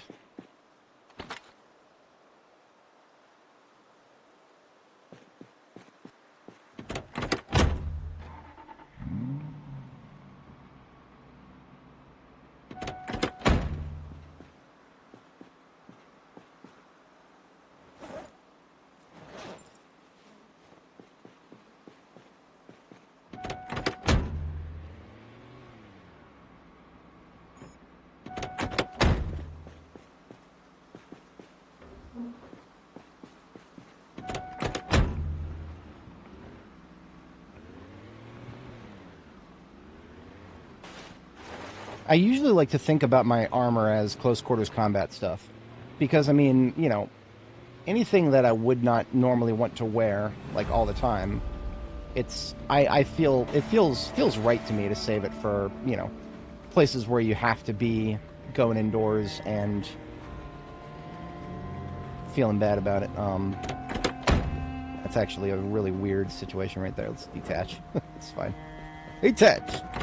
Goodbye, tires. Where do you find a deer? Drive around enough on the road, you'll find them running away from you in the middle of the road.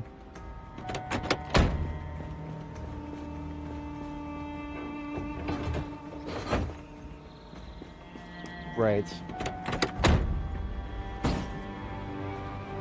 I mean, I feel like discomfort should be a little bit slower to build up, but once it builds up, maybe the penalties are a little bit stronger. Maybe. I don't know. I definitely...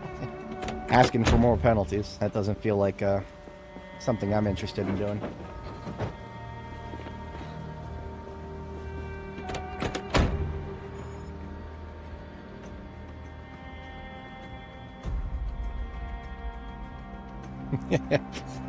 He is Man. The man with the powers of man.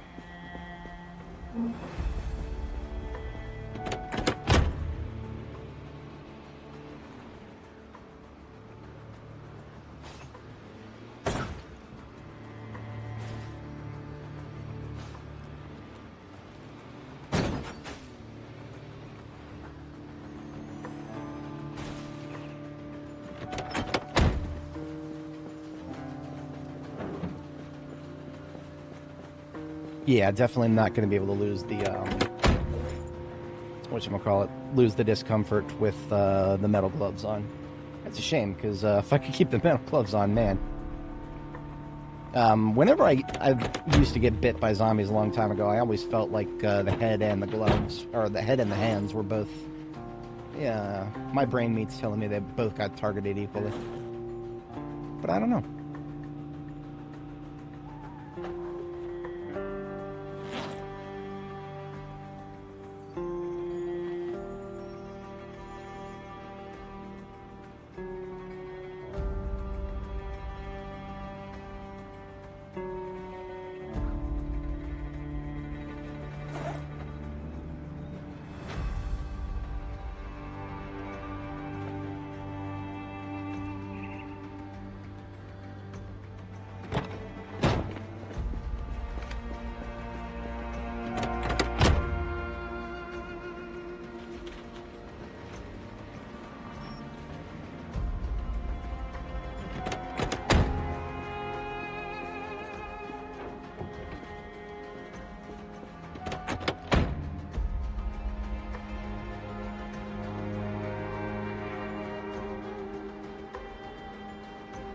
Hmm.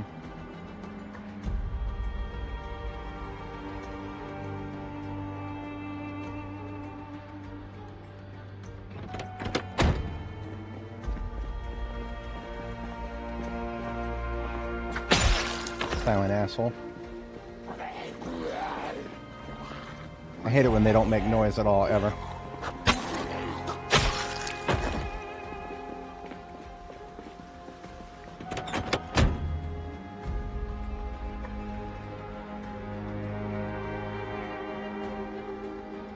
I think, yeah, we've been down this highway once before, but once we get to the crossroads is where I'm going to want to start welding. We did bring some torches, we brought some propane, but we haven't started welding a part yet, and that's partially because the crossroads up here, it's going to become a little bit less convenient to just move things out of the way.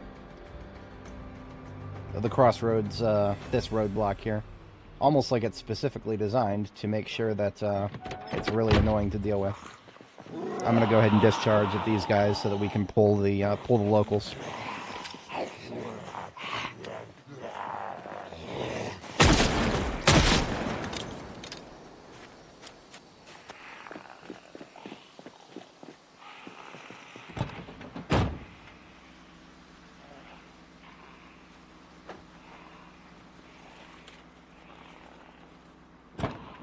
How beautiful my numbers are with just wearing those 3 pieces of armor. I actually really like that.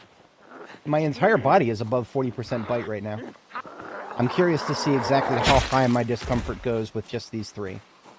Just these 3 pieces of armor. The bone choker on the neck, riding helmet on the head, and metal gauntlets on the gloves. Bitch. That was funny.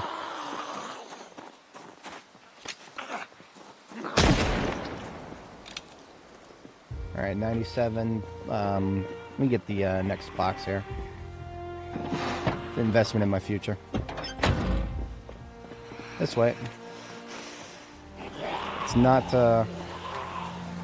backdrop my ambulance, please.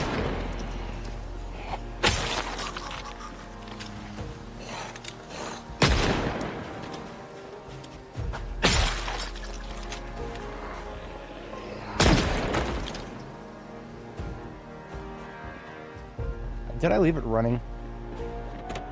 That's the problem. The slow ones actually hear the engine and get distracted.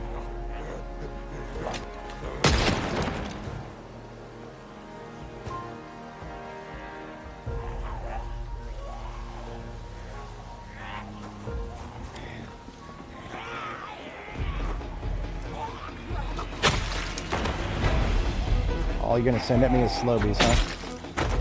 There's, send out your fast shambler.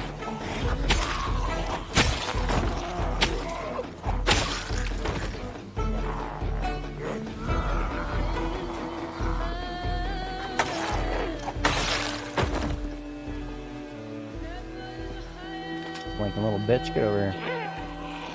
Flanker, no flanking.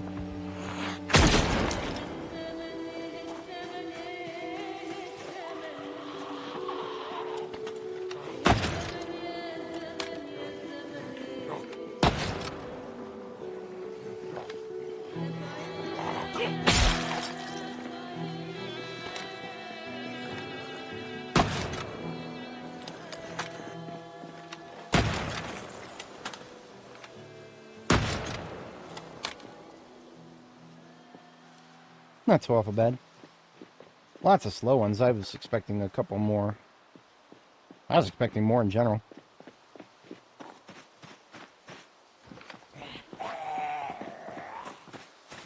Stage 1 discomfort only.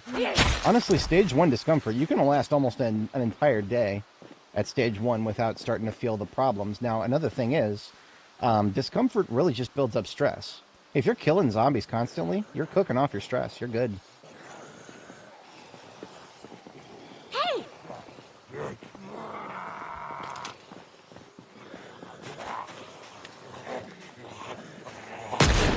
5 days, 2 SIGs on the ground.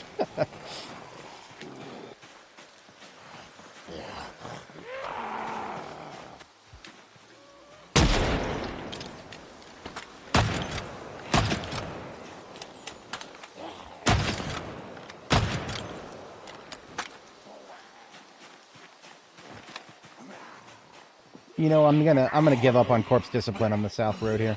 There's no need to. The road south is a dead end. I actually checked one. I checked. Some of the roads go on forever as part of the wilderness generation. No, the road that goes in this direction down here to the bottom of the screen, that road just ends in a forest. Rather anticlimactic. Nothing compared to the Louisville Highway, which across the Louisville Highway, it goes on forever. Ooh, I like her hat.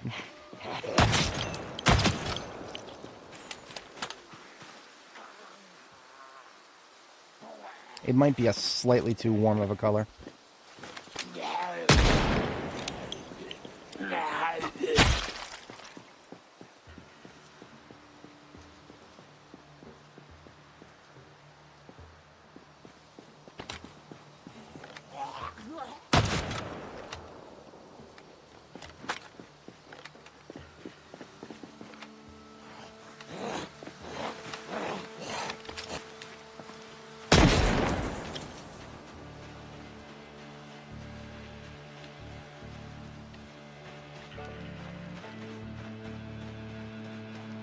Now that I've made it this long, what are the plans for the playthrough? Just taking it day by day, city by city. Our character is named Dani the Drifter, and she has a tendency to drift around. Our current destination is Muldraugh. Sorry, our current destination is to transit from Muldraugh to March Ridge. March Ridge, I'm very curious to see the VHS shop there because there was an update this morning, and that update added new VHS tapes. And I have been told that they should spawn in VHS stores. I thought I read something about them not spawning in VHS stores, but I don't know. So we're going to clear this roadblock so that we can get to March Ridge. We've got our vehicles here, two of our three primaries. And I'm going to tow some of the not completely destroyed vehicles out of the way first. And then some of the completely destroyed ones that are already by the edge of the road. We can get those out of the way, but then the ones in the middle of the road, we'll rip them apart. Zacto, hey, I'm glad it worked out for you. It's a bit deep in the weeds, but yeah. Glad it worked out. You see, the blacksmithing system doesn't explain itself at all, so a little flowchart like that probably couldn't hurt. I feel like what's going to change in the future maybe is not the actual material requirements, but how to get them. So, like, for example, the charcoal that you have to burn right now. Right now, you just go up to a fire pit and you click the button and you get charcoal. It's like a charcoal dispenser. In the future, it is probably going to take several days to burn charcoal from wood, because that's how it works in real life, unfortunately. If anybody has ever watched Demon Slayer, really great series, I love it. Just keep in mind that Tanjiro's family were literally charcoal burners by trade. Like, they literally spent all their time burning charcoal, and that was a very useful thing. They got to support themselves, feed their family off of that. Maybe they weren't the wealthiest, but that was also probably because there were 7 of them. Damn it. Not the best way to tow. There we go. Well, no, there we don't go. Back up a little further than I can actually reach it to detach. Rarely be found in video stores. Okay, so rarely. I mean, I feel like it. If I didn't know better, I would say that that's exactly what you could say to describe Carzone. That's what I feel like.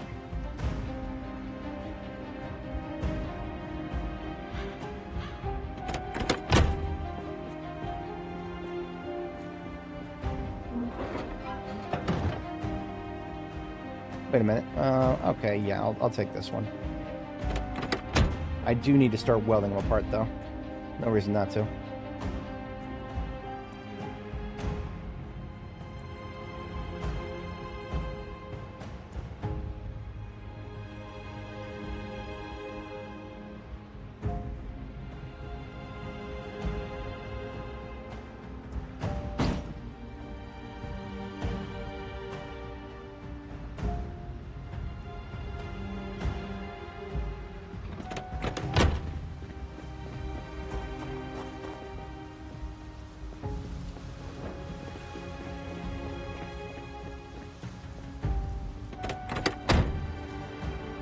Good. In that case, you know, cleaning out an entire VHS store usually got me 1 or 2 episodes of Carzone, depending on the VHS store. Like the smaller one in Riverside, sometimes I would clear that whole place out and never find a Carzone. Sometimes I'd find all 3. Oh, no, so Dual 4090 is almost entirely non-gaming. The second one is for, I originally bought it for, or like I originally planned to buy it for rendering, 3D rendering. I used to do a lot of fun stuff with Daz Studio. And for the Daz Studio and other NVIDIA iRay applications, it would just use every single CUDA core available to it, including CUDA cores on other cards. So that was my initial reason for buying it. But then, even before I bought it, as the time came to start upgrading or considering upgrades, that's kind of when AI started coming out.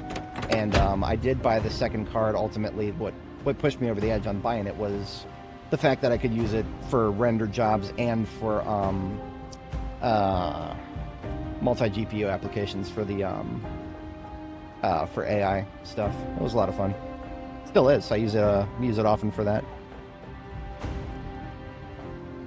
For LLMs, you can distribute the model weights across both cards, and there is a GGUF application, so you can do generative image generation across multiple GPUs. It doesn't feel very good.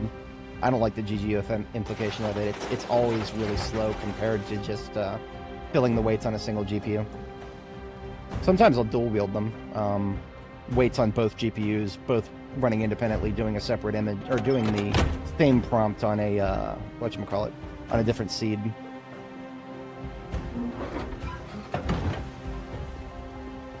I feel like I can get this into the grass. Well, if I don't do that, I can. There we go. Wait, why don't I just do that? What the hell's wrong with me? There's plenty of maneuver room on the grass here. I should just be doing that.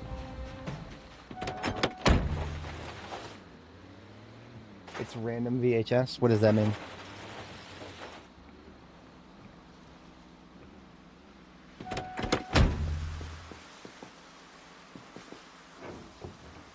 You're getting me worried, Kitty. What does that mean?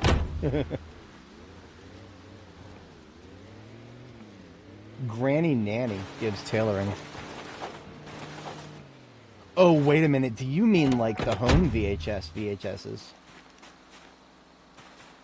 Oh, that would, so that would be, you know what? I do want to see video games do that right, but, Zomboid has just such a huge audience of people who, like to play it on older hardware, so that would never be something that would be good for the default game. Maybe a mod, but I mean, at that point.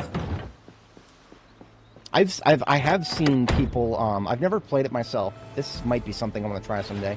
I have seen people, post footage of themselves playing the mod for Skyrim, where it plugs an LLM into your follower, and, I think it voice codes too, so you can actually just literally speak to your follower in Skyrim.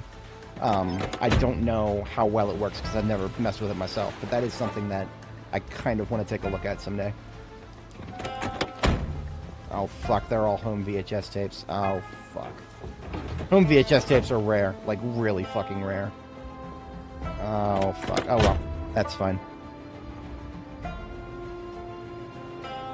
Basically, all that means is you can never plan to get them. That's what that means. Never plan to get them, because you will never get them, you'll never be guaranteed to get them. It's kind of like these race cars here. These race cars right here, my previous character, Nora the Explora, not a single one of these race cars spawned in for her. That's one of the reasons I'm so happy to use it. I could probably accomplish what I'm doing right now with a Corvette a little bit slowly. But I love this fucking thing. It's great. Hey, how's PZ? You bought it on a third-party site, but you got scammed? Bro, just use Steam. Why would you ever buy it on Steam? It's fine. Steam's great.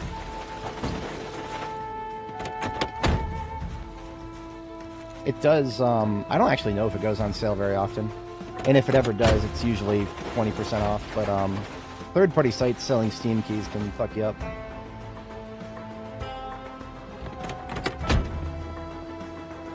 There's a multiplayer pack. I think my buddy actually bought me that. I didn't buy PZ myself. A buddy of mine bought it for me and a group of us.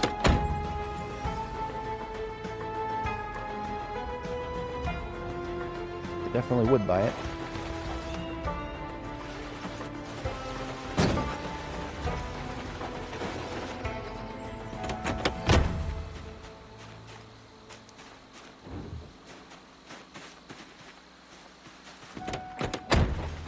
Not much XP, really. That sucks too. Oh, you know what? That makes it sound like it's like Mother's Boy levels of XP. Mother's Boy is one of those. It's like a slasher film, and if you watch it, you get a little bit of short blade experience. I never thought it was anything significant though, and that sucks that they're going with that model too. I don't even know why bother announcing it then. why the fuck bother even announcing it? If it's legit, yeah. Now, another thing, so, you know, just a public service announcement. I'm not going to tell you guys what to do and what not to do, but I will tell you that a lot of the times when people are selling Steam games for cheaper than they really are, a lot of the times the reason it's cheaper is because they're doing currency conversions. And currency conversions are not always the worst thing in the world, because basically the game is cheaper if you convert currency from US dollars to something else, for example. The game can be bought more cheaply by doing that, but that's not always how it works. Sometimes they're just literally fucking scamming you. So, and the ability to tell the difference is going to be a little difficult, because the scammers are going to have really sleek looking storefronts too.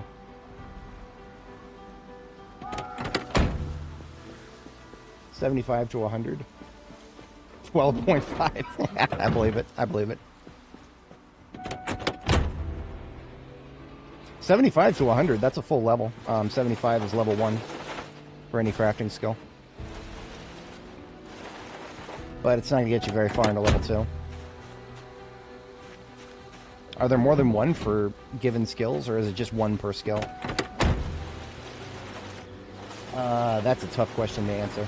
It depends. So, if you're talking about online with strangers, I personally would never recommend it. And I think the devs of this game even tell you only play whitelisted servers. What got me into this game initially was playing it with friends, and that was a lot of fun. Of course, my friends moved on to other games within a matter of weeks. So yeah, it depends. Depends entirely on who you're playing with. My friends have absolutely no capability whatsoever committing to a single game and actually sticking to it for a long period of time. That's a me thing. So, for me personally, I only ever play it solo nowadays. I might be able to convince my friends to come back to it someday, but that would only ever work if it was stable. Unstable is what we're currently playing. It's the public beta. There's 2 versions of the game. When you first install it, you're going to get 41, which is the stable version. That will never change until the 42 version goes stable. We're playing the 42 version right now, and I like it a lot. It's got definitely got its problems, but I like it a lot.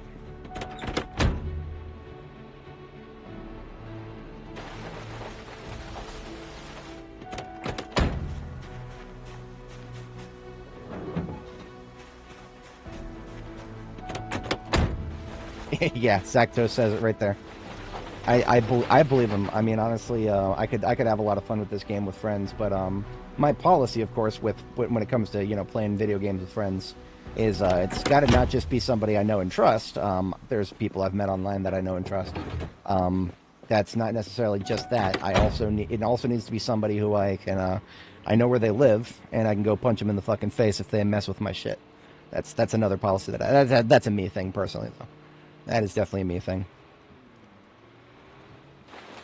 What? Oh, come on. Don't be like that. There you go. You don't have to flip over now. I know this race car is powerful.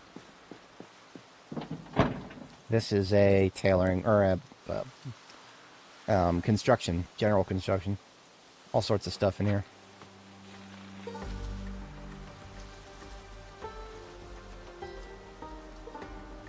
Yeah, some of this I have no problem bringing with me.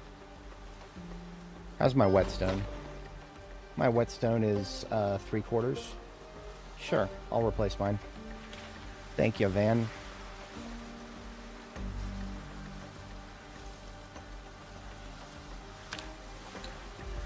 I'm gonna laugh really hard if this is one of those vans that has like a 100 step, 100 quality engine. Engine quality 28. Oh. That only happens with other vehicles. We might actually find the keys for that. I'll take a quick peek.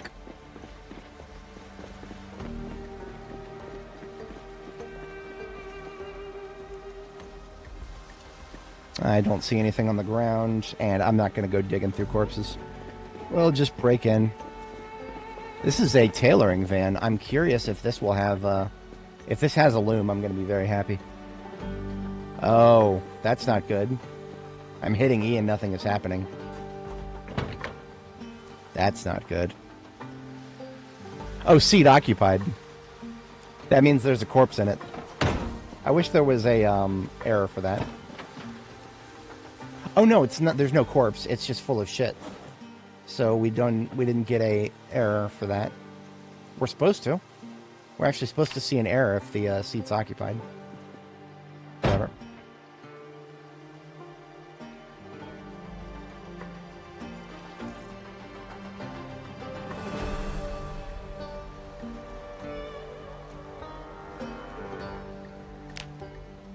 Oh, fuck off.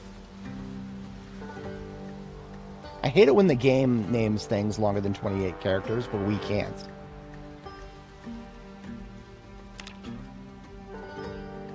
I hope they fix that. I've always found that very stupid.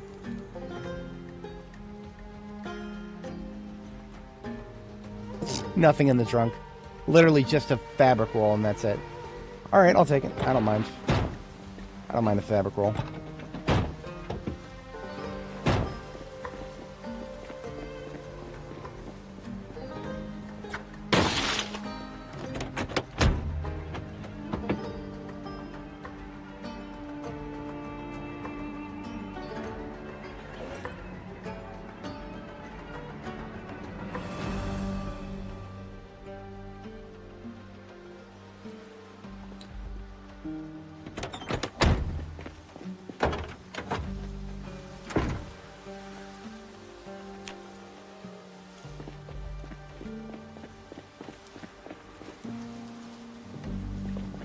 So, about sleeping.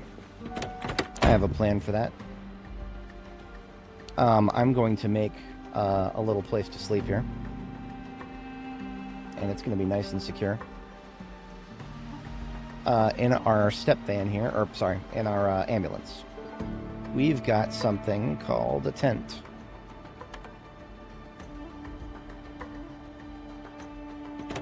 We're going to use that.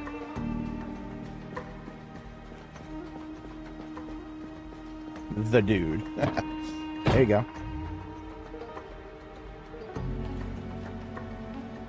So I got a tent, and then I got a sleeping bag. And then I got a pillow.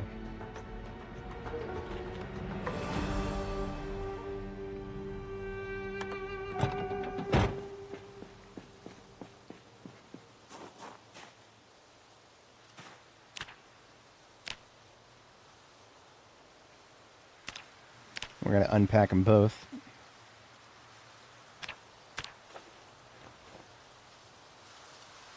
And then we're going to place the tent.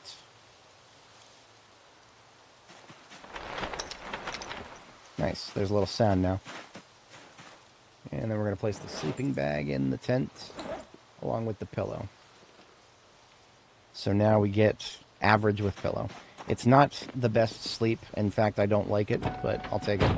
And what I'm going to do to make myself a little bit more secure is park a couple of vehicles in such a way that the tent cannot be reached unless you go through the vehicles first.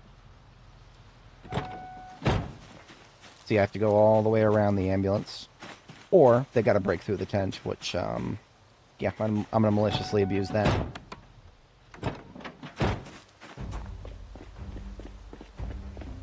Now, we're going to get pretty cold tonight. It's already close to freezing, and that's okay. All we got to do is wear our warmer gear, which we do have.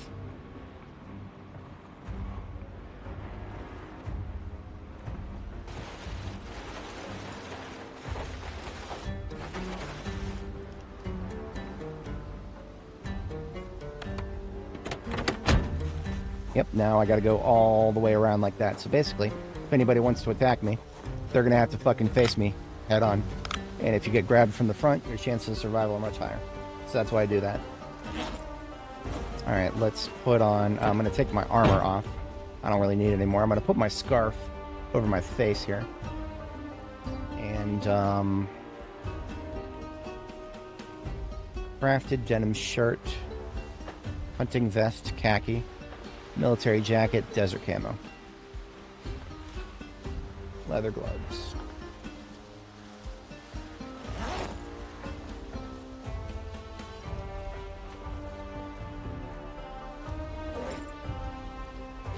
And I can take the bone choker off. That's also armor. Oh, right. The riding helmet actually provides no insulation, so I do want to put the hat on. Sometimes I would have a hoodie in here. That's going to be overkill for tonight. Yeah, our insulation levels are actually kind of insane wearing this getup. Look at this. Look at how bright my entire body is bright red on insulation. That's what you want to see if you're going to go sleep outdoors.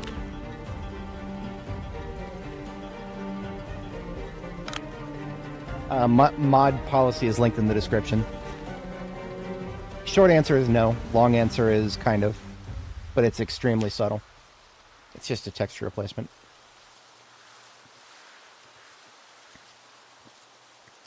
Alright, so that was not a very good quality sleep.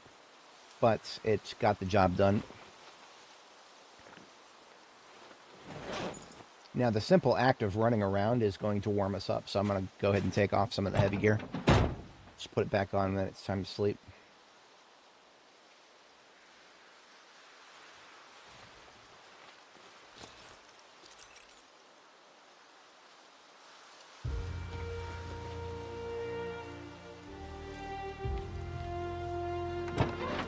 And we're going to use the race car and just the race car because we'll probably want to... It's going to take a fair bit of time left to finish cleaning up the highway here.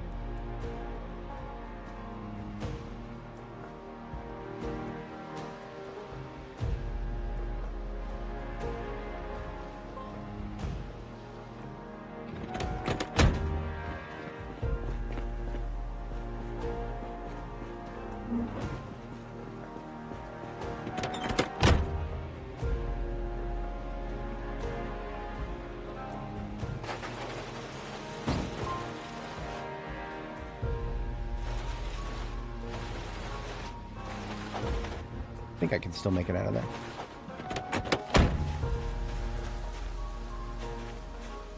Didn't even know you could clean TS. Not sure what you mean by that. There's all kinds of things you can clean.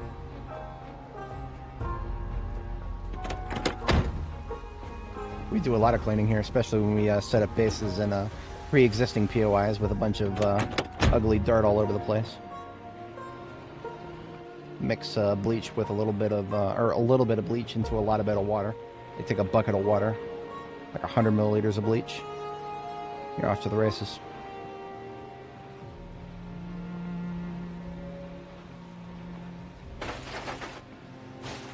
Street lights fucking with me here.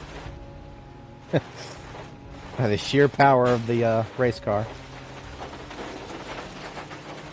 The chassis of this thing would probably have been fucked a long time ago because these things are built to be so lightweight.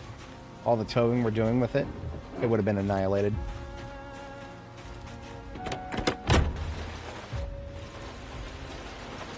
Oh, right, yep.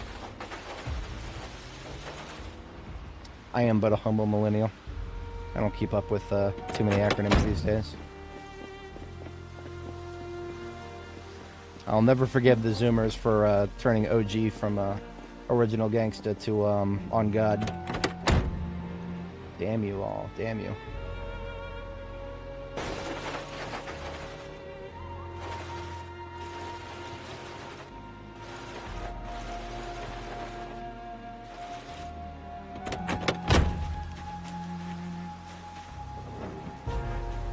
Can I still make it out through the front? I think I can. It'll be a little tight. Yes, of course.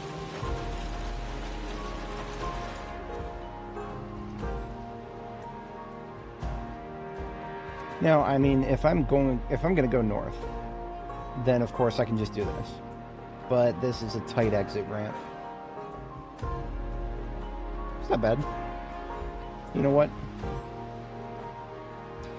I had a dream of getting the entire road there cleaned out. I really had a dream. I don't know if I'm gonna execute the whole thing.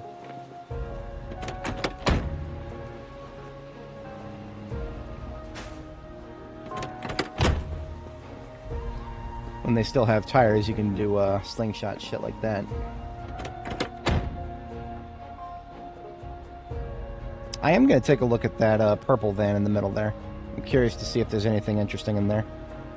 It is an unusually well-preserved vehicle in the middle of this burnt wreck airstrike nonsense here. My headcanon is that these are an airstrike. It would make sense. I don't think it's ever explained in the lore why everything is burnt out at the roadblocks.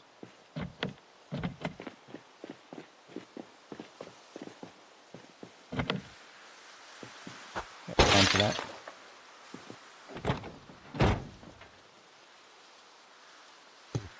Literally nothing. What was the point of locking that?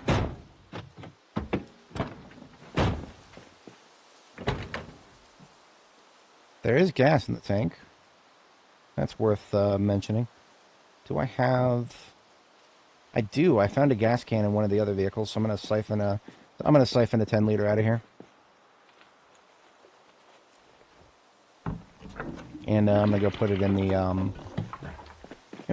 the my race car because it can use it. While it does have a large gas tank now, it is still a humble 55 liter.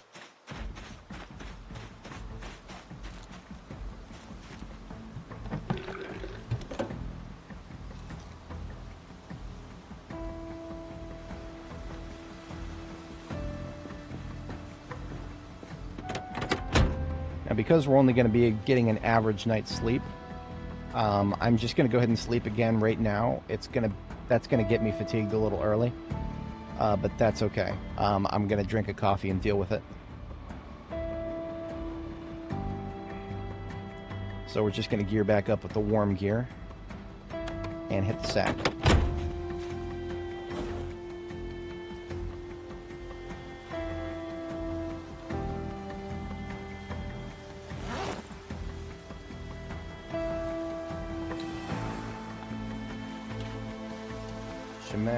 Over face.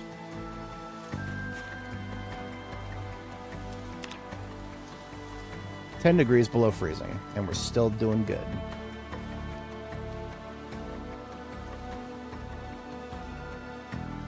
Oh, look at that. I got muscles. I got pain in my neck. Why? Fuck you, that's why. Game doesn't like you sleeping outside like that. I wonder if the fact that I got neck pain means that I also got a bad sleep. I wouldn't know. I don't have a stat bar, so I can't tell.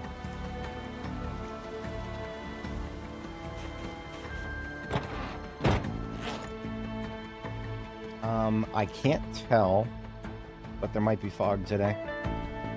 We'll find out in the next hour. It has a tendency to roll in before 8 a.m.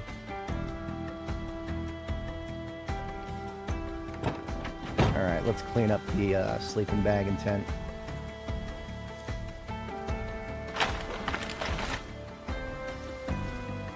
Pack sleeping bag. Pack tent. You know what? Sharpen blade too. Tent onto the driver's seat. Sleeping bag onto the passenger seat. Pillow into the glove compartment. Or? No, that works. Yeah.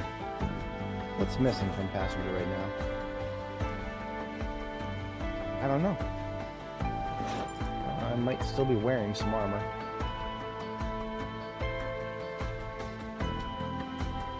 Oh. I guess I'll figure it out eventually.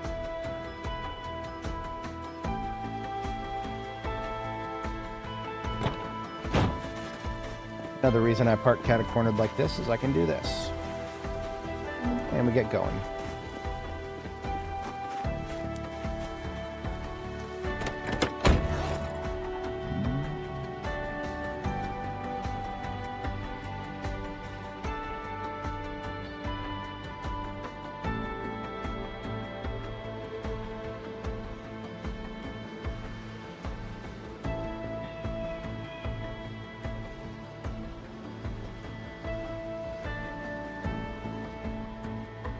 Now, I don't think there's going to be any more major roadblocks, but I also don't know.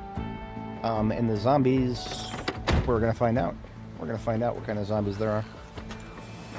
Hey!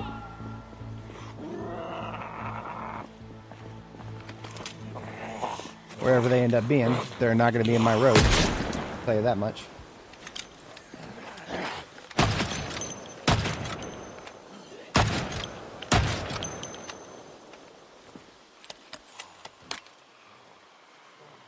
Why am I over encumbered?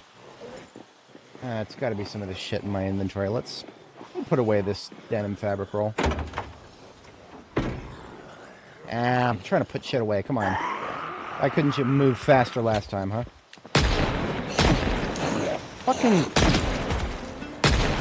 He's sticking his head out facing me. And somehow tanks 2 headshots. I'm mad about it.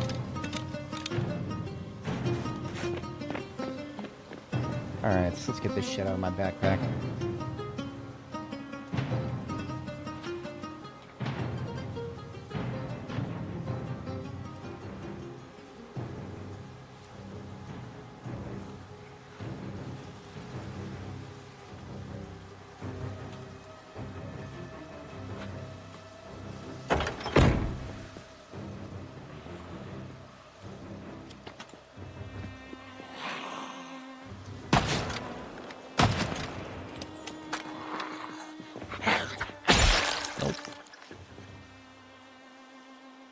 Looking alright.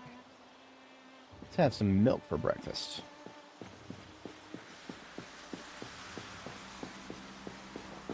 I'm gonna swap out. I've got 5 empty cups. I'll trade you. You receive 5 empty cups. I receive 5 cups of milk. Pretty good deal.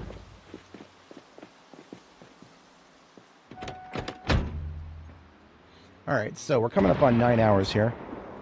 I'm going to try to establish a base camp here in March Ridge next, and then I'm probably going to call it once we've got base established. That's going to be our goal for the rest of today's stream.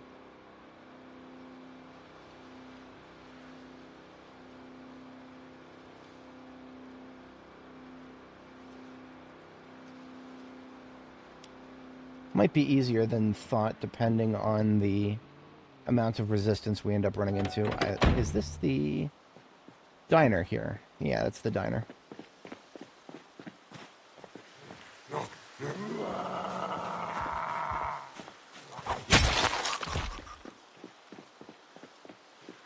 I don't have to clean up the cones, but I'm going to. Hey!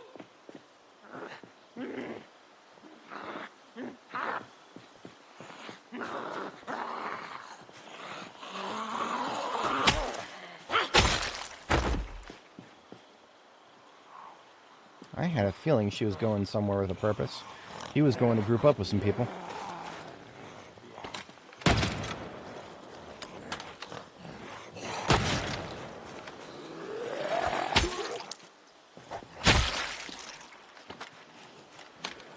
I should maybe not have done that.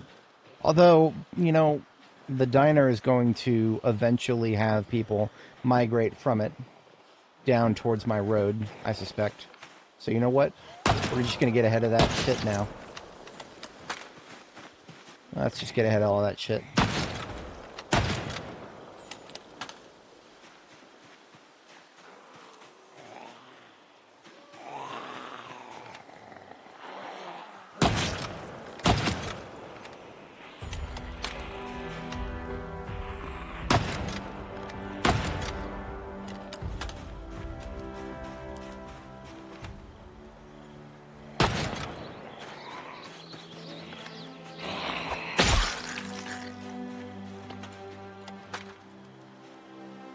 There's a few slobies up there. By the time we finish moving these cones, maybe they'll get to us.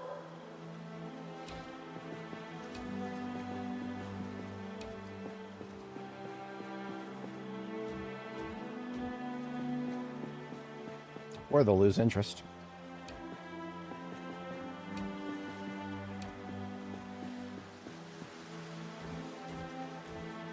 I can't wait for the pothole update. In which case it would be more punishing to hit this damaged road than it would be to just hit a cone instead. But the devs can take their sweet time on that, please. I don't need the pothole update anytime soon. Jam. See, what great thing about these bullet-by-bullet loaded weapons without magazines is that you can actually tell very easily when there's a jam. All you gotta do is try to reload, and it won't let you. Ammo check, just to be sure. Ready for another box.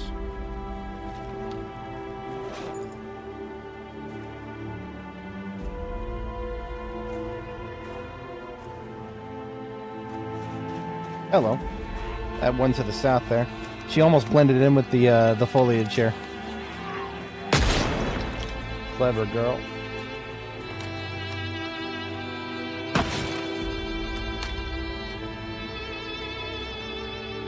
I do see a Slowbie to the north there.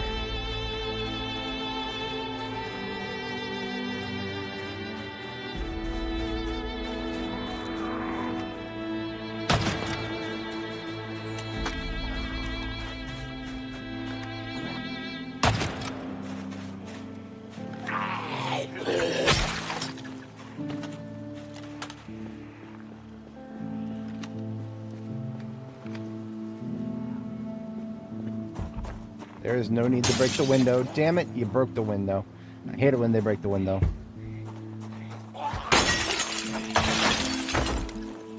Look at you just going around breaking the fucking window. Fuck you. She heard me. She started breaking them all. Bitch. I hate it when they break these windows. They can never be fixed. Maybe someday they can be fixed, but today is not that day. And I think neither tomorrow will be.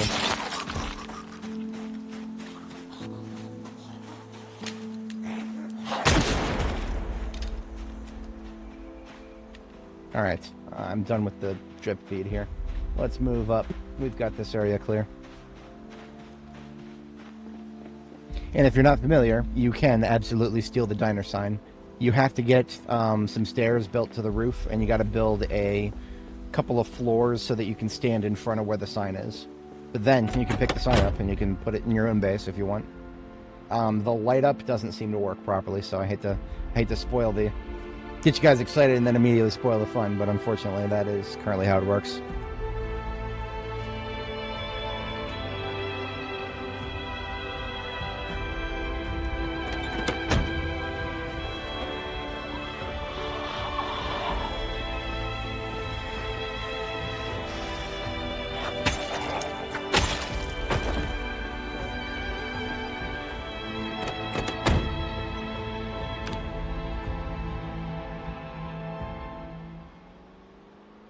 Yeah, it is. It's also the, speaking of ambience, that soundtrack, man, that is one of the loudest in the game. I really want to take that, that clip of, Honest Movie Trailers when he was discussing the Interstellar soundtrack. And rusting emotional swells that sound like Hans Zimmer fell asleep at his organ. And then he just plays the really loud of the pipe organ. And then he's like, "Stop! I can't hear my own epic voice." I really want to get that clip and just play it over that particular soundtrack that just played. Armin Haas did a great job with this soundtrack, but whoever was responsible for implementing it into the game needs a little bit of mastering work.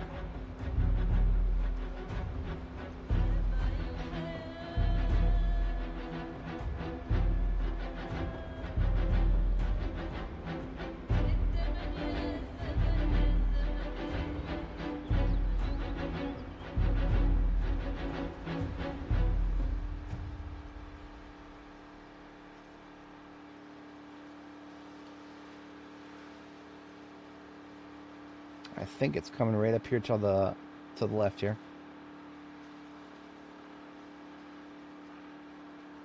Hang on a second. Oh, I might be an idiot. Oh, I'm not. There's no might. I'm an idiot. I'm an idiot. This is KY60. We needed to go further. We need to go even further beyond. Okay, yeah. So this is going to take us to Rosewood. What if I go to Rosewood? I'm already this far. What if I just go to Rosewood? I mean, there's a few things we could pick up there. We did already hit the fire department in Rosewood. We did not hit the police department or anything on the main street. And Rosewood does have a salon and a bookstore. The salon is what I'm actually most interested in right now. It's a rite of passage for my characters to get the correct color of hair, and I need more hair dye to mix the proper color of hair. So yeah, we're going to Rosewood. Sorry about this, folks. Change of plans. We started out in Muldraugh, and I wanted to go to March Ridge, but we're going to make a pit stop in Rosewood.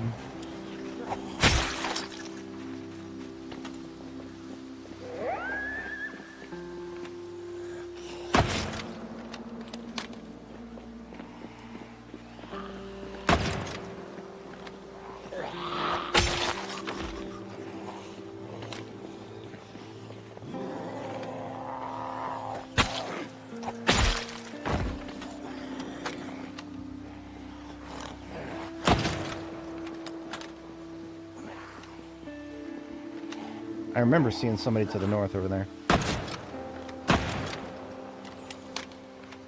No? Yes, maybe. I'm gonna keep my eyes in that direction. Anyway. Oh, hey, don't lose interest. This side of the road.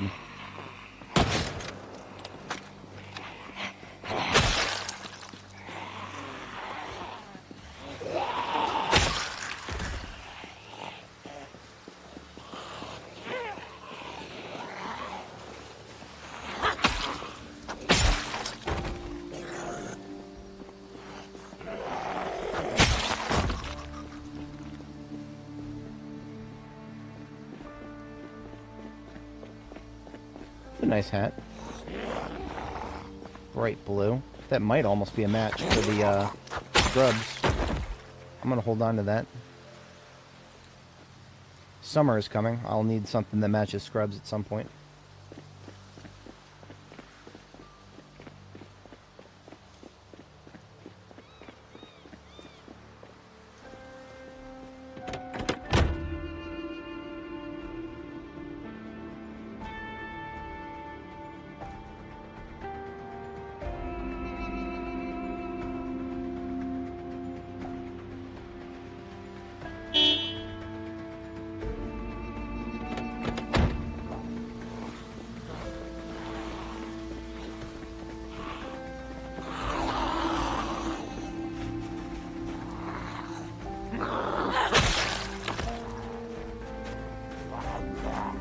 We did but one toot.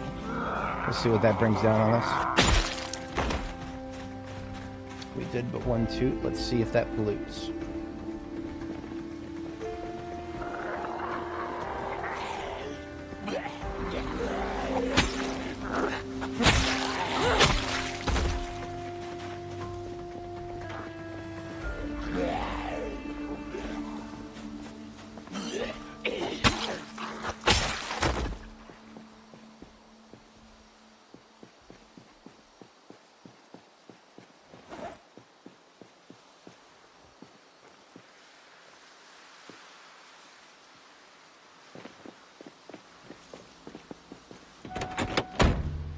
All right.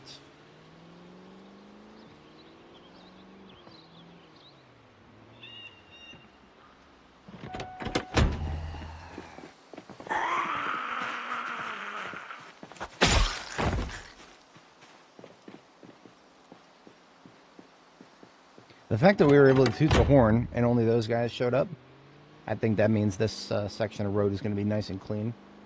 Nice and clean.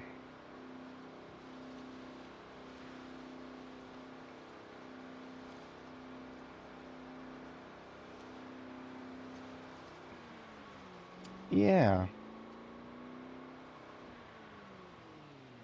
Hitchhikers may be escaping inmates. What's up? I think you can take this sign. Yep. You need agriculture skill 2 in order to pick this up. And I think it's going to be a 2-parter. Yeah. So that's 10 for each part.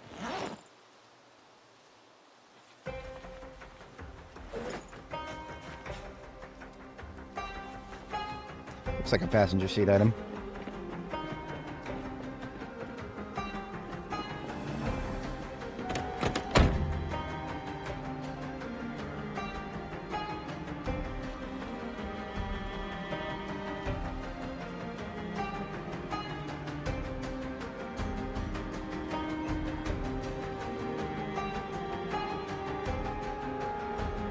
Yep, that's what it says. 7 out of 2. I mean, you got to be able to dig it out, I guess. But agriculture, being as you can only level it up by harvesting crops, yeah, that's a little silly.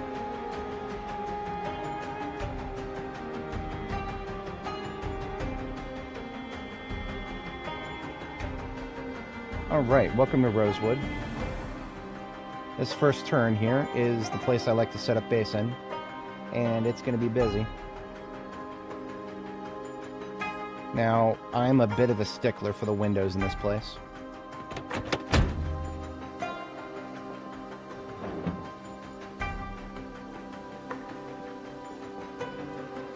It's going to be very difficult to protect these windows.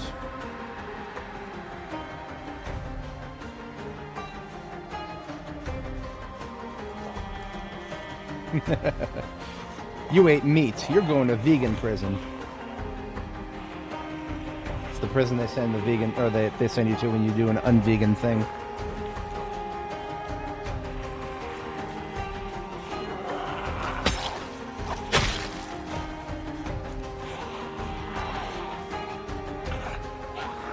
Last time I came here, I wasn't able to save all the windows. I regret that to this day.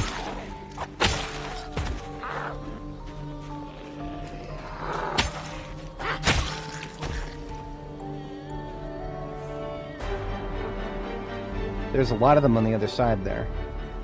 That's no problem. What I want to do is kill everybody on this side so that when I start going loud on the other side, nobody from this side feels the need to break through the building. That's the goal here.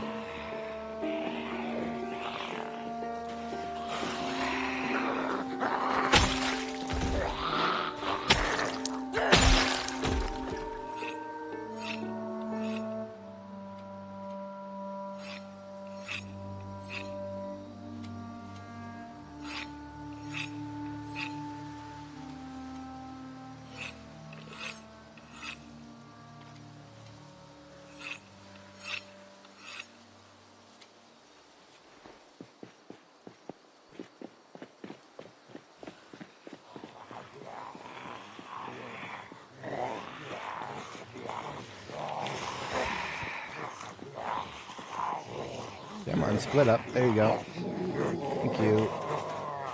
One to the south. I don't think they've clocked me. No. They're just moving around.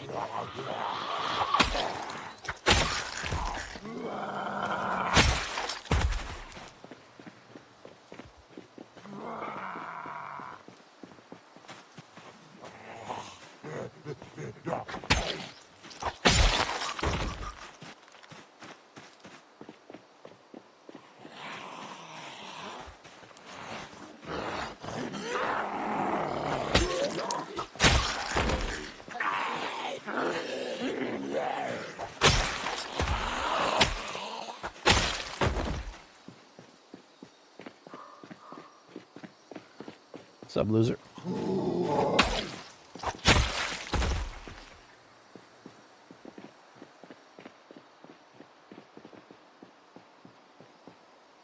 General store near Brit. Oh, interesting. Ah, I forgot I did this. I literally forgot that I left a blue generator here. At one point, I didn't have the ability to carry it with me, so I literally just left this here. It's great. I love it. And the way I'm going to do it, like here, is I'm going to put the blue generator on this side. If I put it on this side, then we don't have to worry about powering the pumps with our main generator. The pumps aren't too expensive, electrically speaking, but I still don't like it. I don't like powering them if I'm not going to be using them. and it is already fueled, as I am wont to do. I don't know if any of the NPC mods are multiplayer compatible. I have seen some like explicitly say that they're not compatible with multiplayer. So I would lean towards some of the more popular ones. Definitely no, but I don't know. I have not looked in a long time.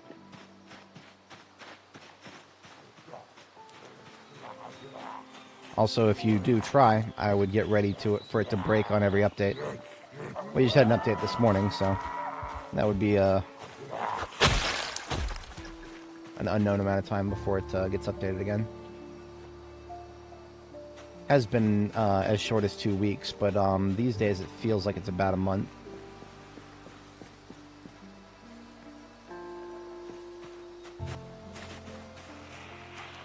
Alright, I'm feeling like I'm going to go ahead and discharge here. Yeah. We're going to go ahead and discharge here, because I feel like now, when I pull them, they won't have to go through the building.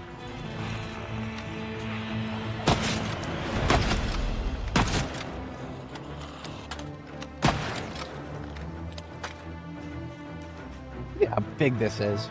Not a single ugly tree in sight. It's beautiful.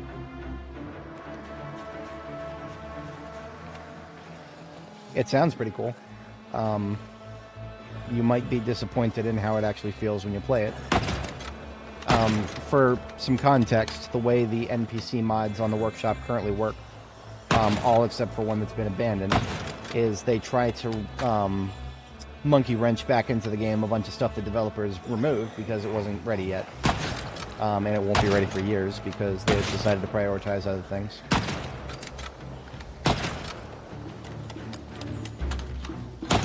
Regrettable. This game is the way I call it right now is the colony simulator with no colonists.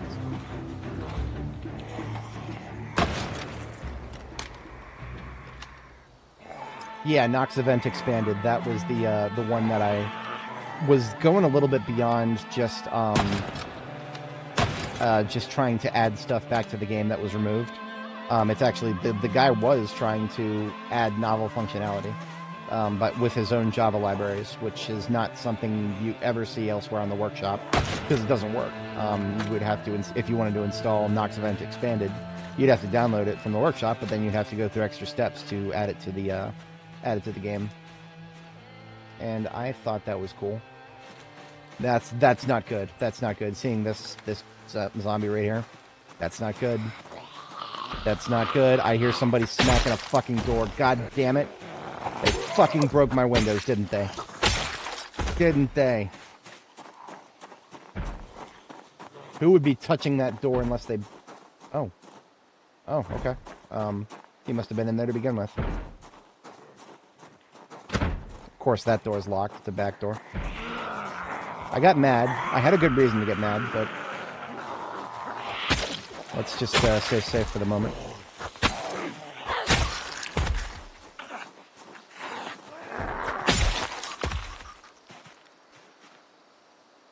I'm going to be real with you guys. I don't even care if he breaks that door. Doors can be replaced. Big metal doors, I can build myself now. What can't be replaced are those windows. Those beautiful, beautiful half wall windows.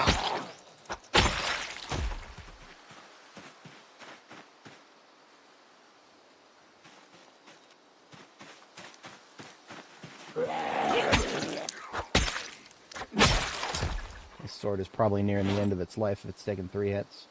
Yeah, it's at 2/3. It'll still kill on a crit, but it's not doing as much non-crit now. Oi. I'm very glad that these guys didn't wander their way all the way up.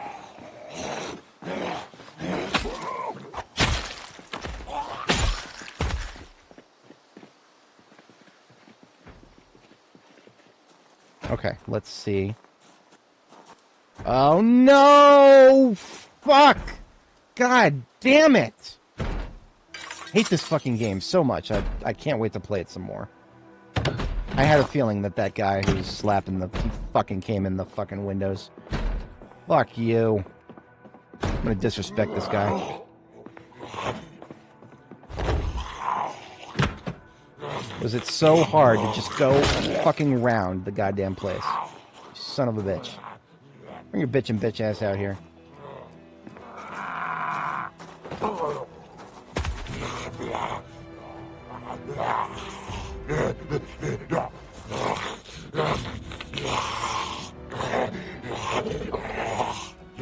Touch my fucking windows again.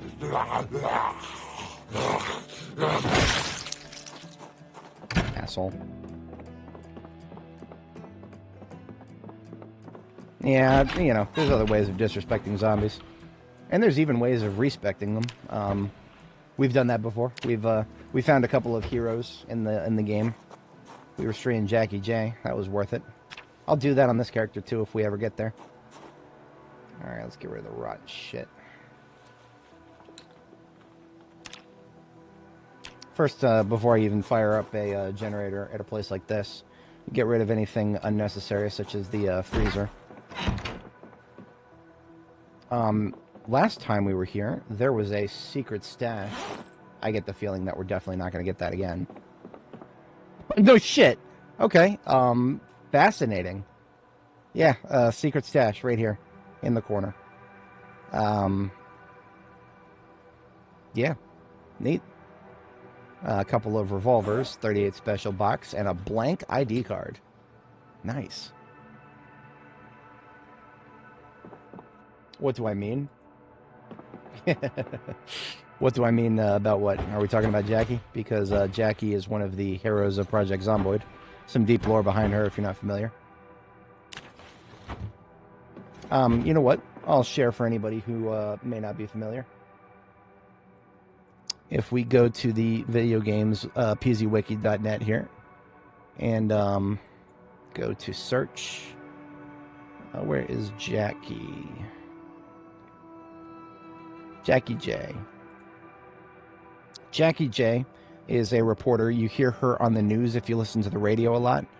LBMW is the whatchamacallit, 93.2 LBMW. That is the radio station she does for. And she is the on-scene reporter for the exclusion zone. She talks to the general who's running the joint, and she's one of the only people to break the news to the whole nation what's going on here. So you can extrapolate that she is probably one of the heroes of the lore, because lots of survivors outside of the exclusion zone probably never would have known what was going on in here were it not for her reporting. So I will link the I'll link the PZ Wiki article if you're interested in reading more of the lore behind Jackie J. She did some very good stuff, but she unfortunately was not immune to the airborne strain of the virus. And because of that, she turned in the same way the vast majority of the people turned into zombies. And that was without ever getting bitten. Another thing, if anybody's not familiar with the zombie lore of this game, 95%, I believe, of the zombies that you see never got bitten. They just, well, okay, so a lot of them probably never got bitten, but I would venture to say that a lot of them never needed to get bitten. They were going to turn no matter what because they were infected by the airborne strain, which is what traveled across the world before any zombies ever showed up. The airborne strain took a while to cook. It had like one of those slow incubation periods, not unlike another virus that recently went around the world. And a lot of people just started becoming zombies all over the planet. That's one of the reasons that it was never really possible to contain it. And but a lot of people never knew what was coming until Jackie J did her reporting, which is why she is, in my mind, she is a hero of the lore in this game.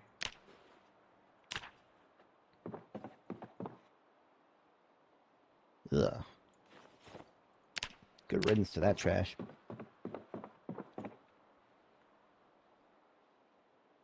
No, there's no way. There's no way it would spread that fast. If you think about it, there is reference to the airborne strain as early as June. In June, there is a foul stench noticed in the air. In my mind, that's what released it initially, but that's never been confirmed, and I don't think the devs are ever going to confirm it. I think they enjoy leaving us without answers, without solid answers. One of my favorite parts about the zombie lore in this game is that they never explain exactly how the zombie virus works. And because of that, we have to use our own imagination. One of the theories that's plausible is that it's religious punishment. And I'm going to be real with you guys, that would make more sense to me than anything else, because otherwise zombies violate thermodynamics. And the implications of that are, woo-wee. Go ask your local astrophysicist what the implications are of thermodynamics no longer being applicable. RW, Rosewood gas station. There we go.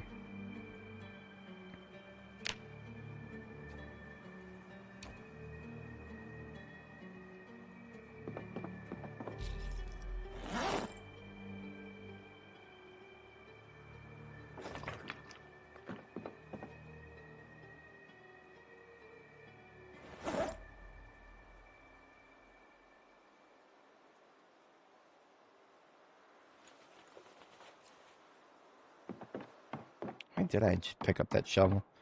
That can get put away. Don't need those.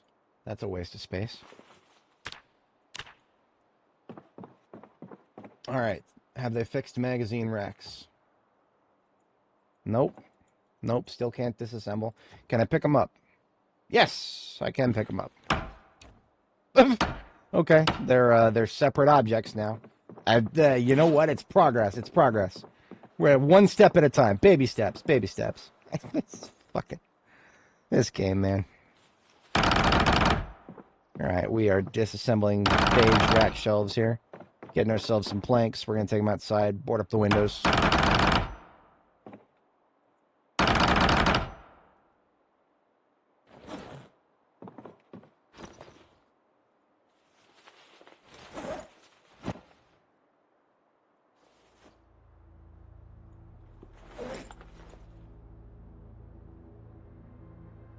Here's my water bottle.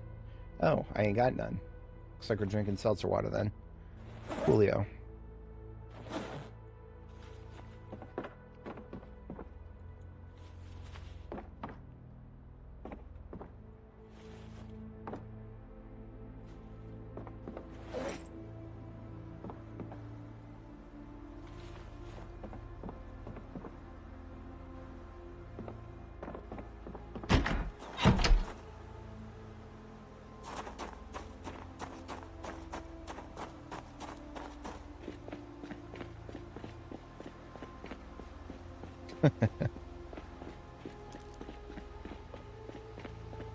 Yeah, trial by fire.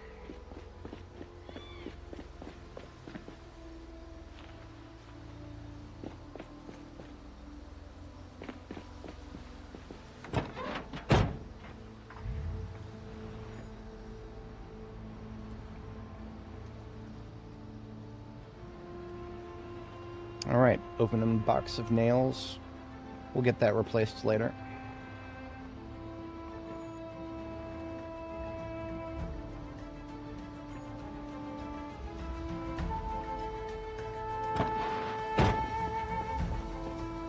Barricades. Planks barricade. Planks coming right up.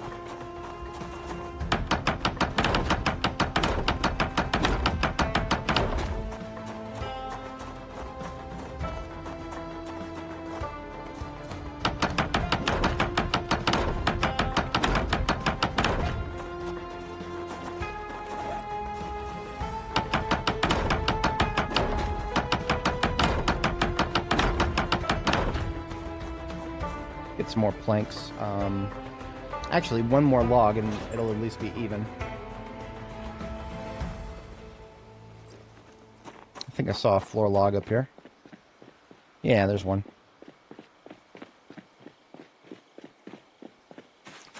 It's good to have plans, but remember, most normal people don't plan to die, and because of that, they function better. If you assume that you're going to die, you're not going to function as well as you would if you let the fear find you, and ensure that you actually plan as if you're not going to die. I'm a big proponent of positive mental attitude. can't really achieve positive mental attitude if you're going to be like, oh, I'm going to die, man. There's nothing I can do about it. We must be positive. Otherwise, we're A positive. God forbid O positive.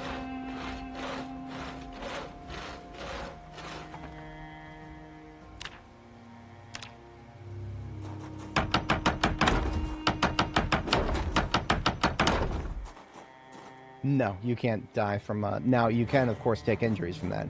So if I'm over carrying too much stuff, and then I fall from a rooftop, I'm going to get a lot more injured than I would be if I wasn't carrying too much stuff.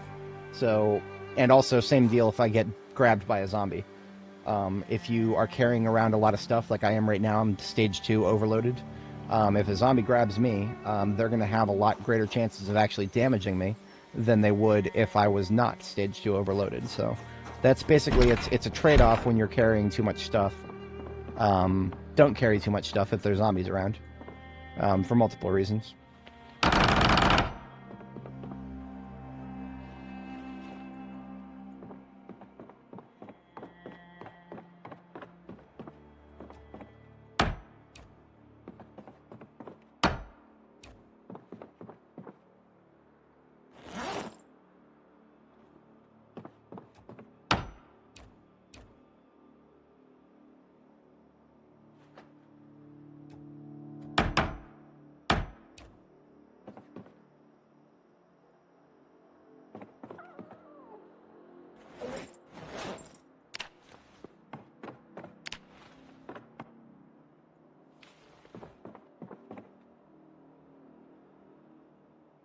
So my standard plan for this place is usually a green aesthetic. Usually. I might do something different this time. I don't know for 100% sure.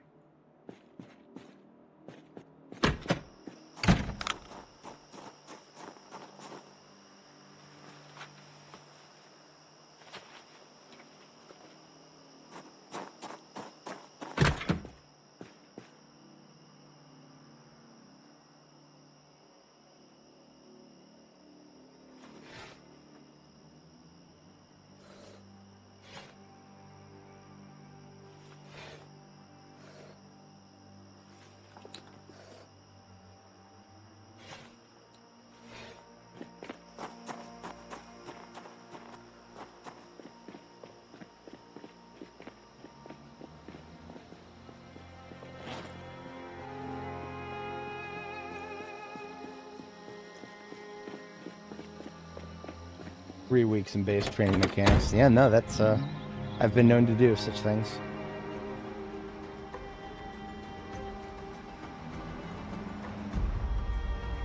There is no need to have this car in my, parking lot.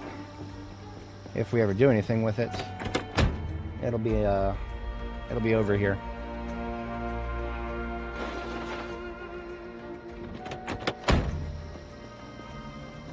It'll be the same with the Niala over there.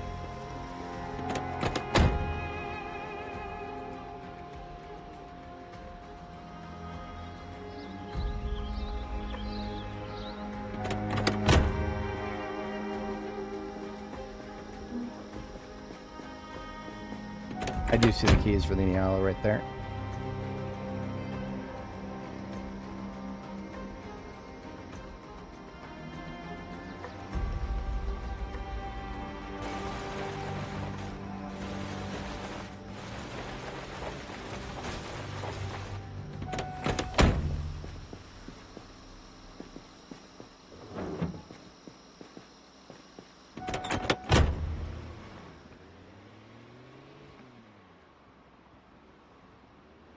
Alright, taking a quick peek on this side of the road up here. Don't see anything threatening up here. Sometimes they like to hang out in these forests up here. I'm semi-confident that they would have, they would have shown themselves by now if they were in there. But I take nothing for 100% granted. Alright, now in this particular unit, we've got a second floor bedroom and a basement with a lot of workshop-related stuff in it. hit or miss as to what we'll find in the basement, but I'll take a look. Oh man, that is, yeah. Never, I can feel my body temperature rise when I hear that story. Every time, man, every time.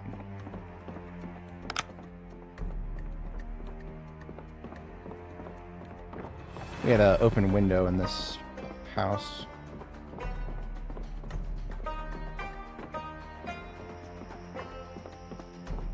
Okay.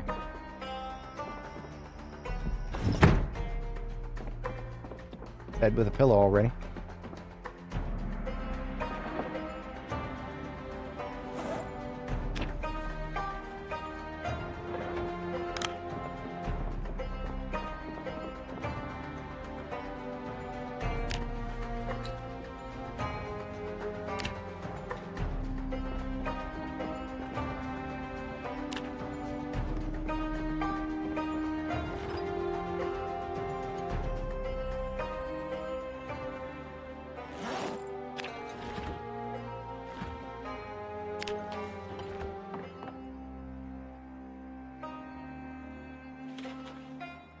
Delete.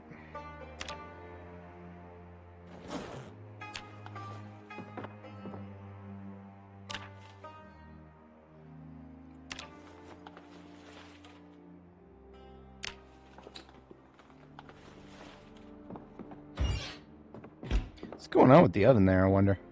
Odd.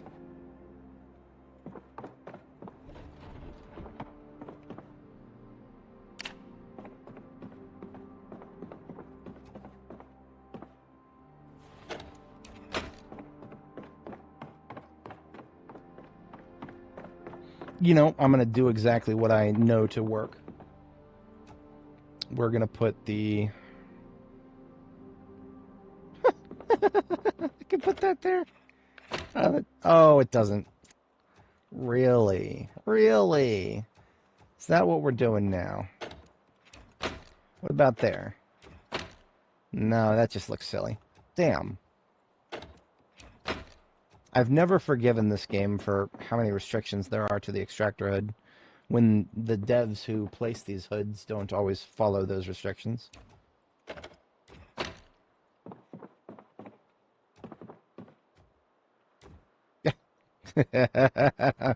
I know these every once in a while things just layer wrong.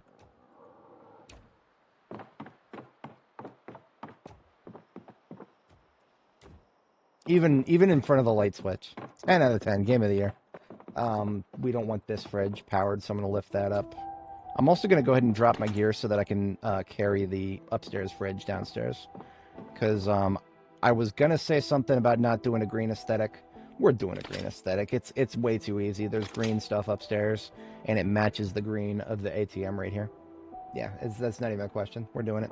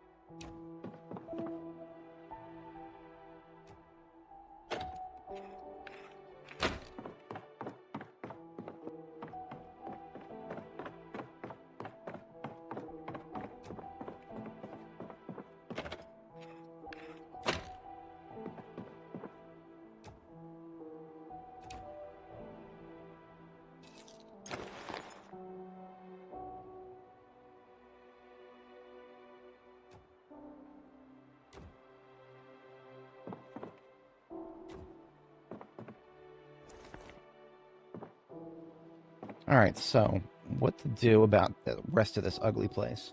The floors are absolutely disgusting. I can't fucking stand the floors. I hate the floors here. Ugh. Ugh. We'll have to get rid of them. And we can do so. Gonna take some elbow grease, though. Before I risk moving the bed, I'm gonna go ahead and sleep. It's a little early. But I'm going to go ahead and sleep now so that if I break the bed, then I'm at least not stuck here with second stage fatigue, leaving me combat ineffective. So let's go ahead and sleep first, then I'll try to move it.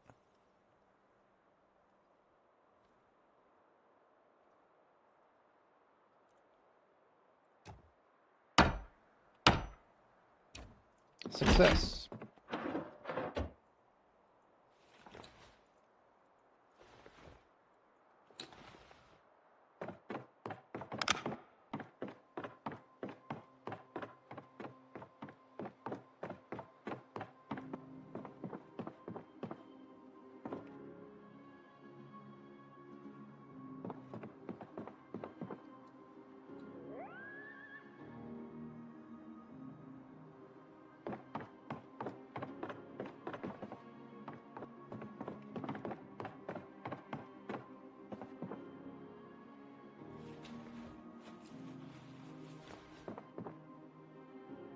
Fun fact, if you pick up a lamp and put it back down, the light bulb doesn't stay the same. If I were to pick that up and put it back down, the blue light bulb would change. So I took the light bulb out first. Because that's the goofy world we're living in right now.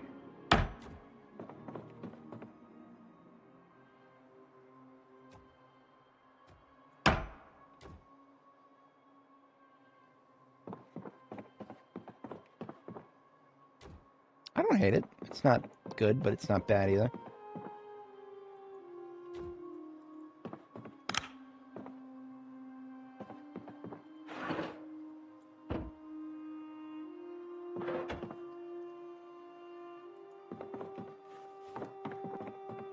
Alright, let's get the generator running.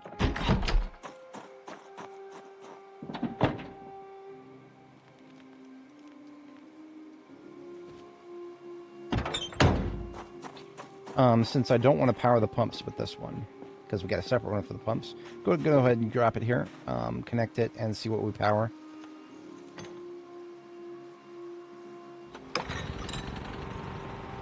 So we got 6 lights and the fridge. Let's find out which lights is being powered.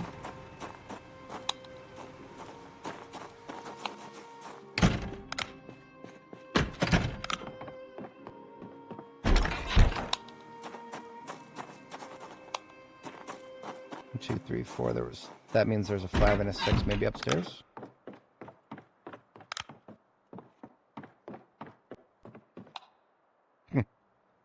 Downstairs too.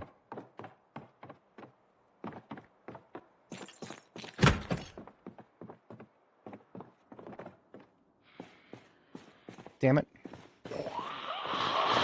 Don't have any of my weapons, but I am the weapon.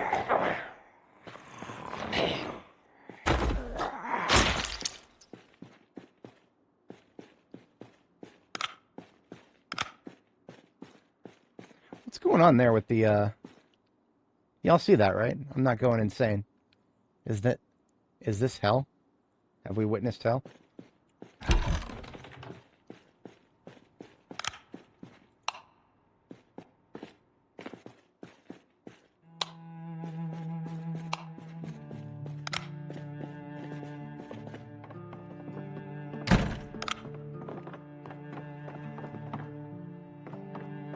Alright, so now we've identified all the lights that were running that we didn't want. How about the lights? God damn it, this one is out of range. Okay. Looks like across the street all the way is not good enough. I usually like to have my generators off-site so that if it's going to attract anybody, it doesn't attract them straight to the front door.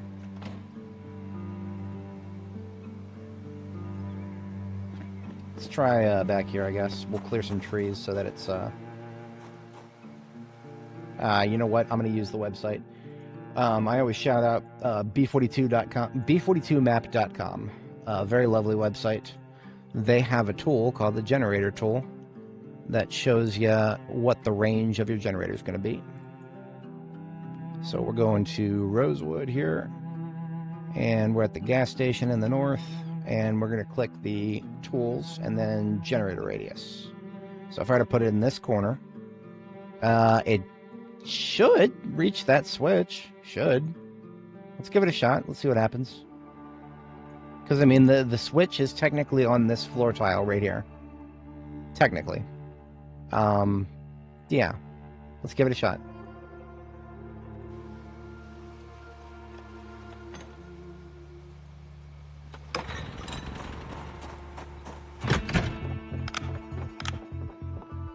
That's what I'm talking about. That's exactly what I wanted. Now, let's say I wanted to put a different generator to power a freezer on this wall. I could do that. Because this wall right here is out of range of that generator we just placed. Thinking for the future here.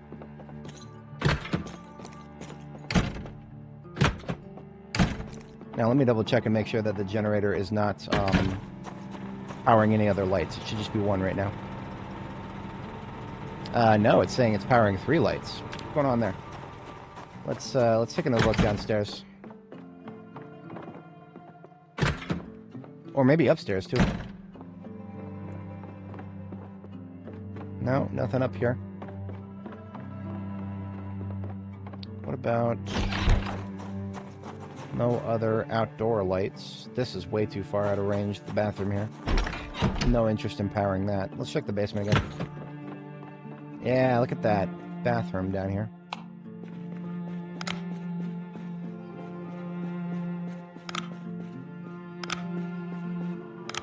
Oh, you know what? There's also the stair lights.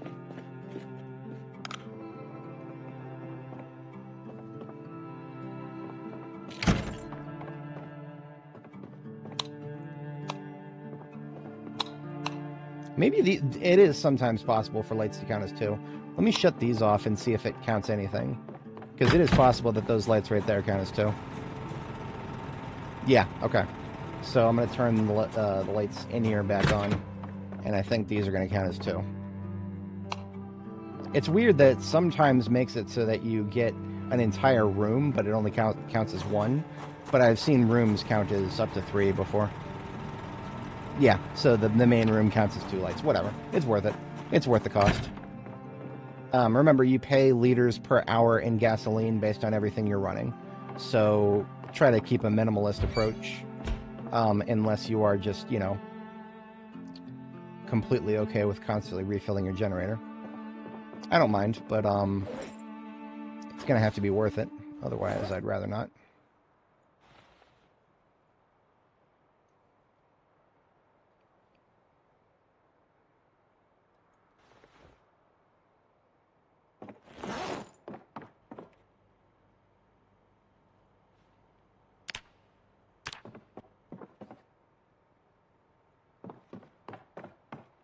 I'm just going to garbage bag up everything that's currently on the floor so that we can do something with it later. Sort it as needed.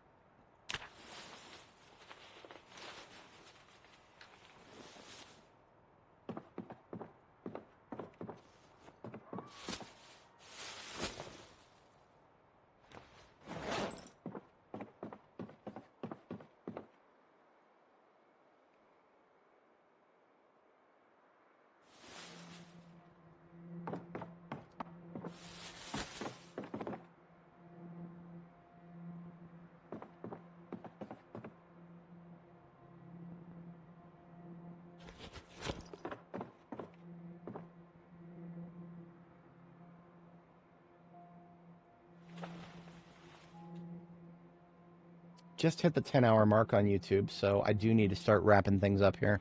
I unfortunately do have to work on site tomorrow, and there's no getting out of it this time.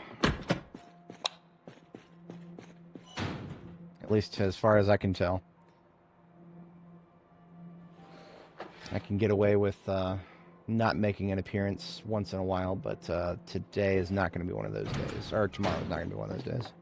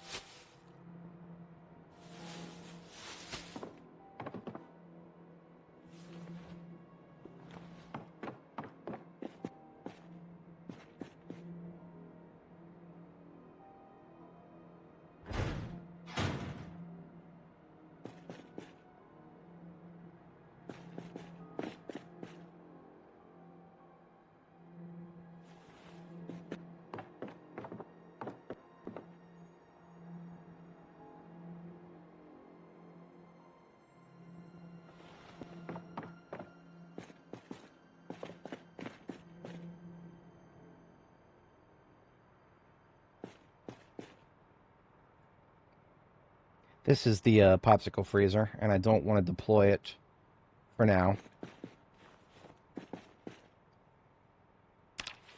And I'm going to do the same for the 2 parts to the large fridge. I might use it someday, but for now I don't need it, so it's not going to get deployed. It would just be a waste of electricity if it did. And that's why I never put my gear back on, because I got to have everything taken off in order to move this stuff around. It's very heavy. When I place it right there in the corner, you can't see it.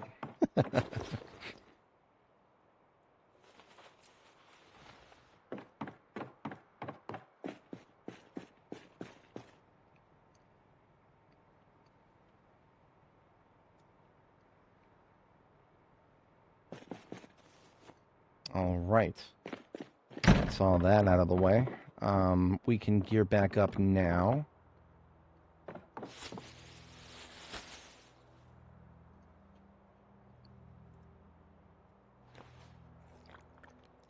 I'm going to need to take some stuff out of this bag.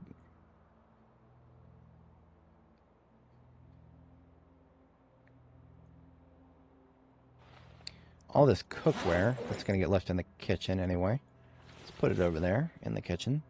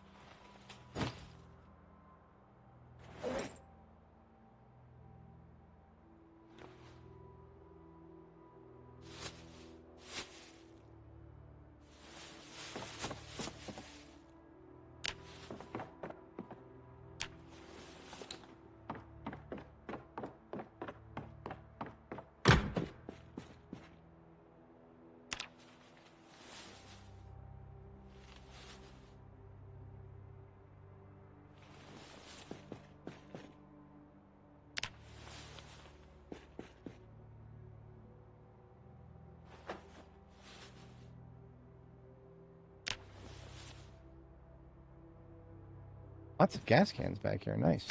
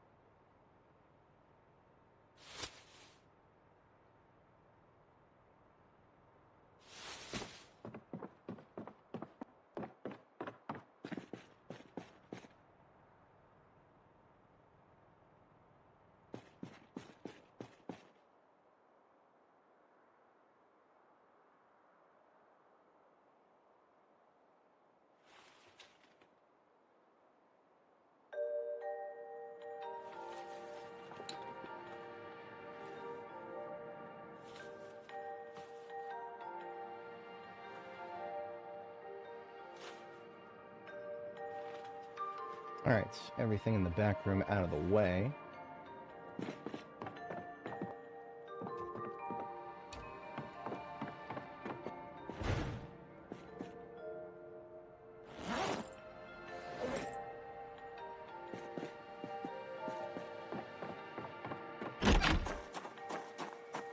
Empty gas cans can go up by the gas station. Well, maybe the pumps that are actually going to get powered first up here. There we go.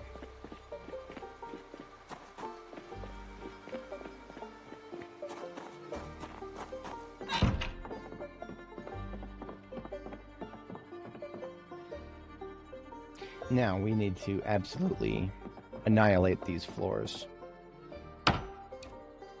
So until 5 a.m., I'm going to eliminate floors.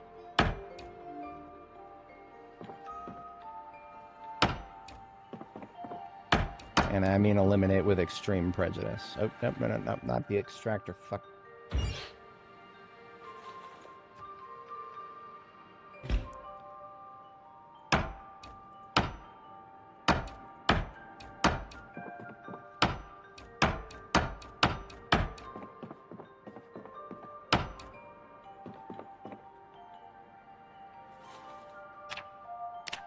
Utterly disgusting floors. I can't stand them. They look so ugly.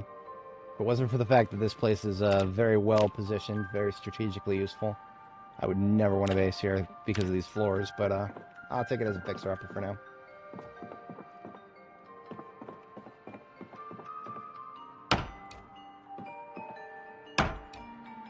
See, the 7.5% chance to break.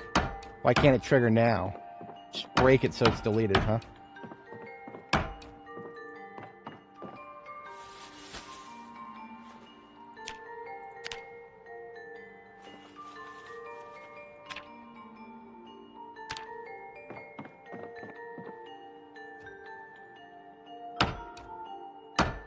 See, this shouldn't just be called maple flooring.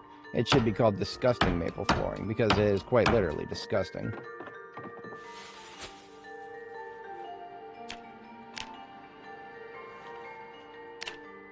Now, it's also not just the maple flooring.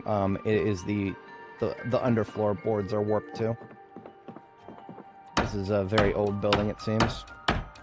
In desperate need of some new floors.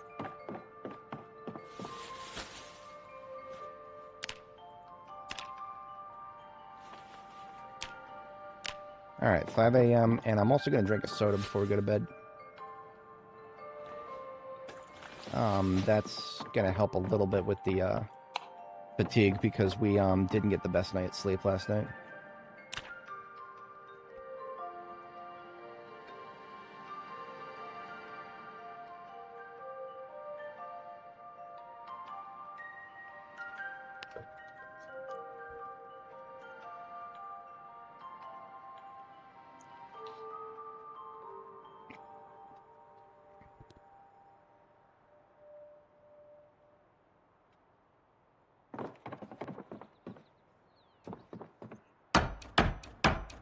Alright, so...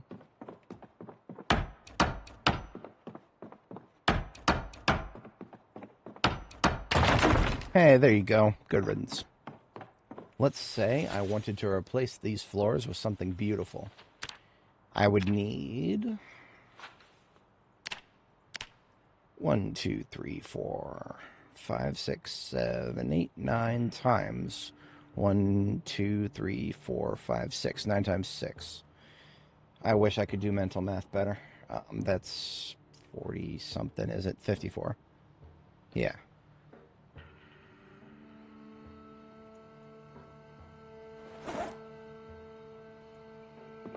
But it doesn't really matter just yet because we have to delete any of the floors that have gunk on them.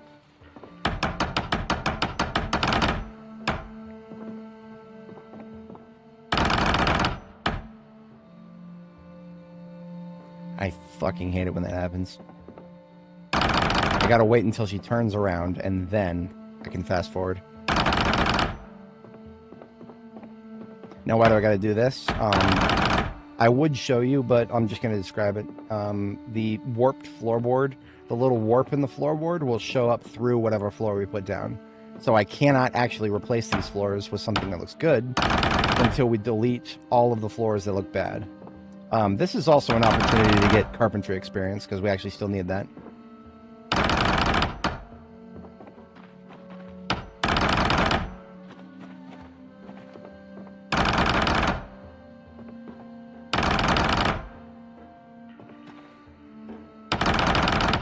Call me the machine gun hammer. You know, the drain might even go away if we delete this and rebuild it. That's the first thing I'm interested in trying. Nah, alas. I don't mind the drain, actually. So you can kind of see the floors I'm rebuilding here are free of the disgusting warps that the others have.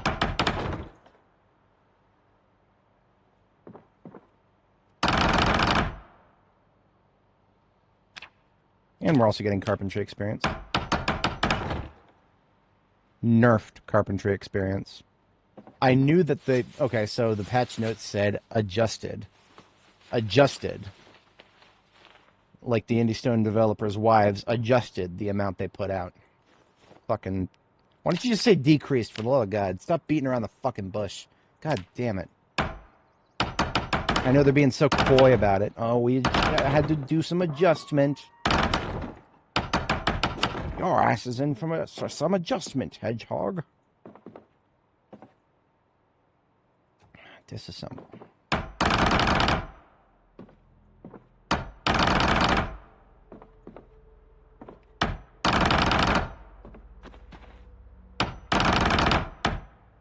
We're literally never going to get carpentry leveled up in that road.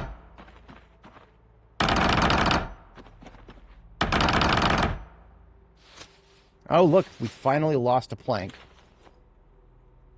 That's good, because there's two outside there.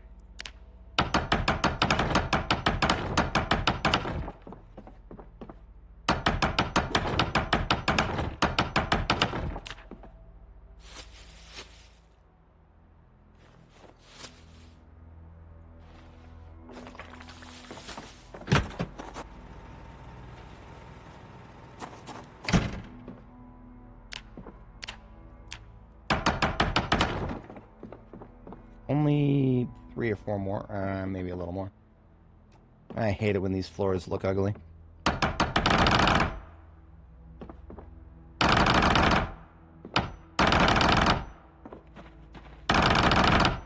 Oh, that means we need to go get more planks. We were always going to need to get more planks, but doesn't mean I like it.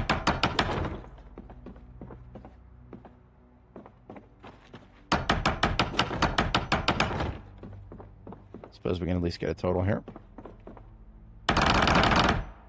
Can't join a game every time you try to create a new save. It doesn't work, says error. Sounds like a mod problem, buddy. Not sure about that, though. Definitely not happening as far as I can tell to anybody else. Haven't heard anybody mention it yet. Could always check the bug reports on the Steam forums. That is usually what I first would check, personally. Alright, we need to go get 2 more planks. Hey, look. There's a log.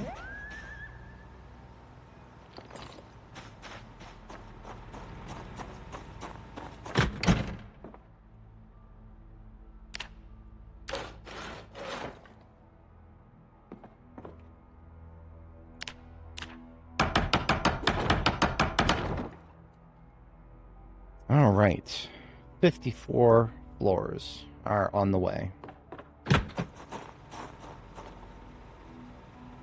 54 floors had a chance to 7.5. Yep. Dark, that was the first thing that I commented on. That is amazing. I hope they do more of those.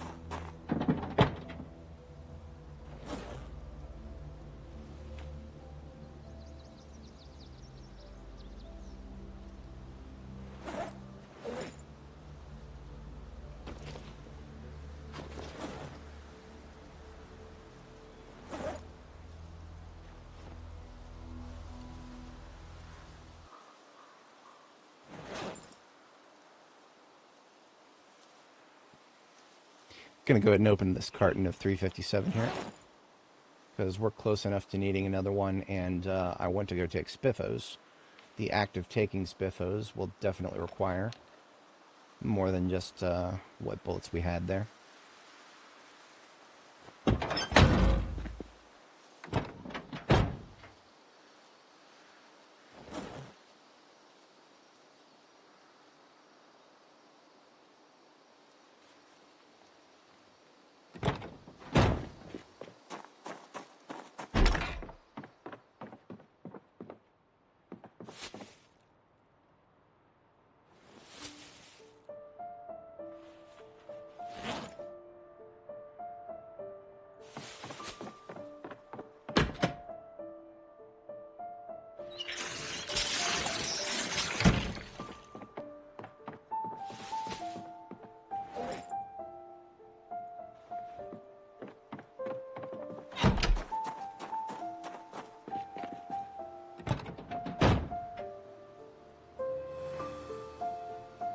I wonder, you know what?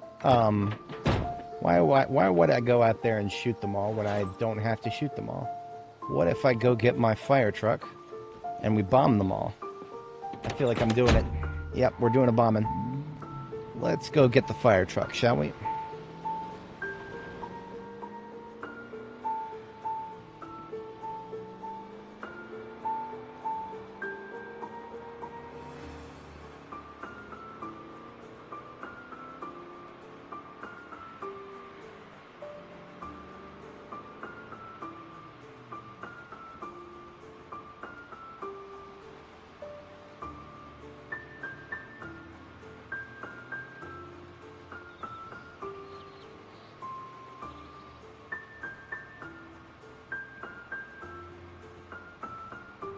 I feel like the loading has gotten better.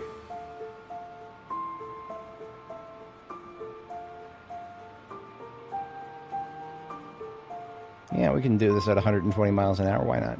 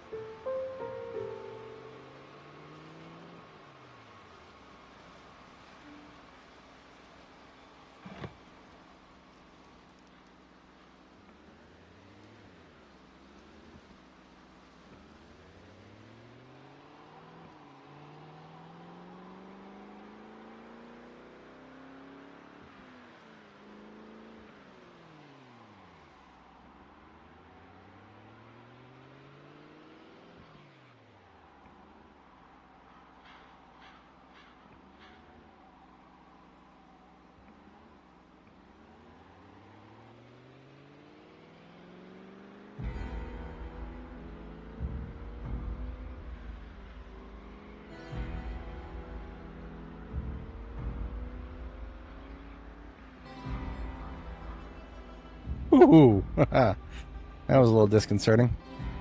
Maybe that's you know, we're gonna have to headcanonize that. Maybe she's just blinking. That's what happens when she blinks at 120 miles an hour.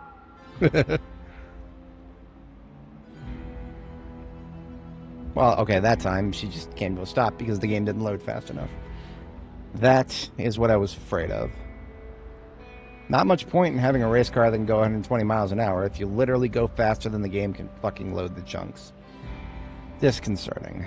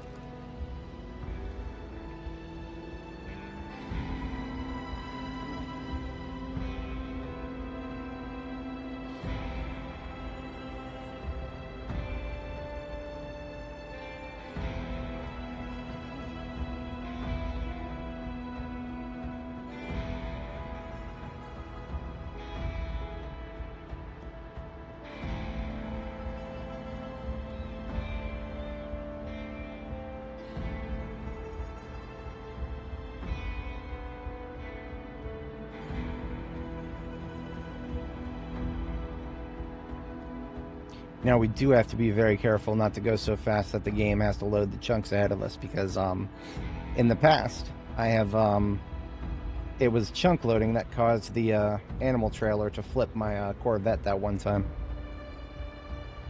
Because you see, the chunk loading brought us to a complete stop, and then the animal trailer didn't come to a complete stop and flipped us over vertically.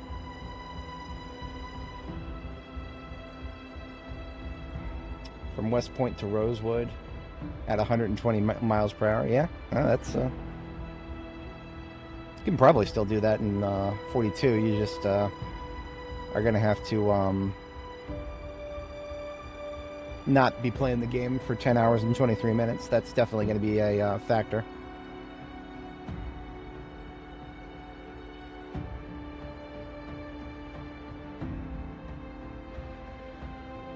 Holy shit.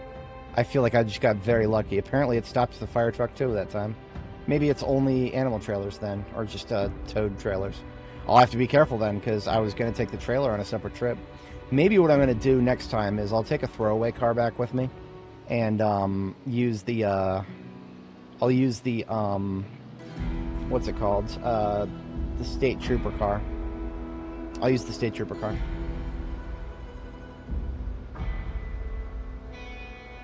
That sounds like a challenge, Mario.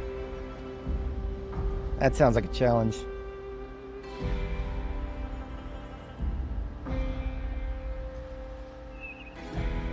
Of course, the turn would be the hardest part.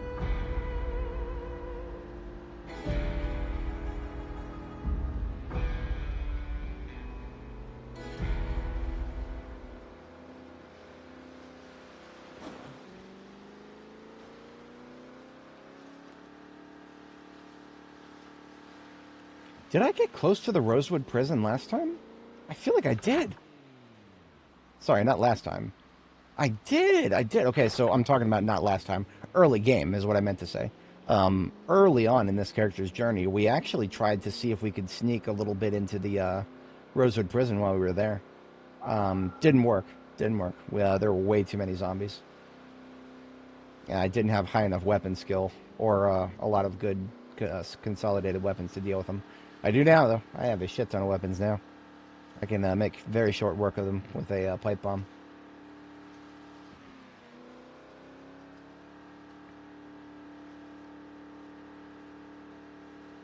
I'll have to add some timestamps to the description so people who see the thumbnail I'm going to use for this part are going to be like, where's all the pipe bombing? I just see some asshole driving back and forth for 2 hours. There's a lot of logistics in this game. I can get... I appreciate the folks who stick around through all the boring shit, because there's plenty of it.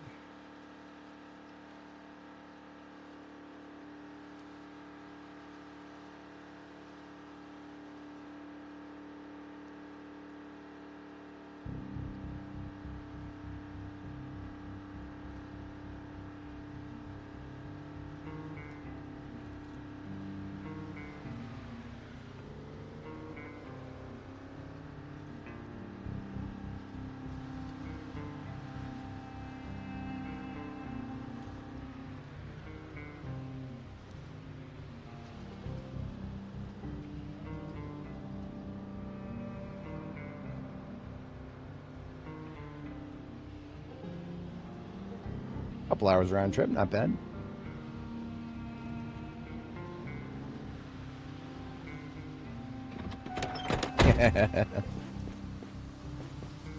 Especially the rabbits.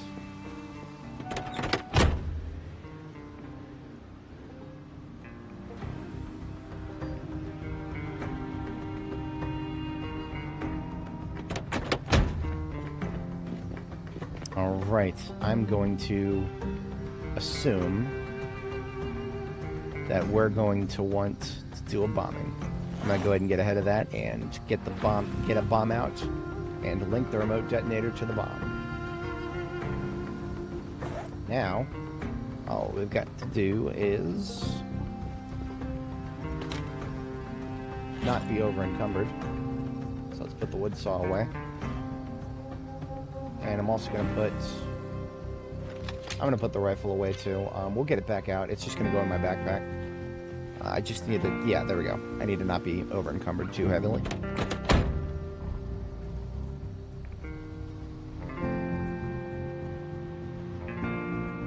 Rabbits all food, not friends. And, the...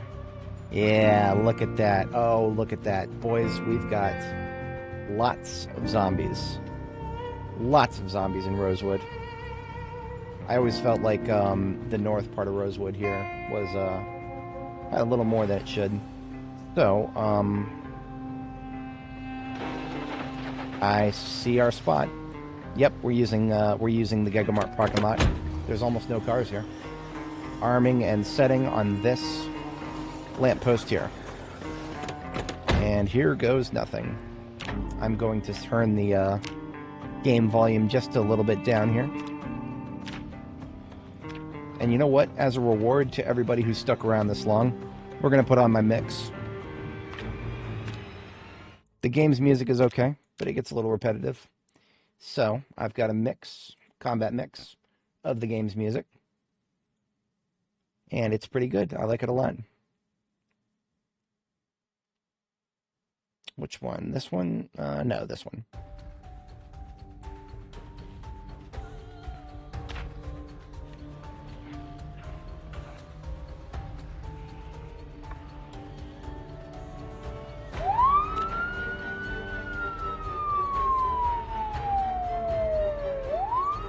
We're going to see how much of Rosewood we can get with a single bomb. I think we can get quite a bit.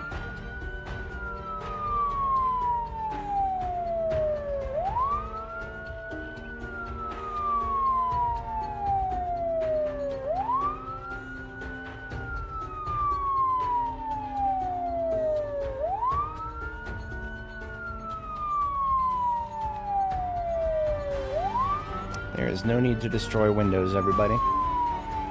And that's why I'm taking my time pulling this group around.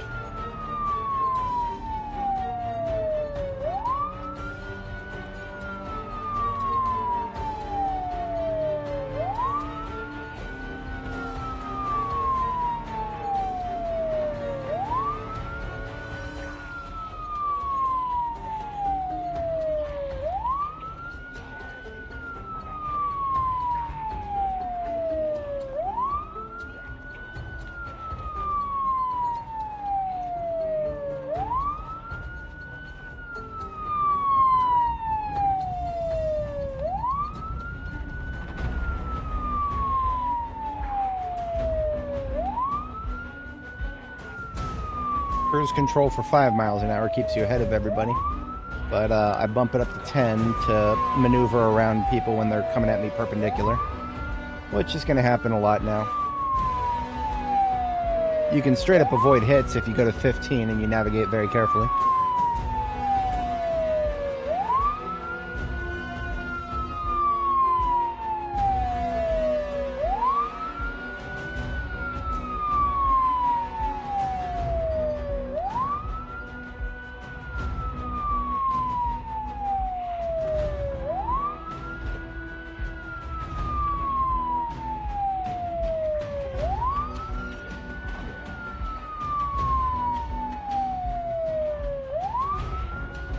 Alright, 15 it is.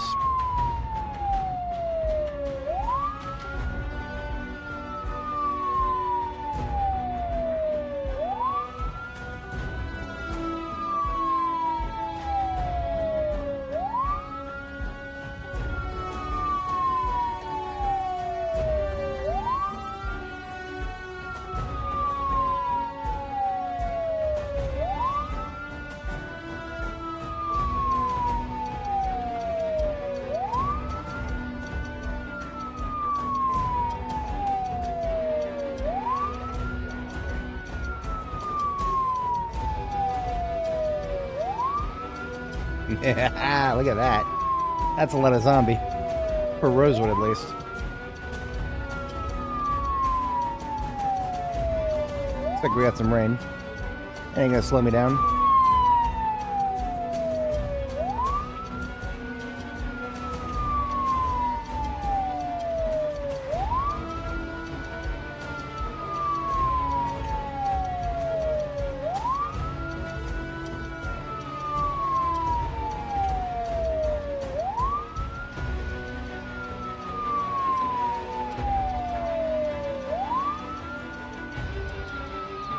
Our bomb is laid on this tile right here, if anybody didn't catch it. Just got to get a nice big congregation before we start the sermon. And that's the weird thing, is that north part specifically of Rosewood here. That is a very specifically large amount of zombies for North Rosewood.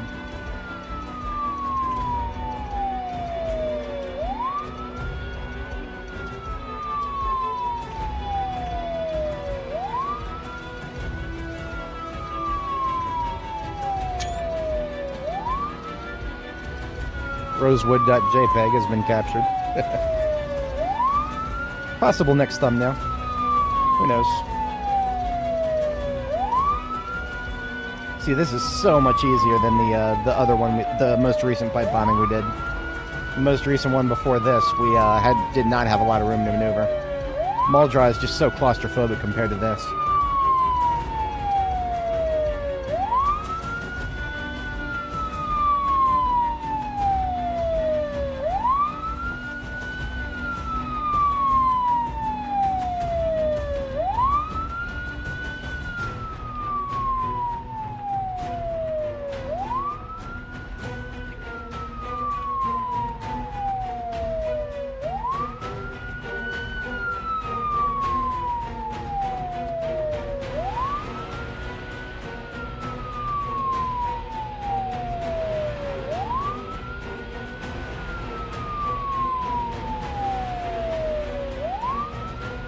Looks like we got most of them from the north here.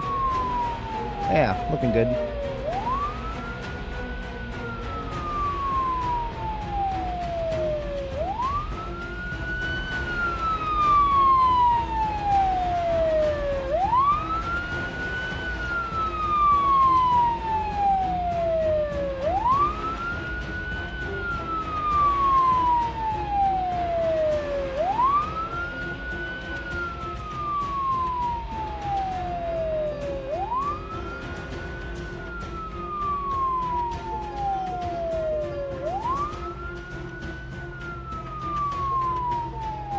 Ooh, we've got a guy wearing a police duffel bag there. It's going to be really hard to try to isolate him. I'm going to have to probably pick through all the corpses to get him. Yeah, after we blow everybody up. Police duffel bags usually come with weapons and ammo. And seeing as the only place we have ever found those faded ammo straps has been at a police department, that guy's duffel bag could be a shot at weapons with ammo straps on them. I feel like ammo straps are more a civilian thing than a law enforcement thing, but whatever. Seems like a FUD thing almost, but I'll take it. I ain't gonna complain. It matters not from whence they come. It only matters that they find their way onto my rifles.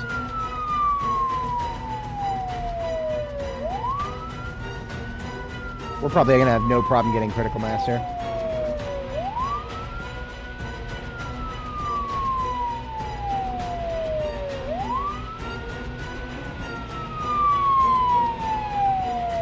Bomb is right here.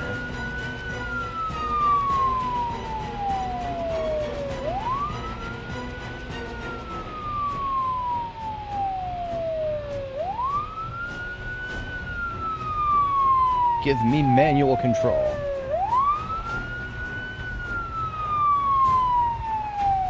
Oh yeah, absolutely.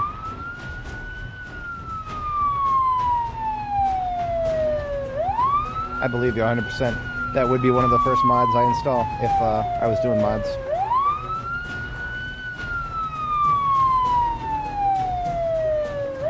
This is pure cope, but there is a part of me that kind of thinks that digging through a mountain of corpses should be a bit of a difficult task, but nah. We're also playing a video game, so I'm not going to hold anybody to that.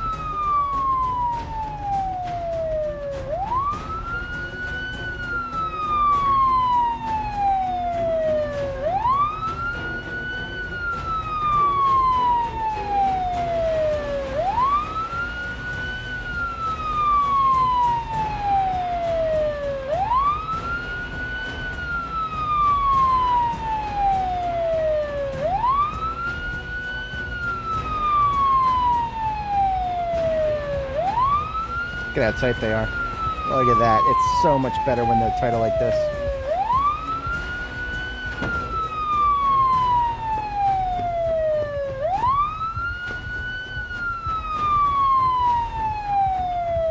Alright, fixing up the UI here.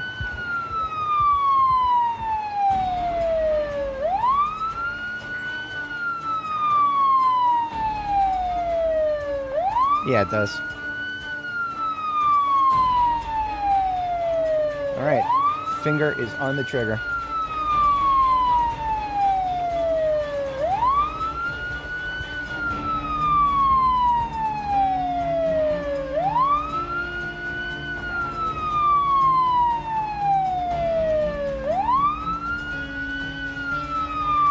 Almost there.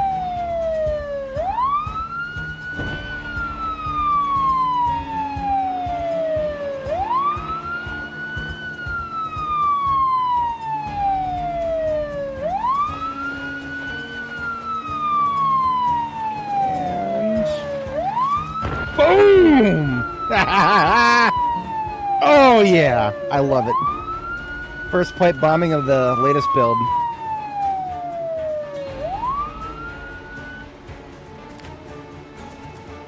And we still have some late to the parties here. Clean the shit up.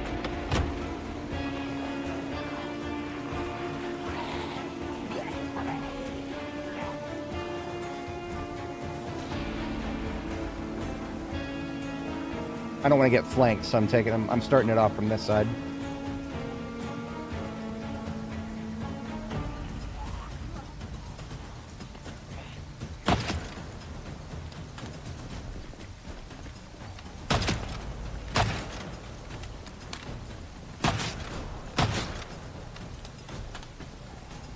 Yeah.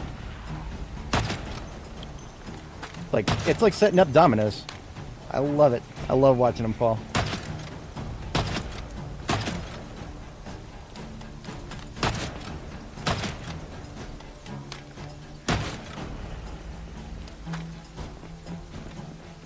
Another problem, though, of course, they still could be coming from that direction, so I just gotta wait for them to come my way. Yeah, see, look at that. I had no inclination that he was gonna come out of there.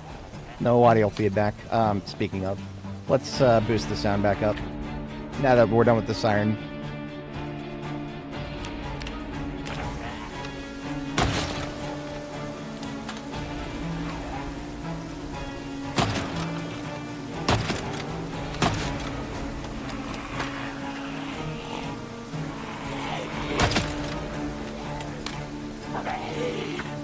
Oops.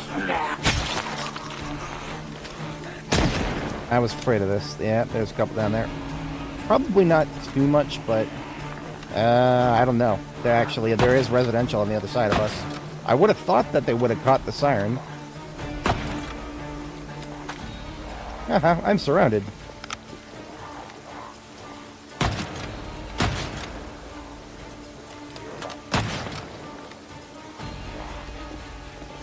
Another, oh, JS3T right there. Yes, please. Bring that JS3T right to me.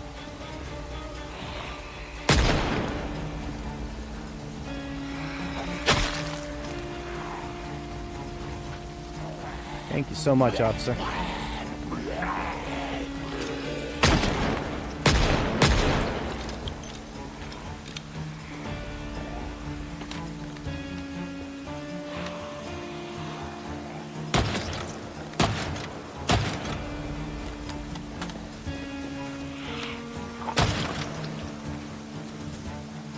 Yeah, Clement, thank you for your service.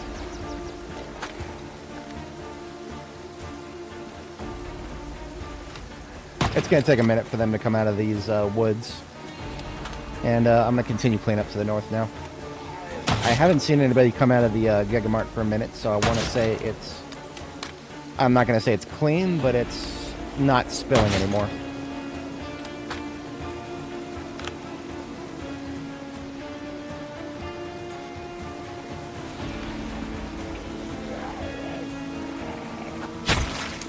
Alright. That's North Rosewood right there. Put that mask on and see if we can find any loot here.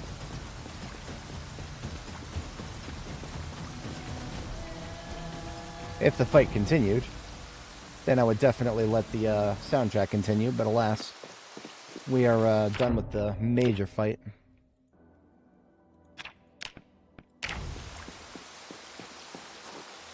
Yeah, it was. Alright, so, Law Enforcement Blue. His duffel bag is going to be facing down, going into the ground. First thing I'm going to do is take this guy's helmet right here.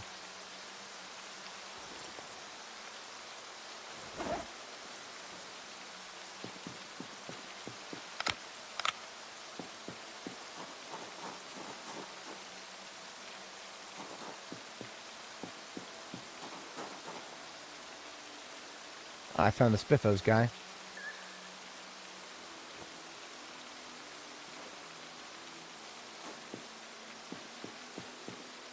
feel like I'm seeing some Law Enforcement Blue in here.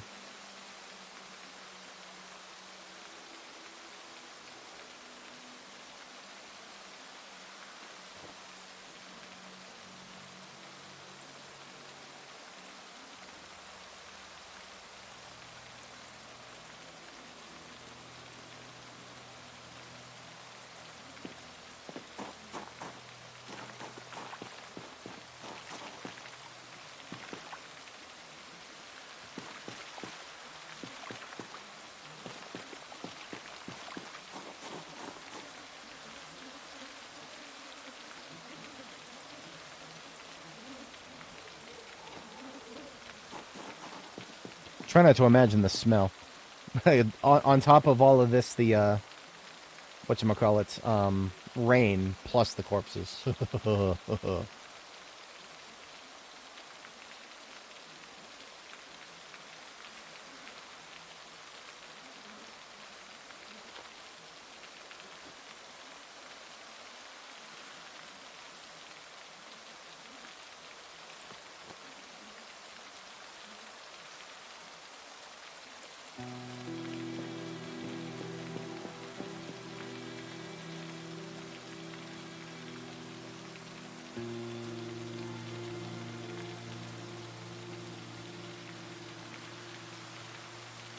I regret not noticing that guy with the duffel until it was, till we were good ninja critical mass stage.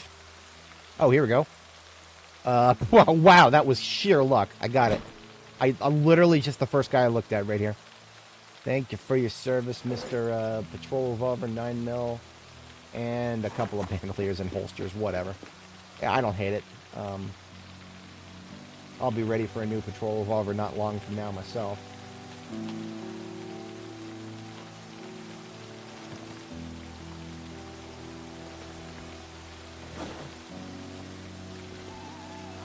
Mission success. Very success. Alright, fuck up out of here with this respirator of ours. Still, oh, the, whatchamacallit, the filters are just about dead. So I'm going to take it off, and I'm also going to pull the filters out.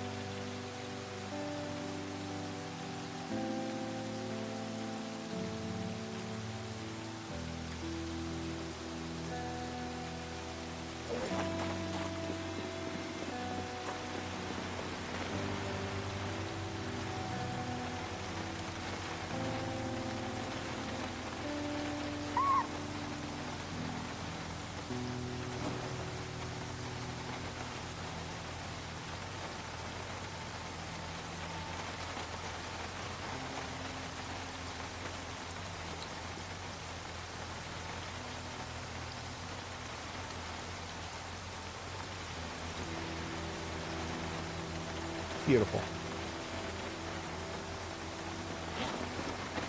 Let's go get some floors. Oh, look at all this. Look at all this.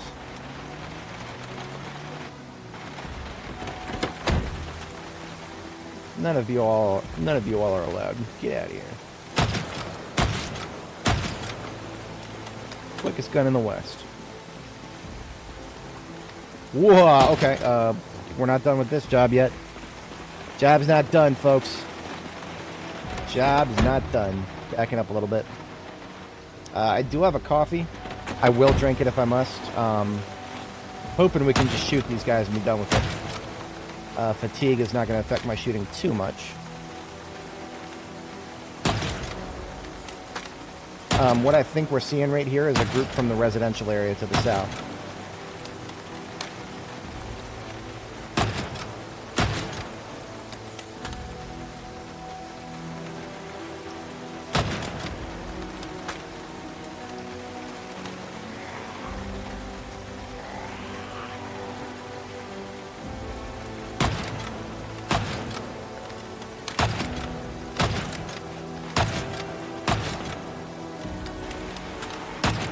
Oh, fuck off. Did that take 5 shots to kill that guy?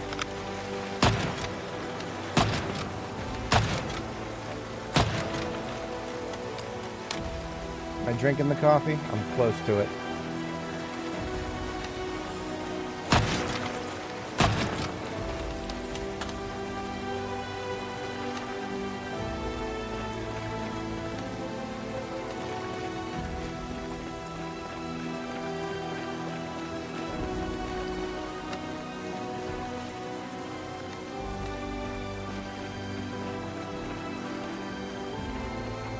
So right on the other side of this mini forest here, that's that house we can barely see right there. That's actually a priest's rectory for the church.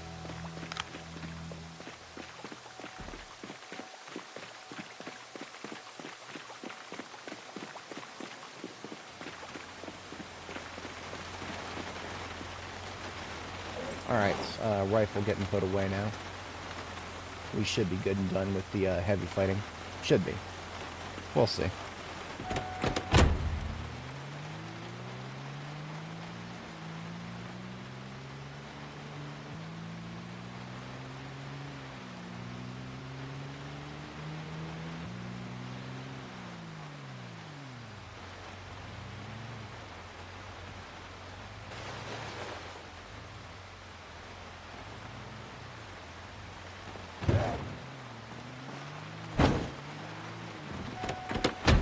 That was intentional.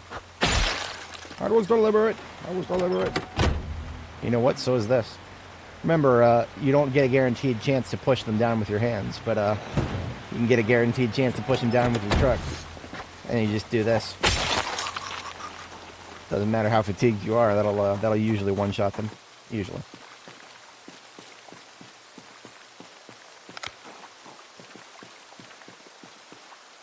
Oh, look at that. Oh. You're moving somewhere with a purpose, Frank. What's going on here?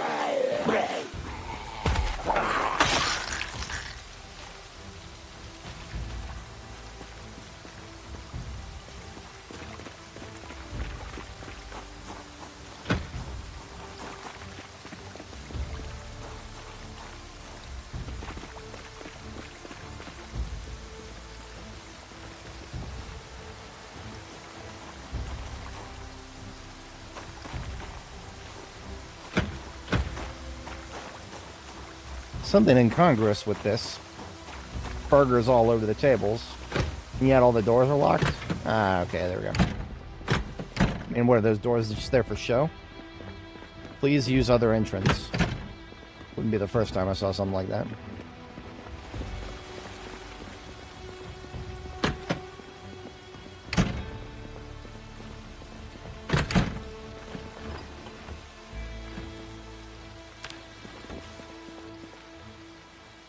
Sponges are now required to make filters if you want to recharge the filters in your respirator masks. The sponges are a one of those annoying to find items because you'll have millions of them if you collect them, but if you ignore them and then suddenly you realize you want to make your own filter recharges, well, they actually can get pretty annoying to find.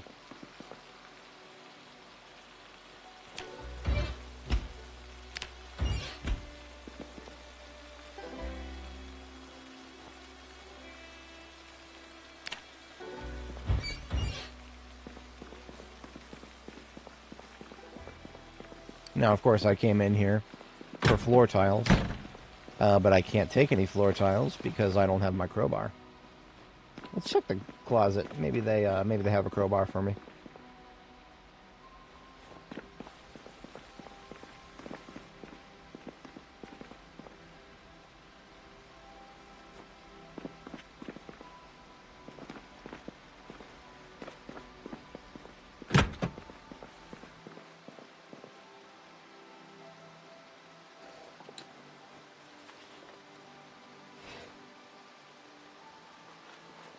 Ambulance needs a new box of nails.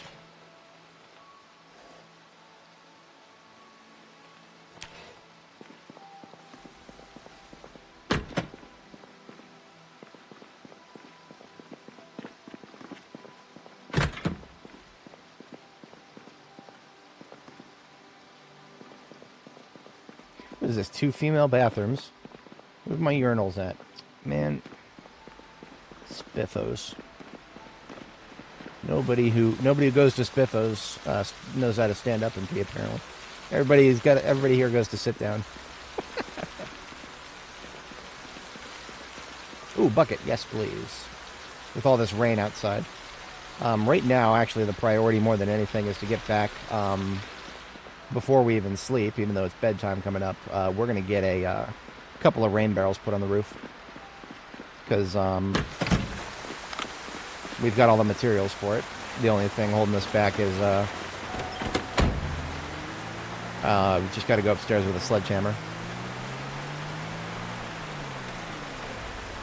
I've got replacement respirator filters on my driver's seat here. Oh, hello. 2 of them there.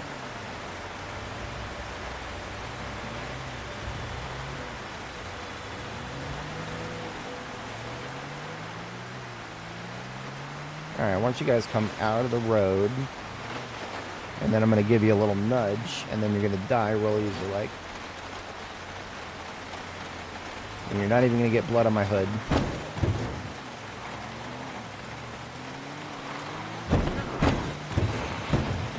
Damn it.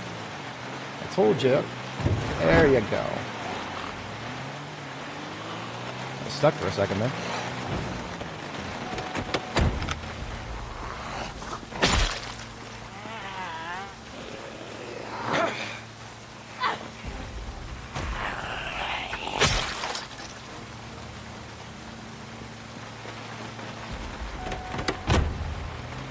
Remember, this is not my ambulance. I don't mind taking a few hits on it, as long as they're low speed hits. It'll just knock everybody down.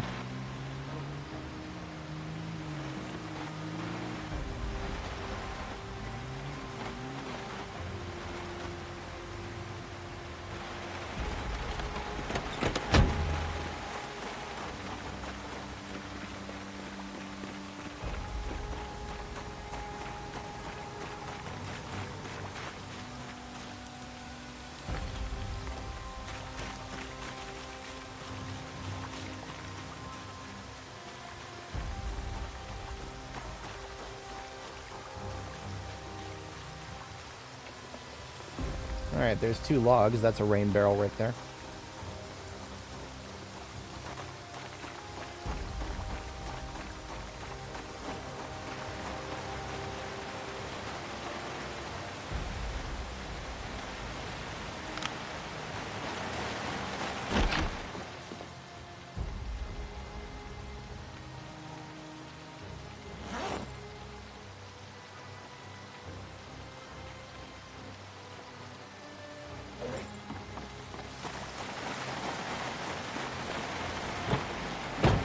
Sledgehammer in hand.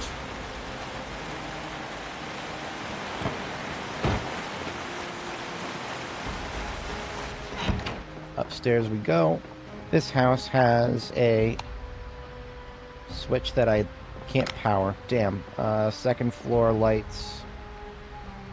Huh. Okay. I'll have to think about that. So, where to put the sink?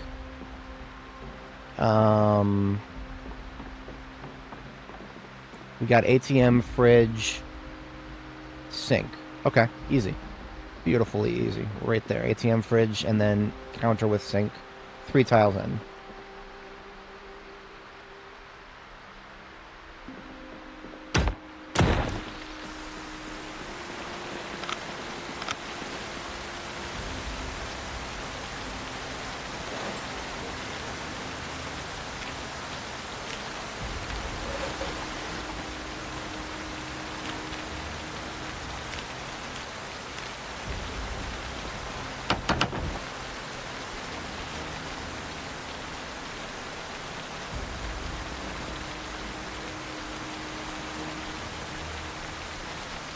And that's all I need to do.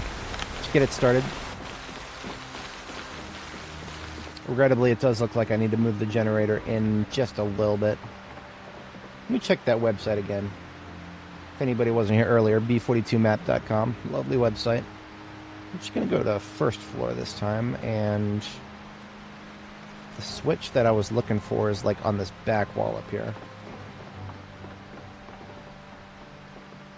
Right at the top of the stairs. Damn.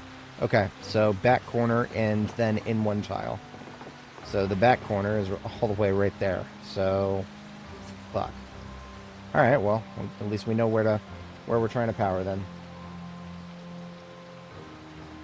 That removes any possibility of doing a corner generator scheme here.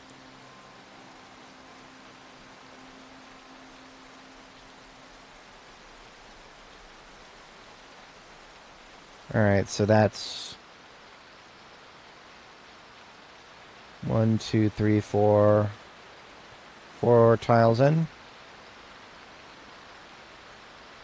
Yeah, alright.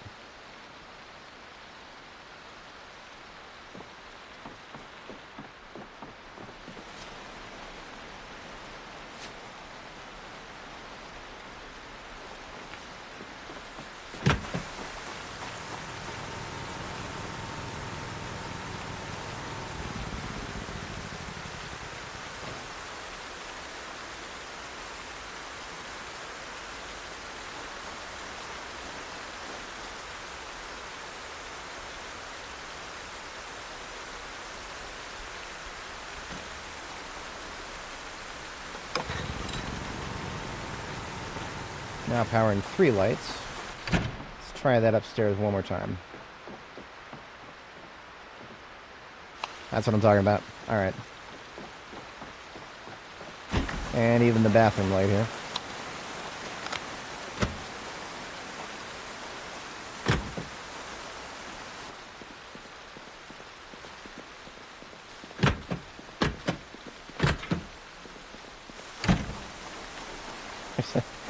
Men's room is locked. Ladies' room isn't. Go figure. All right, we have done all of my preordained tasks. We can sleep now. All right.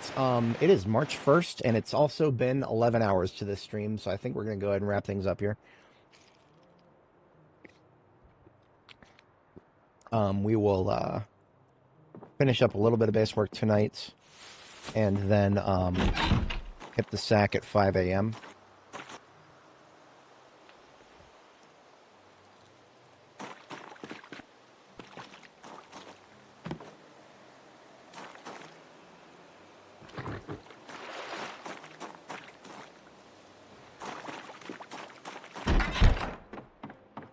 And I am going to make absolute malicious use of all the water on the ground.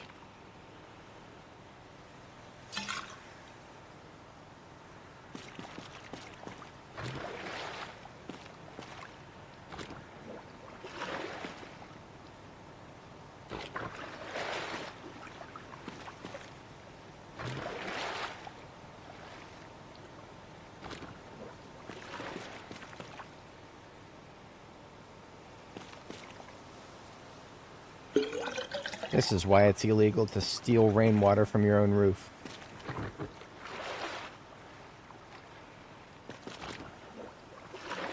They don't want you to know how much free water there really is up there.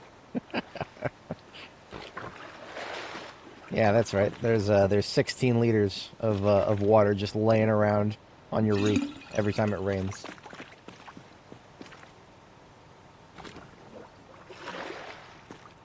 Ask the water how it got there. Oh, just hanging around. I've been playing this game too long.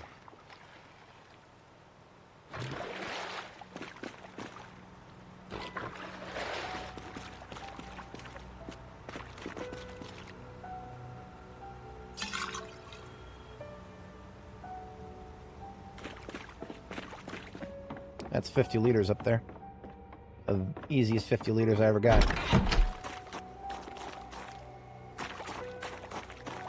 It won't stay snow for long. It'll warm up tomorrow and it'll be rain again.